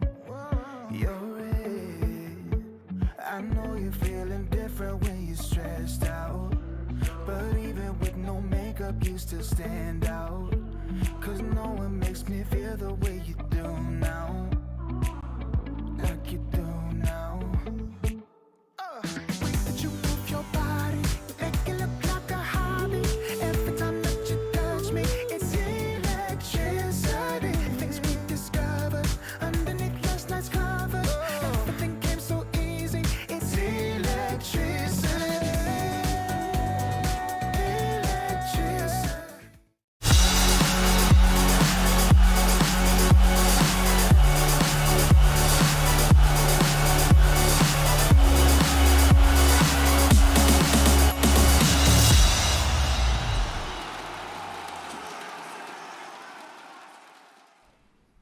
Hello and welcome back again, you beautiful people out there. We're here for our final game of the day, and it's going to be a little bit of a mismatch from what we've seen so far. We'll see if Extreme Gaming can pull things back together, but Spirit have looked pretty freaking good. Extreme yesterday was just not their day. It didn't look great for them, even though I think they did take down a IG, if I'm not mistaken. But it was a little bit wild, even though they did drew, end up right? losing one of those. What's that? They drew. Yeah. Which isn't great, as IG is a team that is 2-10. Mm-hmm. Yeah. Well, anyway, Team Spirit, they're looking pretty good overall. They're sitting at, is this the correct scoreline? 7-3 or? Yeah, because they did actually lose a game just a second Well, ago to they're 8-4. SMG. I was looking at that. So Tundra are guaranteed through now. As we So take is a OG. look. And that means that Spirit now 8-4 after they lost to SMG. SMG are going to move up to 4-10. So there's even a possibility, depending upon the outcome of the next couple of games, that there could be a 4-way tiebreaker maybe? Actually, I don't know if that's possible because IG would have to win against Talon, which I guess is the same situation. If IG pull it together on the last day and beat Beast Coast and beat Talon, that would put them also at like a 6-8 scoreline, and they would be through. So there's still some craziness that could happen in Group B. It's all coming down to the end couple of days here. Yeah, we'll have to see. There's a lot of interesting scenarios, but most of them require the teams that have not been doing well to start winning versus the teams that have been doing well. True. So we'll see how that one pans out. But this series in specific, Extreme Gaming versus Team Spirit, you have to give Spirit the edge for sure in this one.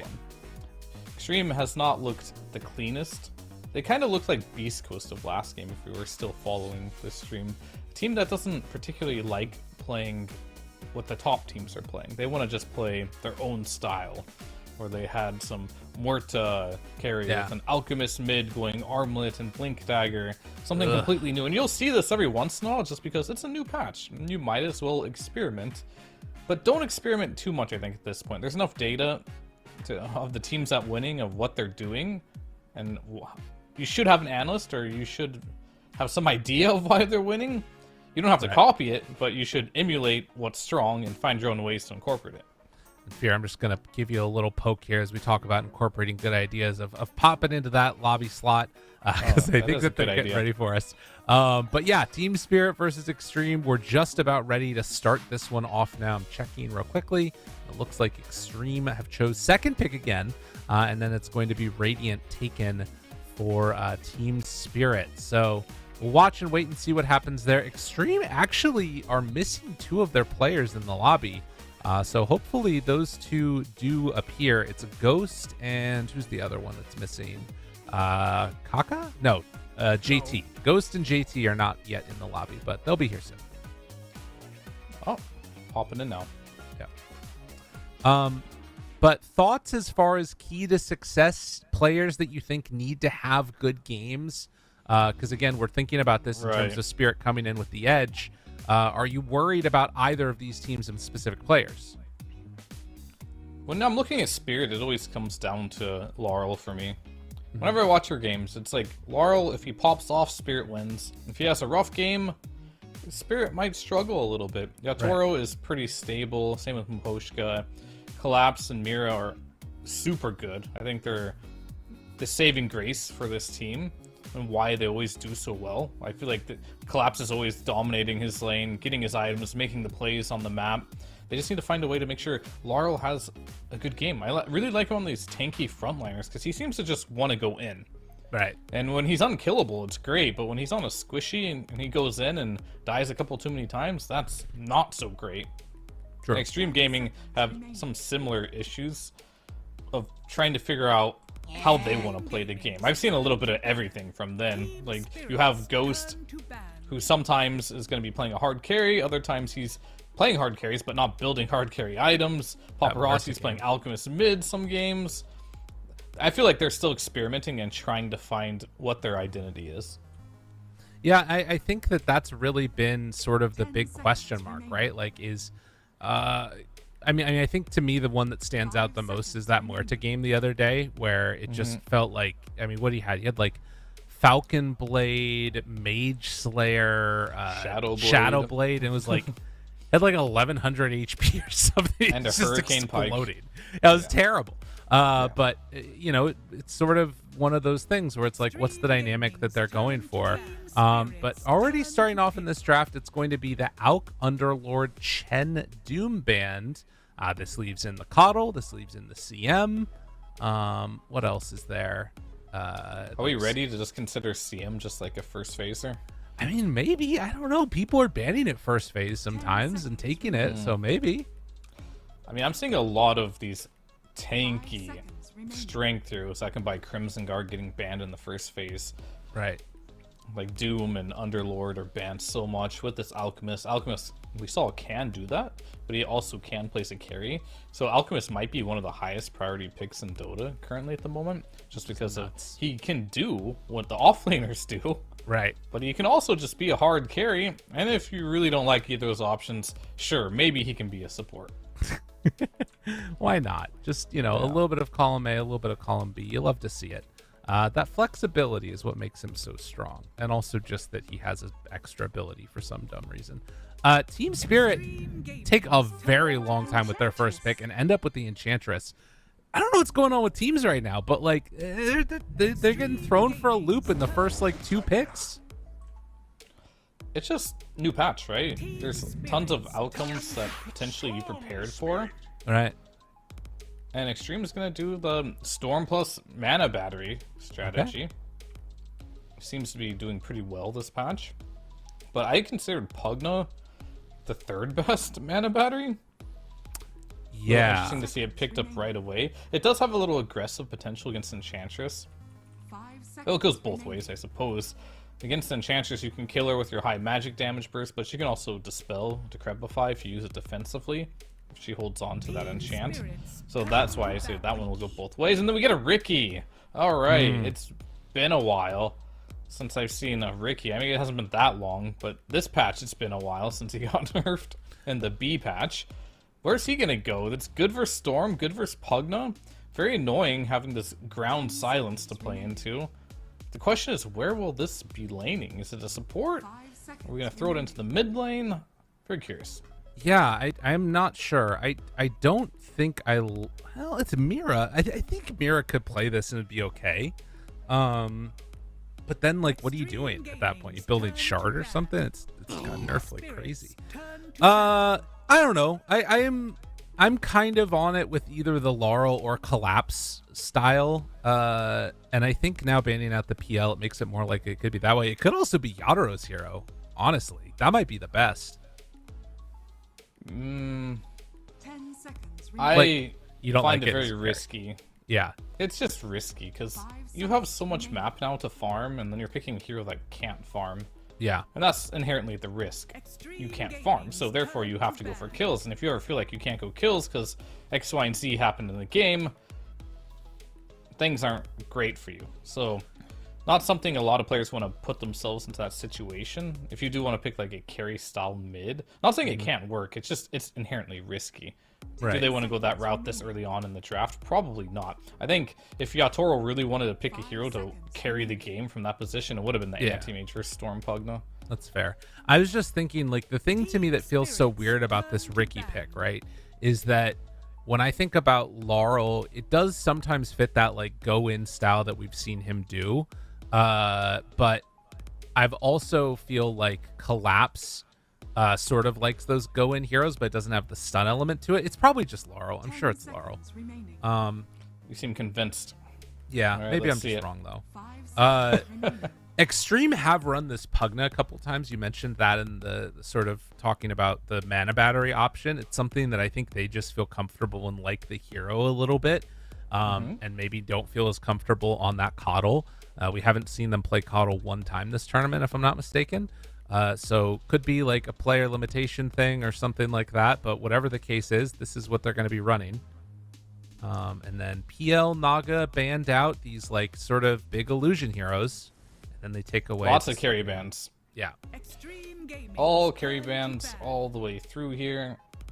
The Bloodseeker kind of annoying for the Ricky to play against. Ricky also doesn't like playing versus illusions. And then they're banning some of the heroes that can control and deal with the Storm Spirit, maybe potentially hunt the Pugna around too. So every illusion hero has been banned out of the game, so we won't, except for Chaos Knight, I suppose, we will not be seeing an illusion-based carry here. Okay. Unless they pick CK. Right. Which is possible, I guess. It is possible, but you'll probably want to see it a little bit more before you bust that hero out. And that hero doesn't necessarily play like most of the other illusion heroes. It's not agility. Right. It's a strength hero. Its scaling is still good. And you don't necessarily play around your illusions as much, so that's okay. And then we're gonna get a bounty hunter. Okay, versus the Ricky, I like it.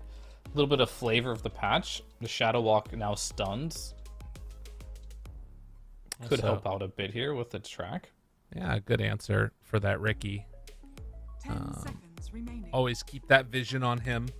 Although I guess he'd probably playing a core role are going to be getting a Manta or something eventually. We'll see if it's a core role. Like, they haven't showed their cards yet, and this hero can, as you mentioned, play in multiple roles. I think mid and support are probably the roles it's played the most in. Sometimes we see in the off lane, and carry Ricky's super spicy if they want to go that route. Which versus a bounty, I wouldn't want to do. Right. It's just such already a good pick against Storm throughout all stages of the game. And Spirit are going to go for the Ogre, Mr. No-Win. Ogre? This looks fishy. I'm pretty sure it's a core Ogre. I'm pretty sure there's Collapse. Then where's the Ricky? Is it mid? I think Ricky is mid, yeah. I think that's what we're Ricky seeing. mid, Collapse Ogre. What did they change about Ogre to make this guy a core? He punches a lot. So I believe Ogre and Ricky are cores now. Yeah. Dude, I told you. That's what they're doing. They got Skywrath and Enchantress supports. So Ricky pretty much has to go mid now. And okay, we're gonna get a Collapse Ogre. What a treat. I don't know what to expect from this one. So I need to quickly go through changelog and look at what happened to Ogre here. So he got a couple of weird buffs, and I think that the way that we've been seeing this is people are going just Vanguard again, like normal, and then Lovely. Midas. which, you know, if you can get it quick enough, it's pretty freaking sick. He's a strong laner. And I think that when I remember seeing Team Spirit run this, I think they did it with Skywrath also. So you've got like Fire Blast into Skywrath ulti. There's a ton of magic damage into that safe lane, whoever's playing down there for Extreme. So they reduced the mana cost of Ignite and increased the damage of Fire Blast by 10 damage per level. So yeah, pretty decent.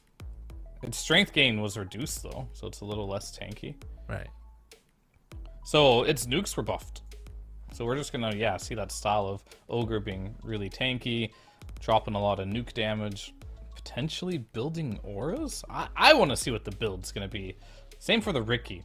Is he gonna go to the Meteor Hammer build and Diffusal, which we saw a lot of last patch, or is he gonna try something a bit new here? I actually Very interesting stuff.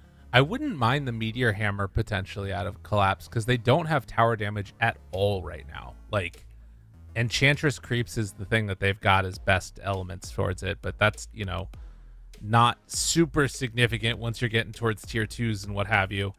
So we'll have to wait and see. Multicast the Meteor Hammer. Well, that's why I said Ricky gets the Meteor Hammer. Oh, I thought you wanted Ogre to get it. No, Okay. no. Ogre's getting a Midas. It's happening. Gotcha. And he should get a Scythe of Ice, Mags, Yeah, Solar eventually. Crest. I mean, to get all those items, he's got to get the Midas first, right? Okay. Okay, so this is the same issue that I'm running into right now. Is they nerfed Vanguard on carries, Right. but it's still really good on offlaners. Why? Yeah. Well, why do they have to do this? Like, these Ursa Slark matchups, they have no hope anymore. They used to be good versus tanky offlaners, but they're sitting there with a Vanguard and spamming the hell out of you, and you can't go into a Vanguard because it's not useful anymore for you. It's quite sad, the nerf they did to carries in this patch, the more I think about it. Well, And offlaners just get, like, to be kings now, yet again. it's true. But I guess I wonder, Ursa feels to me like one of the few heroes that doesn't mind as much the Vanguard. Wouldn't you kind of agree with that, or do you think it's still too big of an issue trying to fight into it? So he doesn't mind bursting through it if you're alone, but Right. he can't burst through that raw HP / regeneration while getting spammed 1 million times in the face Okay. without having his own sustainability, which he does Right. not have.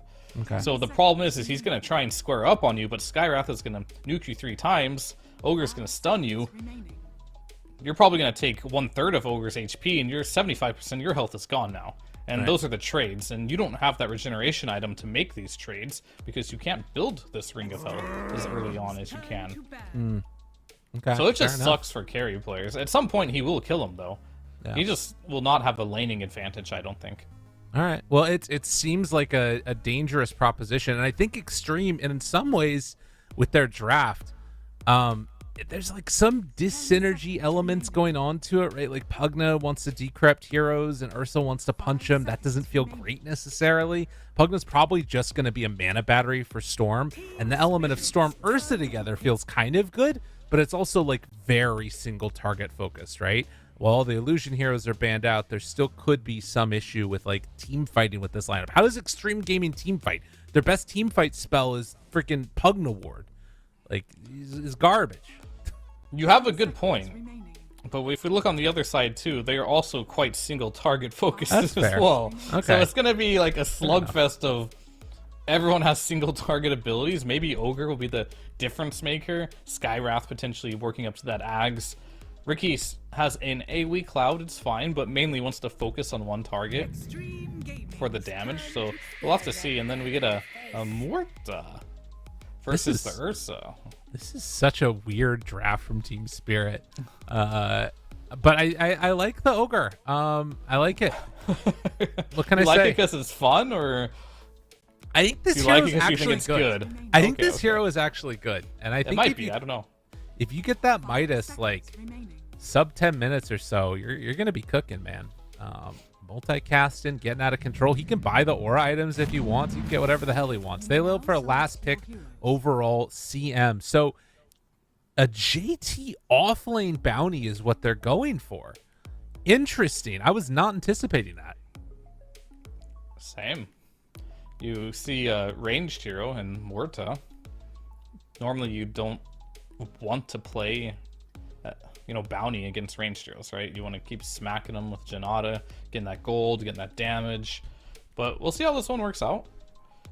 Maybe it's good enough. You are playing with Kaka, so he will be able to bridge that gap between you and these ranged heroes. Very, very explosive drafts from both sides. Like, this is some next meta shit here. I'm not exactly sure what to expect from this game. I think there's just going to be tons of brawling, lots of fighting, and a complete bloodbath, because all these heroes, they just want to get kills. Mira, he wants to go for kills. Lara wants to go for kills. Bounty Hunter loves fighting, so Storm's going to end up joining him as well with the Crystal Maiden. There's going to be a lot of action in this game. Who's going to come out ahead? Hard to say from the drafts. It's really going to come down to who gets the better start in the laning stage, what runes spawn, all types of small things will determine these little team fights. And it's like a no cooldown lineup across the board too, right? Like the longest cooldown is going to be Pierce the Veil, and I think probably friggin' Yadro is going to be using that to farm. I don't know. Like my guess is he's not going to be there a ton. And it's just going to be the all-out brawls, which does feel like it might favor the Bounty Hunter lineup. Who's to say? We will find out. But game number 1 getting ready to go underway here. And again, for these matchups, what this means for both these teams, Extreme trying to stay alive, stay in this tournament, keep their heads above water because they're on the edge of getting knocked out. And for Spirit, they're trying to stay in the upper bracket. If you win 2 games right now for Extreme, there's a chance that they might end up knocking Spirit out of that upper bracket contention, and they themselves would be there instead. How crazy would that be? That would be pretty crazy. We'll find out. Game underway. Hopping into it now. Holy moly. The Ogre. This game looks super fun. Yeah.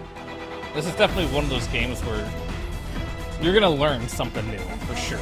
Because there's just so much new stuff in here. You got the offlane Bounty Hunter versus the mid Ricky, and then you got the offlane Ogre, who, by the way, is going no items.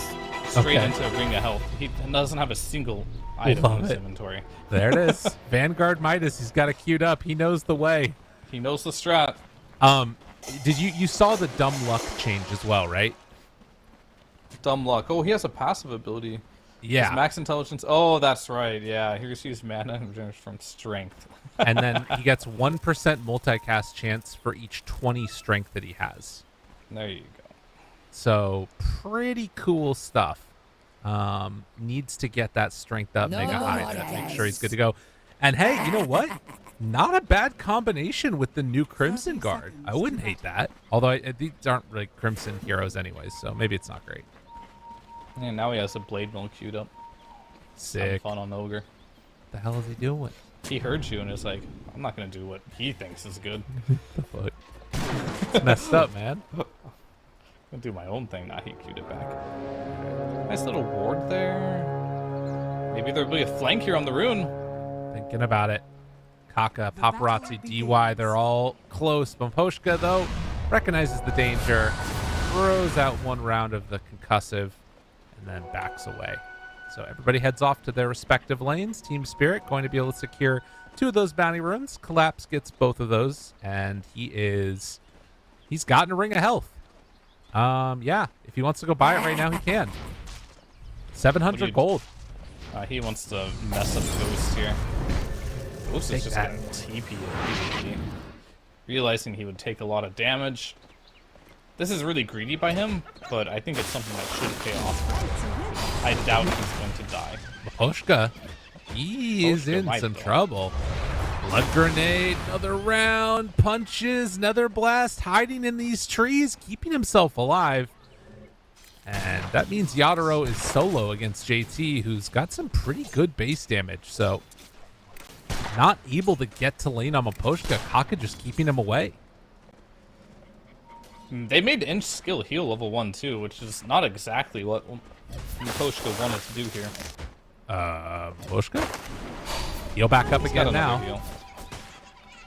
Still very, very low. And Kaka has 5 tangos, so these trades, I mean, it is eventually going to be Maposhka back up to almost full HP, and Yadro can force him back a bit. But yeah, it's a lot of pressure onto this Enchantress early. Yeah, not bad for now. What do you do when an ogre just shows up to your lane with a ring of health? Right? He's very annoying to deal with. He's got 74 base damage with no items but regeneration in his inventory. This is pretty pog. And you're going to see Ursa at some point, how he's not going to go on to anything. Yeah. He's going to keep getting spammed over and over again by Mira. Life's going to be hard. This Decrepify is not going to save him either. Right. So much magic damage. In the mid lane, Laurel is getting handled. He is almost going to get solo killed. In fact, Paparazzi is about sticking around a little bit longer. Laurel, I mean, he has a ring of health, but holy moly, it is. It's not a good time for the old Ricky. He should be fine though, just because he does have that ring of health. Sitting under his tower, giving additional regen as well. And I noticed JT in the offlane went through 3 branches and ring of health. It's the ring of health meta. Yeah. How many are in the Ooh, game not right much now? different from last patch, really, except for now the carries just can't go it. Everyone else but the carries. Carries just get excluded. Venting a little bit here. It's good. It's That's okay, good. I don't play. It's good. I mean, I don't play here anymore, so it's fine. I was saying it's good because I'm an offlane player, but yeah, it's exactly. good. Yeah, I mean, Laurel, like you said, still getting a bunch of denies on him mid as JT sort of just regens up for a second, but it's not been horrifically bad. Up top there, you can see Collapse forced back for a moment by the Fury swipes. But yeah, he's able to even get a little bit of counter pressure now onto Paparazzi now that the bottle's been delivered. So you use your sneaky little bottle charges. Meanwhile, Laurel just gets regen all the time. Yep, he will be going for that Meteor Hammer build as well. So we'll see that online. And later on when he gets points in Smokescreen, that'll set up for potential ganks. I guess you have to keep in mind Skyrock has a silence too, so not the easiest Storm game by any means here. No. No, I think it feels pretty rough for him. We have seen Skywrath's banned like immediately upon picking the the Storm. Has it all the way through and Collapse now at 3.5 minutes has a Vanguard on this Ogre. He's 19 and 10. He has 10 denies against Ghost. There's one constant on Team Spirit. It's Collapse owning his lane. He always does it. He always finds a way. This man is really good at laning, and it's not just laning. He's just such a talented player. We'll see what he can do on Ogre, though. This is not necessarily here I expect like the biggest of plays from, like we saw on his Mars or his Magnus in some of the games, and even his Primal Beast. Ogre seems a bit more, pretty simple. Yeah, he's a simple guy. Simple Ogre. Paparazzi in at mid. Gonna get chased a bit by Laurel there. The pull back onto him. You can see that they're still jockeying for position and forcing Paparazzi to use his mana. Now he's gonna have to head up to the top side, pick up a bounty rune, while Laurel can just sit here and maybe even get a couple denies while he's out of lane. Collapse. Ghost on the top lane. It's not having the best time. Oh, rotation. This man's got a Vanguard. What do you want to do? Yeah, it's literally doing nothing. Collapse was tanking tower while that stuff was happening. I mean, he really does not care.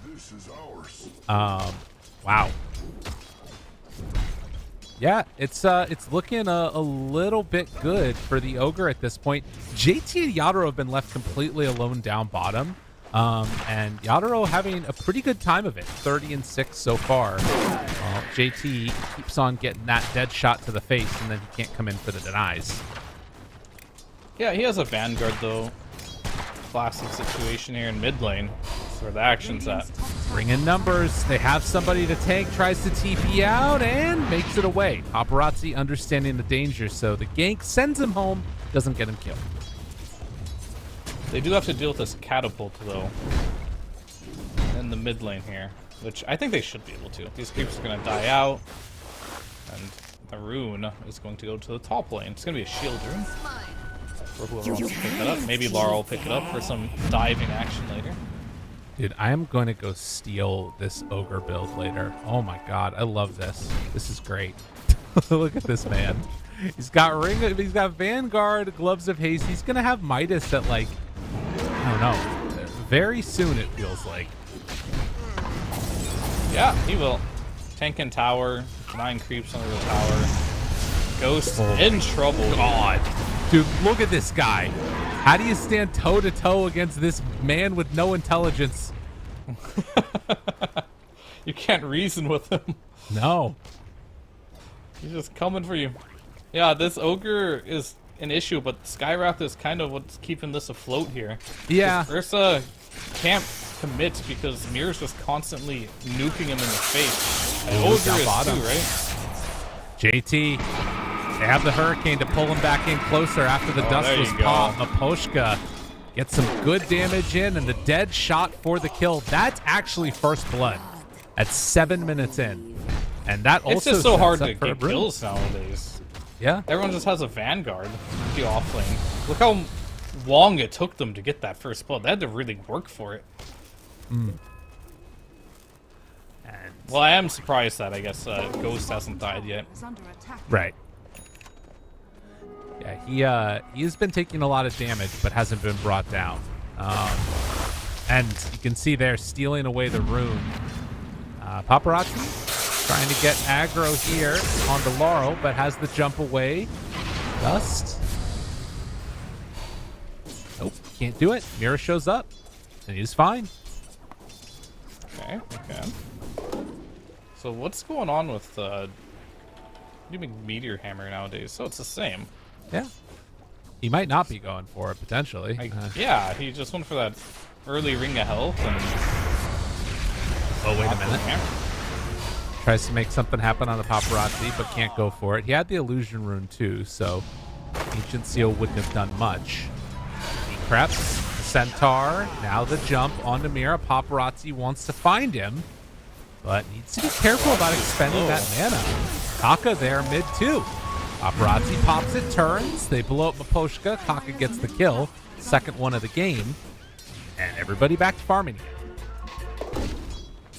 I'm so confused by this Ring of Health on Ricky. Does he really just only have it for the laning stage? What can he turn this into? Abyssal Blade eventually. Octarine Core? Abyssal Blade with a Ring of Health? Yeah, I guess. With a Vanguard. Alright, well, maybe he's playing the long game here. Really wants to be a carry. Top lane. Moment for it to get collapsed, perhaps. They bring him down. Looks like the answer is yes. So finally get the punishment on this dumb ogre. Laurel in pretty far. Can't even get the jump away. Ends up dying. EY gets the kill onto him. And Paparazzi low on mana, but you can see Extreme. They're not willing to back off from this. They're keeping that aggro going. And Maposhka pops his heal underneath tower. JT finds the finish. Extreme Gaming is coming online. JT's ready to play. Getting some track kills. Getting a lot of Janata clicks off there. We talked about how this game is going to be very skirmishy. And I think the team that gets off to the races first is going to be the one that's favored here. Fair. Absolutely. And already off to a pretty good start. A 2K gold lead with those track kills. See Yadro trying to farm and play a little bit of catch up for himself. He's going into the Mask of Madness build. So a lot of farming across the board is what it feels like from Spirit. This is the build I wanted to see last time. Was it Ghost playing Yeah, it? it was Ghost. I wanted to see this build. The Mask of Madness into Maelstrom. It's fast farming, but more than anything, when you pop your ultimate, you do a lot of damage. And that's exactly what he's setting himself up for. Into the Maelstrom, into the Hurricane Pike. He's going to hit hard if he's left uncontested like this to keep farming. Well, the big item also coming out right now. Ogre got his Midas on the way. Let's go. That's the big one. That's the exciting one here. Let's see how many multicasts he can get. So he has the 75% chance for the ×2 at the very least. Yeah, that's you have to get unlucky at this point. Right. But how much strength does he have? It adds 1%. So he's got 20. 44 strength. so an extra 2% there. So Very not bad. 77%. Let's see it now. Oh, mid lane. They're trying to chase. find the Ricky. Laurel in trouble. Will be brought low, but able to get away for the moment. Do they have enough to kill him off? Tricks the trade, jump away, goes on to JT. Oh, he missed. And he didn't get him. The miss chance on that Cloud is big, and Collapse dies top. Oh, that's not good. The Ursa starting to get online. Yeah, the Ogre super greedy here. No boots against an Ursa with phase boots. You're not running away. And if Mira's not there, you're not going to be able to man fight him. So Radiant's turret has been killed. part of the problem with his build, I guess, at this point. But he did get the double cast, so he has boots available when he respawns. Black screen, what's going on? Hello? Hello, test. I'm 1, 2, sure 3. it's all fine. I'm sure it'll work itself out. Yeah, it makes it a little bit hard to play the game when you have a black screen. Maybe he turned it by off. feel. Yeah, right. I only play Dota by feel. That's right. That's what I hear all the time. Just need a monitor. This feels bad when I can't see. I'm not sure exactly what's going on, but hopefully they sort that out shortly. Now, there is some good news. When he went in to fight up on the top lane, Collapse did get his Midas off before he died. I didn't see if it was a double or not, but something to I think consider. it had to have been, right? Because he has 500 gold. Oh, yeah. Good plays. Look at that bounty hunter. Dude, Super worth it, right? Got the Midas double cast off. Now Ursa's number 1 in net worth, killing that piggy bank of an ogre. Let's see bounty hunter there Pinata, do this. whatever you want to call him. Do the Scourge McDuck. That was pretty nifty. Yeah. The taunt was good. And Bounty building another Ring of Health after the Vanguard. So he's going in for the pipe and wants to have both of them. All right. Radiant are scanning. He knows what he needs to do. Just buy auras from the offlane. He's Zip out. in. Kills Mira. She did deny a rune, but cost her life. Oh, he Aposhka. used Mask of Madness on Huerta. Okay, Yadaro dead while they're still chasing Aposhka. Paparazzi getting filled up. That was so weird to play Yatoro. Like, he didn't use his ultimate, and he just popped Mask of Madness and just got killed. Dire's bottom tower Yeah, it is must have under been attack. either a misclick or something weird going on. They did manage to find the kill up top on with Collapse and Laurel. So that helps. But this Ursa's very farmed. I am a little surprised after that laning stage. He was kind of getting beat a lot. He was still finding his farm, not dying. Good lane though. They do. JT is in a bit too far.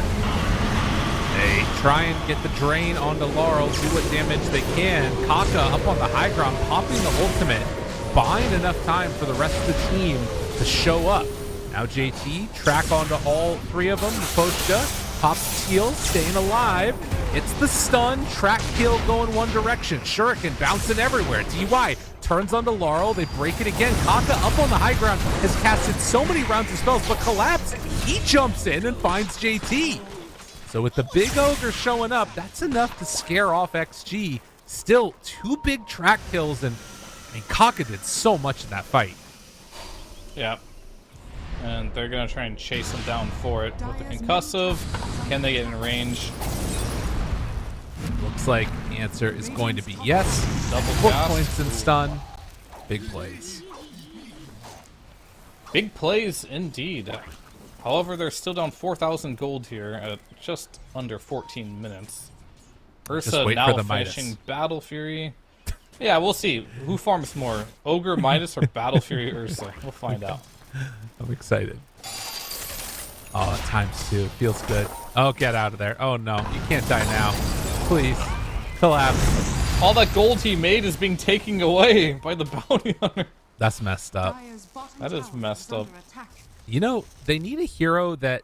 Silencer can take your intelligence, but they need a hero that can take your experience like that. You know what I mean? Oh, that sounds great. You just D-level. You're like level 6, and you just lose your levels, and you go back to level 5. Right. Well, I mean, it's relevant, right? Like this ogre is getting crazy amounts of XP. You need a nerf, clearly. All right. You know, at this point, why not? True. We've got everything else. Why not? Well, unfortunate situation with the issues coming out, but we do have a pretty strong window here for Extreme. And I mean, I think particularly when they get that mechanism done, which it's almost completed, that would be a huge moment for them. Because right now, Spirit don't seem to have a lot going for them. Not a lot, and I thought this Ricky with Meteor Hammer would be something to give him that early game presence. But he just forwent it entirely and just going for Diffusal Blade now. So I guess his next timing is Diffusal. Laurel not having the best game here. Right. Yeah, I wonder how much that's going to help. I mean, they don't have great ways to keep people in the clouds, so Diffusal kind of does that, which is one nice part. Yeah. As JT doing a little hunting here. Don't have detection down for the bounty, or rather for the Ricky. And instead, they're going to wrap around. Ooh, Laurel caught sight there of Paparazzi, I think, and DY nearby. Yeah, they realize what's going on. Yep, they'll back out. Might not be able to get away, though, if they're not careful. Collapse. He gets caught for a moment. They see Vision again. Good wards down. Collapse turns, throws out the Ignite. They have the silence now on the Pugna. Laurel in full vision. Hurricane pulls him back in. Mira right on top finds DY. DY dead. Can they get Laurel more? went in. Stun onto Laurel. Controlled, pulled back, and killed. And even though they had good vision in the area, it was better for XG in case of their positioning. I mean, Laurel's just been so greedy this game. He keeps jumping in to try and kill a support. He was successful this time, but he's trading his life every time he does this. Dude, I'd be so frustrated right now if I was... I mean, either team, to be honest. Yeah. It's not great, but at some point, they'll... Hopefully they just keep it paused for as long as they need. Right. Until they fix this situation. But sometimes you don't... Depending on the issue... You can't really tell if it's fixed or not until you do a little bit of testing, so... Right. It is what it is. So tell me what you think about this offlane bounty. He's been looking pretty good, staying aggro in the fights. He's just about got that pipe completed. Do you like the look of it in this game? I mean, all these games are turning into bloodbaths anyways. Might as well just get some track gold. Oh, it's looked amazing this game. But it's mainly been the player. JT has been finding ways to get himself out on the map, be annoying, get these kills, punish pretty much everything on this map at the moment. And it's looked phenomenal, and his net worth reflects that. He's doing super well. They're making space for this Ursa to hit creeps. And Ursa now just has a completely free map. They're trying to give space to Morta and Ursa. And right now, Ursa's just using that space a bit better. Monitor broken. Where's Puppy? What's going on? No. Does he fix them? Is that the joke? Does Puppy fix monitors? No, it's a different monitor joke. I don't know. Oh, okay, It's an old meme. No, It's been a little bit. I'm just dry humor. Okay, got it. Can't get my sarcasm. It's okay. It'll take me a while. I think I'm looking also at all of the extreme players, and they're like rubbing their eyes and stuff like that. Maybe again, some jet lag or something. Who knows what's going on exactly? But regardless, they've been playing super well. Very impressed with their performances, at least for now. And man, I just want Ogre Midas to work. I want it to be a thing. You're just rooting for Ogre right now. Really Everything else in this game is whatever. I'm thinking about that pub later on today where I'm going to pick Ogre. I'm going to go this build, and I want it to work. I want it to be OP, so I can do this every game. And if my team flames me, I can be like, listen, guys, Collapse did it, okay? Exactly. Collapse clearly would not do something that was less than perfect. And already have the match ID copy-pasted for if anyone questions you. Did I tell you the way that I first got to 5K when I started spamming Darkseer? Mm-hmm. So what I did was I went in and I watched the old Quincy crew play, and I remember MSS and Snake King. This was when Snake King was playing 3. He would play Darkseer, and then they would just pull the wave together back behind the tier 2 tower, all the way back there, because you could grab it in between tier 1 and tier 2, and then just double wave. And it was like, oh my god, I never have to play a lane again. I just never have to lane. I can just farm. It's perfect. And people would like ping me and be like, what are you doing? Question mark. And then, you know, the 4 would die while I'm trying to pull the wave back over. I don't know why they're over there, but whatever, it happens. And then I'm like, listen, guys, Snake King did it. And then they're like, who? And I was like, you'll see. You'll see. He's going to win TI one day. Throwing some shade right there. I mean, back then, you know, there was a little bit of a question mark of who, but everybody knows now. The king is the king. Yeah. As a 5 player. Exactly. The king of 5s. Clearly not the king of Darkseers. No. But maybe. He helped you win MMR, so what he was doing was good enough. Exactly. And I feel There like, you you know, he inspired 33 probably. That's not true. That's Yeah, not I a mean, thing. sure, we can go with it. You know, no one can fact check these things, so whatever you say, you just gotta have enough confidence in saying it. Exactly. It can be close enough to true. Man. So they're switching out the monitor right now. Is there any way that we could get the obs to click on JT or Kaka's feed so we can see what it looks like? It looks like they're sorting out a few of them. Oh yeah, there we go. We got an admin on the job. Looks It's good. on the case. Perfect. Look at him. Yeah, Look it at won't that be guy. too long. Just a quick monitor switch. Is that Uragi? Looks like Uragi. Just because he's bald or what? Listen, I'm a bald now. I can say it, okay? It's Okay. fine. Is that lyrical over there? Listen, nobody mistakes me for anybody but me. I have I see. a couple pounds on that guy, if you want to put it that way. A few more than that. Is it Kaka's monitor? That's the issue?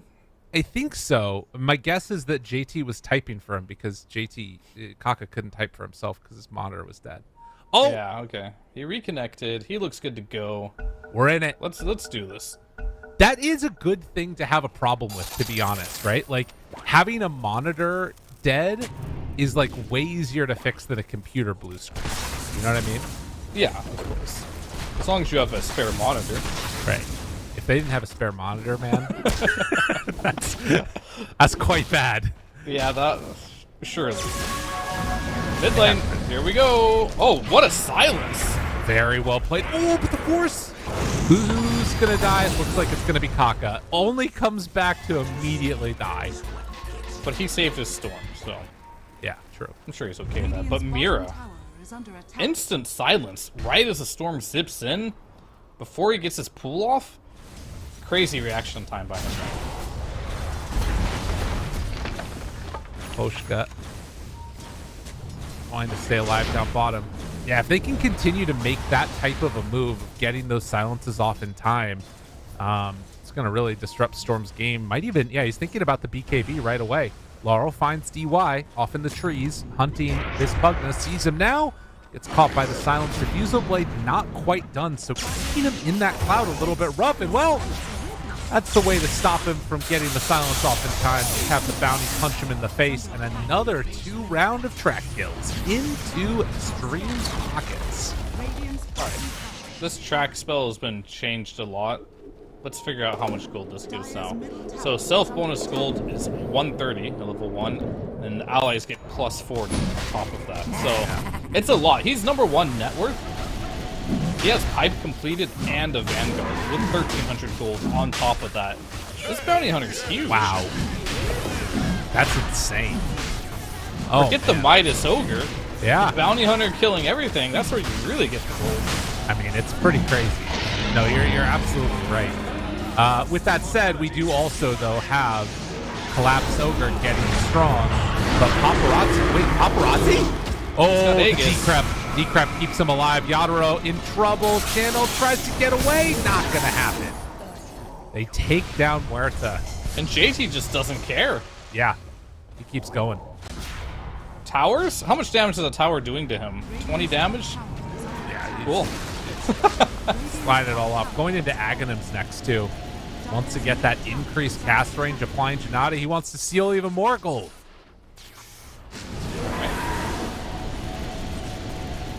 God. I'm down with that.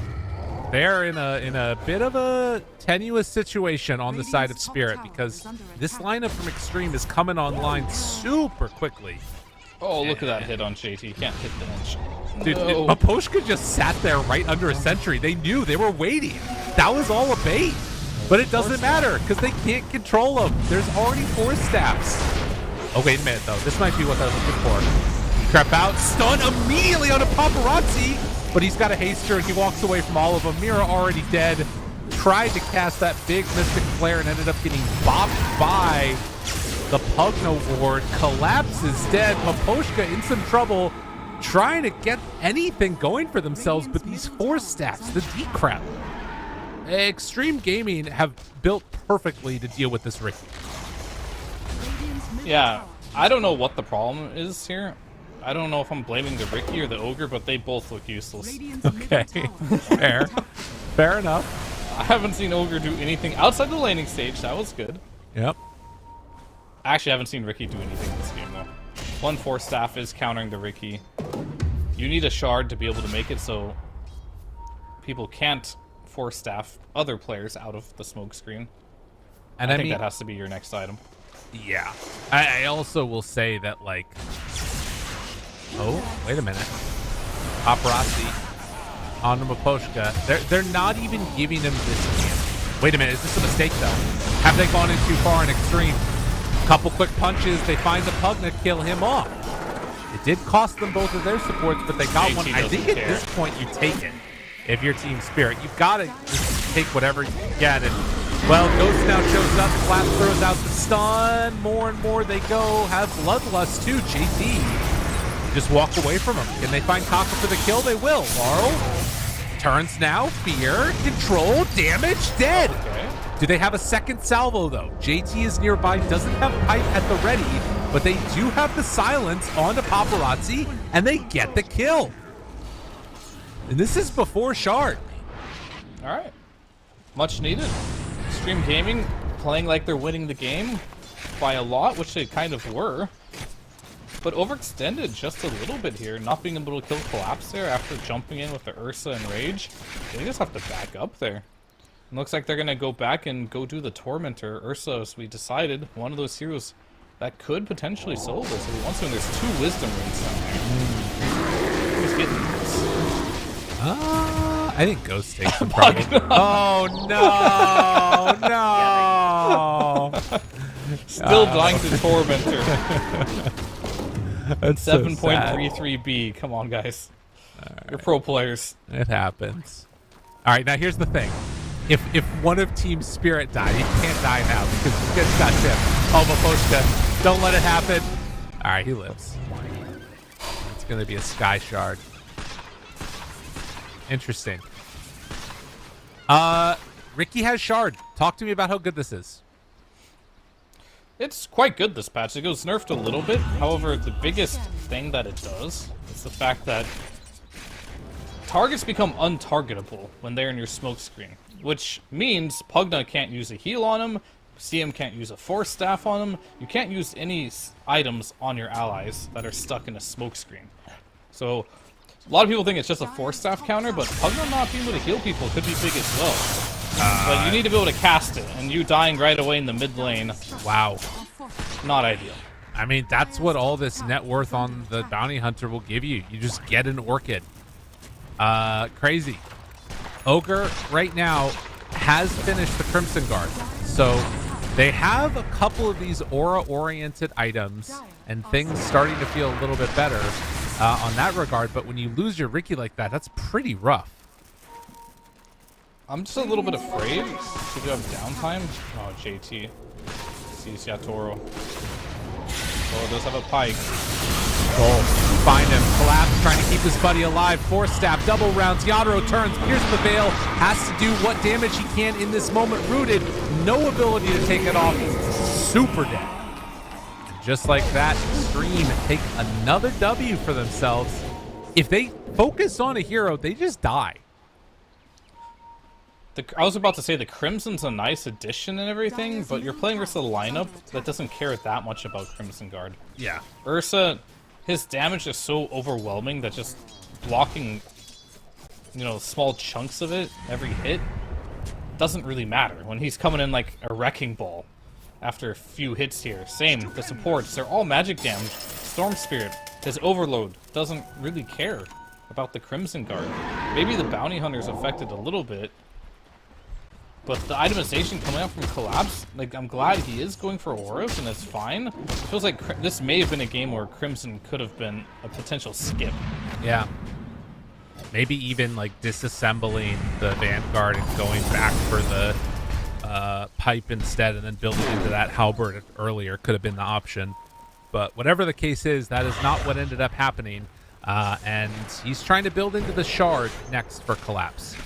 So getting that fire shield, which is kind of interesting. You know, blocking 85% of the damage. If maybe you drop that after there's already like 5 or 6 stacks of Fury swipes on somebody, that could be pretty good for a save potential. Yeah, it's not bad. It's definitely kind of annoying for heroes that want to do burst damage. Could make a difference. We'll have to see. Drops down the cloud, but the BKB was already there. And now, Aposhka, well, they actually get a little bit away from him. Taka, ulti, still going. Jumps forward, Collapse in trouble. Does he go down? He will. Ghost tries to TP out immediately. Do they have a way to break it? No. They get out on Ghost, try and find more. The cloud wasn't in time, so DY gets away. And a 12k gold lead. Spirit just kind of getting rolled over by Extreme. But at least they showed some signs of life there. We're starting to see the Morta's damage output when you do go a build like this.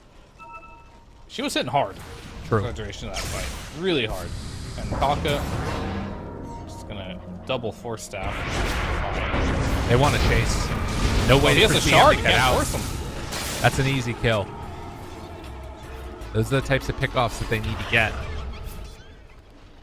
But Extreme still very, very much in the driver's seat of this one, and they've got that big bad carry in Ghost, who's going to consistently be a problem in this game for them. What you're really running into in this game is pretty much figuring out what is Ogre's purpose in this game. That's number one for me, because I'm not having it's not a clear for me, like, what is he doing in this game. Sure, he has Crimson and Pipe, which helps, but he can't frontline very well, as you saw in the last fight. He just died. He doesn't bring any team fight to the table and his spells. And then the second thing is going to be Laurel. He's just so poor that he's around the same net worth as Crystal Maiden at this point. He's pretty much just playing around the smokescreen shard. So they got to play these fights very very carefully. Maybe Right. Collapse just has to be the bait, dies, so yeah, Toro can get right clicks on. Laurel getting the smokescreen out, potentially getting the burst, so the Force Staffs can't save people. You got to play these fights very carefully if you are Team Spirit. Well, they find and blow up JT. That's about as perfect of a start as you can get. Kaka, though, the ulti is doing so much and no way to break it at the moment. They get it finally with the dead shot. Laurel tried to take down Paparazzi, did not have the damage. And Extreme, after winning that first round, are going to try and move back into the pit. Now, Paparazzi does check over here for Yadro. This Ghost realizes in the area. They see them go into the pit. I don't think that they can make that move. Yadro tries to wrap around, goes through the gate. They see him briefly. No, they just randomly checked. Oh, and now they get him. And that is going to be Yadro dying. Unreal. They had no vision up there. They're just like, oh, go check the gate, make sure they're not coming type of thing. And Yatoro was trying to escape through the gate as they're doing Roshan. That's big. So another Aegis into the hands of Extreme. And just looking to run away with this game. Again, you get that kill onto JT at the start, it feels good, but if they don't have... I mean, that's pretty much it. Like, their lineup is made to get one kill and then, like, back out. Because once you get that 1 kill, what are you doing afterwards? Nothing. Yep. And I think another issue is this Ricky, if you look at his targets that he can potentially select, sure, the bounty hunter was great, right? They got the kill right away. But going on a support means you can force yourself out of the smoke screen. You can't force others. The other cores in the Ursa has BKB. And you got a BKB on Storm too, so you can't really kill the supports by yourself because of the force staff. You can kill JT though, so maybe he is the target, but he's incredibly tanky going into that halberd. You gotta use a lot to kill JT in these fights. Right. Well, and that's leaving nothing afterwards to deal with Ghost, who is level 20 at this point as Maposhka takes the Wisdom Rune, might end up paying with her life here. As Kaka tries to chase, Ghost running That's after. an angry bear. Run away! Can they catch him? Oh, no, bring around the Rosie. And Oh, they got him! no, Good guess by Kaka. Oh, wow. Good game read there. Yeah. I mean, like, he could have TP'd here, and if he does, maybe this is one of the only ways he can get out. Reads it perfectly and traps him right in his place there, getting punished for taking that Wisdom Rune. 15,000 gold advantage now. Life is hard for Team Spirit right now. Know if you saw that or not, but Paparazzi popped a remnant on the low ground and saw and could see into the camp that was being farmed, so they knew that they were up on that high ground. Some cool little mechanics going on from Extreme that are doing a good job of trying to put the clamps on this map and give Spirit nowhere left to farm, but it's hard to do that in this game. I mean, you look at all of these heroes. Yadaro right now is on the enemy side of the map farming up these medium camps, trying to catch up, get into his next item, which is going to be the Manta. I think last fight, if you noticed, that was very difficult for him. Crystal Maiden kept using Frostbite during his ultimate there. I called him Pierce the Veil. I don't know why I didn't want to say the Reckoning. That was just a patch name. Right. Dead Reckoning. But yeah, he used Pierce the Veil, and Kaka just spammed Frostbite on him. Yeah. 3 seconds of your 8 seconds inside of that feels bad. But if you get a Manta, you can just take that off every single time. The other things you can do is potentially Decrepify. You can Decrepify an ethereal unit, right? I assume believe you can. so. That's kind of funny interaction. You can Decrepify Morta as Morta might just go down here. Oh, man. And just about had her Manta done. If she has that done, she might actually be able to survive there. But the silence was out and was not meant to be. And now Laurel just immediately has to run away. BKB out. They find him there. Looking for the finish. Can they get him? Oh, they barely. will. Dude, the gank squad is so strong. It's just hard. We talked about all the single target abilities you have. And you don't have enough farm to with it. This Ricky's not killing anything, right? Oh, God, Ogre's going down collapse. too. He tried to initiate on DY. Ghost came out of nowhere and just killed him. Yeah. They're pretty desperate at this point. Their play options are very limited here. The Morta's gonna finish a Manta soon, but that only stops one of the multiple issues that you might have in this game. Is Heaven's Halberd is such a good item against Morta, and JT has that completed here. Same with the Orchid. Yeah. You know what it feels like Morta needs right now? It needs that? a BKB, Manta, and a Daedalus. Right. You need a lot. So it's quite tough. And they do have a halberd done on Ogre, but again, that's like to stop either the Storm or the Ursa. It's just not feeling, like you said, like they have a purpose in this game. Why not Pugna both? now has the shard. Ogre can multicast Halberd, so disable the whole team. There it is. That's the solution. But how do you keep them stuck in the area? That's kind of what they're still looking for. Solution for that. Is under attack. Yeah, this game will get fun if he finishes Ogre's Nullifier, Halberd, maybe a Hex.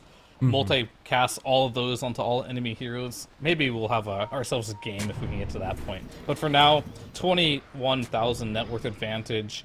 Ursa unstoppable. Bounty Hunter tanky as hell. And Ricky just officially fell into support territory of net worth. Yeah, it's pretty sad for him. Ooh, mass TPs.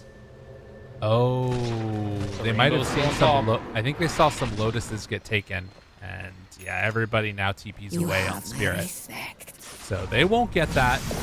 There are what 6 Lotuses down on the bottom pool. That's a full pool, huh? I haven't seen that before. No one's been down there. Those things are no joke too. They give you a lot of healing. I think at the max level they give you 900. Pretty sick. Kaka?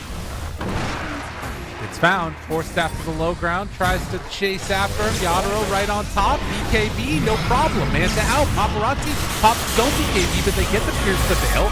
Tries to take down a couple more. Now the control onto JT. Things somewhat working. Goes onto 1. Trying to find the hits onto Yadaro, but the walk away, it's not really that fast. He has Hurricane Bike back up again in a second. Throws it out now. Controls onto the bear. And suddenly, Spirit win a fight.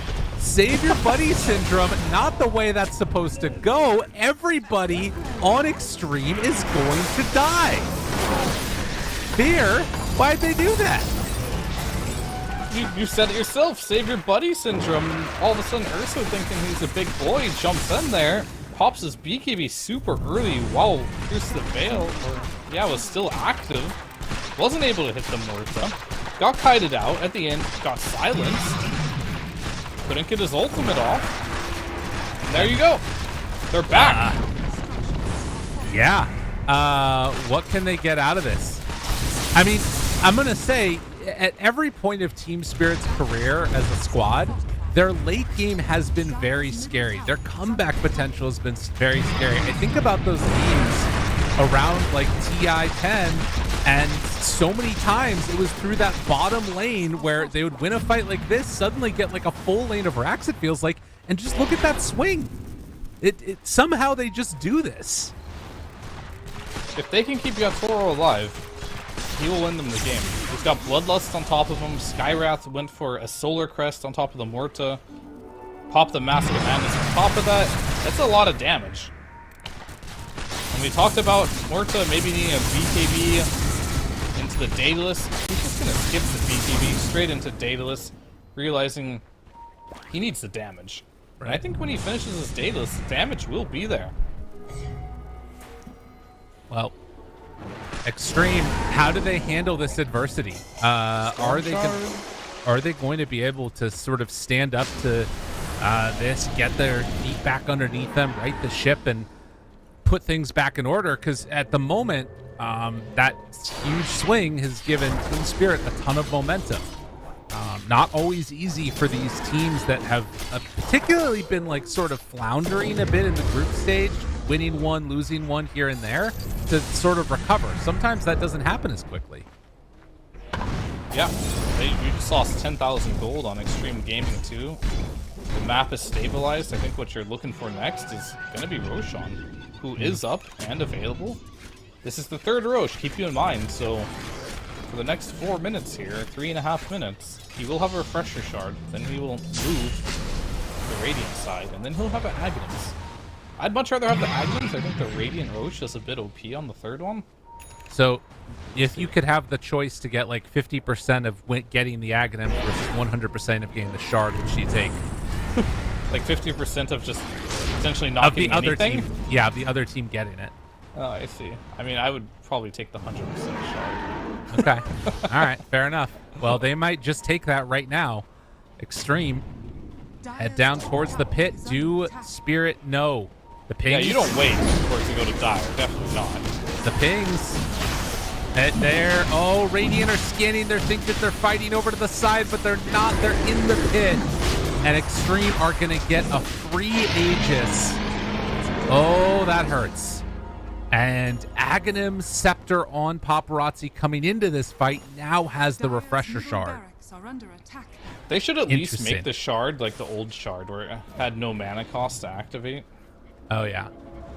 Just at least make the Refresher Shard better.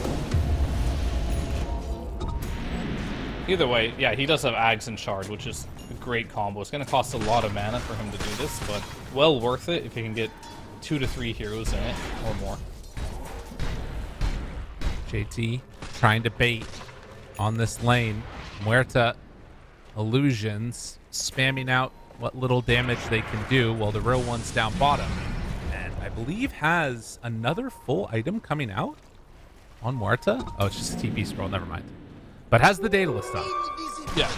Damage is really good for Muerta. You see her attacking right now. It's not the fastest attack speed, but throw a Solar Crest, throw Bloodlust on her.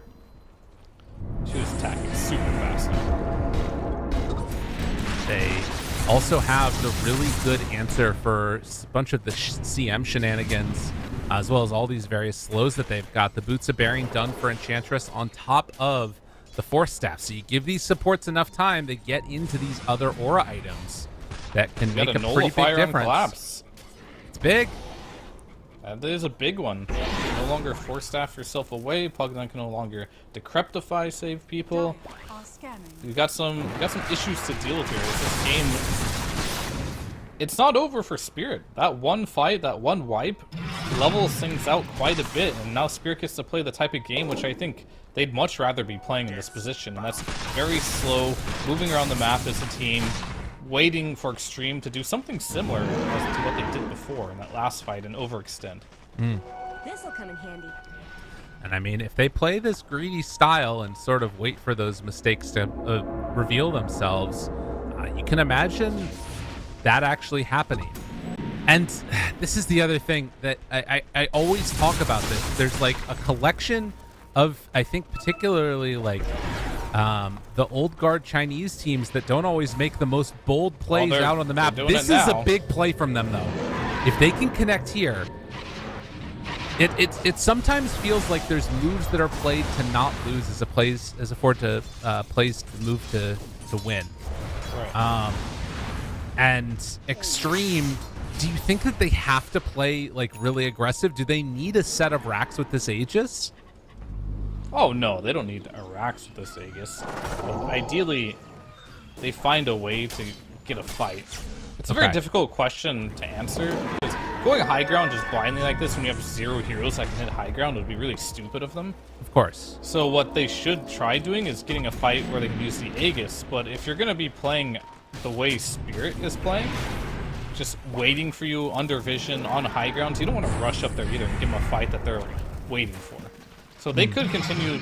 Okay, Ghost might be a little bold here. I don't know, my friend. I don't know about this. The illusions. They thought. Okay. Shortest blink of all time, but it was good enough to get him out. This bear has no boots, by the way. He's quite slow. Dude, slower than your average bear. I will also say, I didn't realize this. Ogre hits very hard now. He went for the 80 damage talent and also has the nullifier on top of it. He's hitting incredibly hard. No, he also went for the 1.5% extra multicast talent. Oh, yeah. Also known as 30 strength. Pretty solid. Which helps you a lot with survivability and more damage. Yeah, Ogre is just straight up a strength hero now, right? Yep. Well, an interesting time, and if he can get into his next item, Overwhelming Blink. Actually, no, queues up the Hex instead. So they're doing a good job of dodging. Do they have all their neutrals? They should have them all on Radiant. Yeah, because you get him from the Ogre Midas. Tier 4 is online. Hasn't actually collected one yet, it looks like, on Laurel. He has yet to choose his item. Might just be forgetting about it. What on the dire if side, you build intelligence on Ogre? No. To be honest with you, I have no idea. Oh no, Ogre got a 4x multicast, but there's only 3 creeps next to him for the Midas. Very sad. Laurel Illusions being sent out to try and scout, see if they can run into anybody. They see heroes, Paparazzi revealing himself. Yadaro on the high ground. Smoke up now with a couple. Waiting for this fight. The scan connects, so XG, they know they're here. Smoke breaks. JT, do they decide to take the jump? Sends out the illusions again. Sees everybody. Silence on to Ricky. They kill off the illusions, and this posturing is just going to continue. Nothing really gained out of it. Yeah, they're just waiting at this point for... You can see the ward from Radiant. They're waiting for someone to go there to get their jump. On Dire, they have their ward up on the other high ground, waiting for that. These teams have been trained and conditioned throughout the years to not go on enemy vision and only jump people that go on your vision. And that's kind of what starts these standoff type of games that start to feel really boring. But if you start losing your patience and you go into other people's vision like this, that's how you lose fights and how you lose games. All right, 50% Little Friends, 50% Muerta. Muerta gets it. Oh, Mira almost died there. That was so close. He had like less than 50% health. Dude, that's the best feeling. You have Little Friends as the last shard, and you don't get it from a Poshka. Big. Go. Very big. That is big. Yeah, Little Friend's not going to do too much in this one, unfortunately. No. Nor is the double enchant creep. Although... Oh, no, it doesn't give you 2 charges of enchant, does it? I was going to say that you could do it to purge somebody twice. It should do that at least. Come on. 2 charges? Yeah. Yeah. That'd be really good, though. Just having 2 slows / 2 purges. And Little Friends? Yeah, let's buff Ench more. This hero's like first pick every game. This hero needs some more buffs. They see him in mid. Do they realize that JT is here? Not Both dropping teams down want to wards do yet? the same play. But they don't want to go Mposhka. That ain't a juicy target. Dude, these standoffs. I mean, I don't know. With a gem. They see Ghost. Who they want to go. They find right at the start. Kaka down low dead. They kill him off. Paparazzi, BKB back away. XG, they've lost one. Do they want to still take this fight? They get the silence. Second round refresher. Their pull onto 4. But where's the follow-up? They don't have the damage. It was a nullifier onto the Urza. The bear can't do anything. Separated from the rest of his friends. Paparazzi forced back. Team Spirit are actually going to take this fight, and they're going to do huge damage. They don't even have the tier 1 tower bottom, but they're going to maybe be able to force out this Ursa buyback. We'll see if they want it. I mean, they have to force tier 4s basically to get any buyback out of them because this Rax has just given up. So instead, they're going to back up, take the tier 2 top. Yeah, holy moly. Damage is done. Going for tier 4s is basically like saying, we want to throw the game back to you. Okay. And Spirit doesn't want to do that, as you can imagine. But yeah, that jump from Laro with his own nullifier there. So I wonder if that was Ogre's, but no, he bought his own nullifier. Went in there, but doesn't get punished for finishing off the CM, and Ursa just can't find a target anymore. I feel like the item Spirit has built at this point, mainly just the nullifiers, plus having an additional carry in Laurel that can just go in and do damage.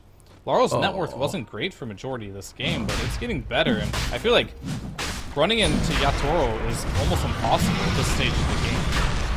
Now that he has a BKB online, and they'll get their own refresh. Craziness. So Aegis in hand as Roche gonna be taken with Ursa gone for a while, and Team Spirit. I mean, again, you just think about the situation that they were in at around, what time was that? Like 30 minutes or so, 89% win chance. You know, the game was so heavily into the favor of Extreme, and then just all it took was one bad fight, and they just got everything out of it. Spirit now in the command of this game. Spirit's also just outplaying them. I feel like you see this Enchantress mid, they didn't want to go, but the moment a CM showed, Spirit didn't hesitate to jump, and that made the difference. Like, I think like Extreme is playing for some unrealistic thing to be happening in the game, or the perfect jump that they're just not being provided, and they're not just taking what they can get, and they're kind of letting Spirit just walk all over them at this point. That's what I had said. You know, they're playing not to lose. They want to not throw this advantage that they felt like they had, and they did have it, and then it dropped away, and it's less than an advantage. And Team Spirit's like, fine, we'll run at you. We'll take the fight. We know what fight is good for us. It's killing Kaka right away, and they did it. And now, can Extreme come back and try and take a fight and run after them? I mean, time will tell, but at the moment, they just are chilling in their base. Hard one to make happen. Not easy. It's definitely not easy at this point. You just have to go at this point. Maybe smoke around, find an angle. But if you don't go, you're just going to lose everything. Yeah. You've already lost your advantage. There's a shield rune here that Latour's going to pick up. And he can use this to just go push bot lane if he desires to do that. But I think he needs to be around this ward that they planted. Someone has to push bottom. Maybe it's Collapse. Maybe He's thinking about it, but maybe there's a fight happening. Oh, Vision. They see Paparazzi jump onto him. Try and bait out a BKB. They don't manage to get it. Now Paparazzi, he's ready to fight, but is this really the time? So much damage out from Yadro, and with that shield rune, they realize they can't take the fight, have to back out. And now it's like Spirit are going to go on and push out that bottom lane. Yeah, Collapse is like, guys, we can't just keep sitting here without pushing out this bot lane. Someone can go down here. He was like walking back and forth, posturing that he wanted to go down there for a while, but the call was ultimately to defend that ward that they had placed near the mid lane there. And they scared him off successfully, and now they're go push bottom. Now you got a bulldozer coming your way. What is Extreme Gaming going to do about it? The other issue that they do have is that, hey, guess what? Collapse, he's finished off the sheep stick. Okay, how much end does he have? Still 0. Yep, he's always 0. That's the fun of it. Does the end get transferred to strength, or is it just a wasted attribute? I feel like it might just be wasted. I'm unsure. Oh. Okay, I mean, he has 179 strength. Maybe that's who knows. Regardless, his mana pool isn't huge, but I don't know if it matters. He is going bootless, ready to battle. Throws out the Hex, throws out the Ignites. EY takes a good chunk of damage while on the low ground, Yadaro's just hitting. Nobody is coming up to defend this. They're not trying to fight. Extreme are just watching him do it. Paparazzi says, fine, I'll do it myself. BKB out, tries to chase in. Kaka does some damage. CM ulti go into town, but gets obliterated. Buys back immediately. Ghost wanting to find a target. They turn now onto Yadro. He gets 4 staff away. They don't have the control on him. He's still got Aegis for a minute. And look at him. Extreme Gaming are being torn asunder. A double kill for Laurel. Spirit all over this team as more buybacks come out, but they can't stop the pain train coming their way. Team Spirit make this comeback happen. And now with Megas, I mean, maybe with Ghost on top of it. No, he's dead. Dies in an instant, has to buy back. They feel like they have to get something here, but they've already lost their whole base. Stuns now onto Kaka. Double kill for Yadro. JT tries to back away. The jump in comes from Ghost, tries to get onto Laurel. Can't find him. Paparazzi chases.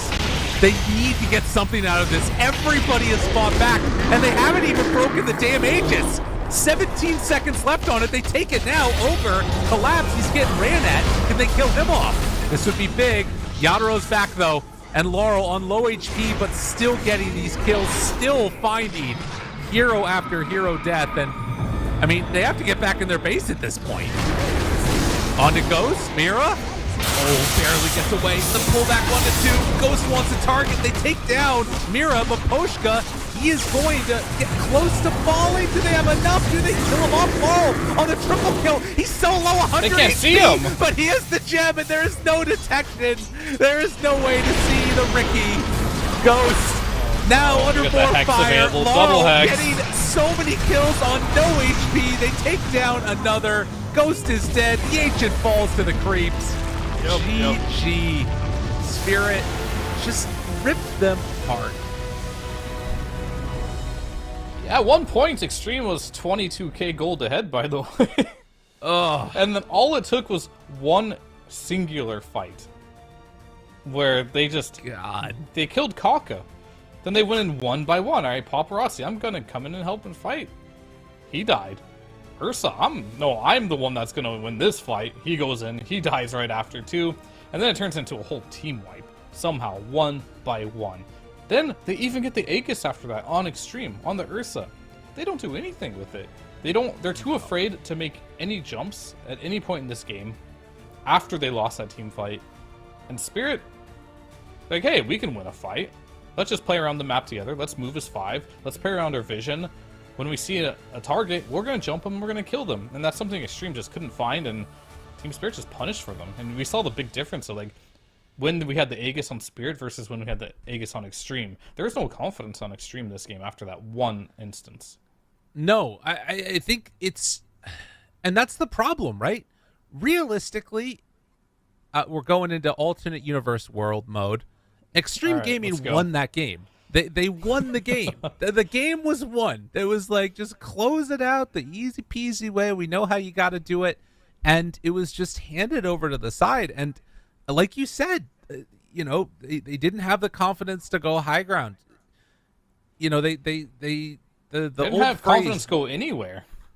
Yeah, exactly. You know, nothing ventured, nothing gained. I think that's a phrase that they say. You got to take a risk. The more appropriate one is you got to risk it to get the biscuit. More appropriate. Yeah, that one sounds a lot more philosophical. No biscuits. No biscuits today. Unless you're Sad. Team Spirit, then you're a lot of biscuits for them. That's right. Good. The biscuit team. And of course, the most important thing that I think that we should take away from all of this is that Ogre Midas is great and everybody should try it. Is that what we learned? Oh, yeah, it won in the end. You're right. By the time it got to that Hex and Nullifier, it was looking real good. Let me tell you, I see a lot of people throw in pubs. So clearly, if you just allow the enemy team to, you know, go a bit too far forward and then overextend, the Midas will pay off in the end. Same with the mid Ricky, right? Ring of Health and Diffusal Blade. You go below the Pugna's net worth at one point, then you end up going beyond godlike. Big stuff. Well, Laurel did it. Spirit did it. We'll see if they can do it again in game number 2. But for now, we're going to go a quick break, and we'll see you all on the other side.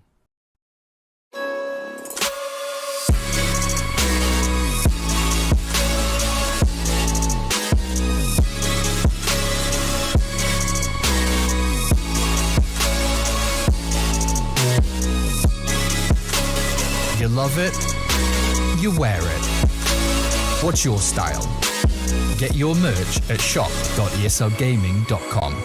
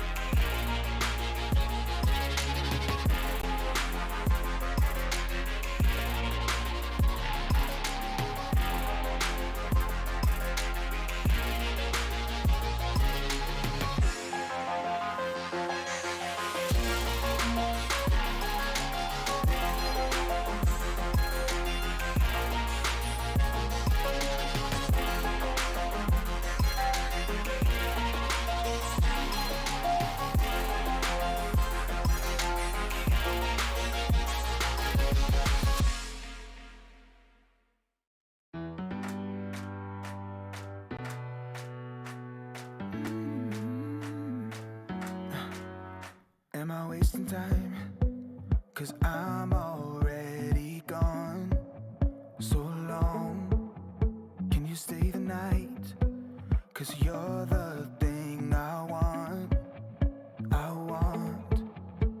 I know you're feeling different when you're stressed out, but even with no makeup you still stand out, 'cause no one makes me feel the way you do now, like you do now. The way that you move your body, you make it look like a hobby. Every time that you touch me, it's electricity. Things we discovered underneath last night's covers, everything came so easy. It's electricity. Electricity. Whoa. It's electricity. Electricity. It's electricity. When it's late at night, I feel you on my skin. My skin. You're all that's on my mind. It's finally sinking in. You're it. I know you're feeling different when you're stressed out, but even with no makeup you still stand out, 'cause no one makes me feel the way you do now, like you do now. The way that you move your body, you make it look like a hobby. Every time that you touch me, it's electricity. Things we discovered underneath last night's covers, everything came so easy. It's electricity.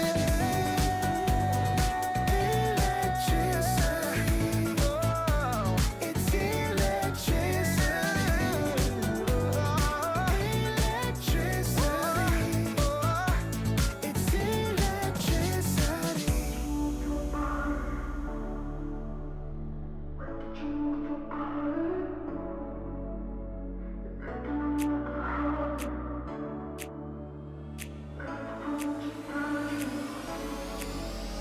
The way that you move your body, you make it look like a hobby. Every time that you touch me, it's electricity. Things we discovered underneath last night's covers, everything came so easy. It's electricity. Electricity. It's electricity. You move your body. Electricity. You move your body. It's electricity.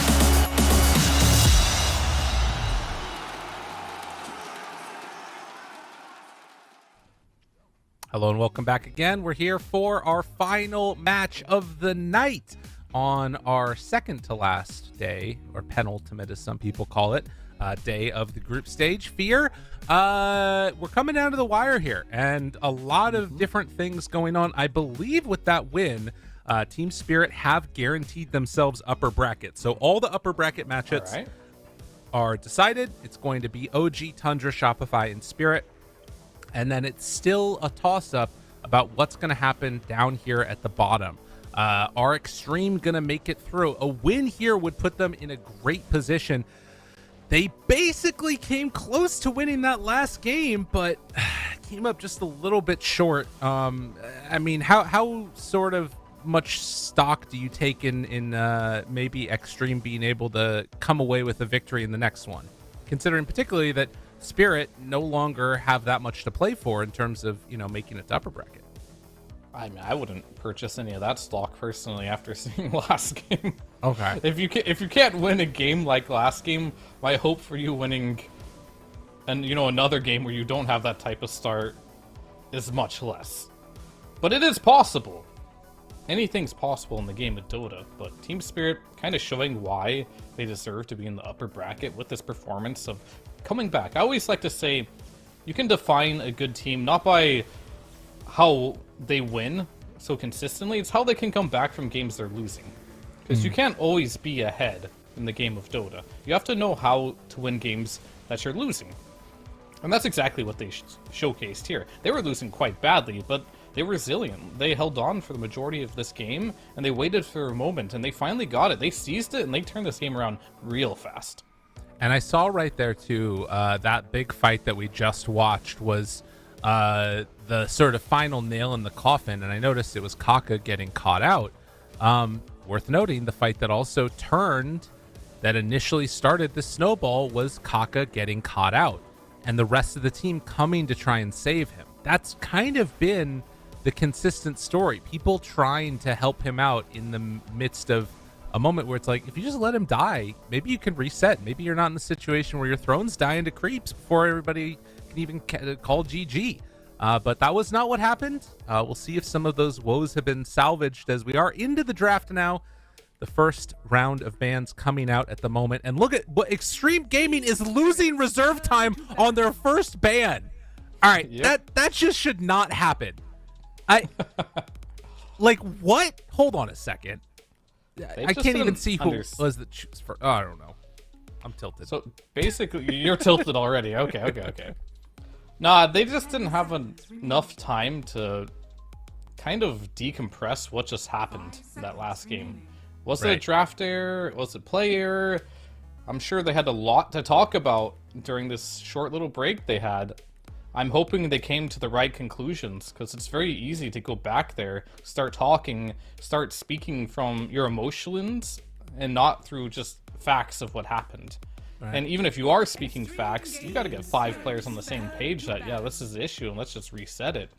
And maybe they didn't have a ton of time to talk about strategy, just mainly they're potentially just talking about what happened in the last game. So that is the reason why sometimes when you come back from a game that you feel like you shouldn't lose, you get into the draft and you're like, oh shit, I'm not prepared for this. We're just talking about other things because we only had 10 minutes.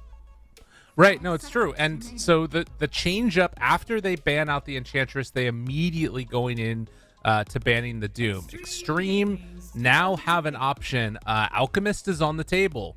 Underlord is on the table. Between those two, and Chen. Alk, Chen, and Coddle. And Coddle. Coddle is what they decide to go for. Okay. It's hard to decisively say what's best of those. Coddle is good. You don't have Storm, but we've seen time and time again, you don't have to have a Storm to play Coddle. True. Coddle's just, I'm not gonna say it's good by itself, but there's like so many combos that can use Coddle. Right. Well, he is taken in the first phase, and Team Spirit, they're going to take a while now to try and figure out which way they want to go with the draft. Leaving open Chen, leaving open Underlord, and leaving open Alk, I've got to imagine one of those heroes is going to get taken. And it's a question of what type of game they want to play from that point forward. How do they most want to mess with Extreme? And there's, I think, pluses and minuses to all of them. You can win and you can lose with all of those strats. Yeah, for sure. And they're thinking very carefully about this, as there's no easy answer. Disruptor we see picked up a lot. Versus a Coddle, it's not really a response to the Coddle, at least I don't see it that way. They're just picking the other meta heroes. Underlord, good hero. Disruptor, pretty good. They work well with each other too, because when you finally escape that pesky, annoying like pit, you just get glimpsed right back into it. Super annoying to deal with. 10 seconds remaining. And I think we saw this as one of the answers, sort of, to Coddle 2, where like this hero relies so much on his ability to just have high movement speed and run away. Disruptor kind of stops that from happening a bit. So it's a way to sort of secure that you catch this keeper in that mid-game timing when he's so annoying to play against. Yeah, I mean, that's true. This hero is definitely fast, annoying, hard to get a hold of, so a glimpse can definitely help you with that as well. Okay. Extreme. What do they want to pair with the Coddle? Pango, Ember, Void Yeah, Spirit do you want to pick Assault. your mid laner here? Some people, you see the Underlord, we saw Beast Coast didn't really know how to address this, so they picked Slark both times to try and deal with it. So they're just going to go more traditional route, make sure they get something that works well with the Coddle in the game, even though he does not know what matchup he's going to be playing against in the mid lane. And we've seen Laurel now a couple times here. He's not afraid to play some weird things in the mid lane, like this Underlord, which he has currently played, which I believe should be good versus Ember Spirit if they want to do that. So a bit of a risky pick here, picking Ember blind, but they got the combo. It's just more about, can Paparazzi get to the stage of the game where he can keep pushing forward with his items, with Coddle, and not just be on catch-up duty the whole game. Yeah. No, I am. I'm liking the idea of, you mentioned there, potentially playing Laurel on the mid Underlord. He did it 2 days ago against a Kunkka when they were playing against IG, and he dismantled them. And it feels like, well, Ember is a different match. It could run into some of the same issues, which is just getting out CS with the Atrophy Aura. It should be better for Underlord. 5 seconds. Like Really? the Kunkka Underlord lane, I think, should be like 50-50-ish, maybe Underlord wins, but Underlord should smash Ember in the mid lane. It shouldn't even be close. I like You just it. have too much base damage. You just keep right-clicking him over and over again. Drop the Firestorm on him. At some point, that's going to remove the Flame Guard, I would imagine, even at the higher levels. And then you just got, who's winning the right-click war? Underlord or Ember? It's definitely going to be Underlord. And I mean, on the one hand, the other thing that we could say is, like, in the midst of these group stages, it's hard to keep up with what every team has played, what all the different dynamics are. XDG did just come out of a match against Chandra where they got 2-0'd. Would they have sort of researched the Laurel mid Underlord? Would they know about it? Maybe, maybe not. IG did beat him with it, but they might not be prepared for that swap up if it happens. Potentially not. It depends on if they have a coach and analyst, which it's pretty much their job to kind of have that information for them, so they shouldn't get surprised by it. Yeah, but then again, there's some coaches that focus on different areas. Some coaches are more mental coaches, other ones are more in-game coaching, and then you have the type that are more analytical coaches that just kind of give you the stats and does the research for you, so you don't have to do it. Lanham seems more of, I don't know what type of coach he is. Probably more mental and in-game, I would imagine. Yeah. Well, Team Spirit, lots of options. They're banning out carries that mess up Underlord and make him have a bad game. Because again, it very easily could be Collapse that plays this too. Take away Alp, Sven, Ursa, go into the CM. So, going to have that on their side instead of Kaka playing it. Yep. Starting to see the decline of the melee pos force. Feels like in at least these teams really favor just having this double ranged nuking supports. Not seeing a lot of the Nyx anymore, even though it could in theory be a good Nyx game. Don't even want to pick it, even though it's in the pool. Looks like it's a debate pick. Versus Ember and Coddle, you might be like, oh, that could be a good game for it. But normally when you pick these ranged supports, you're enabling melee cores. And I think it could be another... So let's put it this way. So when the melee 4s are meta, it's generally when the ranged 3s are also in meta. But because it's such a pipe-heavy, Greaves, Crimson Guard meta, it's not even Greaves anymore. I feel like we're just seeing a lot of Crimson Guard and pipe. Yeah. You kind of want to have your offlaner be melee. So usually your pos 4s that are ranged enable that the best. Well, this is what we saw as one of the partial answers, at least, to the Underlord in game number 1 of our last series, I think. Jakiro. Weren't they on the same team? That's right, they were. You're right. Yeah, they actually wrecked him on the Slark. So you're right. It's a little bit. We got of like a departure swap then. of little, like all these heroes were kind of in a lot of different games we've watched. Seen a lot of Slark against Underlord. Jakiro though, this game, not as obvious of a reason of why they would pick it from when I last saw it. Last time I was like, oh, the Ice Path, Dual Breath, Macropyre, all these spells kind of make sense. But you're playing into Pipe. You are a stun, I do suppose. Maybe Caudle wants to do some double Ice Path plays. I'm not sure. Then, yeah, Bloodseeker and Slark. Not your favorite matchup to play. But at least Ember doesn't struggle too much playing into the Bloodseeker. So 10 seconds remaining. can only put out one fire there. And they leave open still by taking most likely Yadaro's hero here in the Bloodseeker. They leave open the possibility of this still being a mid Underlord. They're banning out the Monkey King now, which I think they're thinking a sort of big counter to Ember in the laning stage mid. Is that what that is, or is it something else? I mean, it could be. I mean, yes, it is good versus Ember mid. I just haven't seen Monkey mid that much. Right. This patch, at least. Last patch, we saw it a lot, and it was terrible. Okay. I don't see why it would be good now. It's not much changed in the mid lane, right? Not a whole lot. Fair. But it is a hero that can crush the Ember mid. Darkseer I think ban they coming should... out, probably? Oh, go ahead. Wait, who's going Darkseer? Which team do you think wants it? I think Extreme could, but... Take the Dark... Isn't Bloodseeker really good versus Darkseer? It can be really tough in the lane, yeah. You can, I mean, but if you get that's Ruptured, you hero. can't really... Yeah, you're in hurt. You're way. dead. But I don't playing think with Slark- Darkseer. Okay. I don't think they want that. I know you love Darkseer, but this is... A lot of people don't have that same type of love where they want to play that shit into Bloodseeker. Fair enough. That's a tough one. As a carry player, I always love playing Bloodseeker into Darkseer. You got the automatic sustain from last hitting. Rupture ruins Darkseer's stay.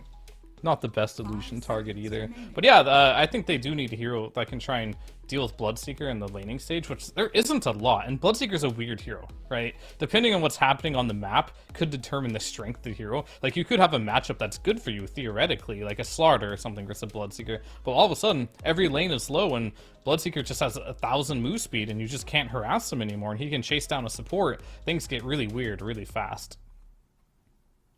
Oh, it's true, and you already know that they're going to be trying to keep that like sustained damage on whatever lane Underlord is on. Yeah, and this hero does one thing very well, and that's spam out Firestorm continuously and just make people feel bad in it.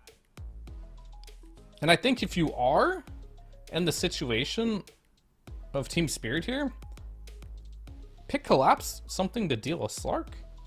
Okay. Put the Underlord mid. Yeah, I like that. Pretty sure Laurel will do good in this matchup. He'll build the items necessary and Collapse's hero pool. He has a big hero pool. Right. As far as Extreme Gaming, I don't know what obvious pick there would be against the Bloodseeker. How does Mag do against it? Because JT's Mag is a classic for this lineup. The lane's probably really difficult, I would imagine. You are with a Caudle, though. Potentially you could spam. Yeah. Nothing really shoots out to me as being like, this is going to destroy the game for Extreme Gaming. And they're going to go Ogre. Let's do it. Let's go. Okay. Sure. I mean, don't know it if won this is last game. It's very good, right? Yeah, absolutely. That's how this works, right? Yeah. Of course. Well, the thing is, against the Bloodseeker, I don't think he's going to care as much as the Ursa. Like, you have some spam, Right. which is fine. I don't mind having the spam available, but at the same time, you're just going to heal a lot on Bloodseeker. Denies now give you Region 2. Was a change they made. So you got lots of healing on this Bloodseeker. And then will Ghost be able to deal with the spam that's going to come out from Collapse and the Underlord? The real question mark for me is, why the hell did they just pick Pangolier? Yeah. This is a matchup that Ember wins. Unless I'm missing something, which I don't think I am, Ember has always won this matchup versus Pango. And Pango is not a hero that can shut down Ember in any way. Not even the laning stage, not throughout the game. Doesn't seem good. But they did probably wanted something that maybe controls Slark through the Shadow Dance a bit more, make some space on the map. I'm not sure. It fits their lineup well, but I'm a bit worried about the laning stage for Laurel. If you can get maybe some help along the way, that would be very beneficial for him. These heroes, you know, a CM rotating, not the easiest thing to do, but if she does get there with her crazy low movement speed and horrific everything, then you know, she could do some serious damage and maybe mess up Paparazzi. There's a chance. I could see it happening. But yeah, do you like the draft more from Extreme than you did last game? Do I like their draft more than last game? Not necessarily. I think their draft last game looked good on paper. It worked out too, until they... Yeah. I don't usually like saying teams through the game, but that was pretty close to calling as it is. They did get outplayed. I mean, they threw the game, but at the same time, they just didn't have what it takes to win after they made a mistake. This game, they have some more tools to play with. That's almost more harsh. They didn't have what it took to win the game. Damn. They didn't. Yeah. I mean, they could have won the game. Right. But they just didn't have, like, the mentality to do so. Yeah. Or Spirit just shut them down in every single corner, which was also true. But their lineup this time around, I feel like there's more hope scaling into that late game. Now they have the infinite scaling Ogre. They've got the Slark who can just play around the map. Ember Spirit as well. A lot of poke damage where they don't have to commit. Where I feel like last game, they had to commit really hard. And they're going to tip JT here. You steal my Ogre, bro, huh? Yeah. Does that look like fun? He dots them. Pretty good. Maybe still in some good spirits, JT. My turn, she says. You know what's great about this build? If you're going out to lane as an Ogre with no items, they can't even ping that you don't have items, you know? Because there's nothing to ping. You just put Ogre Magi is missing. There you go. Well, Ghost. Oh, he's dodge back. And instead it's going to be Paparazzi got first blood. Down. That is huge. Extreme have solved their woes. They give him a second kill. No, they give that one to DY. Okay. Spirit starting off how they, looked throughout a big portion of last game, which was a little bit rough. But, you know, they made a comeback then, too. Yep. Ogre, Ringa Health already available. And it looks like the Ogre will take the gate to get to his offlane here. He's so farmed. What a guy. JT. You heard the man. It's his turn. He's going to show collapse. Oh, I see almost barely evades Roshan. Oh, yeah. That's funny. Two big boys running through in the night, going through the gate. That is the worst when you like are trying to go through it right as Roche is passing by. It feels bad.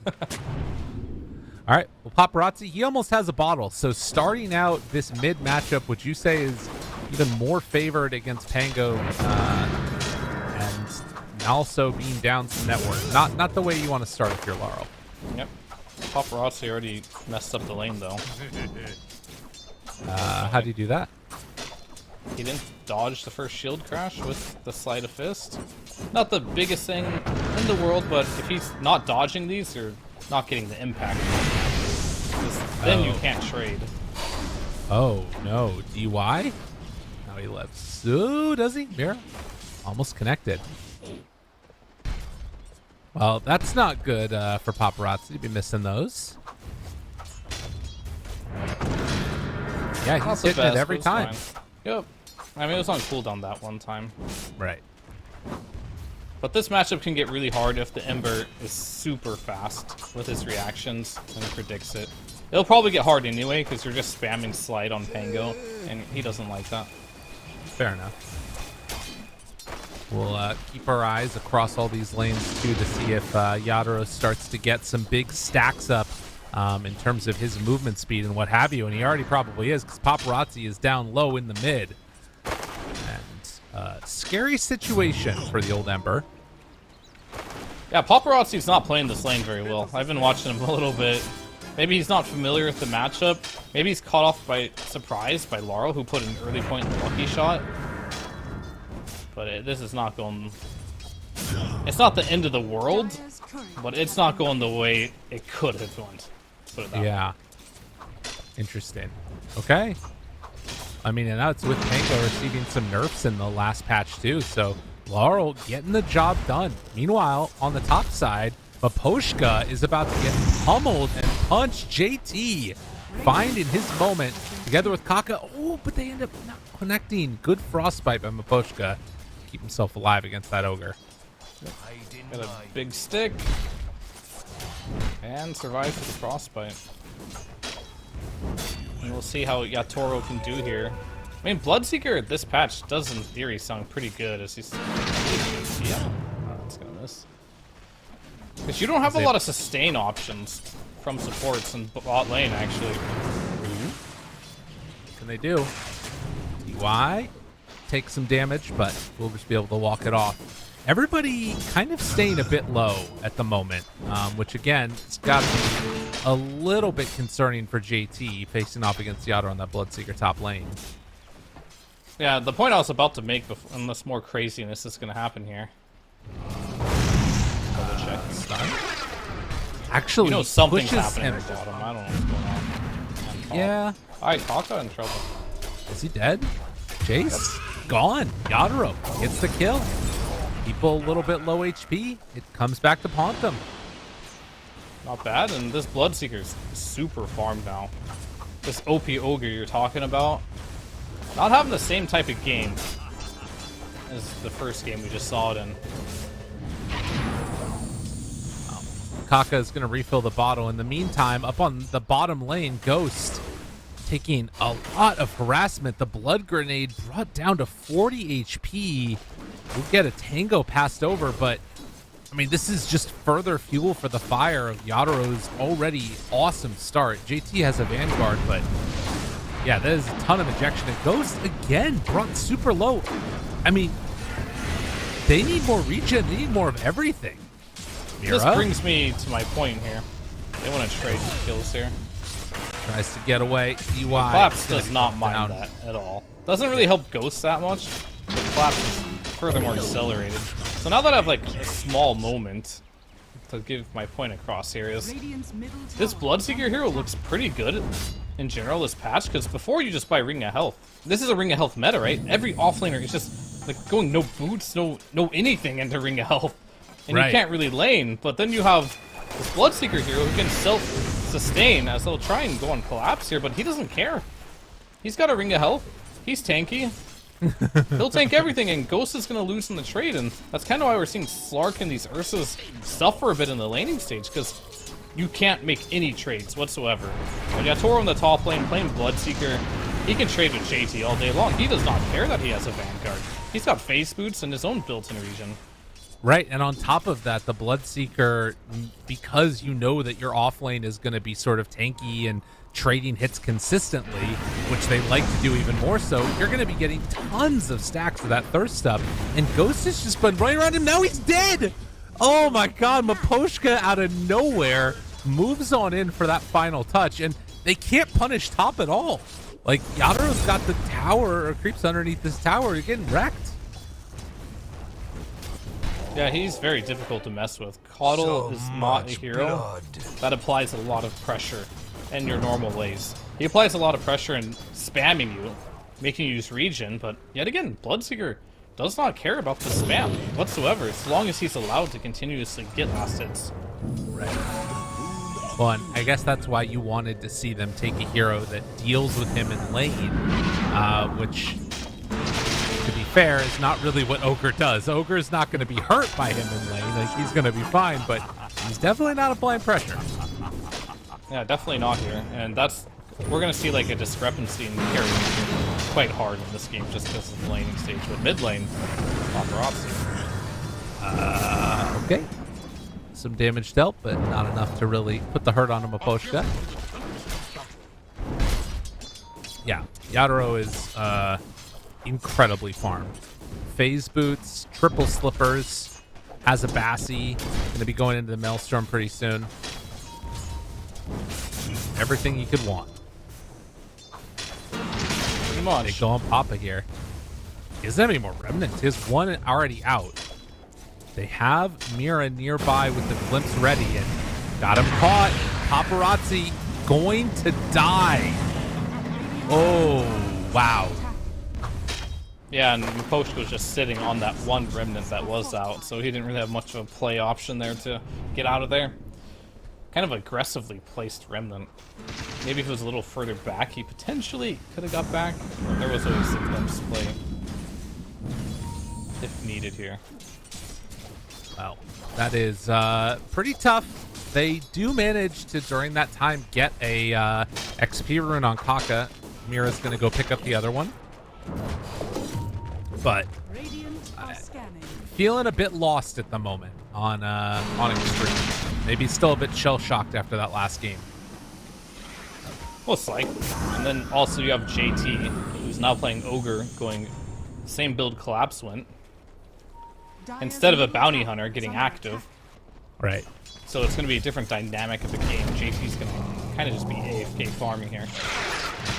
They also, Kalka tried to stack up the jungle, and then they moved in with Laurel and Maposhka and stole the stack that he had made. It was only a one stack, but still. Mental damage is the name of the game, it feels like. So, Paparazzi farming in between the tier 1 and tier 2 tower, has a haste rune and double remnant, so feels unkillable.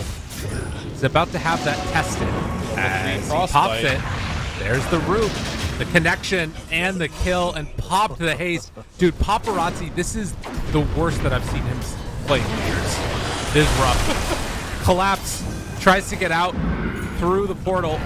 He's going to take the second salvo, goes through another time. Oh, yeah, he'll head on over. Poshka misclicked the creep there, stopping that play.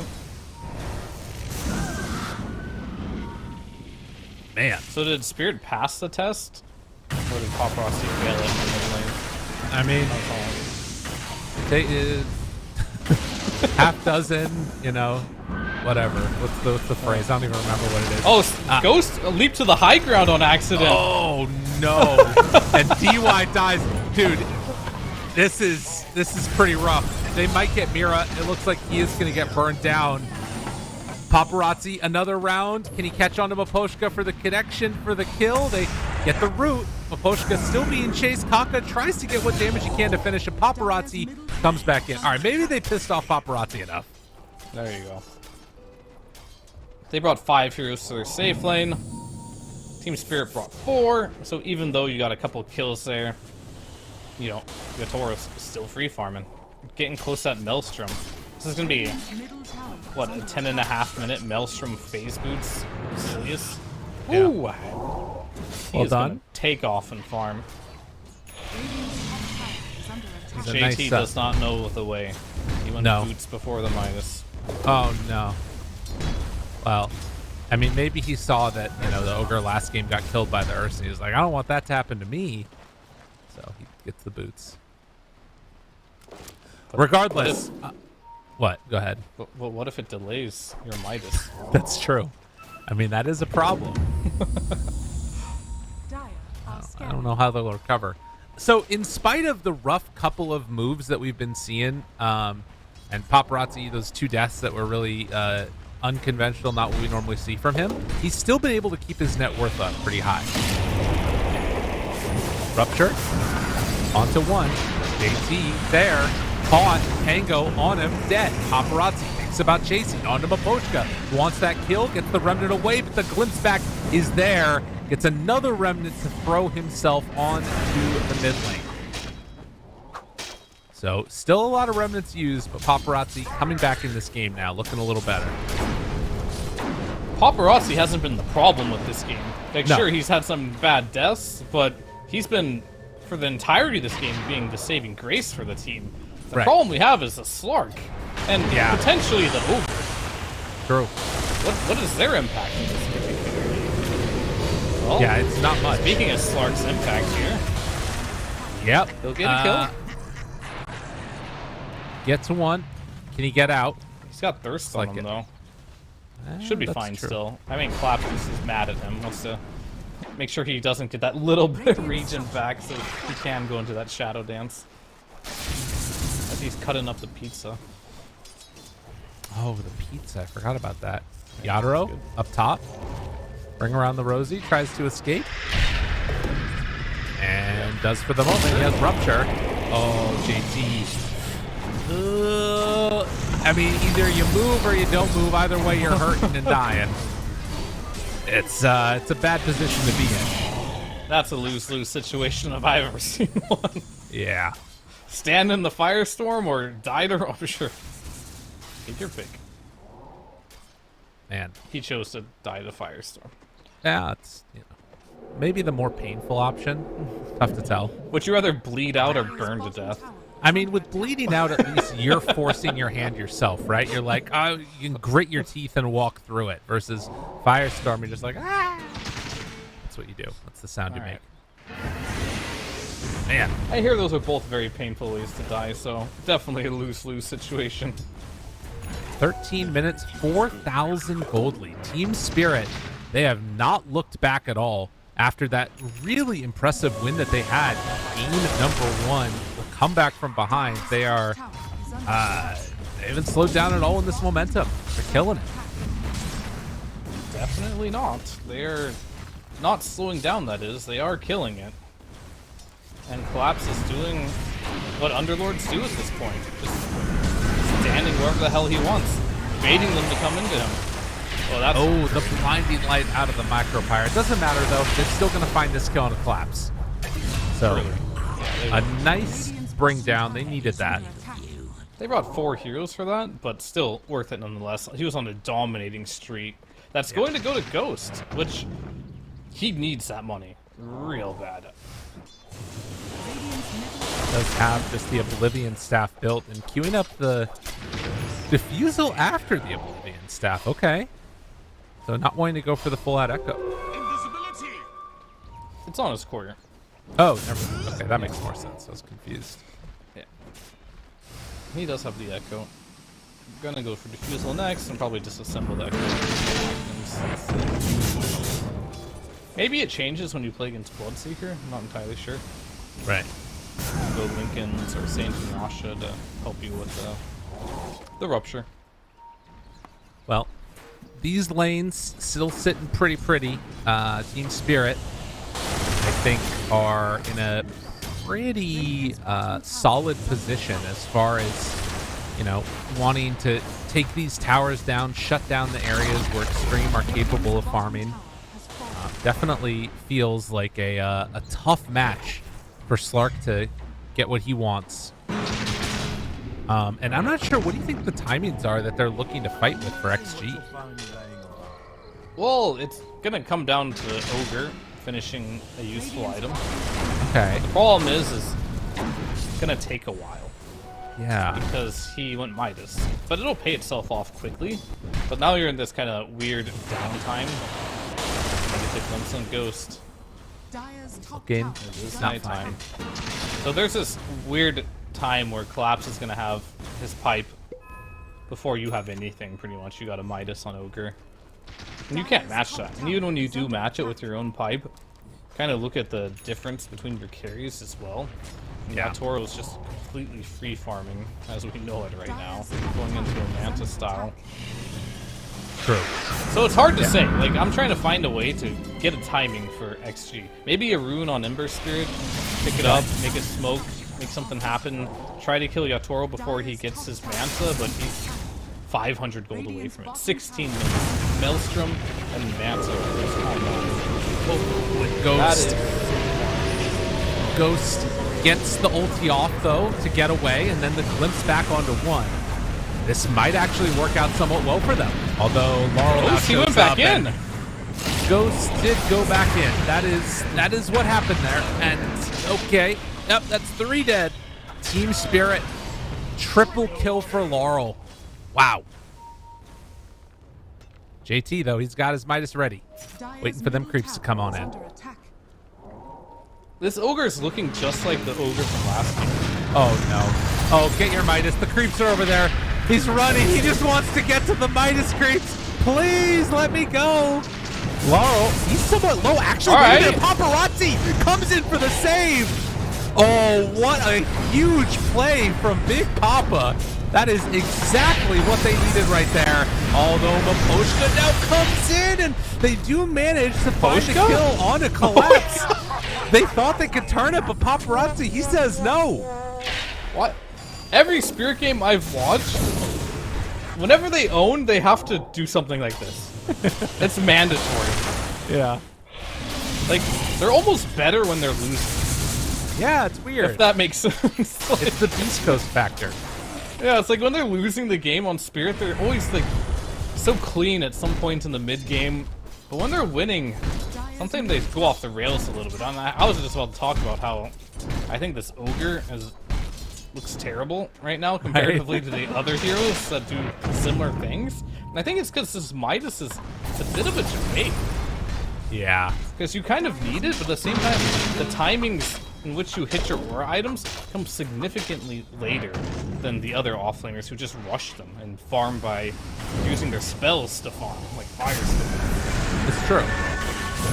But I will say, like, if you can get past that timing, there's some cool things going on there. And man, there is, yeah. I flamed Paparazzi earlier, and it was the reverse caster curse. I need to do this more often because he is killing it right now. Although now they're jumping on him. Maybe I've just cursed him again. We'll see as the roll through comes out. Laurel connects onto both, and those supports died fast. Man, Paparazzi goes back in again.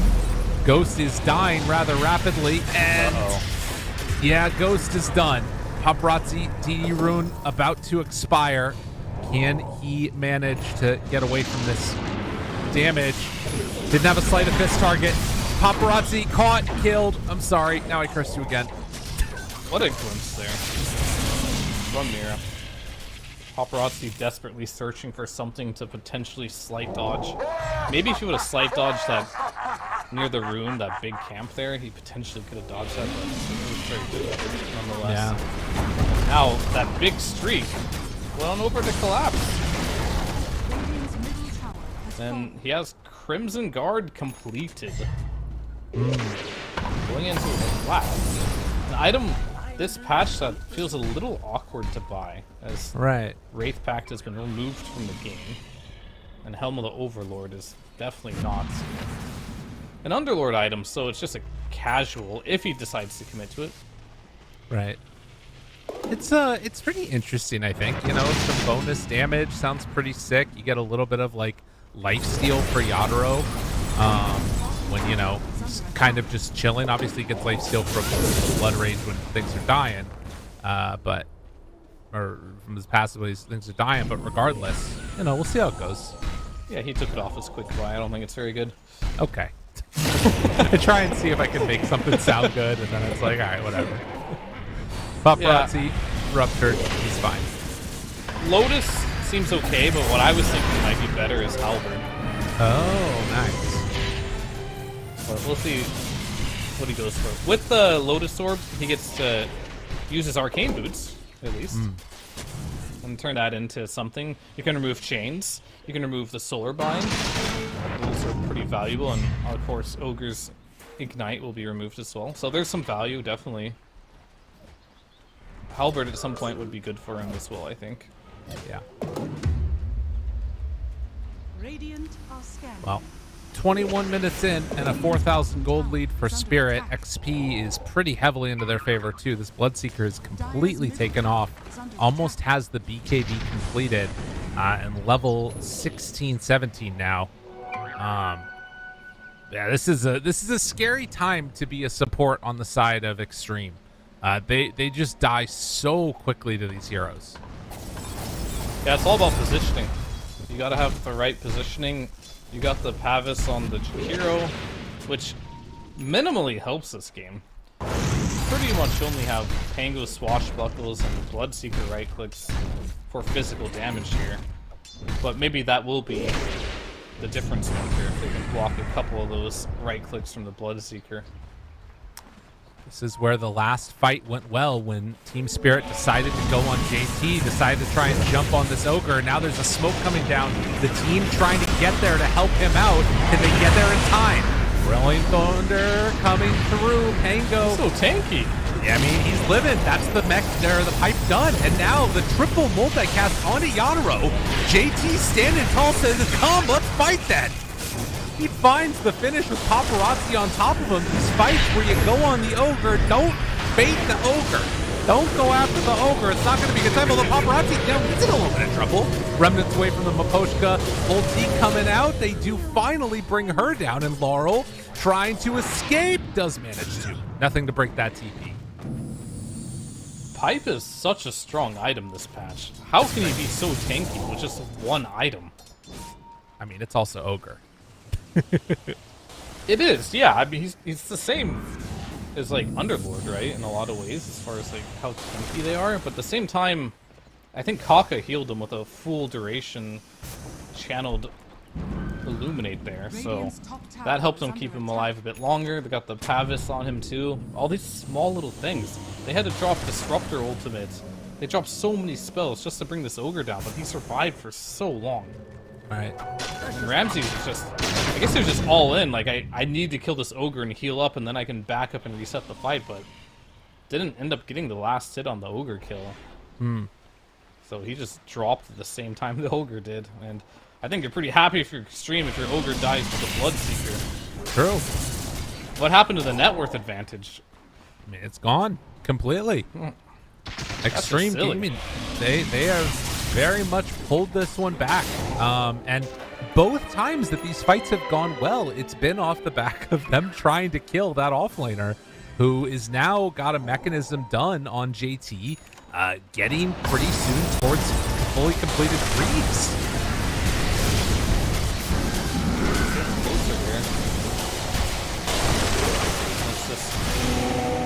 They're so afraid of this Tormentor that no one wants to get close after the last couple of games. Yeah. Support's dying everywhere to Tormentors. I think the rule of thumb is, so if you generally have 3 people killing the Tormentor, you should be fine. 2 is someone's gonna die, unless it's Ursa, right? Yeah. 5, there's literally no way anyone should die if you're all attacking.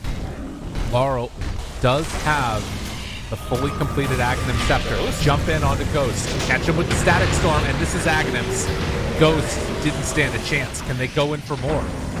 Wanting to chase, finding one. It's onto the Ogre. He gets ruptured. Don't get that second round of hits onto him. JT, rooted, caught, and dead. Those are 2 heroes to die. And, well, Mira does have the glimpse to pull him back in closer. Team Spirit. They find a perfect moment. They take down a bunch. Yeah, they strike back here. So why is it this Ogre hero with a Midas can never be top net worth? I don't know. Because that's bad. I don't know. Like both games, normally Collapse is top net worth. I think it's just showing you that farming with abilities is better than farming with 3 Midases. Fair. Or I should say 2. I guess 3 Midases is until at least level 2 ulti, right? Right, that's true. No, it's a bit tough, for sure. And I mean, there's ways where there's moments where it looks okay. Particularly in the laning stage, being able to get that Vanguard just so early and have this huge body. But in these mid-game fights, it lacks something that these other heroes have. I think Ogre's, what he lacks the most right now is damage. If you look at how much damage in the fight, we'll look at the next fight, for example. How much Collapse spamming like 2 to 3 Firestorms in a fight versus a couple Fire Blasts and Ignites. I think there's a significant difference in how much like AoE damage these heroes are bringing to the table. Well, never you fear, because Ogre just got his 80 damage talent. So now he's got damage. He's ready. Yeah, he's gonna right-click. I think that's just one of those talents that you just go for. Yeah. Because the other one is only 250 health. Okay. But at the same time, are we gonna see Ogre click someone to death? Okay. There is a chance. My eyes are peeled. Yo, this is big. Can they get down Roche in time? They just completed Greaves on Ogre. This is a really big window for them. Scan. It connects. They know that they're there. They're going to make it in time. They got to be careful about how they take this fight. Collapse off to the side. Remnant out. Tries to find one. Laurel. They run into a Babash right at the start, but the BKB is going to be there. Static Storm down. Don't know if that's the way they wanted that one to go on to Spirit. Extreme Gaming outlasting so far in this fight. There's a glimpse to pull back onto Paparazzi. Gets the Remnant away. So far, so good for Extreme. They're taking a portal. Oh, and so they can come back in and they're going to have that damage reduction. Oh, when they come back through, I don't know if they're going to have what it takes to burst through them. That's like a aura in its own. Look at how little damage all of them are taking. They're not doing anything to him. Collapse is taking through all of this. Extreme have to back away. They have to wait this out. But the damage onto Yatoro, the Remnant through. Paparazzi, what can he do? The big ulti coming from Maposhka. They're still so survivable on this Team Spirit lineup, and they completely outlast them. Oh my god, dude. That's crazy. Yeah, now I'm going to see who did more damage on fight, Ogre or Underlord. Ogre, 2.8k damage, formidable. He did more. He did more. Let's go, Ogre. He did it. Let's go. But they Bloodseeker still lost did by the fight far terribly. the most. Yeah. Yeah, well, if you consider Slark's damage, Slark did 525 damage this fight. Yeah. Compared to Yatoro's 5.6k. That feels pretty A bad. bit difference in the carries there. 500 damage on Slark. He didn't... What's that, 2 hits? I mean, pretty much. Two right clicks off in that fight? Yeah, it feels pretty bad. I'll just say, I think that Aghanim's, or not Aghanim's, but just the ulti, the Fiend's Gate, and having like the bonus movement speed and damage reduction when you come out of it, that did so much in that fight too. Like they weren't doing much damage anyways. Yeah, 22% damage reduction, 20% move speed for 6 seconds. That's quite impressive, actually. On top of like having the Crimson Guard and the pipe, all that other stuff. Very difficult. The Collapse does have the Vlad's queued up again with a halberd. I wonder which one he will prioritize. At the rate that the Slark is doing damage, maybe he doesn't need a halberd yet. It's fair. I mean, yeah, he's not doing all that much. That's for dang sure. CM gets the shard. So Freezing Field can move, cast, and attack. With her boots of bearing, she's ready to go. Yeah. I like it. Next power spike is going to be that BKB. Which, in a game like this, nobody... Maybe Slark at some point, but not for a long time, won't have a basher to really pierce through that, so... Cores are going to scale here. Or cores, I mean supports. They're going to turn into cores, but for now they're supports. Yeah. But Makoshka, when he does finish his BKB, he's going to feel like a core. Well, and like, even if Slark pops BKB to try and just punch the CM, I mean, it's only 50% magic resistance, right? So, realistically, that CM still might do a really significant amount of damage to Slark in the midst of her ulti if it's not being broken. Oh yeah, absolutely. Aka? Able to sneak out of there. It's just another one of these Slark games where you're playing against CM Underlord. Yeah. Even if you have that BKB, they're still killing you. If you don't have the BKB, you're definitely dying. It's just you can't enter these fights. Like, the Slark hero against a CM Underlord. We've seen it twice today.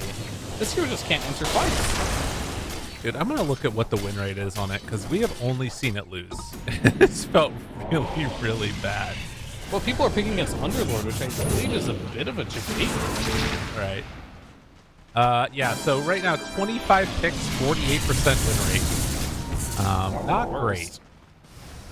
Apparently, Ench's 36 picks, 39 or 38% win rate. It's pretty bad.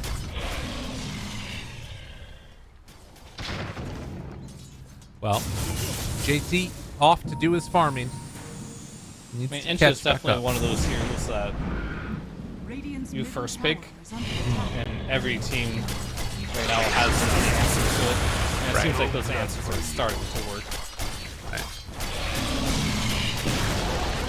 Radiant's Well, middle tower we're about has to see fallen. if we can get another triple Midas on JT. This is the highlight of his gameplay. Let's take a look. JT, 3, 2, 1. No, it was only 2. Sad. Kill that other one. And your family, too. Oh, jeez. And your cousins here. Yeah. Bottom tower is under attack. So, Stack. pushing out the lanes whenever they can. I mean, that did give him a nice little chunk of gold. JT at 3,200 gold. Might be buying that item pretty soon here. Has been killed. The big item here is going to be Paparazzi. He does have Aghanims completed. Okay. We'll see him jumping around a lot in these fights here. Radiant's top tower has fallen. But still worried about the Slark. Dire's It feels bottom like there's tower no item he can build that's going to help him. And that's just the sad part of it. Yo, we got the Blood Mist.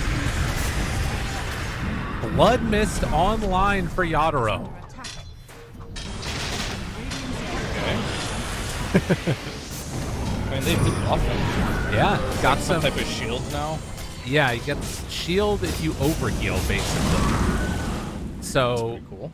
I'm not sure how this is gonna look, but we'll see if he decides to pop that Blood Mist or not.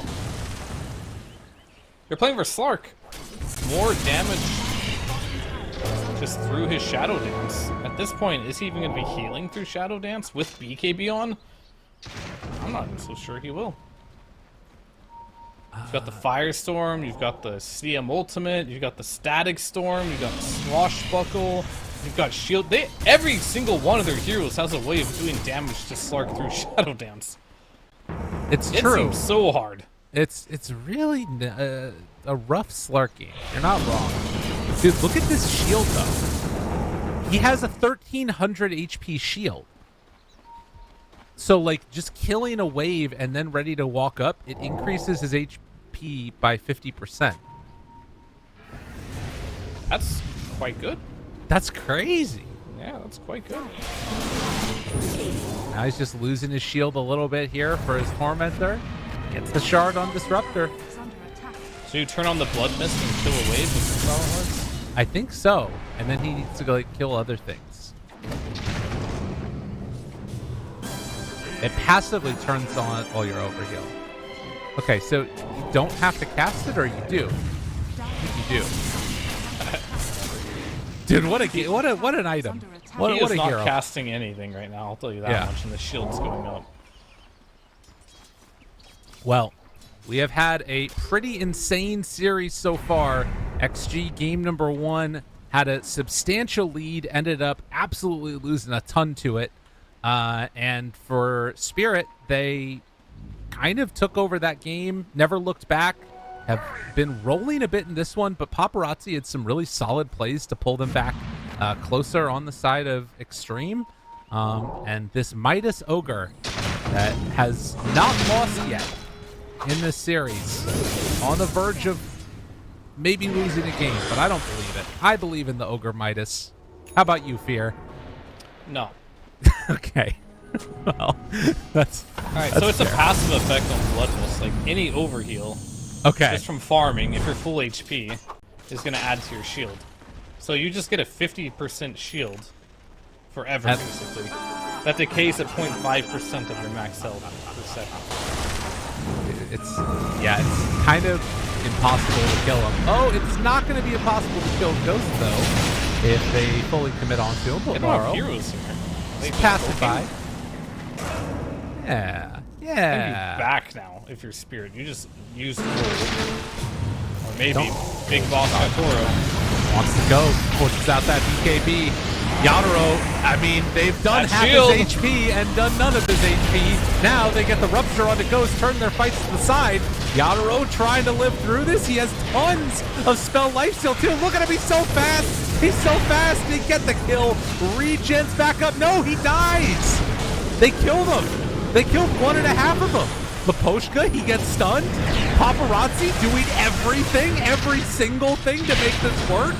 They run in without roll on Team Spirit, and just like in game number 1, it's going to be one team throwing away a huge advantage that they have, but this time, it's Spirit. Ghost, he might go down. they kill off Ghost. Bringing him low, Collapse comes in for the finish. That's what they needed to get. Paparazzi, Remnants through, wants to find Mira for the kill. Rooted, damage out to the side, and they bring down that Disruptor. Collapse did buy back. Can they chase down long enough to find him? To get this kill on this big bad Underlord. Doesn't have that much Atrophy Aura damage. Paparazzi somewhat low on mana. But it looks like they're going to let him go. Or they keep going for more. Chase. Paparazzi. Getting refilled. Huddle Ember. Very good as BKP backed off cooldown. Now, they do need to be careful about this. Pretty soon, you're going to have Bloodseeker back up again. Do they want to chase for more?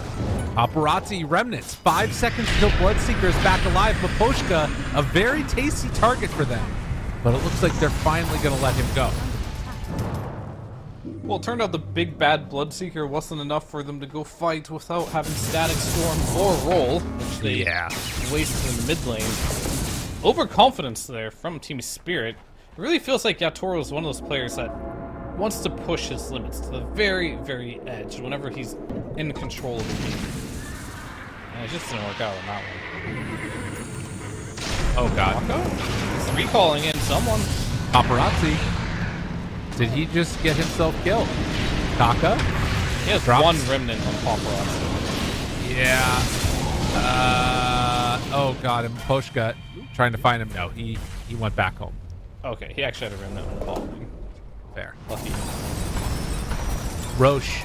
Oh, they walk out right as it's respawning. Mira, go check Mira. Oh, there it is.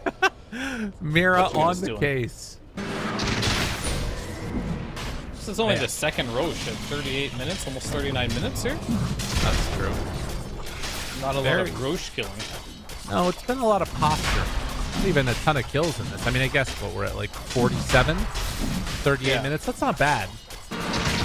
So when you have Aegis on Yatoro and a Cheese on Collapse, I feel like these fights get near impossible. Like, you're barely winning these fights, killing Yatoro once and killing Collapse. Add a Cheese on that and an Aegis, definitely a bit difficult here. Oh yeah. No, it's feeling quite rough. You are seeing Extreme though do some pretty good split pushing and start to take some of these towers. They are going to have to come back and defend soon. Team Spirit, as the night gets later, might be ready to close this one out and try and end this game. As they are already going high ground. Nice path down. He has so many different shields, but already broken through one round of them. Manta out. JT tried to get in range for the Fire Blast, but couldn't connect it. So they will stop at that. I noticed Ghost as well. He went for the Harpoon. Oh. So not going for the Axe instead of upgrading.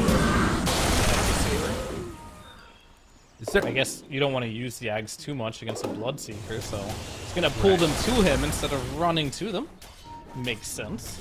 Does that work with static? I feel like it shouldn't. Like pulling you out of it. With Static Storm? Yeah. Or like with Kinetic Field. Oh, it shouldn't pull you out of Kinetic Field. Okay. It shouldn't, I say. I have not tested this mechanic. And it is a new item, so you never know. Yeah, that's true. But it should not. If it does, that makes Disruptor a lot worse. For lack of a better way of putting it. Yeah, I mean, I don't know if... I mean, it's still an expensive item, but yeah, it's definitely a little bit of a weird one there. And trying to get into the MKB for Ghost, you can take a look at the rest of these heroes on Team Spirit. Very, very farmed. But Yatoro, I mean, how do you rate this Aghanim Scepter on him? Like, in some ways it seems good, but maybe a little bit of just too much confidence in that last fight where he just ran in and died. I think it's pretty good. It's an item that gives you 1400 HP before a fight. Yeah. That already is insane, but it has a toggleable, which makes you do more damage too. JT, TP's out. Can he manage to escape? He does. Wow. And look how fast he almost died though. It's just Yatoro right-clicking him with the blood mist there. So I think it's fine. It's definitely, it looks like a good item. Let's put it that way. Is it better than him going for a basher? I think so, personally. Okay. You should look at it as more of a defensive item now than it is an offensive item. All right. And then I think it becomes a lot better. Well, Ogre, at this point, does have that Midas still working and is building into a spirit vessel. So apparently they feel like they need ways to shut down this healing that's going on. But a lot of different avenues to take that spirit vessel off of people. And I got double Lotus Orb. yeah, instead he's going in for... Okay, never mind. Going for a Blink Dagger into Mystic Staff Blink Dagger? Arcane Blink? Wait, did Interesting. Ogre have Vessel queued up? He did. I mean, Coddle already has one. That's probably why he took it away. Alright. Let's see what's happening here. Disarm onto the Bloodseeker. And just trying to stop this push from coming in. Arcane Blink is atrociously bad this patch, I feel. Yeah. I'm either 100% right on that or 100% wrong, but from what I've seen of it, it just reduces the cooldown from 15 to 7, right? And you get more cast range. That's it. Yeah, 200 extra cast range. Yeah, I don't know. It's an interesting one. Yeah, he took it off. I think that item it should be just shit on all metrics. Because it's too expensive. Sure, it sounds cool having a Blink Dagger more often, but that thing's often broke. You don't do any cool plays when you blink in. Like the old one where it just increased debuff duration, cast point, all that. That's been removed. Yeah. Well, and also you don't get the like added value even of the int for Ogre. He Yeah. doesn't get it. Yeah, he doesn't. JT is getting close to a sheep stick though. See if that makes You enough also of a don't difference. get the int there, but at least your activate ability is good. Right. Mid lane. Maybe a battle brewing. What do we need to watch for in this one? What's the key to this fight for Team Spirit? Yeah, Toro not going full psycho mode. Okay. Or him going psycho mode. Okay. They Depends also, on what team you're on. True. They also do have Aghanim Scepter on the Disruptor. This is going to be the reveal of it. Ogre walks in, finds him. Mira caught the first one out of the gate. That can't happen. Can they get it off in time, though? Do they have enough damage? They kill him. Dead with no buyback. Extreme Gaming. They don't have creeps here in the mid lane, but they did already take that Disruptor out. They want to force the fight. In. He says yes. Remnant away. Drop down the ice path. I mean, again, they can't really do much here. They need a creep wave. Hello. What's going on? Toro, did he misclick? Why does he not have 2 rupture charges? That's a good question. I feel like that could be really useful against Slark. Dyer's courier has been killed. Oh, Yeah. he's gonna be really fast now, at least. That's true. He can run away even faster. But I think the problem they have here is being able to lock him down. Sure, Mira being out of position there hurt him a lot. But I really like how Extreme Gaming, they're playing to win now. Yeah. They see a hero, Ogre walks in, no fear, gets the job done. I like what's going on here from Extreme Gaming. They also killed off the Underlord Shivas. Maybe still willing to take this fight as they connect now onto JT. Immediately Guardian Greaves tries to pull him So out Ogre of bait. position. This is a very tanky Ogre, but will he be able to survive through all of it? Paparazzi finds that backline. Maposhka pops his ulti. Now the immediate run through. Yadaro, like he said, he's very fast. They kill off the Ogre, refresher from Paparazzi, waiting for this fight to come out. They catch onto Laurel, rooted for the moment. Collapse pops all the big auras to keep him alive. Ogre coming back into this fight. They got him here. Damage being spammed out. Laurel is already dead, and now they find Collapse. They might need to buy back on Laurel if they want to win this fight. Maybe they just need to run away. Underlord also in some trouble. Mira has already dropped his abilities, so can't have anything else left in the tank. So they take down 2 after the buyback from JT. Alright. Let's check out the damage done here. I mean, Toro's still doing pretty much all the damage for his team.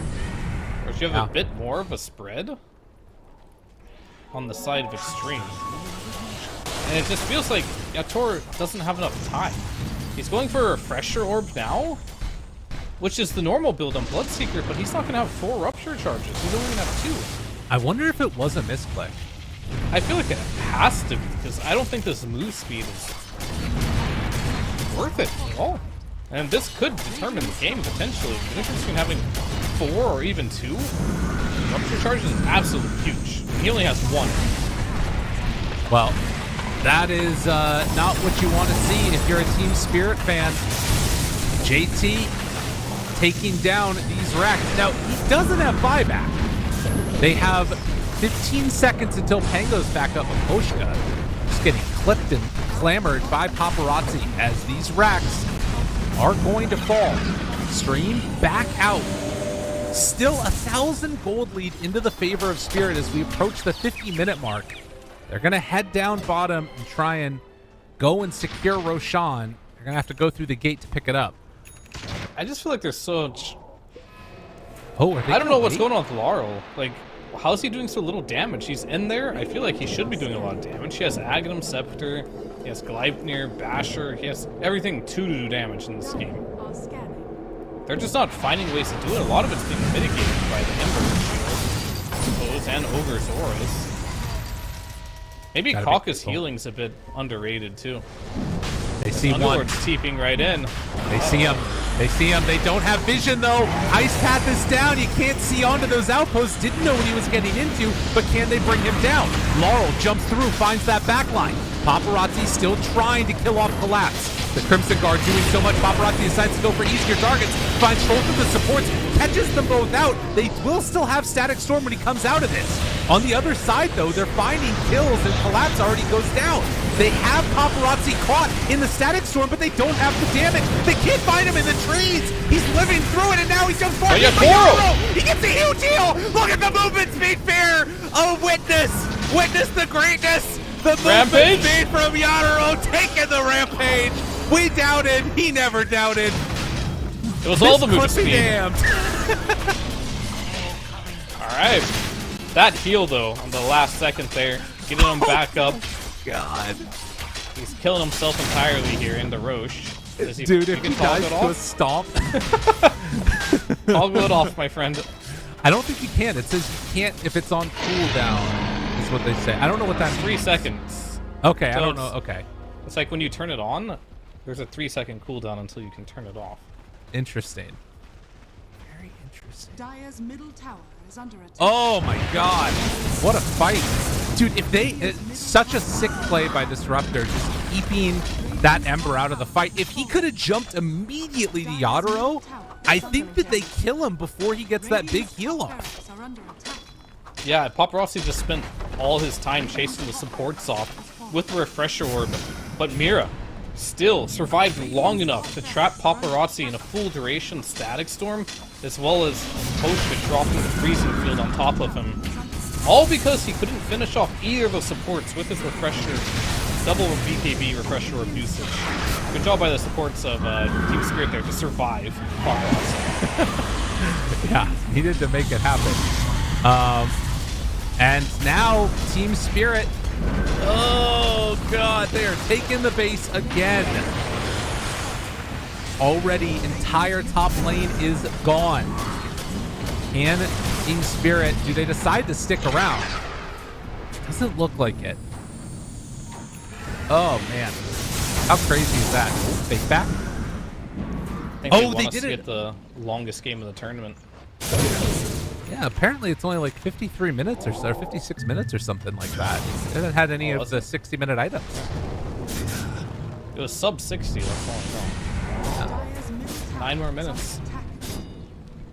All we need. All it's gonna take is one throw from Spirit. Will it happen? Laurel jumps right away. Paparazzi, BKB. That's Aegis on Yadaro. They can't do much to him. But with roll used and BKB used, that should be the extent of the chase. Now, Paparazzi, he does have Refresher. So if they wanted to go, he could make use of just the one BKB. If they want to. Choice is theirs. They can just settle for a Tormentor, get a little more gold, and wait out the Aegis. I think that's a big thing. having Aegis on Yatoro after how last fight went. You can kill this man once, I don't doubt that. But killing him twice, not going to be an easy task. This Tormentor gets stronger as, you know, it goes through each iteration. It's going to be an Aghanim Shard for Jakiro and the Underlord. Interesting. So the Firestorm self-targeted. The extra Plus little you get duration. 3 bonus waves. Right. Quite significant. But 52 minutes and a 10k gold lead. Not that significant. The bigger things at this point is definitely feeling like those buybacks. And Spirit only have it on one hero, whereas for Extreme, they have it on Ember, Slark, and Jakiro. Yeah. We'll see what Team Spirit wants to do. Do they just want to run up to the high ground? It's a little bit different of a game from last time. You don't have a Morta that can attack it from a long range here. Toro has to go up melee range, but perhaps that could set up for Mira. He's going to be the man of the Dire side to pay attention to. He's got a Blink Dagger and Aghanim Scepter on Disruptor. Ooh. If he can find an opening on Paparazzi or Ghost, that's who he's looking for. Paparazzi off to the side. Look at that ward placed down. That is a sneaky ward that they have right on the bottom side. It sees this high ground vision, and DY, all right, he's going to take it away. Well, it was cool in thought.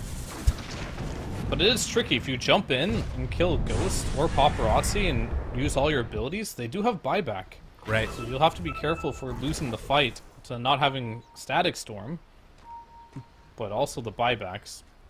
Well, and very much this one lane of racks that they have on Spirit does not matter in the grand scheme of things. But Laurel, okay, he is somebody that has buyback and is a support, but that's a lot used for it. The double hex out from the Ogre connects. They get the blink away. Oh, they didn't do damage to Yaduro because, oh my god, the overheal. Oh, that's a whole new level of cool. All right, for those of you guys that don't get it, you know, if he's not taking damage because his shield is taking damage, so his Blink Dagger never gets broken. Yep. Oh, quite nice. It's kind of like a pseudo Templar assassin type of situation here with Bloodseeker, because this shield is very, very powerful. And I believe it blocks all instances of damage. It's not just physical. Interesting. Well, that means it's a good item. It's definitely more of a defensive one. But any item that can give you like 1500 2k HP can't be bad. True. No, it's pretty sick. Okay. Well, they got the Jakiro kill. They have Static Storm back up again and ready for a fight to come out. Paparazzi, he is smoked, but they won't be able to do it. Can't catch him out of the base yet. Remnant's back. Yaduro blinks in. Gets hexed. Slap. Throws some damage out. Not even tickling him. Not even a little bit. Just bringing the shield down. Static Storm down. Pushes him back into it. He needs some help. Paparazzi gets the BKB off. The turn is there. Waiting for the Ogre to cast another Hex. He, well, has an Aeon disassembled. Immediately pops that one. Slark, low Slark dead. They lose JT too. Didn't stand a chance. The damage was way too overwhelming. Now they did have the buyback on the Slark. Mira looking for a glimpse play there maybe, but have it back up again. And, well, just like that, they managed to find a big window for themselves. How much can they get out of this? Ghost tries to go in. Paparazzi throws out a Remnant. Tries to chase. Pops the Refresher. Immediately goes in with the BKB. Seeing if he can find a couple of these kills. Takes down one. Collapse down low. Collapse. Yeah, almost dead. The Remnant is there. They try and chase, and Paparazzi gets the double kill. JT back up in 50 seconds, and that should stop Spirit, because Collapse, he didn't have buyback. Although he will when he comes back and 20 seconds is out.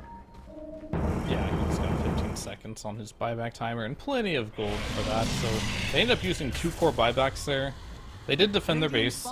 They got Collapse. I say they're defending their base, but creeps are taking it. and the game rages on as we are marching forward to getting the longest game here at ESL Berlin, the major.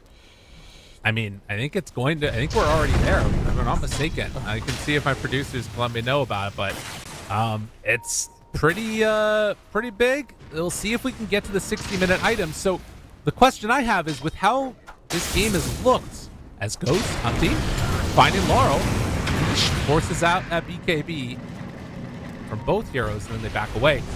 Do you think that 60-minute items make enough of a difference in this game that it could turn the tides into Extreme's favor? Because clearly Spirit is in the lead right now. It's an interesting question. Can the 60-minute items, let's take a look at this, any of them that can turn the tides. I mean, the short answer is yes, because 60-minute items just create insanity. Like, if you get a Pirate's hat on Slark, for example, right, or an Apex, all of a sudden this hero is just, like, way stronger than he was before. So I could definitely see things like that. And X Machina resets the cooldown on all items. Yeah, if Ogre gets one of those and gets some double hexes with the multicast, stuff like that could make a big difference in the game. It really comes down to RNG a lot, because as pro Dota players, not a single team drafts their heroes to cater to tier 5 neutral items. Right. It just comes to the luck of the draw if it's OP or not. Because barely do they play in these type of scenarios. This will be potentially the first game of the major that we're going to have 60-minute items. That's how rare it is throughout this whole group stage. But I've seen a lot of games where we don't quite get there and the game ends at like 59 or 60 without farming any neutrals. Now, here's the thing, though, that we should also keep in mind. Extreme are actually going to have the advantage in terms of getting these items, because JT has a Midas, and he's got a multicast Midas. That secures those tiers 5s immediately. So if they can wait it out another like minute and 20 seconds, I think if you're Team Spirit, you actually want to probably try and push the tempo a little bit. We'll see if they decide to go for that or not. They might feel more comfortable just waiting it out and keeping things a bit more passive. What you're saying is 100% true. However, I'm not sure if they're communicating. Oh shit, Ogre has a Midas, guys, in 60 minutes. we got no chance. They're gonna get the neutral items. There's a lot to think about right now if you're on Dire. That's fair. And that might just slip their minds. Even though it is. They are thinking for sure choke him into base so they can't get out and get those items, of course. But you got like these defender gates now. It's a little easier to get out and find some neutrals. Right. So maybe right now you send the Ogre out on a mission. Oh, Midas is on cooldown before the neutral spawn. Yeah. Rookie mistake. 40 seconds. But I think that, I mean, based upon the way that Spirit are playing, it looks like they're trying to catch them out on the map. They're going to the Ancients, which is where you might anticipate people going to try and farm them, but Ogre, is he going to go off to get those neutrals? I mean, they're just trying to hold out for the moment. Oh, man. Down there. That's the one where Ogre needs to get to. I mean, go, buddy, go. Get down there. The pings. Go get it, JT, please. Oh, no, they're going to farm it up with Ghost. All right. Unfortunately, he can't see my pings. Mirror Shield. Don't use your Midas. Don't use your Midas. Is he going to do it? Oh my god, he used the Midas. No, JT. That gives you neutrals, and Paparazzi's caught in the static storm. Now, oh, Depth Shroud. Depth Shroud keeps him alive for the moment. Paparazzi gets that BKB off, accidentally clicked on the gate to try and go through it. Now Yadro, he's on top of the Coddle, trying to kill him off, but the Hex on Hex, the Mirror Shield, it was too much. Oh, the Mirror Shield is a pretty good answer for the Bloodseeker, and now Paparazzi running through, trying to do what damage he can, gets the refresh in time, able to do another round. Bit of damage, but oh my god. Poshka, in the midst of that, just forces them all back. And now going to be a reset. The smoke up is there from Extreme. They're trying to get out on the map and get these items. They need to send the Ogre out. They do. Well, Ghost is trying to farm them. Nonetheless, what do we have? So a Giant's Ring on Slark. They've got Mirror Shield, Book of the Dead on Disruptor, Book of Shadows, Giant's Ring on Class. JT, he's caught. Oh, and Aeon Disc Proc has to get away. Does he have any help from his team here?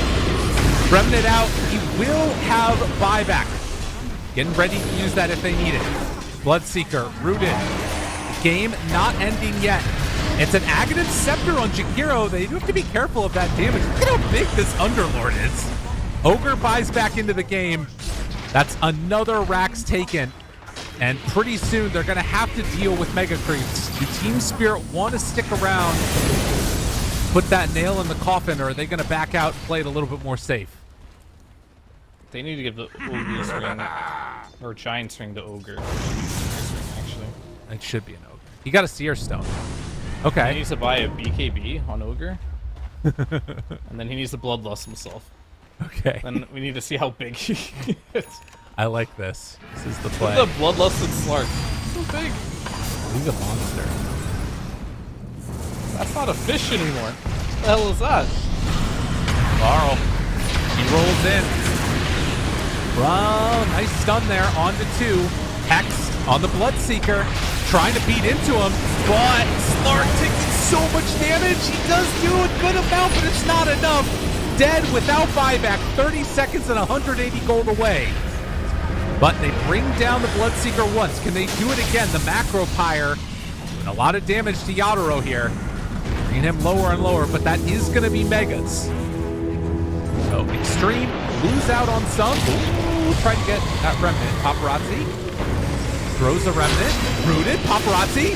Paparazzi. He's dead. He has buyback back up again in 27 seconds. Both him and the Slurp will be able to have it, but they call GG. They are not going to be able to make it happen. And Yatoro, Spirit, they're going to 2-0. Yeah. And Yatoro finally has the 4 ruptures. All it took was getting level 30. But he got there.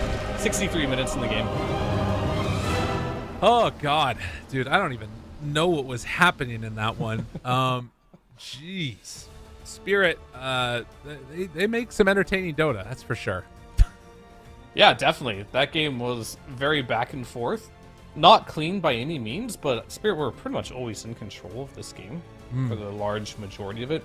Paparazzi, maybe he had a little bit of a rough laning stage, but his mid-late game were super good. He was applying lots of pressure on the map. He was a big threat. The Slark, he was doing better towards the end, but he was never the end-all be-all type of carry that they needed for this type of draft. And I really liked what Team Spirit did here as far as their drafting. It was nice to see the Bloodseeker Ags come into play here too. That looked like a pretty cool item. Saved himself multiple times by blinking out whenever he's in trouble because he had that huge 50% shield on him.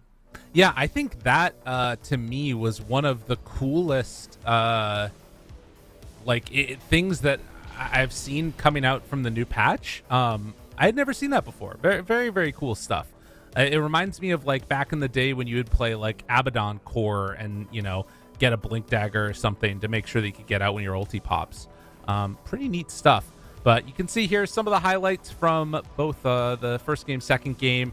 There were moments here where Extreme looked really, really good, and it was a back and forth series. But as we've seen happen to them a couple of different times now, when it's mattered most, they've come up just a little bit short. Haven't been able to close those matches out.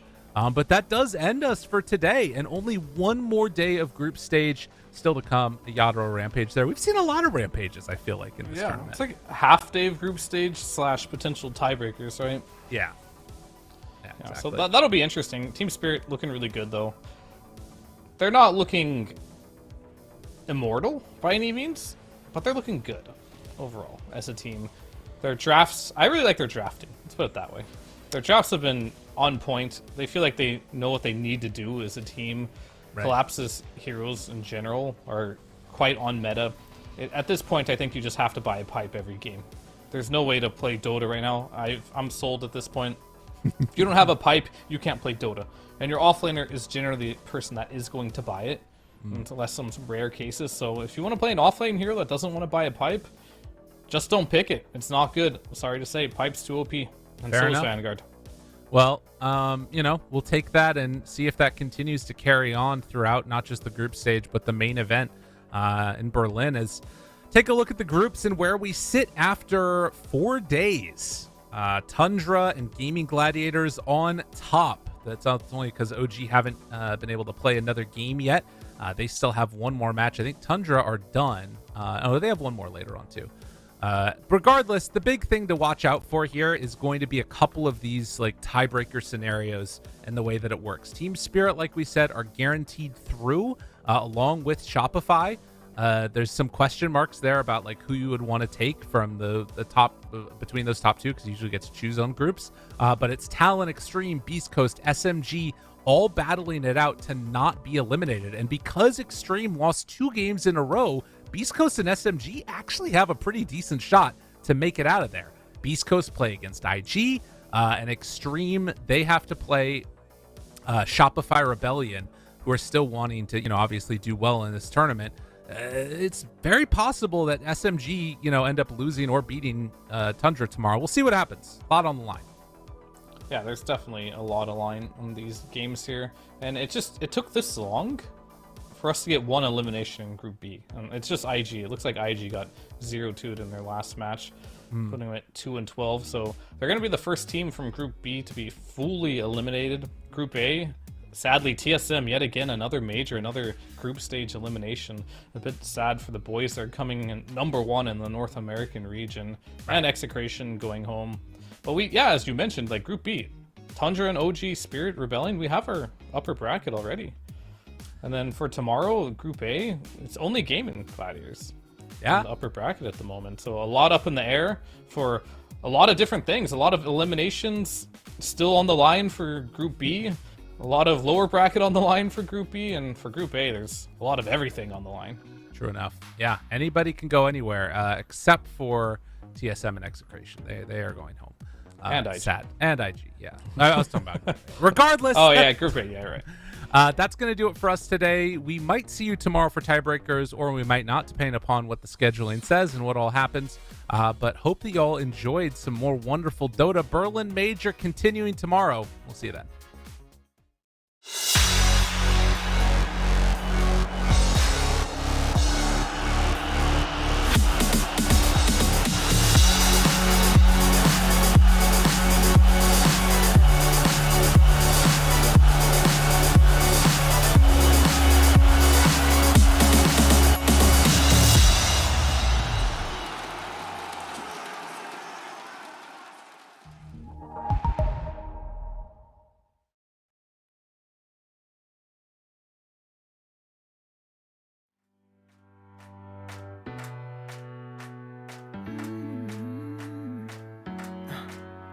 Am I wasting time?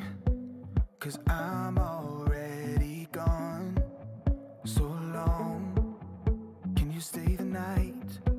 'Cause you're the thing I want. I know you're feeling different when you're stressed out, but even with no makeup you still stand out. 'Cause no one makes me feel the way you do now. Like you do now.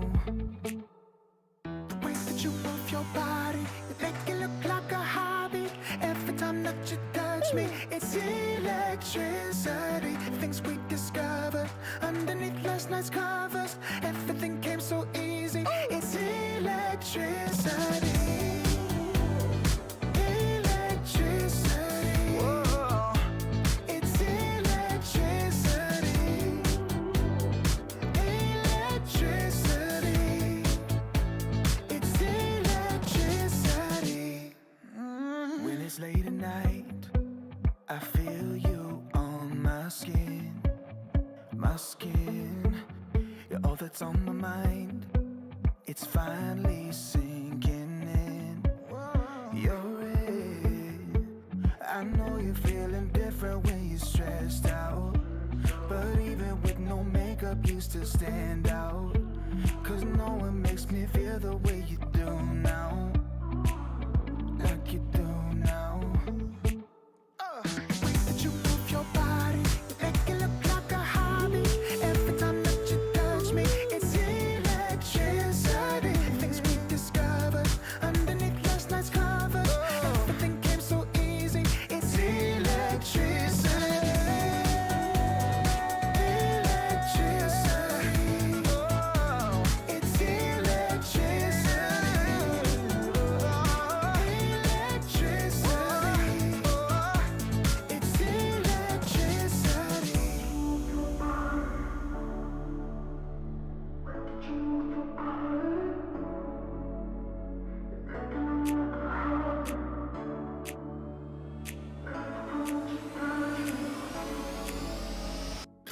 you move your body, make it look like a hobby. Every time that you